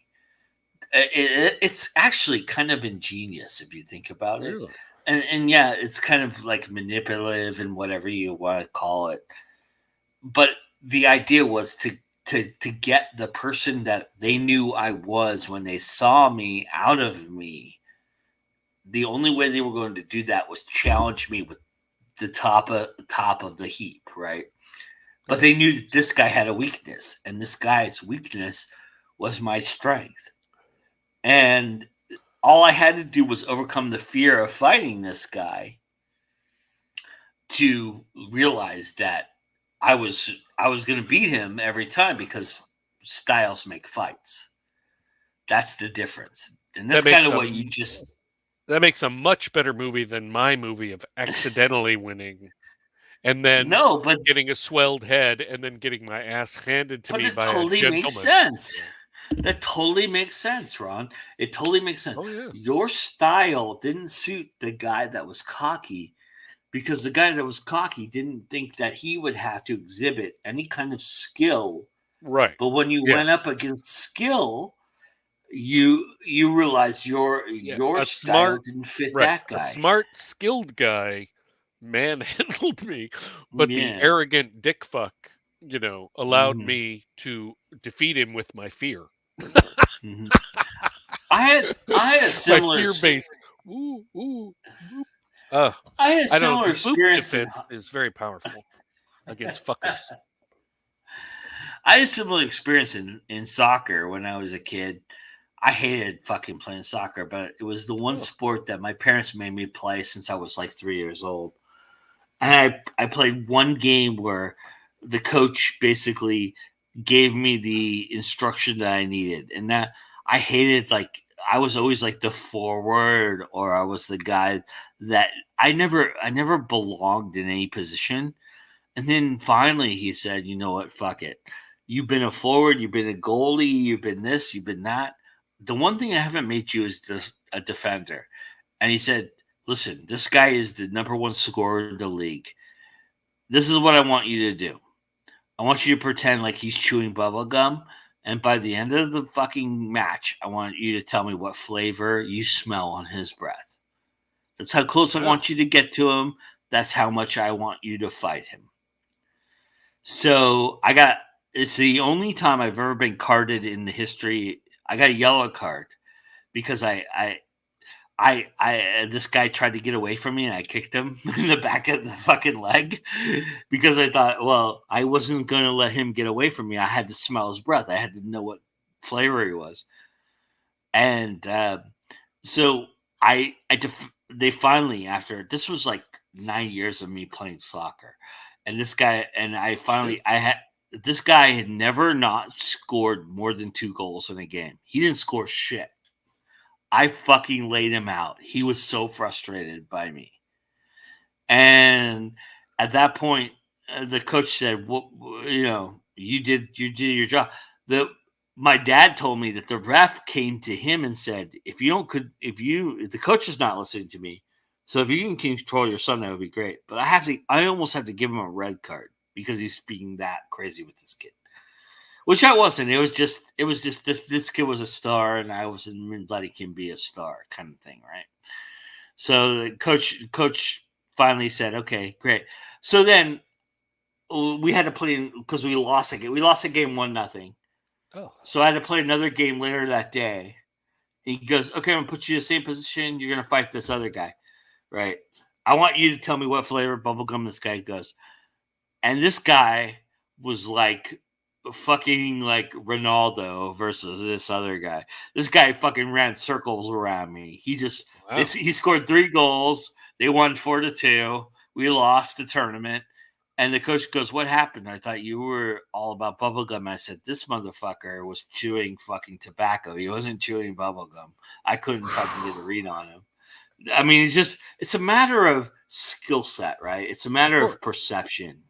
Although I did think that the first part of the story was going to go super gay, and that to get the taste of the bubblegum, you were just going to lay a big old kiss on the first guy, like, "Oh yeah, that's strawberry bubblicious," So well, to be fair, I told him I told him he was orange like orange citrus. You got to think outside the box. What's the easiest way to determine what their bubblegum they're chewing? Just get in there. Right.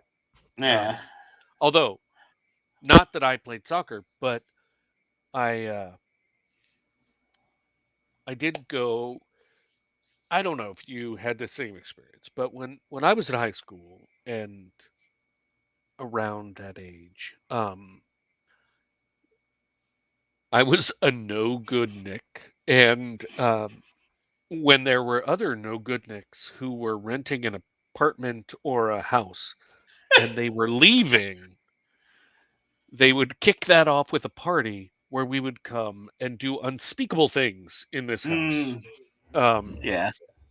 So the first one of those I went to with my best friend. He and I show up, and these 2 young ladies. God, we are incriminating the fuck out of ourselves right now. Yeah, I'm not saying anything specific enough to go to jail, but we're meeting these 2 young ladies, and I'm chewing some bubble gum, and we get there, and I may or may not have been old enough to drink, which I was not. But these 2 girls are already there. They're waiting for us, and my best friend was in a band, so he was super cool, and women loved him. Young women, idiot young women loved him. And we show up, and they each have a beer for us, already waiting for us. And I'm like, well, I don't want to drink a beer, which I hate, when I'm chewing gum, like a bubblicious gum. I mean, it's going to be awful. It's already awful. It's going to be double awful. And she's like, "What's going on?" So the girl that is allocated to me, this is such an enlightened time. You've been assigned. Yeah, this is such an enlightened time. Prearranged marriage.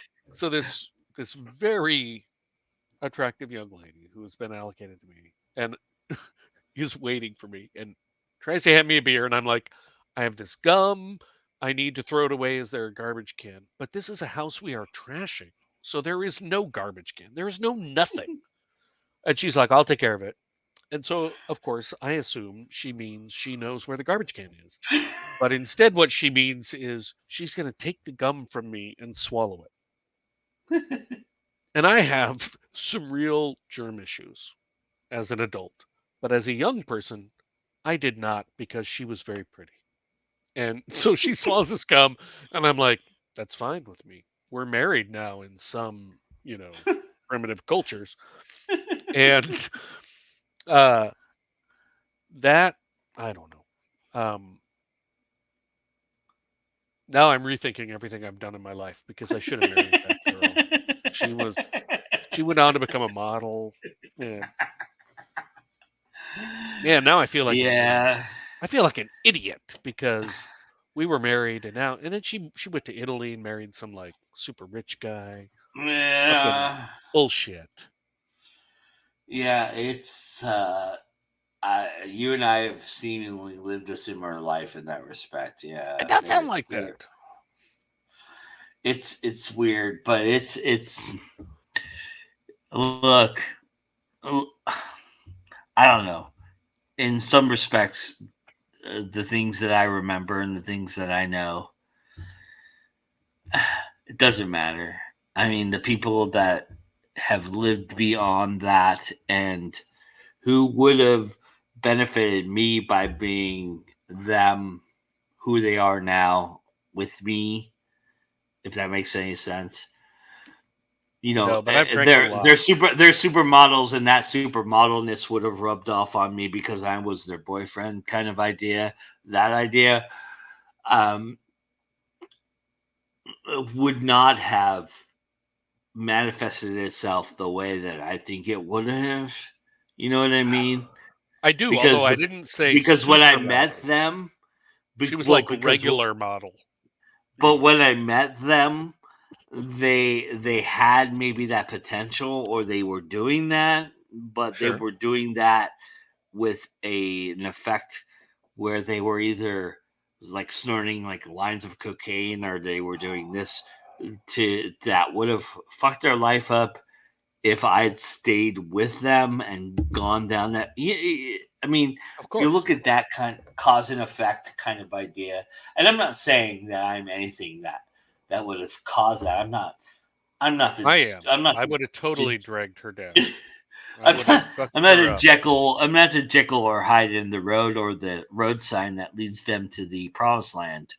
But I look at that and go, look, I savor the experiences that I've had, and I'm gonna keep those close to the vest and really just take those in as part of my journey.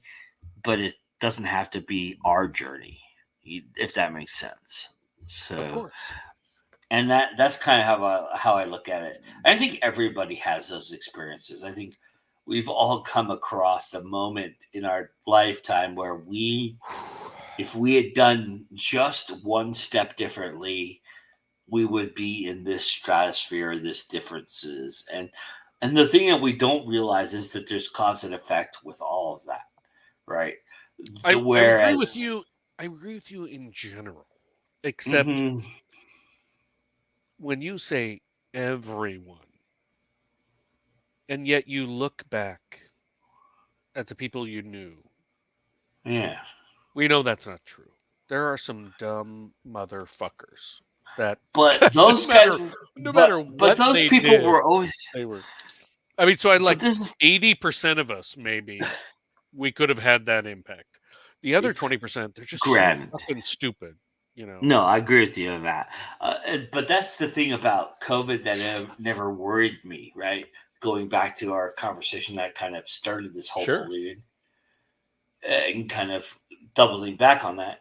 That's the thing that I always thought, okay, there's an outlying portion of the people who don't believe in this or don't believe in that and just doing this and doing that.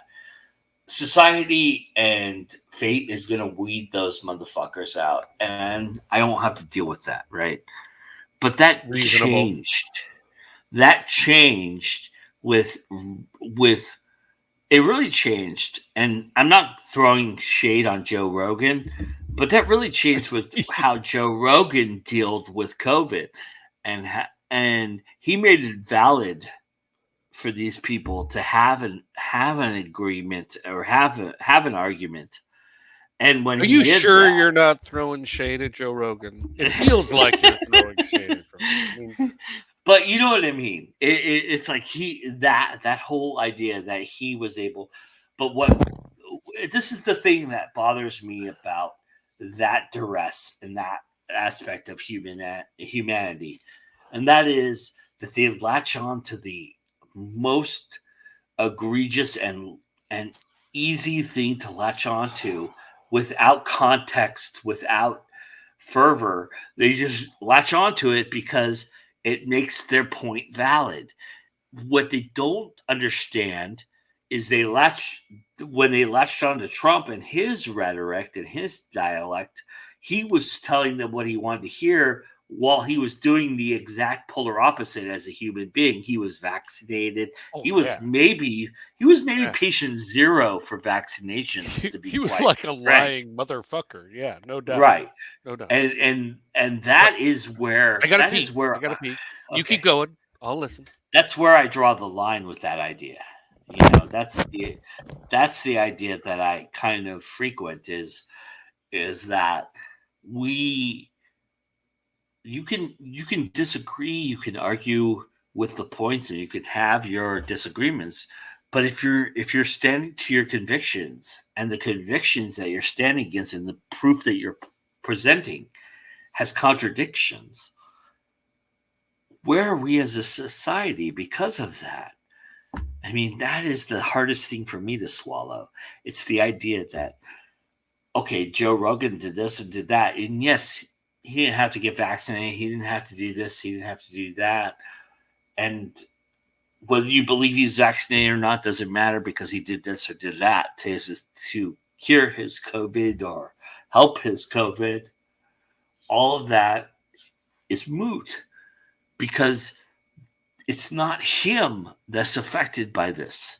Because honestly, he was a healthy enough guy that he wasn't part of the risk factor for what COVID was going to do to a human being. He was going to survive even if he got the worst part of COVID. He would probably, in all probability and all factors, would survive. Now, that's not saying he probably did survive because of that. I'm just saying that if you do the percentages, he probably would make it. And that is the difference that we're talking about. The people that look at him and use him as a model for their argument to say, this is why I'm not vaccinated, because this is happening. That is the logical, intellectual argument for saying, I'm following this guy because he did it this way, while you don't realize he did it under strict supervision. He did it under doctor's orders and doctor's duress. And yes, he's responsible for not telling you that. And that's where he falls. That's where he falls into fault. But for him to not talk about that, that's disturbing as well. But the one thing I do know about the polarization of humans that I've discovered is that here you have Donald Trump finally admitting that he's been vaccinated. That's a good thing that you're vaccinated. Good thing that you're boosted. Right. And what happened? He got all the people who were on his side, who were backing him up, turned on him and fucking threw it back in his face like he was being brainwashed by the system. And that is the problem. That is where we have an issue. That is when I say enough is enough. Stop this bullshit. Look, Joe Rogan beat the system. Good for him. But he was also a healthy male who had a healthy diet, who had all the things that were not part of the risk. He had no risk factors when it came to COVID, right? Although he also did everything he was supposed to do. Agreed. No argument for me. I also wonder, though, if he isn't caught in the whirlwind of my fans. I've said this about COVID, and now my fans believe this, and Trump went against his fans, even though he said you should get vaccinated, but they shouldn't force you to vaccinate, and thinking he was on the same side as them, and they're all like, fuck you, you're a traitor. Yeah. But Joe Rogan, I mean, like, did Joe Rogan get caught up in the thing? And then separately, did you see the Kevin James movie, Here Comes the Boom? Yes. I love that movie. I mean, like, I unreasonably love that movie. And Joe Rogan is in it, which is why it brought me up. But, so we all have those movies that if you see them on broadcast TV or on your streaming service, you're like, I'm going to watch that. So for me, Fifth Element, Hunt for Red October, Galaxy Quest. Here Comes the Boom. And so a couple nights ago, in the midst of our COVID misery, my wife was doing something else. We're in bed together, but we're like sick, so we're not like scooched up together. We're separate from each other. And she's doing her gratitude journal or whatever. And I'm like, well, while she's busy, I'm going to watch a little bit of Here Comes the Boom, which is on Netflix, say, I don't remember. And because we have a ridiculous number of services, of streaming services. But so I start watching it. And this is so ridiculously embarrassing. But Here Comes the Boom is a movie I bawl like a baby at like 12 different parts of the show. Not once. And not because I'm drunk, because I hadn't had anything to drink, but because I'm a fucking goofball. I mean, and my wife thought I was being sarcastic. Like 12 times. Because I ended up watching the whole movie because she kept reading a book or whatever on her phone. I don't know. But she never said anything, so I just kept watching it. And I'm like crying and blowing my nose. I'm crying so hard. And I've watched this movie at least a half a dozen times and had this same reaction every fucking time. And it's got Henry Winkler, who I love. There's so many things in it that I love. And yet, I mean, in fact, one of the favorite lines, because I make my own applesauce, there's the part in it where they're on the way to a fight for him, and he's like, I need my oatmeal. And he's like, and Henry Winkler's like, I forgot your oatmeal at home or at my office, but I have this homemade applesauce in the back window. And he gives it to him, and he eats it, and then he throws up on the guy that he beats in this fight. And later on, he's like, who among us, besides the Amish, make their own applesauce? And my wife and I are both like, I do, anyway. So there's a lot of shit connecting me to this movie. But anyway, Joe Rogan, there you go. I don't. But if you want to see me cry, watch Here Comes the Boom. And there's a new Kevin James movie coming out on Netflix next month. Well, this month now. And I have the same feeling with Remember the Titans with Denzel Washington. Oh, that's a powerful movie. Yeah, the moment that they go to when he takes them to Gettysburg and runs them through it, and everything changes from that moment forward. It just, there's such a great hope with that, and it's so amazing. Wait. Before you tell me your shit, I was like a shit athlete in every sport. I mean, I love baseball. But I was not a good athlete at anything. And yet, sports movies are so moving to me, even though I suck shit at every sport. Besides like foosball, a sport you can play without moving. I was pretty good at foosball. I wasn't great, but I was pretty good. It's stunning. I mean, I don't know if it's because I'm, there's a male thing, because women don't seem to react to the sports movies this way. No.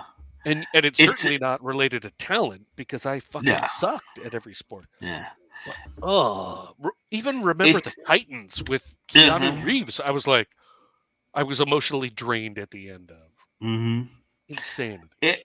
It's the idea.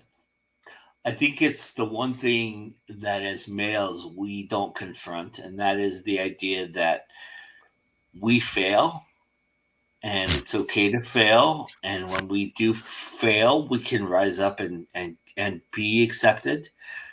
And I feel like I confront failing as a male all the time. Yeah, but in sports movies, it's magnified. It's amplified. Remember the Titans, The Replacements, those movies you just mentioned. The Replacements, that's the one I was talking about. Replacements with Hoosiers. Hoosiers is another one where you have this small town bunch of guys who didn't buy into a system. I mean, that all of movie. those, all those resonate with the male ego because we as males don't make it okay for us to feel emotional about who we don't deal with our emotions, right? And these movies kind of make us help us kind of live through those emotions and kind of work through them, and it's kind of interesting. That is a great comment because Mm-hmm. in real life, I don't cry. Yeah. I mean, age-wise, I feel like we were trained. You don't cry. Yeah. Shit happens. You're just like, Yeah. yep, that's too bad. I lost my arm. Fucking A. Well, but watching a movie or reading a book, like reading the Harry Potter books, I used to travel a ton for work. And I would fly every week, Monday and Friday, or Sunday and Friday. I would fly, and I'd be reading these Harry Potter books and bawling on the phone on the plane. And Yeah. I'm like, these people must think I'm an idiot. I'm reading a children's book, and like, I have to blow my nose 100 times. Yeah. So at movies, TV shows, books, I can cry. In real life, Yeah. I'm like, well, my my best friend died. That's a bummer. Yeah. It's fascinating. And I know part of that is, oh my god, my wife is up, so it's like having a zombie in the room because it's 2 o'clock. I don't know what she said. I don't know what she said. I might pretend like I do. I love you. She just said whatever. She doesn't love me yet. Anyway, it is startling, Yeah. the response we have, in real life versus, watching. I mean, it I'm not exaggerating. I cried a dozen times. And Here Comes the Boom, which is a movie that did not do well. I mean, I love the movie. I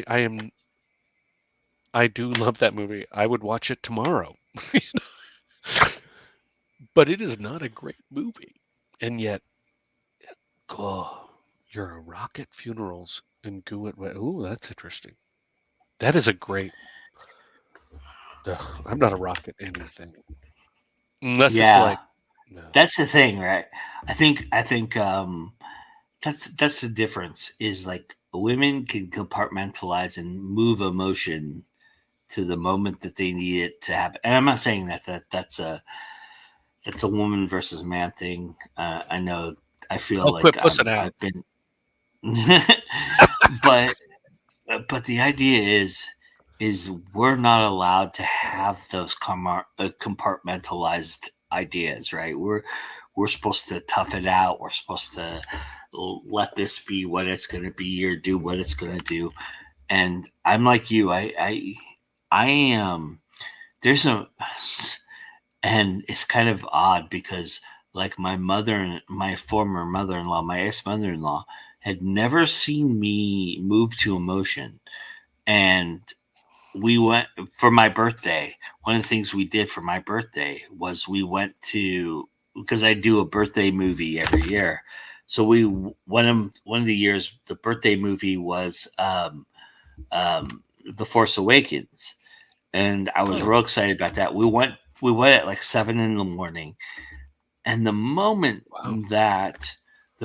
that Rey grabs the lightsaber from Kylo Ren, my mother-in-law was sitting next to me, and I was bawling. I was so excited, and it was like an excited tears. It wasn't like I was crazy like hate, like I was crying tears. It was like I was so excited at that moment. I thought that was such a great moment, and it's one of the greatest moments in cinema, in my personal opinion. Wow. And that moment, and my ex-mother-in-law looked at me and she goes, I've never seen you move to tears before. We've been to like 10, 15 movies together. I've never seen you even be emotionally moved. I said, yeah, that was a moment for me. And the reason it was a moment for me is because it was a moment when triumph overcame the reason that they were standing there, right? It was like she realized, without ever realizing, she had this power. And even though people were telling her she had this power, even though she was fighting for this power, she didn't realize what was inside of her. And at that moment, it just was instinctual that it happened.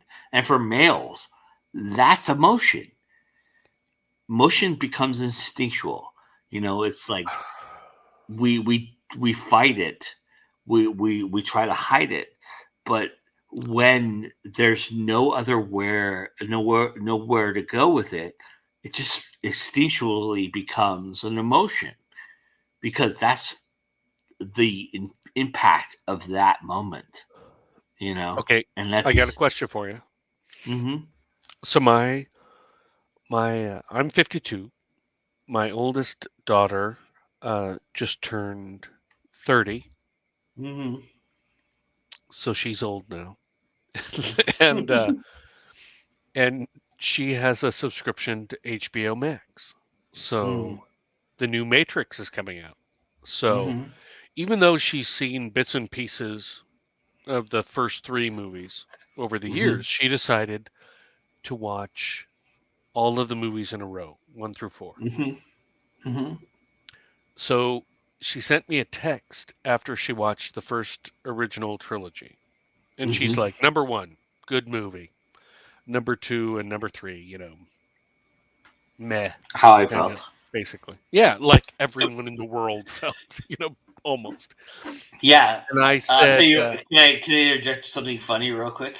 Sure. So just to interject, somebody had posted right before the Matrix Revolution, or what is it called, Resurrections or whatever. The trailer had come out. Somebody interjected and asked in one of the groups I'm in, the Facebook groups, they asked, what do you hope from the new Matrix trailer or the new Matrix movie that you didn't get in part 3? And I said, an apology. That's what I wrote. Nice.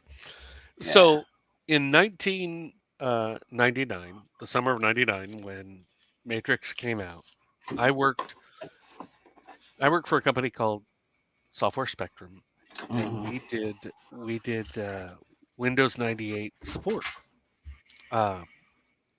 And so it was hundreds of nerds and geeks. And at work, people were very much enamored with the Matrix, but they were not telling anything about it. And I already had a kid and a wife. So, I mean, a lot of these people working there were single young men. But they were, I mean, it's kind of surprising now because people are so not respectful of spoilers or anything. But at the time, they were like, this movie is amazing, go see it. But I had no idea of what the movie was about. So I take my practice wife and we go see the movie. And it was the most impactful movie I had ever seen. Even though I had seen the Star Wars movies in the theater, except for I didn't see Star Wars because I was so young. But Empire Strikes Back and anyway, I left the movie theater and my stomach was like, my innards were shaking. It was I mean, it was kind of life-changing, which sounds ridiculous now. But if you live through it, I mean, it was. You're like, what the fuck was that? I'm changed as a person. Now, the second or third one's not the same impact. Yeah. First, The Matrix, though, was, I mean, it was stunning. And so I sent a text or 2 back to my daughter, like explaining the impact that movie had on me. And she's like, it's just a movie. Well, she's like, my husband and I are laughing at you that you had that reaction. And she goes, and according to our research, The Phantom Menace was a trailer during The Matrix. And so you must have been much more excited about The Phantom Menace. And I have no idea, because I don't remember seeing the trailer for the Phantom Menace. All I remember is how disappointed I was at the actual film, The Phantom Menace. and so I'm not confident enough to say I wasn't excited by the trailer. I don't remember. And I'm like, does your mom, who, my practice wife, does she say I was excited by the trailer? Because I don't remember that. I don't know. I mean, the older I get, the less sure I am about anything. When I was 15, I was like 100% sure of everything, even when I had no idea about anything. Now I'm like, I don't know. Were Beanie Babies awesome when I was a kid? I don't know. I don't know. But anyway. I remember that, and she's not wrong for me, because that's the exact reason we went to see this movie. We're like, what the fuck is this movie with Keanu Reeves? Why is Ted in a goddamn movie? And exactly. What is this do you about? Do you remember seeing the trailer for Phantom Menace? Were yes, you like, that was when you saw The Matrix? Were you more excited about the Phantom Menace? Yes, that's the reason we went to the Matrix. Is to see it was the only place you could see the trailer for the Phantom Menace. So you didn't have YouTube? literally. No, this was before YouTube. This was was this? I remember 98. Yeah, 99. It was summer of 99. So it was a group of us in Denver. It was about like 10 of us, and everybody. This was the longest line since the Lord of the Rings was the longest line I've ever been in, but that was the longest line like in the 90s I had ever been in besides Lord of the Rings. And it was the 10 of us, and ironically the same 10 went to see the Lord of the Rings. And what my friend had done is he went and bought a ticket to another movie so that he could go into the theater of the Matrix and reserve the entire row for us. I remember this vividly. So that because we were going to wait in line, and we'd have to get through the line to get to by the time none of us would have been able to sit together. But this guy literally fought like people off to get this whole entire row.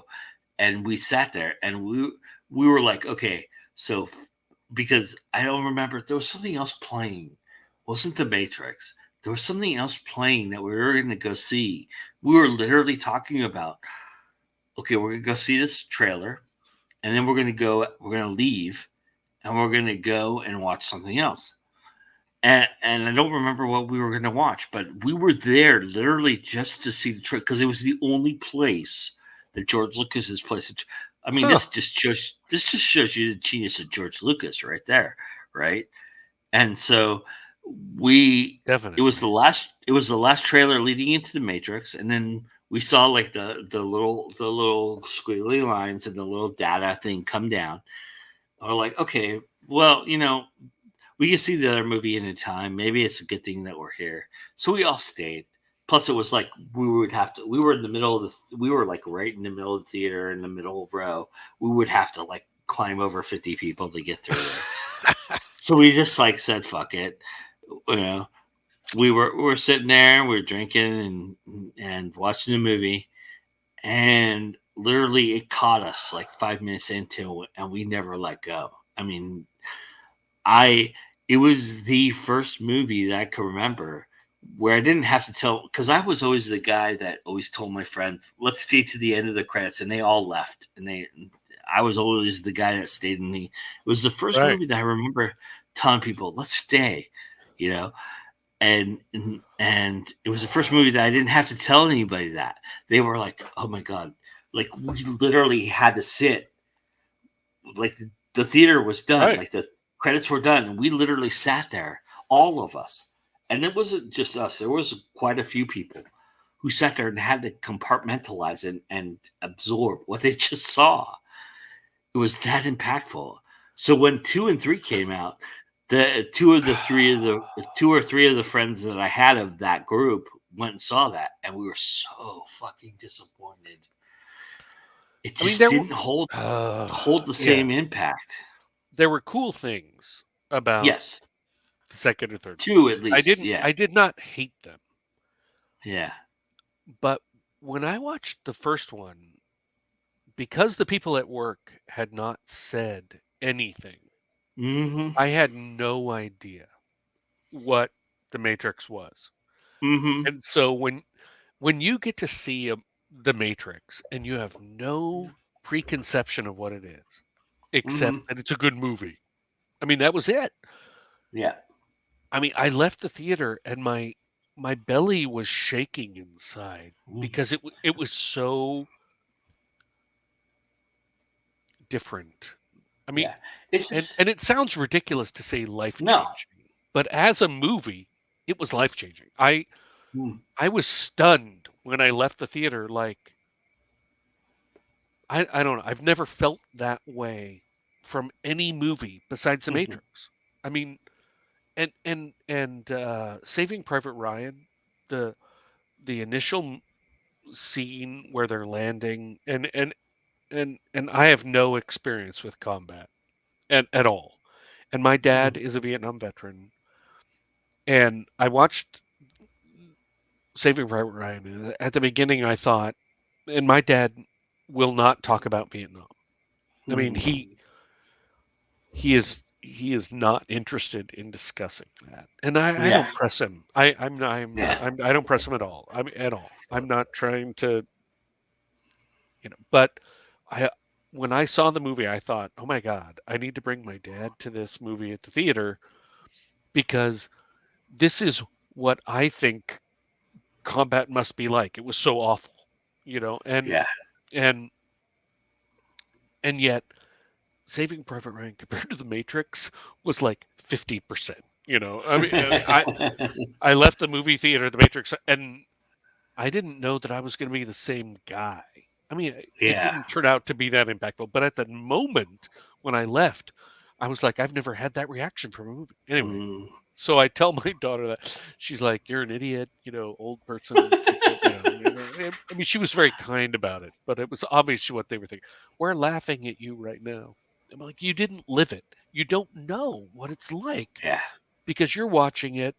I mean, what, 30 years later, Yeah. And saturated and spoiled and Well, and you look at the special effects, you're like, oh, those are quaint. And at the time they were like, smacking you in the face with balls. You're just like, oh, I mean, yeah. I mean, let's say, I mean, our generation was so good at keeping secrets. I mean, I think about Blair Witch. I think about Sixth Sense. I mean, these are movies that we didn't know going into what was going to happen, but we had an idea that they were going to be impactful. Oh my God. I never went to the first, except for Empire Strikes Back, which I went to the first showing early that day because my school was out of school that week. And the big district in my area in Spokane was in school. My senior dish day was Batman with Michael Keaton and Jack Nicholson. We skipped the last day of school to go to that movie's premiere. I very rarely went early on, and like you say, you never knew what was nobody ruined it for you. Which is not the case now. I mean, and in fact, between my wife and I, one of us always learns about whatever the surprise is in a movie, and then we just don't say it to each other. Okay, so what's this? She says, I remember when my friends had their mind blown by the Matrix. You're totally right about the impact at the time. It didn't affect me the same way because I had already been studying mysticism for a few years at the point, but I saw the effects on my friend. Yeah, I think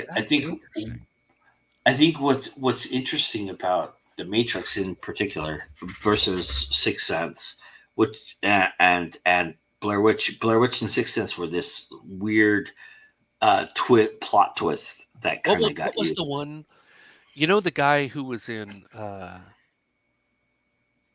the Stargate, and he was the Kurt Russell? No. James Spader? No, the alien who was also in a movie where it turned out he was a guy at the end, but you thought he was a woman. Oh, fudge! Oh, you're talking about. Oh, goddamn. What the fuck was the name of that movie? Yes.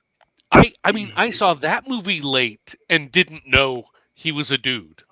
You know, at the end, you know what I'm You're talking. Yes, I do. I know The exactly what Crying it's. Game. Crying. Thank you. Yes, the Yeah. English movie. Yes. Yes. I mean, how could that possibly be that a month and a half after it comes out, you still don't know? You know, that's Yeah. not true now. I mean, like I mean, I'm supporting your point. Well, That, yeah. well, here's the idea, right? Here's the spectrum. Like, I don't have Netflix, I don't have Disney Plus, and yet I've seen everything I need to see about Cobra Kai season 4 and Boba Fett season 1 episode 1. I mean, I literally got inundated by these. I mean, I could talk to you about Boba Fett season 1 episode 1, and I have not seen a fucking frame of it, just simply because. Dude, do you need some money? No. but the idea is like that's the difference, right? When we talked about the Sixth Sense with everybody else, if the person that was in the circle, you asked them if you'd seen it, they say no. Literally, the circle moved like 6 feet away from that person and talked about it in another room. It was that kind of respect that you kind of garner for it. And the difference between the Matrix and those movies, though, is the exact thing you're feeling, which is it changed your altered perspective of life because it was so real to the perspective of what you were feeling and how you were feeling it, because it was so different. It wasn't that there was a secret scene or there was a twist. It was the idea that it was the central idea of it, the theme of it, which is very similar to what a lot of people feel with Lord of the Rings and Dune and those kind of things, is that there's this central idea that strikes you as a human being that changes your perspective or awakens you to a perspective that is real.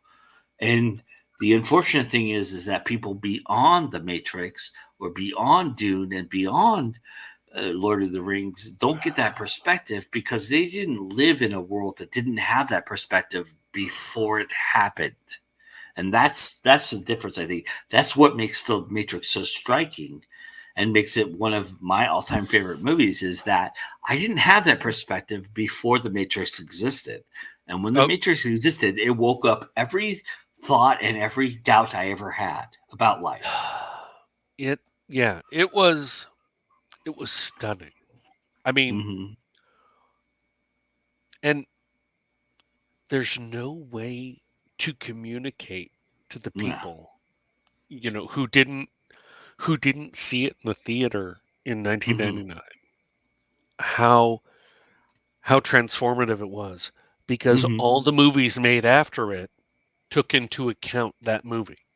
Yeah. And I know every generation has that, but that was our generation's experience of it. And because the technological advances were so powerful. I mean, and that's why the second and third ones, you're like, meh. There was nothing transformative. It was a continuation of it. And I don't think they did a bad job. It's not an insult, but it wasn't. I mean, if you see the first movie of a trilogy and it's transformative, and then you see the second one and you're like, oh, that's good. It's a letdown. And I did not hate the second and third movies. I still enjoyed them. My stomach wasn't shaking when I left. You know, I mean, it wasn't as impactful. And and I don't have HBO Max, so I haven't seen the fourth one yet. And I have COVID, so obviously I haven't gone to the fucking theater. But you know, I was trying to convince my wife. We have COVID, and I'm like, hey, well, okay, so we have a cat that only eats wet food. And she's like, we have to go get wet food. And I said, that's fine. I will go in and get it because I'm, you know, healthier. You know, I'm past the communicable part. And so I go get it, and at the same place where there is the PetSmart, there's a theater. You want to go see Spider-Man Homecoming or whatever the fuck it's called? No Way Home? I don't know. Spider-Man 3. And she's like, no, we have COVID. And I'm like, yeah, that's reasonable. Even though I really, really, really want to see it. But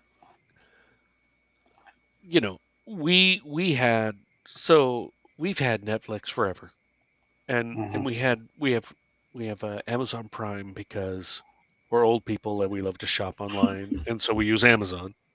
And then one of the things we do for my parents is we provide self-service for my dad. My mom is not capable of having a cell phone. She can't use she can't use a fucking landline.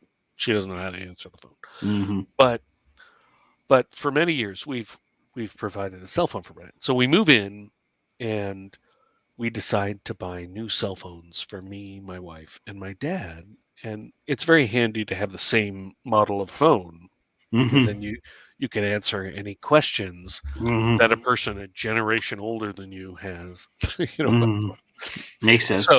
So we go and we buy new phones, and we also upgraded to unlimited data, which we had not done before because we were always on our fucking network at home.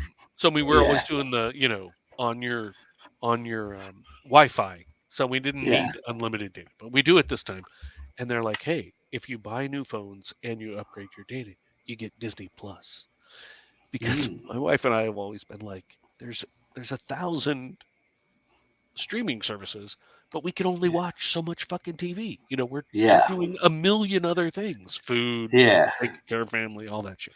Imagine, I mean, you're the microcosm of what my existence really is. I have a friend who has every fucking streaming service. I'm like, how do you watch anything? I mean, we can't watch everything on the 2 services we had, which is not quite true because on Amazon Prime we also had Acorn, which is the British stuff. So you get Australia, New Zealand, Canada, Britain stuff. And my wife I have Stars and Showtime on my Amazon Prime, and that's because I got Showtime because of Dexter, and they gave me a 6-month deal. So that kind of made everything worth it. And then Stars I got because they have fucking great 80s movies that I've missed for my life, and I would rather watch that. The thing about it is, like, for Disney Plus and all those things, is there's plenty of services out there that talk about that shit that I don't need to be the guy that talks about that stuff. So I don't really give a shit, Well, getting Disney Plus, which we would never have got, has been awesome. That note, WandaVision, amazing. Loki, awesome. Hawkeye. Well, the funny thing is I've seen The Mandalorian. I've seen both seasons. Mandalorian, awesome, so good. So I mean, there's so many great things on Disney Plus, and I don't want to go nuts, but Disney Plus.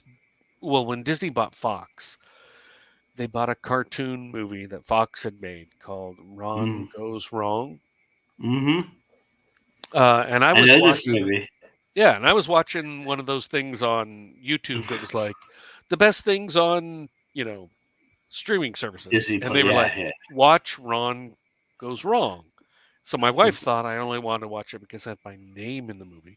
Yeah. And yet it was adorable. It was so fun. We loved the movie. I mean, frankly, there's so much content that if you don't get a recommendation from somebody you either know or that's online, you're going to miss shit. And we really liked the movie. So Ron Goes Wrong, I recommend the movie. Not just because it's got my name in it and because Zach Galifianakis does a name or a voice, but we really enjoyed it. Anyway, we are now. So we had Netflix, we had Amazon, which both have so many amazing things on them. But then we were never going to get Disney Plus. Then we got it for free, and we're like, yeah, we're never getting rid of that because there's so much shit on it. That's the thing about it, right? Yeah, no. Now we're like, oh, we need HBO Max. We need every service. So we obviously got to win the Powerball or something. Because That's how Amazon Prime got me. I got the 30-day free trial, and then I was like, okay, I'm done with this. I didn't ship enough. I didn't watch enough, and they're like, well, let's give you 60 more days. And I was like, okay, you get 60 more. If you can give me 60 more days for free, I'm gonna take it, right? And so I got 90 days of Amazon Prime for free, and it's just like I just never thought about it, and it just kept renewing, and I go, okay, I'm in, and then they were like, well, while you're here, have you checked out Showtime? We're going to give you Showtime for $3 a month for 6 months if you do it right now. I'm like, okay, yeah, I know Dexter's coming out.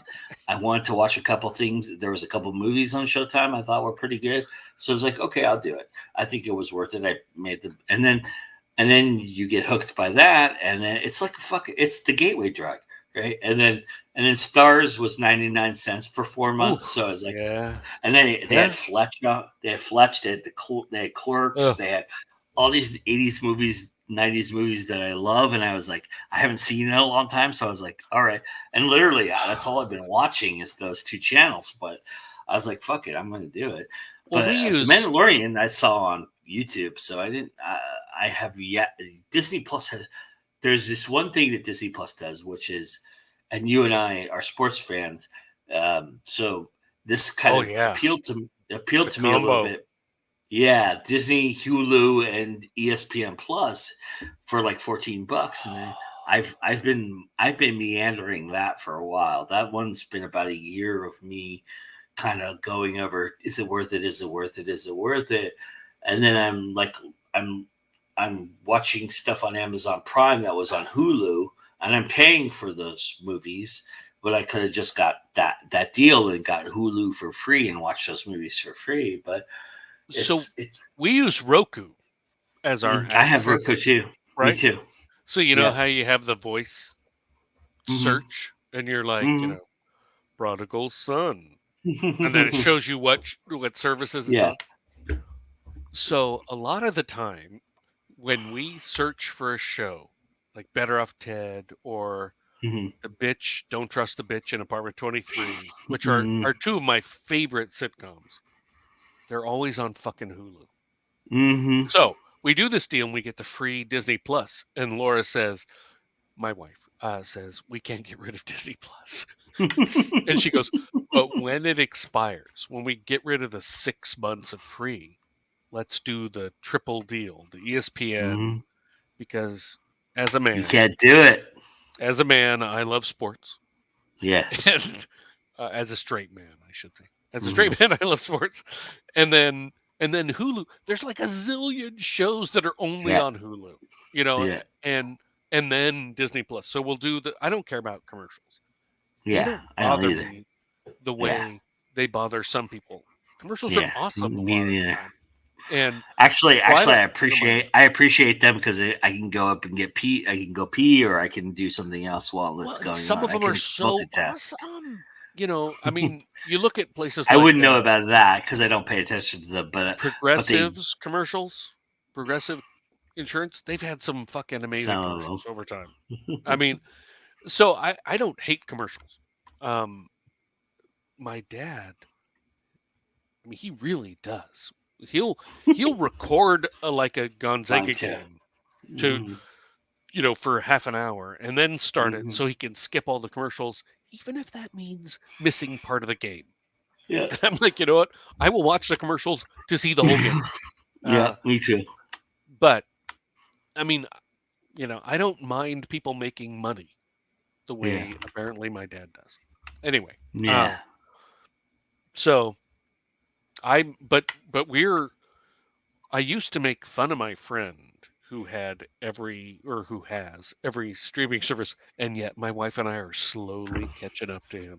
Like we were talking about HBO Max. For New Year's, Roku had like all these 99-cent deals, and we went looking to see if they had HBO Max because that's got June and Wonder Woman 1984, and they didn't have it, so we didn't sign up for it. But I was kind of disappointed because with COVID, where we can't go anywhere, great time to watch a bunch of HBO Max for a week. My wife was supposed to start work on the 4th, but she can't because she's got COVID. So it's going to be even longer before she can go back. Anyway. That's funny you said that about HBO Max, because I had the same idea, because there is one thing and one thing only that HBO Max acquired that changed. Oh, sorry. No, The West Wing. I can watch. I can rewatch all 7 seasons of The West Wing in succession. Literally, I can do that every month of every day of every year. So good. I don't know why. I don't know why or how. It's the one show that I can replay and replay and replay.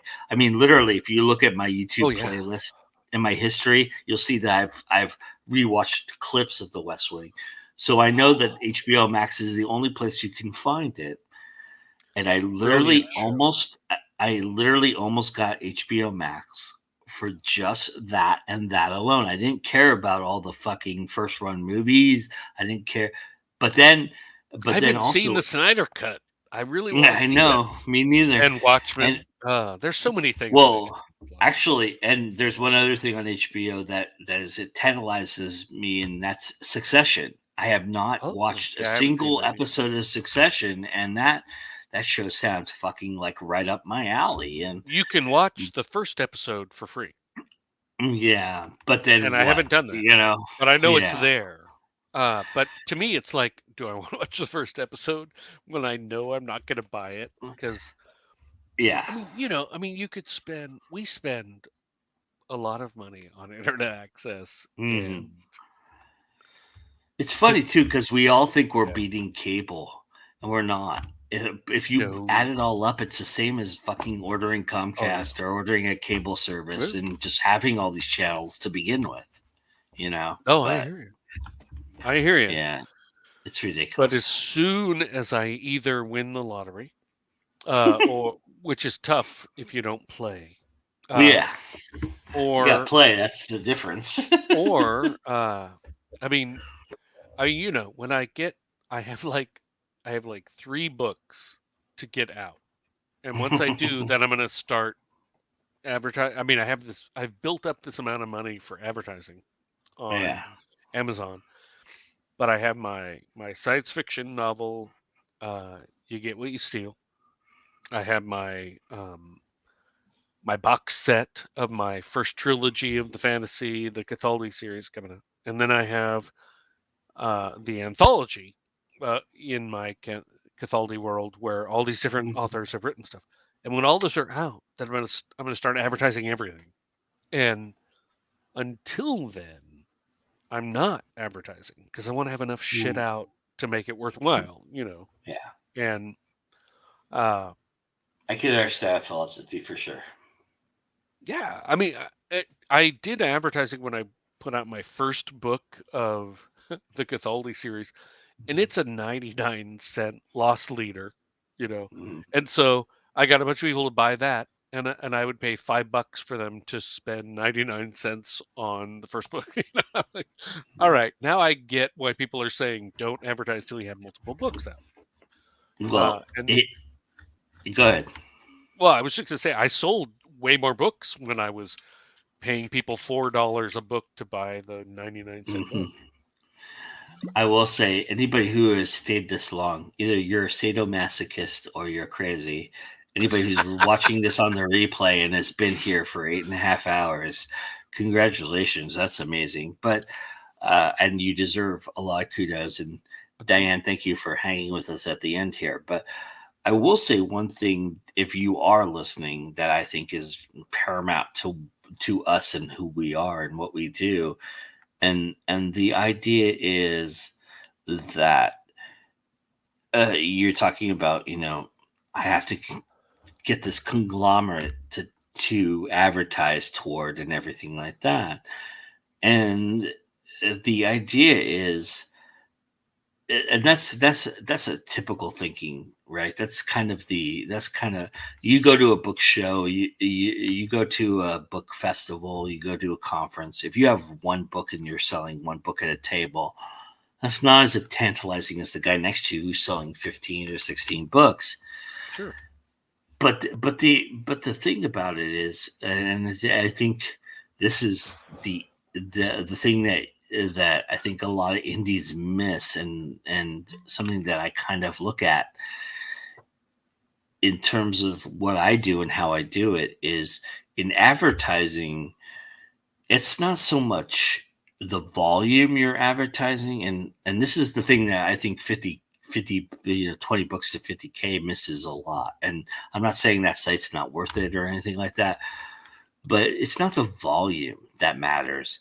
It's the quality of the advertising that you're doing. It's not, and I'm not talking even about the quality of the book. I'm talking about the focus to where you're advertising and how you're advertising it that matters.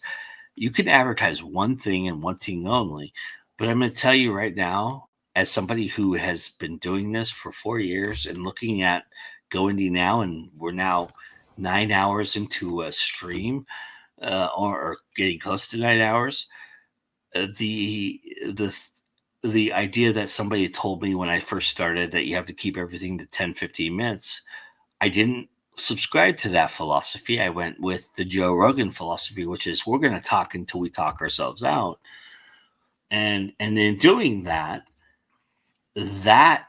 paved the way for something that was unique and interesting. And I can't tell you how often I have different shows. Some shows are 15 minutes, some shows that are 30, some shows that are 8.5 hours. And I can't tell you how often the 8.5 hour shows get played back. And I'm not talking about shows like tomorrow we're going to see this show get 50 fucking views. I'm talking about 4 years from now when we all think that this show didn't matter to anybody. And I look at my analytics and I see that 4 people watch the show for 8.5 hours, and I'm going, what the fuck is wrong with you? How did you, first off, how did you find this fucking thing buried within the 500 shows that I do a year? And 4 years ago, that would mean that you'd have to scroll through about 400 pages to get to this fucking show. And so what I'm saying is basically you're advertising to an audience that really enjoys what you're doing. It doesn't matter what it is that they're going to accomplish by that. They're going to pick whatever they want out of that group. But True. if you advertise to the group, you've won. That's when you grab them. Okay, but I mean, I agree with that.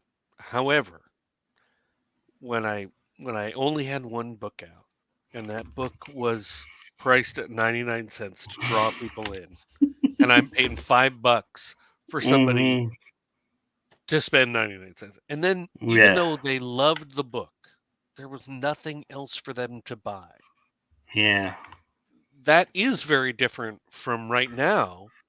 There are 3 books in that series, plus separately there's the You're as Stupid as You Are Fat, How to Talk to Women book. And then by the end of next year, instead of 4 books, there'll be 9 books. And so if you could find one person for $5 and they buy $30 worth of books, obviously that's a win for me as an author or as an advertiser. Of course. Versus every time it's negative $4, which I have some money, but I don't have unlimited money. Right. That like 30 years from now, I want to be like, yeah, I spent $1 million to get $45 worth of books, or sales. Right. I mean, well, let me amend you're right, and that makes a good point. And let me amend really quickly what I said, which is first you got to build the content, though. You got to build which is where 20 books to 50K really does matter. Right. They're really right about that. You build the inventory for somebody to go back to. But what I'm saying is you don't build it toward the audience that you're intended to build it towards, because that's never the audience that actually gravitates toward it. the audience that gravitates toward what you're doing, you find within the niche of what you're doing. It's a matter of doing that, and you have to prove to them that you can do it. And when you prove to them that you can do it, you could sell them fucking shit on toast, and they would eat it up like it was fucking caviar. What, Stephen King? What? Yeah, right. Right. And Stephen King's early stuff, I'm a huge fan, but Stephen King's late stuff, I am not a fan at all. However, well, how about James Patterson? That's probably a better example. No fucking shit. No, that's an ugly example. Because Stephen King is still trying. Yeah. James Patterson's like, I'm a fucking whore. You know, and I will put another person's name on my book that they wrote, and I'm just, cashing the check. However, so I wrote a book. Well, I wrote several books when I was very young. But of course, there was no Amazon at that time because it was the 1930s. And so a friend of mine participated or announced on Facebook he was going to participate in the NaNoWriMo. And I'm like, NaNoWriMo, I've never heard of this. And so I call him up and he's like, yeah, I'm writing this, or I'm going to participate in it. I'm going to write 50,000 words during the month of November, blah, blah, blah, blah. And I'm like, well, that sounds awesome. I have a book that I wrote many years ago, and I'm rewriting it. And instead of third person, it's first person, blah, blah, blah, blah. The first book of the Cthulhu Theories. And so we both do NaNoWriMo. And so practically, we started at the same time. He wrote Lit RPG. We've both written a trilogy. He wrote a Lit RPG trilogy. I wrote my fantasy trilogy. And then he's written 15 children's books, Minecraft books, because after he had a lot of success compared to what I've had with his Lit RPG books, which is a very easy to target niche market. Whereas fantasy, that's a gigantic market. And then try to find people who will like humorous fantasy with a dick as the main character. It's hard. Anyway, so he had more success with his trilogy, and then he was like, you know what, I'm gonna write to market. I'm gonna write these fucking Minecraft books, and they're great. I've read a half a dozen of them, and they're a lot of fun. But this guy's making $11,000 a month from his writing career. And I fucking hate him so much because we started at the same time, and he's seen this, massive amount of success compared to where I have. And he's like, your stuff is great. Don't give up. And I'm like, fuck you. And anyway, I did an interview with a podcast in England, and the guy goes, how do you measure success? And I said, doing better than that fucking son of a bitch. Just this much better than him. That is success. And he goes, well, Ron, that sounds very healthy. And I'm like, fuck you. Anyway. And I love that guy. We are good friends. But you can have success writing the market. Whereas I'm like, you know what? I'm writing what I think is interesting. It's different. It's interesting. And finding that audience that will like what I write is a lot harder than writing, shit that appeals to everybody. And just saying I'm a whore. And which he isn't saying he's a whore. He's awesome. Right.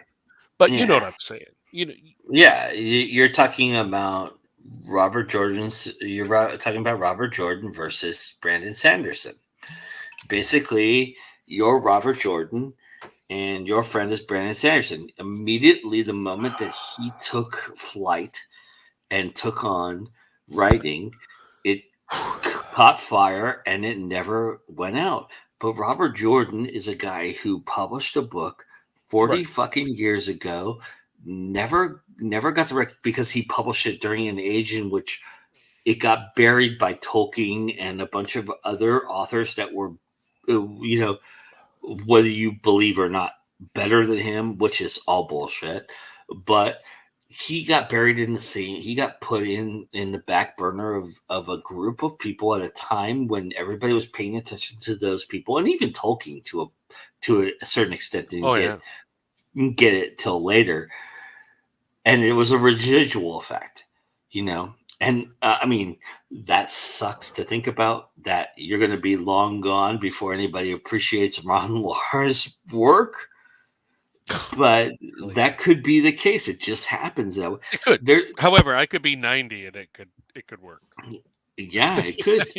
I mean, that's the thing about it, right? Is like you have to define success at a certain point to what you cater it to be. You can't define it as a demarcation line of this is what success really is, because that's not how. I mean, you can't you don't know what your friend is going through in his shoes at that point. He may have gotten to that demarcation line and gotten over that, but what happens when he runs out of ideas and 10 years later he's chasing it, like that? I mean, that could happen. That's happened to a lot of writers, right? I would say I laugh and laugh. That is what happens. No. Well, yeah. No, I'm just kidding. I want him to have complete success because he's got 5 children, and they need to eat every single day. However, and look, I will say, I mean, obviously, I'm a nut job, compared to him. I mean, he's like, I'm doing this for a business. I've got a family to support. Whereas I'm like, hey, I love gardening. And I fucking hate rabbits and deer now. Because when you garden, your enemies, the 2 top enemies, are rabbits and deer. And I said to my wife a couple days ago, I'm like, what do you think is a more powerful title? Fucking rabbits or fucking deer as a children's story? And she goes, well, neither of those are great children's stories. And I'm like, well, obviously, this is like Shel Silverstein. It's not really for kids. It's faux children's book. And she's like, well, maybe damn rabbits, So we're working on that. Darn rabbits. I have a story to tell about how I fucking hate rabbits and deer because this is a war for food. But obviously, where my mind is at is not, the most commercial shit. But I don't care. I mean, like you said, I don't care. I want to write what I want to write. It's fun for me. And I figure if I build a big enough catalog of that, and I keep advertising, and I keep trying to find the audience, there are enough people who will appreciate my sense of humor, whether it's fantasy or science fiction or just straight humor stuff. And I could be wrong, 100%. No, you're not. And it doesn't matter. Actually. It doesn't matter if I'm wrong ultimately, because I'm not doing this so I can eat. Yeah, you know what I mean. I'm doing it for fulfillment. Yeah, your motivations are different. Your passion is different, and that's the thing. The two things I will say about your friend, and I don't know your friend, so I'm not going to disparage him. No, he's awesome. Yeah, it's not. I don't mean to insult him ever. Yeah, but the idea is he's writing for a different reason than you are, and publishing for a different reason that you are. Yeah.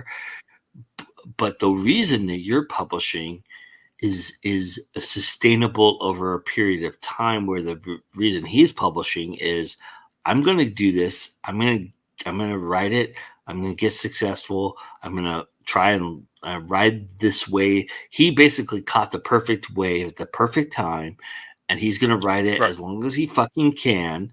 And you are still in the ocean waiting for the perfect wave, but you start to just say, you know what? The perfect wave is never going to come, so I'm just going to ride a bunch of waves and see what happens. And that's kind of, it's just the scenario that people live in. It's the idea. But the thing about it that's different is that his way of thinking is for now. Your way of thinking is for tomorrow and for then and beyond. Well, I And will say yeah, this. that's not comforting now. He's a smart guy. So I mean, he Yeah. is spreading out. Like he's starting other children's series. He's doing a lot. I mean, if you approach it as a business and you're a smart guy and you're creative, I mean, that's what this guy's doing. He's doing great. However, you're familiar with the For Dummies books.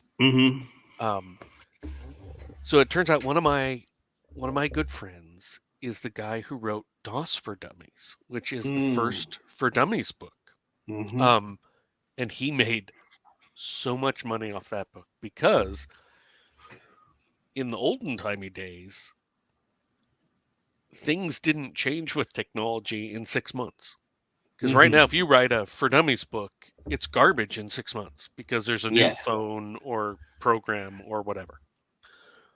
But DOS for Dummies made a shitload of money. And this guy's written over 100 books that are either for dummies or tech books in one way or another. And this guy is super smart. I mean, he is ridiculously smart. And he also has a gift of being able to take very complicated things and present them to people in a very easy to digest and understand. I mean, the guy is he's very impressive. And he's also very funny. He's also autistic. And he has no social skills, but he doesn't recognize them. He's on the spectrum, and he will say things to you or to anyone that are so blunt and so honest that for most people you would be like, fuck you. That is an awful thing to say to people. But if you know he's on the spectrum, I think it's awesome because you can also say anything to him and he doesn't get offended. Yeah, he doesn't have context. So we can say anything to each other, and that is very liberating because no matter how close you are to somebody, it is very rare that you can be 100% honest with somebody and they don't get hurt, but he doesn't. So I really value his friendship because it's very different. Anyway, very successful guy. Very, very, very, very successful guy. And he once said to me, he goes, if all you want to do is make a living as an author, write romance novels. And I said, but I don't want that. I want to love what I'm doing and love what I'm writing. And I don't read romance novels. So if I wrote them, it would be for money, not because I love fantasy. I love science fiction. I love humor. Yeah. And I have nothing against romance novels. But you write the stuff you love if you're doing it for fun. If you're doing it just to make money, you write anything. And anyway, that's where I was getting at with no, it makes total sense because it's discussion. Well, it is essentially what we do here. I could easily sit here and talk about The Mandalorian and have episodes of shows about The Mandalorian. I could sit here and talk about Spider-Man No Way Home, but the whole idea is not what I do is not my niche to that idea. I've been beholden to that niche, and I'm very happy to be staying within that. And whatever fate that beholds of me and whatever success that garners, that is entirely up to the universe, which it would be anyway. So I don't worry about that. I just do what I want to do and what I hope to accomplish. And, whatever happens at that point is whatever's going to happen. I don't think I'm hurting myself or I'm not to a point where it's destroying me. It's not to a point where it's enhancing me. So I'm just going to ride the wave until it fucking collapses, and we'll see what happens. But maybe the wave gets bigger. Maybe I catch another wave. I don't know. But all of that matters little to me in the fact that I'm doing exactly what I set out to do. And whatever that means in terms of success is whatever it means. I've accepted that at this point. You know? No, I mean, and we're obviously on the same page. I want to do what I love to do. I want to do what I enjoy doing. Because if all I care about is making money, then I'd keep consulting. I'd keep software consulting. You know what I mean? I can make a lot of money doing that. But I actually want to be happy. You know, I actually want to enjoy life. Imagine that. Yeah, and I haven't done that for the first 45 years of my life. You know, well, not the first 15. That was pretty fun, but the middle 30. And so now I want to do something that if I live to be 90 years old, I can keep doing it. And it's not a job, it's what I love to do. And because I don't care about retiring, I just care about being happy. I want to be happy. And you know, I mean, it would be awesome to have a bunch of money too, but the most important thing is being happy. And I'll work hard at whatever it is I'm doing. But you know, my friend who's the chef that I was talking about, he wants to start a business where we, you know, make things and sell them locally, you know, different kinds of food, and then ultimately open a restaurant. And I'm like, shit, that sounds awesome, because I love cooking, I love growing food, I love, you know, that sounds fun. I'll do any of the stuff that I think is fun. I was thinking about doing some hooking, because I love having sex. Not with strangers. I was lying, because having sex with strangers is not my thing. I'm like the most boring person, but sexually. But so no, that part's not true. But you know, food stuff would be awesome. Writing stuff would be awesome. Car stuff would be awesome. Although my car philosophy is cars are for buying, not for selling. So I would never make any money there, because all I just keep doing is buying more and more cars. But you know what I'm saying? I always wonder how those guys with the car shows that you know have the diapers and they wipe the fucking the you know the Chevelles and all those beautiful cars that they put in the parking lot, how they make money. And I actually asked one of those guys once, and they said it's all sponsorship stuff. You know, the rims are by this person, and the you know the paint is by that. But at that point, are you selling out because you're doing that? You know, because it doesn't become part of the love anymore, and that's the teetering totter that we're on that we have to weigh, right? It is, and so my father-in-law, he has 13 or 14 vehicles. He also has 2 planes. I mean, the guy, if you're like man cave toys thing, this guy wins. And he's got the 57 Chevy Bel Air. He's got I think a 67 Camaro convertible. He's got a 50 something Volkswagen Bug. One of the first ones was still metal frame, you know, for the convertible part. Wow. He's also got a 280ZX, same series as mine. He's got so much shit. Anyway, his philosophy is you don't drive those things. If you're gonna show them, you trailer it, you know, you do. And I'm like, you know what? I will fucking paint them every year, because I got my Datsun all painted and everything. And within 3 weeks, I was driving on the freeway and a rock hit it and chipped the paint. And my wife's like, "Are you okay?" Which is a very sweet thing to say. Yeah. But I laughed. I was like, of course I'm okay. You don't drive a car and expect that shit doesn't happen to it. Yeah. But I don't care, because I want to drive the fucking car. And it's not a piece of art to me. And my father-in-law was like, well, when you get your Datsun restored, you'll change your tune. I'm like, no, I'll paint it every fucking year. I don't care. You know, it's just the different philosophies. And I'm not saying anyone is better than the other. I'm just saying it's mine. In the same way, you know, different writing philosophies exist. Well, and, you know, ultimately it makes you happy. That's what it is. That's what drives you. And that displaying it, making it art is what makes your father-in-law happy. But what makes you happy is feeling the engine, feeling the work that you put in, going to use for what it was intended to do. And there's nothing wrong with either scenario. It's just the way that you enjoy how it is.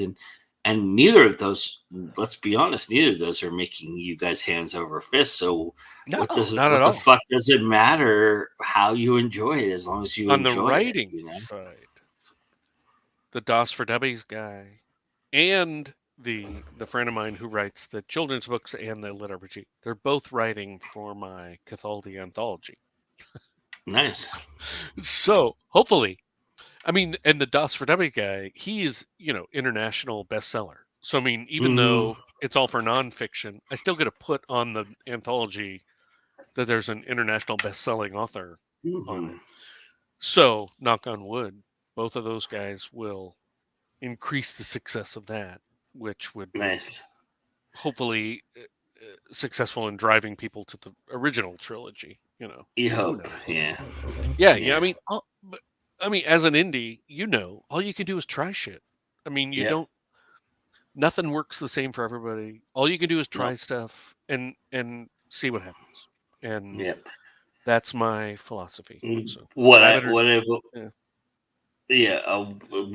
end here pretty quick. But what I will say is what I've learned over doing the period of time here is that the line between indie and traditional seems vast, or seems demarcation seems to be met, but it's more murky and more 1 foot over the line and 1 foot over the other line than you think it is. And that's the same with the writing process. I mean, everybody who says they're a pantser, they have some kind of plotting device that they use to get to their pantsing. And everybody who says they're a plotter, they have some weird emotion that they have to deal with when they're plotting to become a pantser. And you find that we're more in the middle. And this is the whole philosophy of life. This is why I don't understand what is going on in our world right now with the polarization, is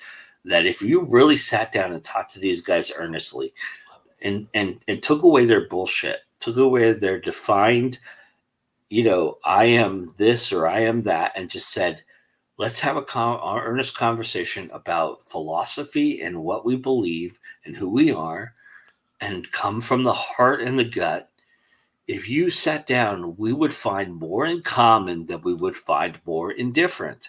And that has been always a philosophy. We've always fought that. I don't know why this country has been the cesspool of always fighting that, but we've always fought that as a country. And yet we've had periods of tumultuous, where we've come together and actually, it's built up, and then we come together, and there is a middle ground, and we find a middle ground for just a small smidgen of time, and then something else triggers us all to be polarized again. And I don't know why it is this country is like that, but that's just seems to be the case.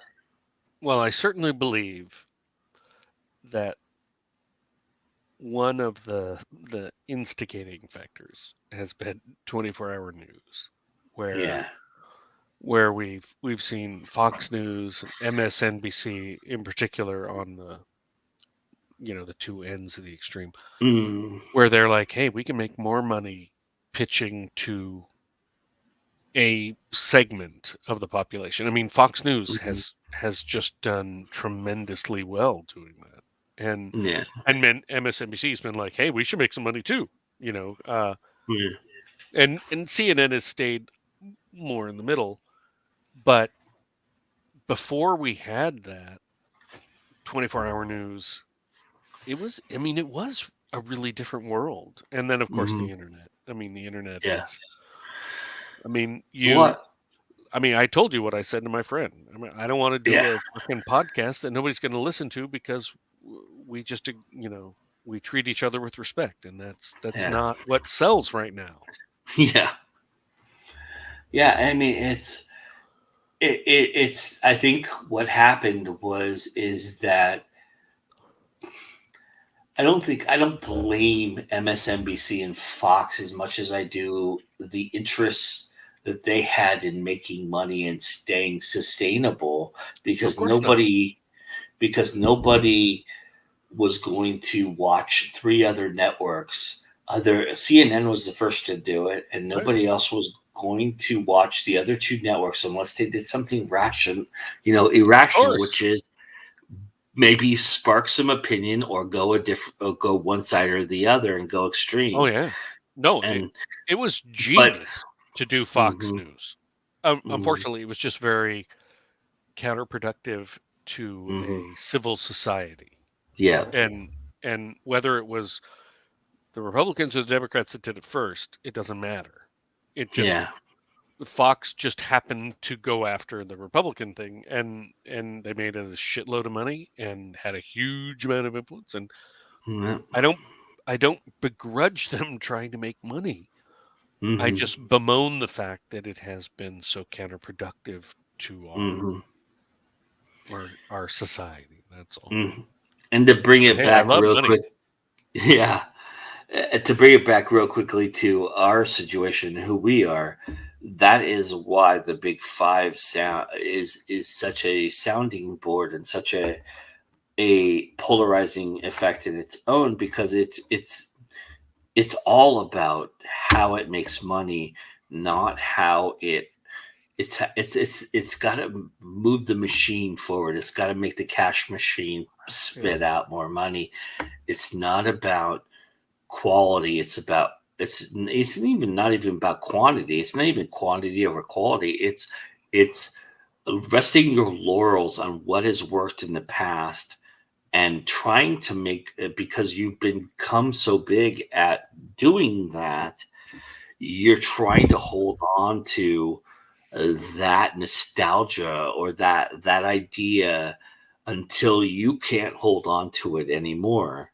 And you're so stubborn, you would rather go out of business than change your ways to the society that is at large and how we're consuming what you're giving us.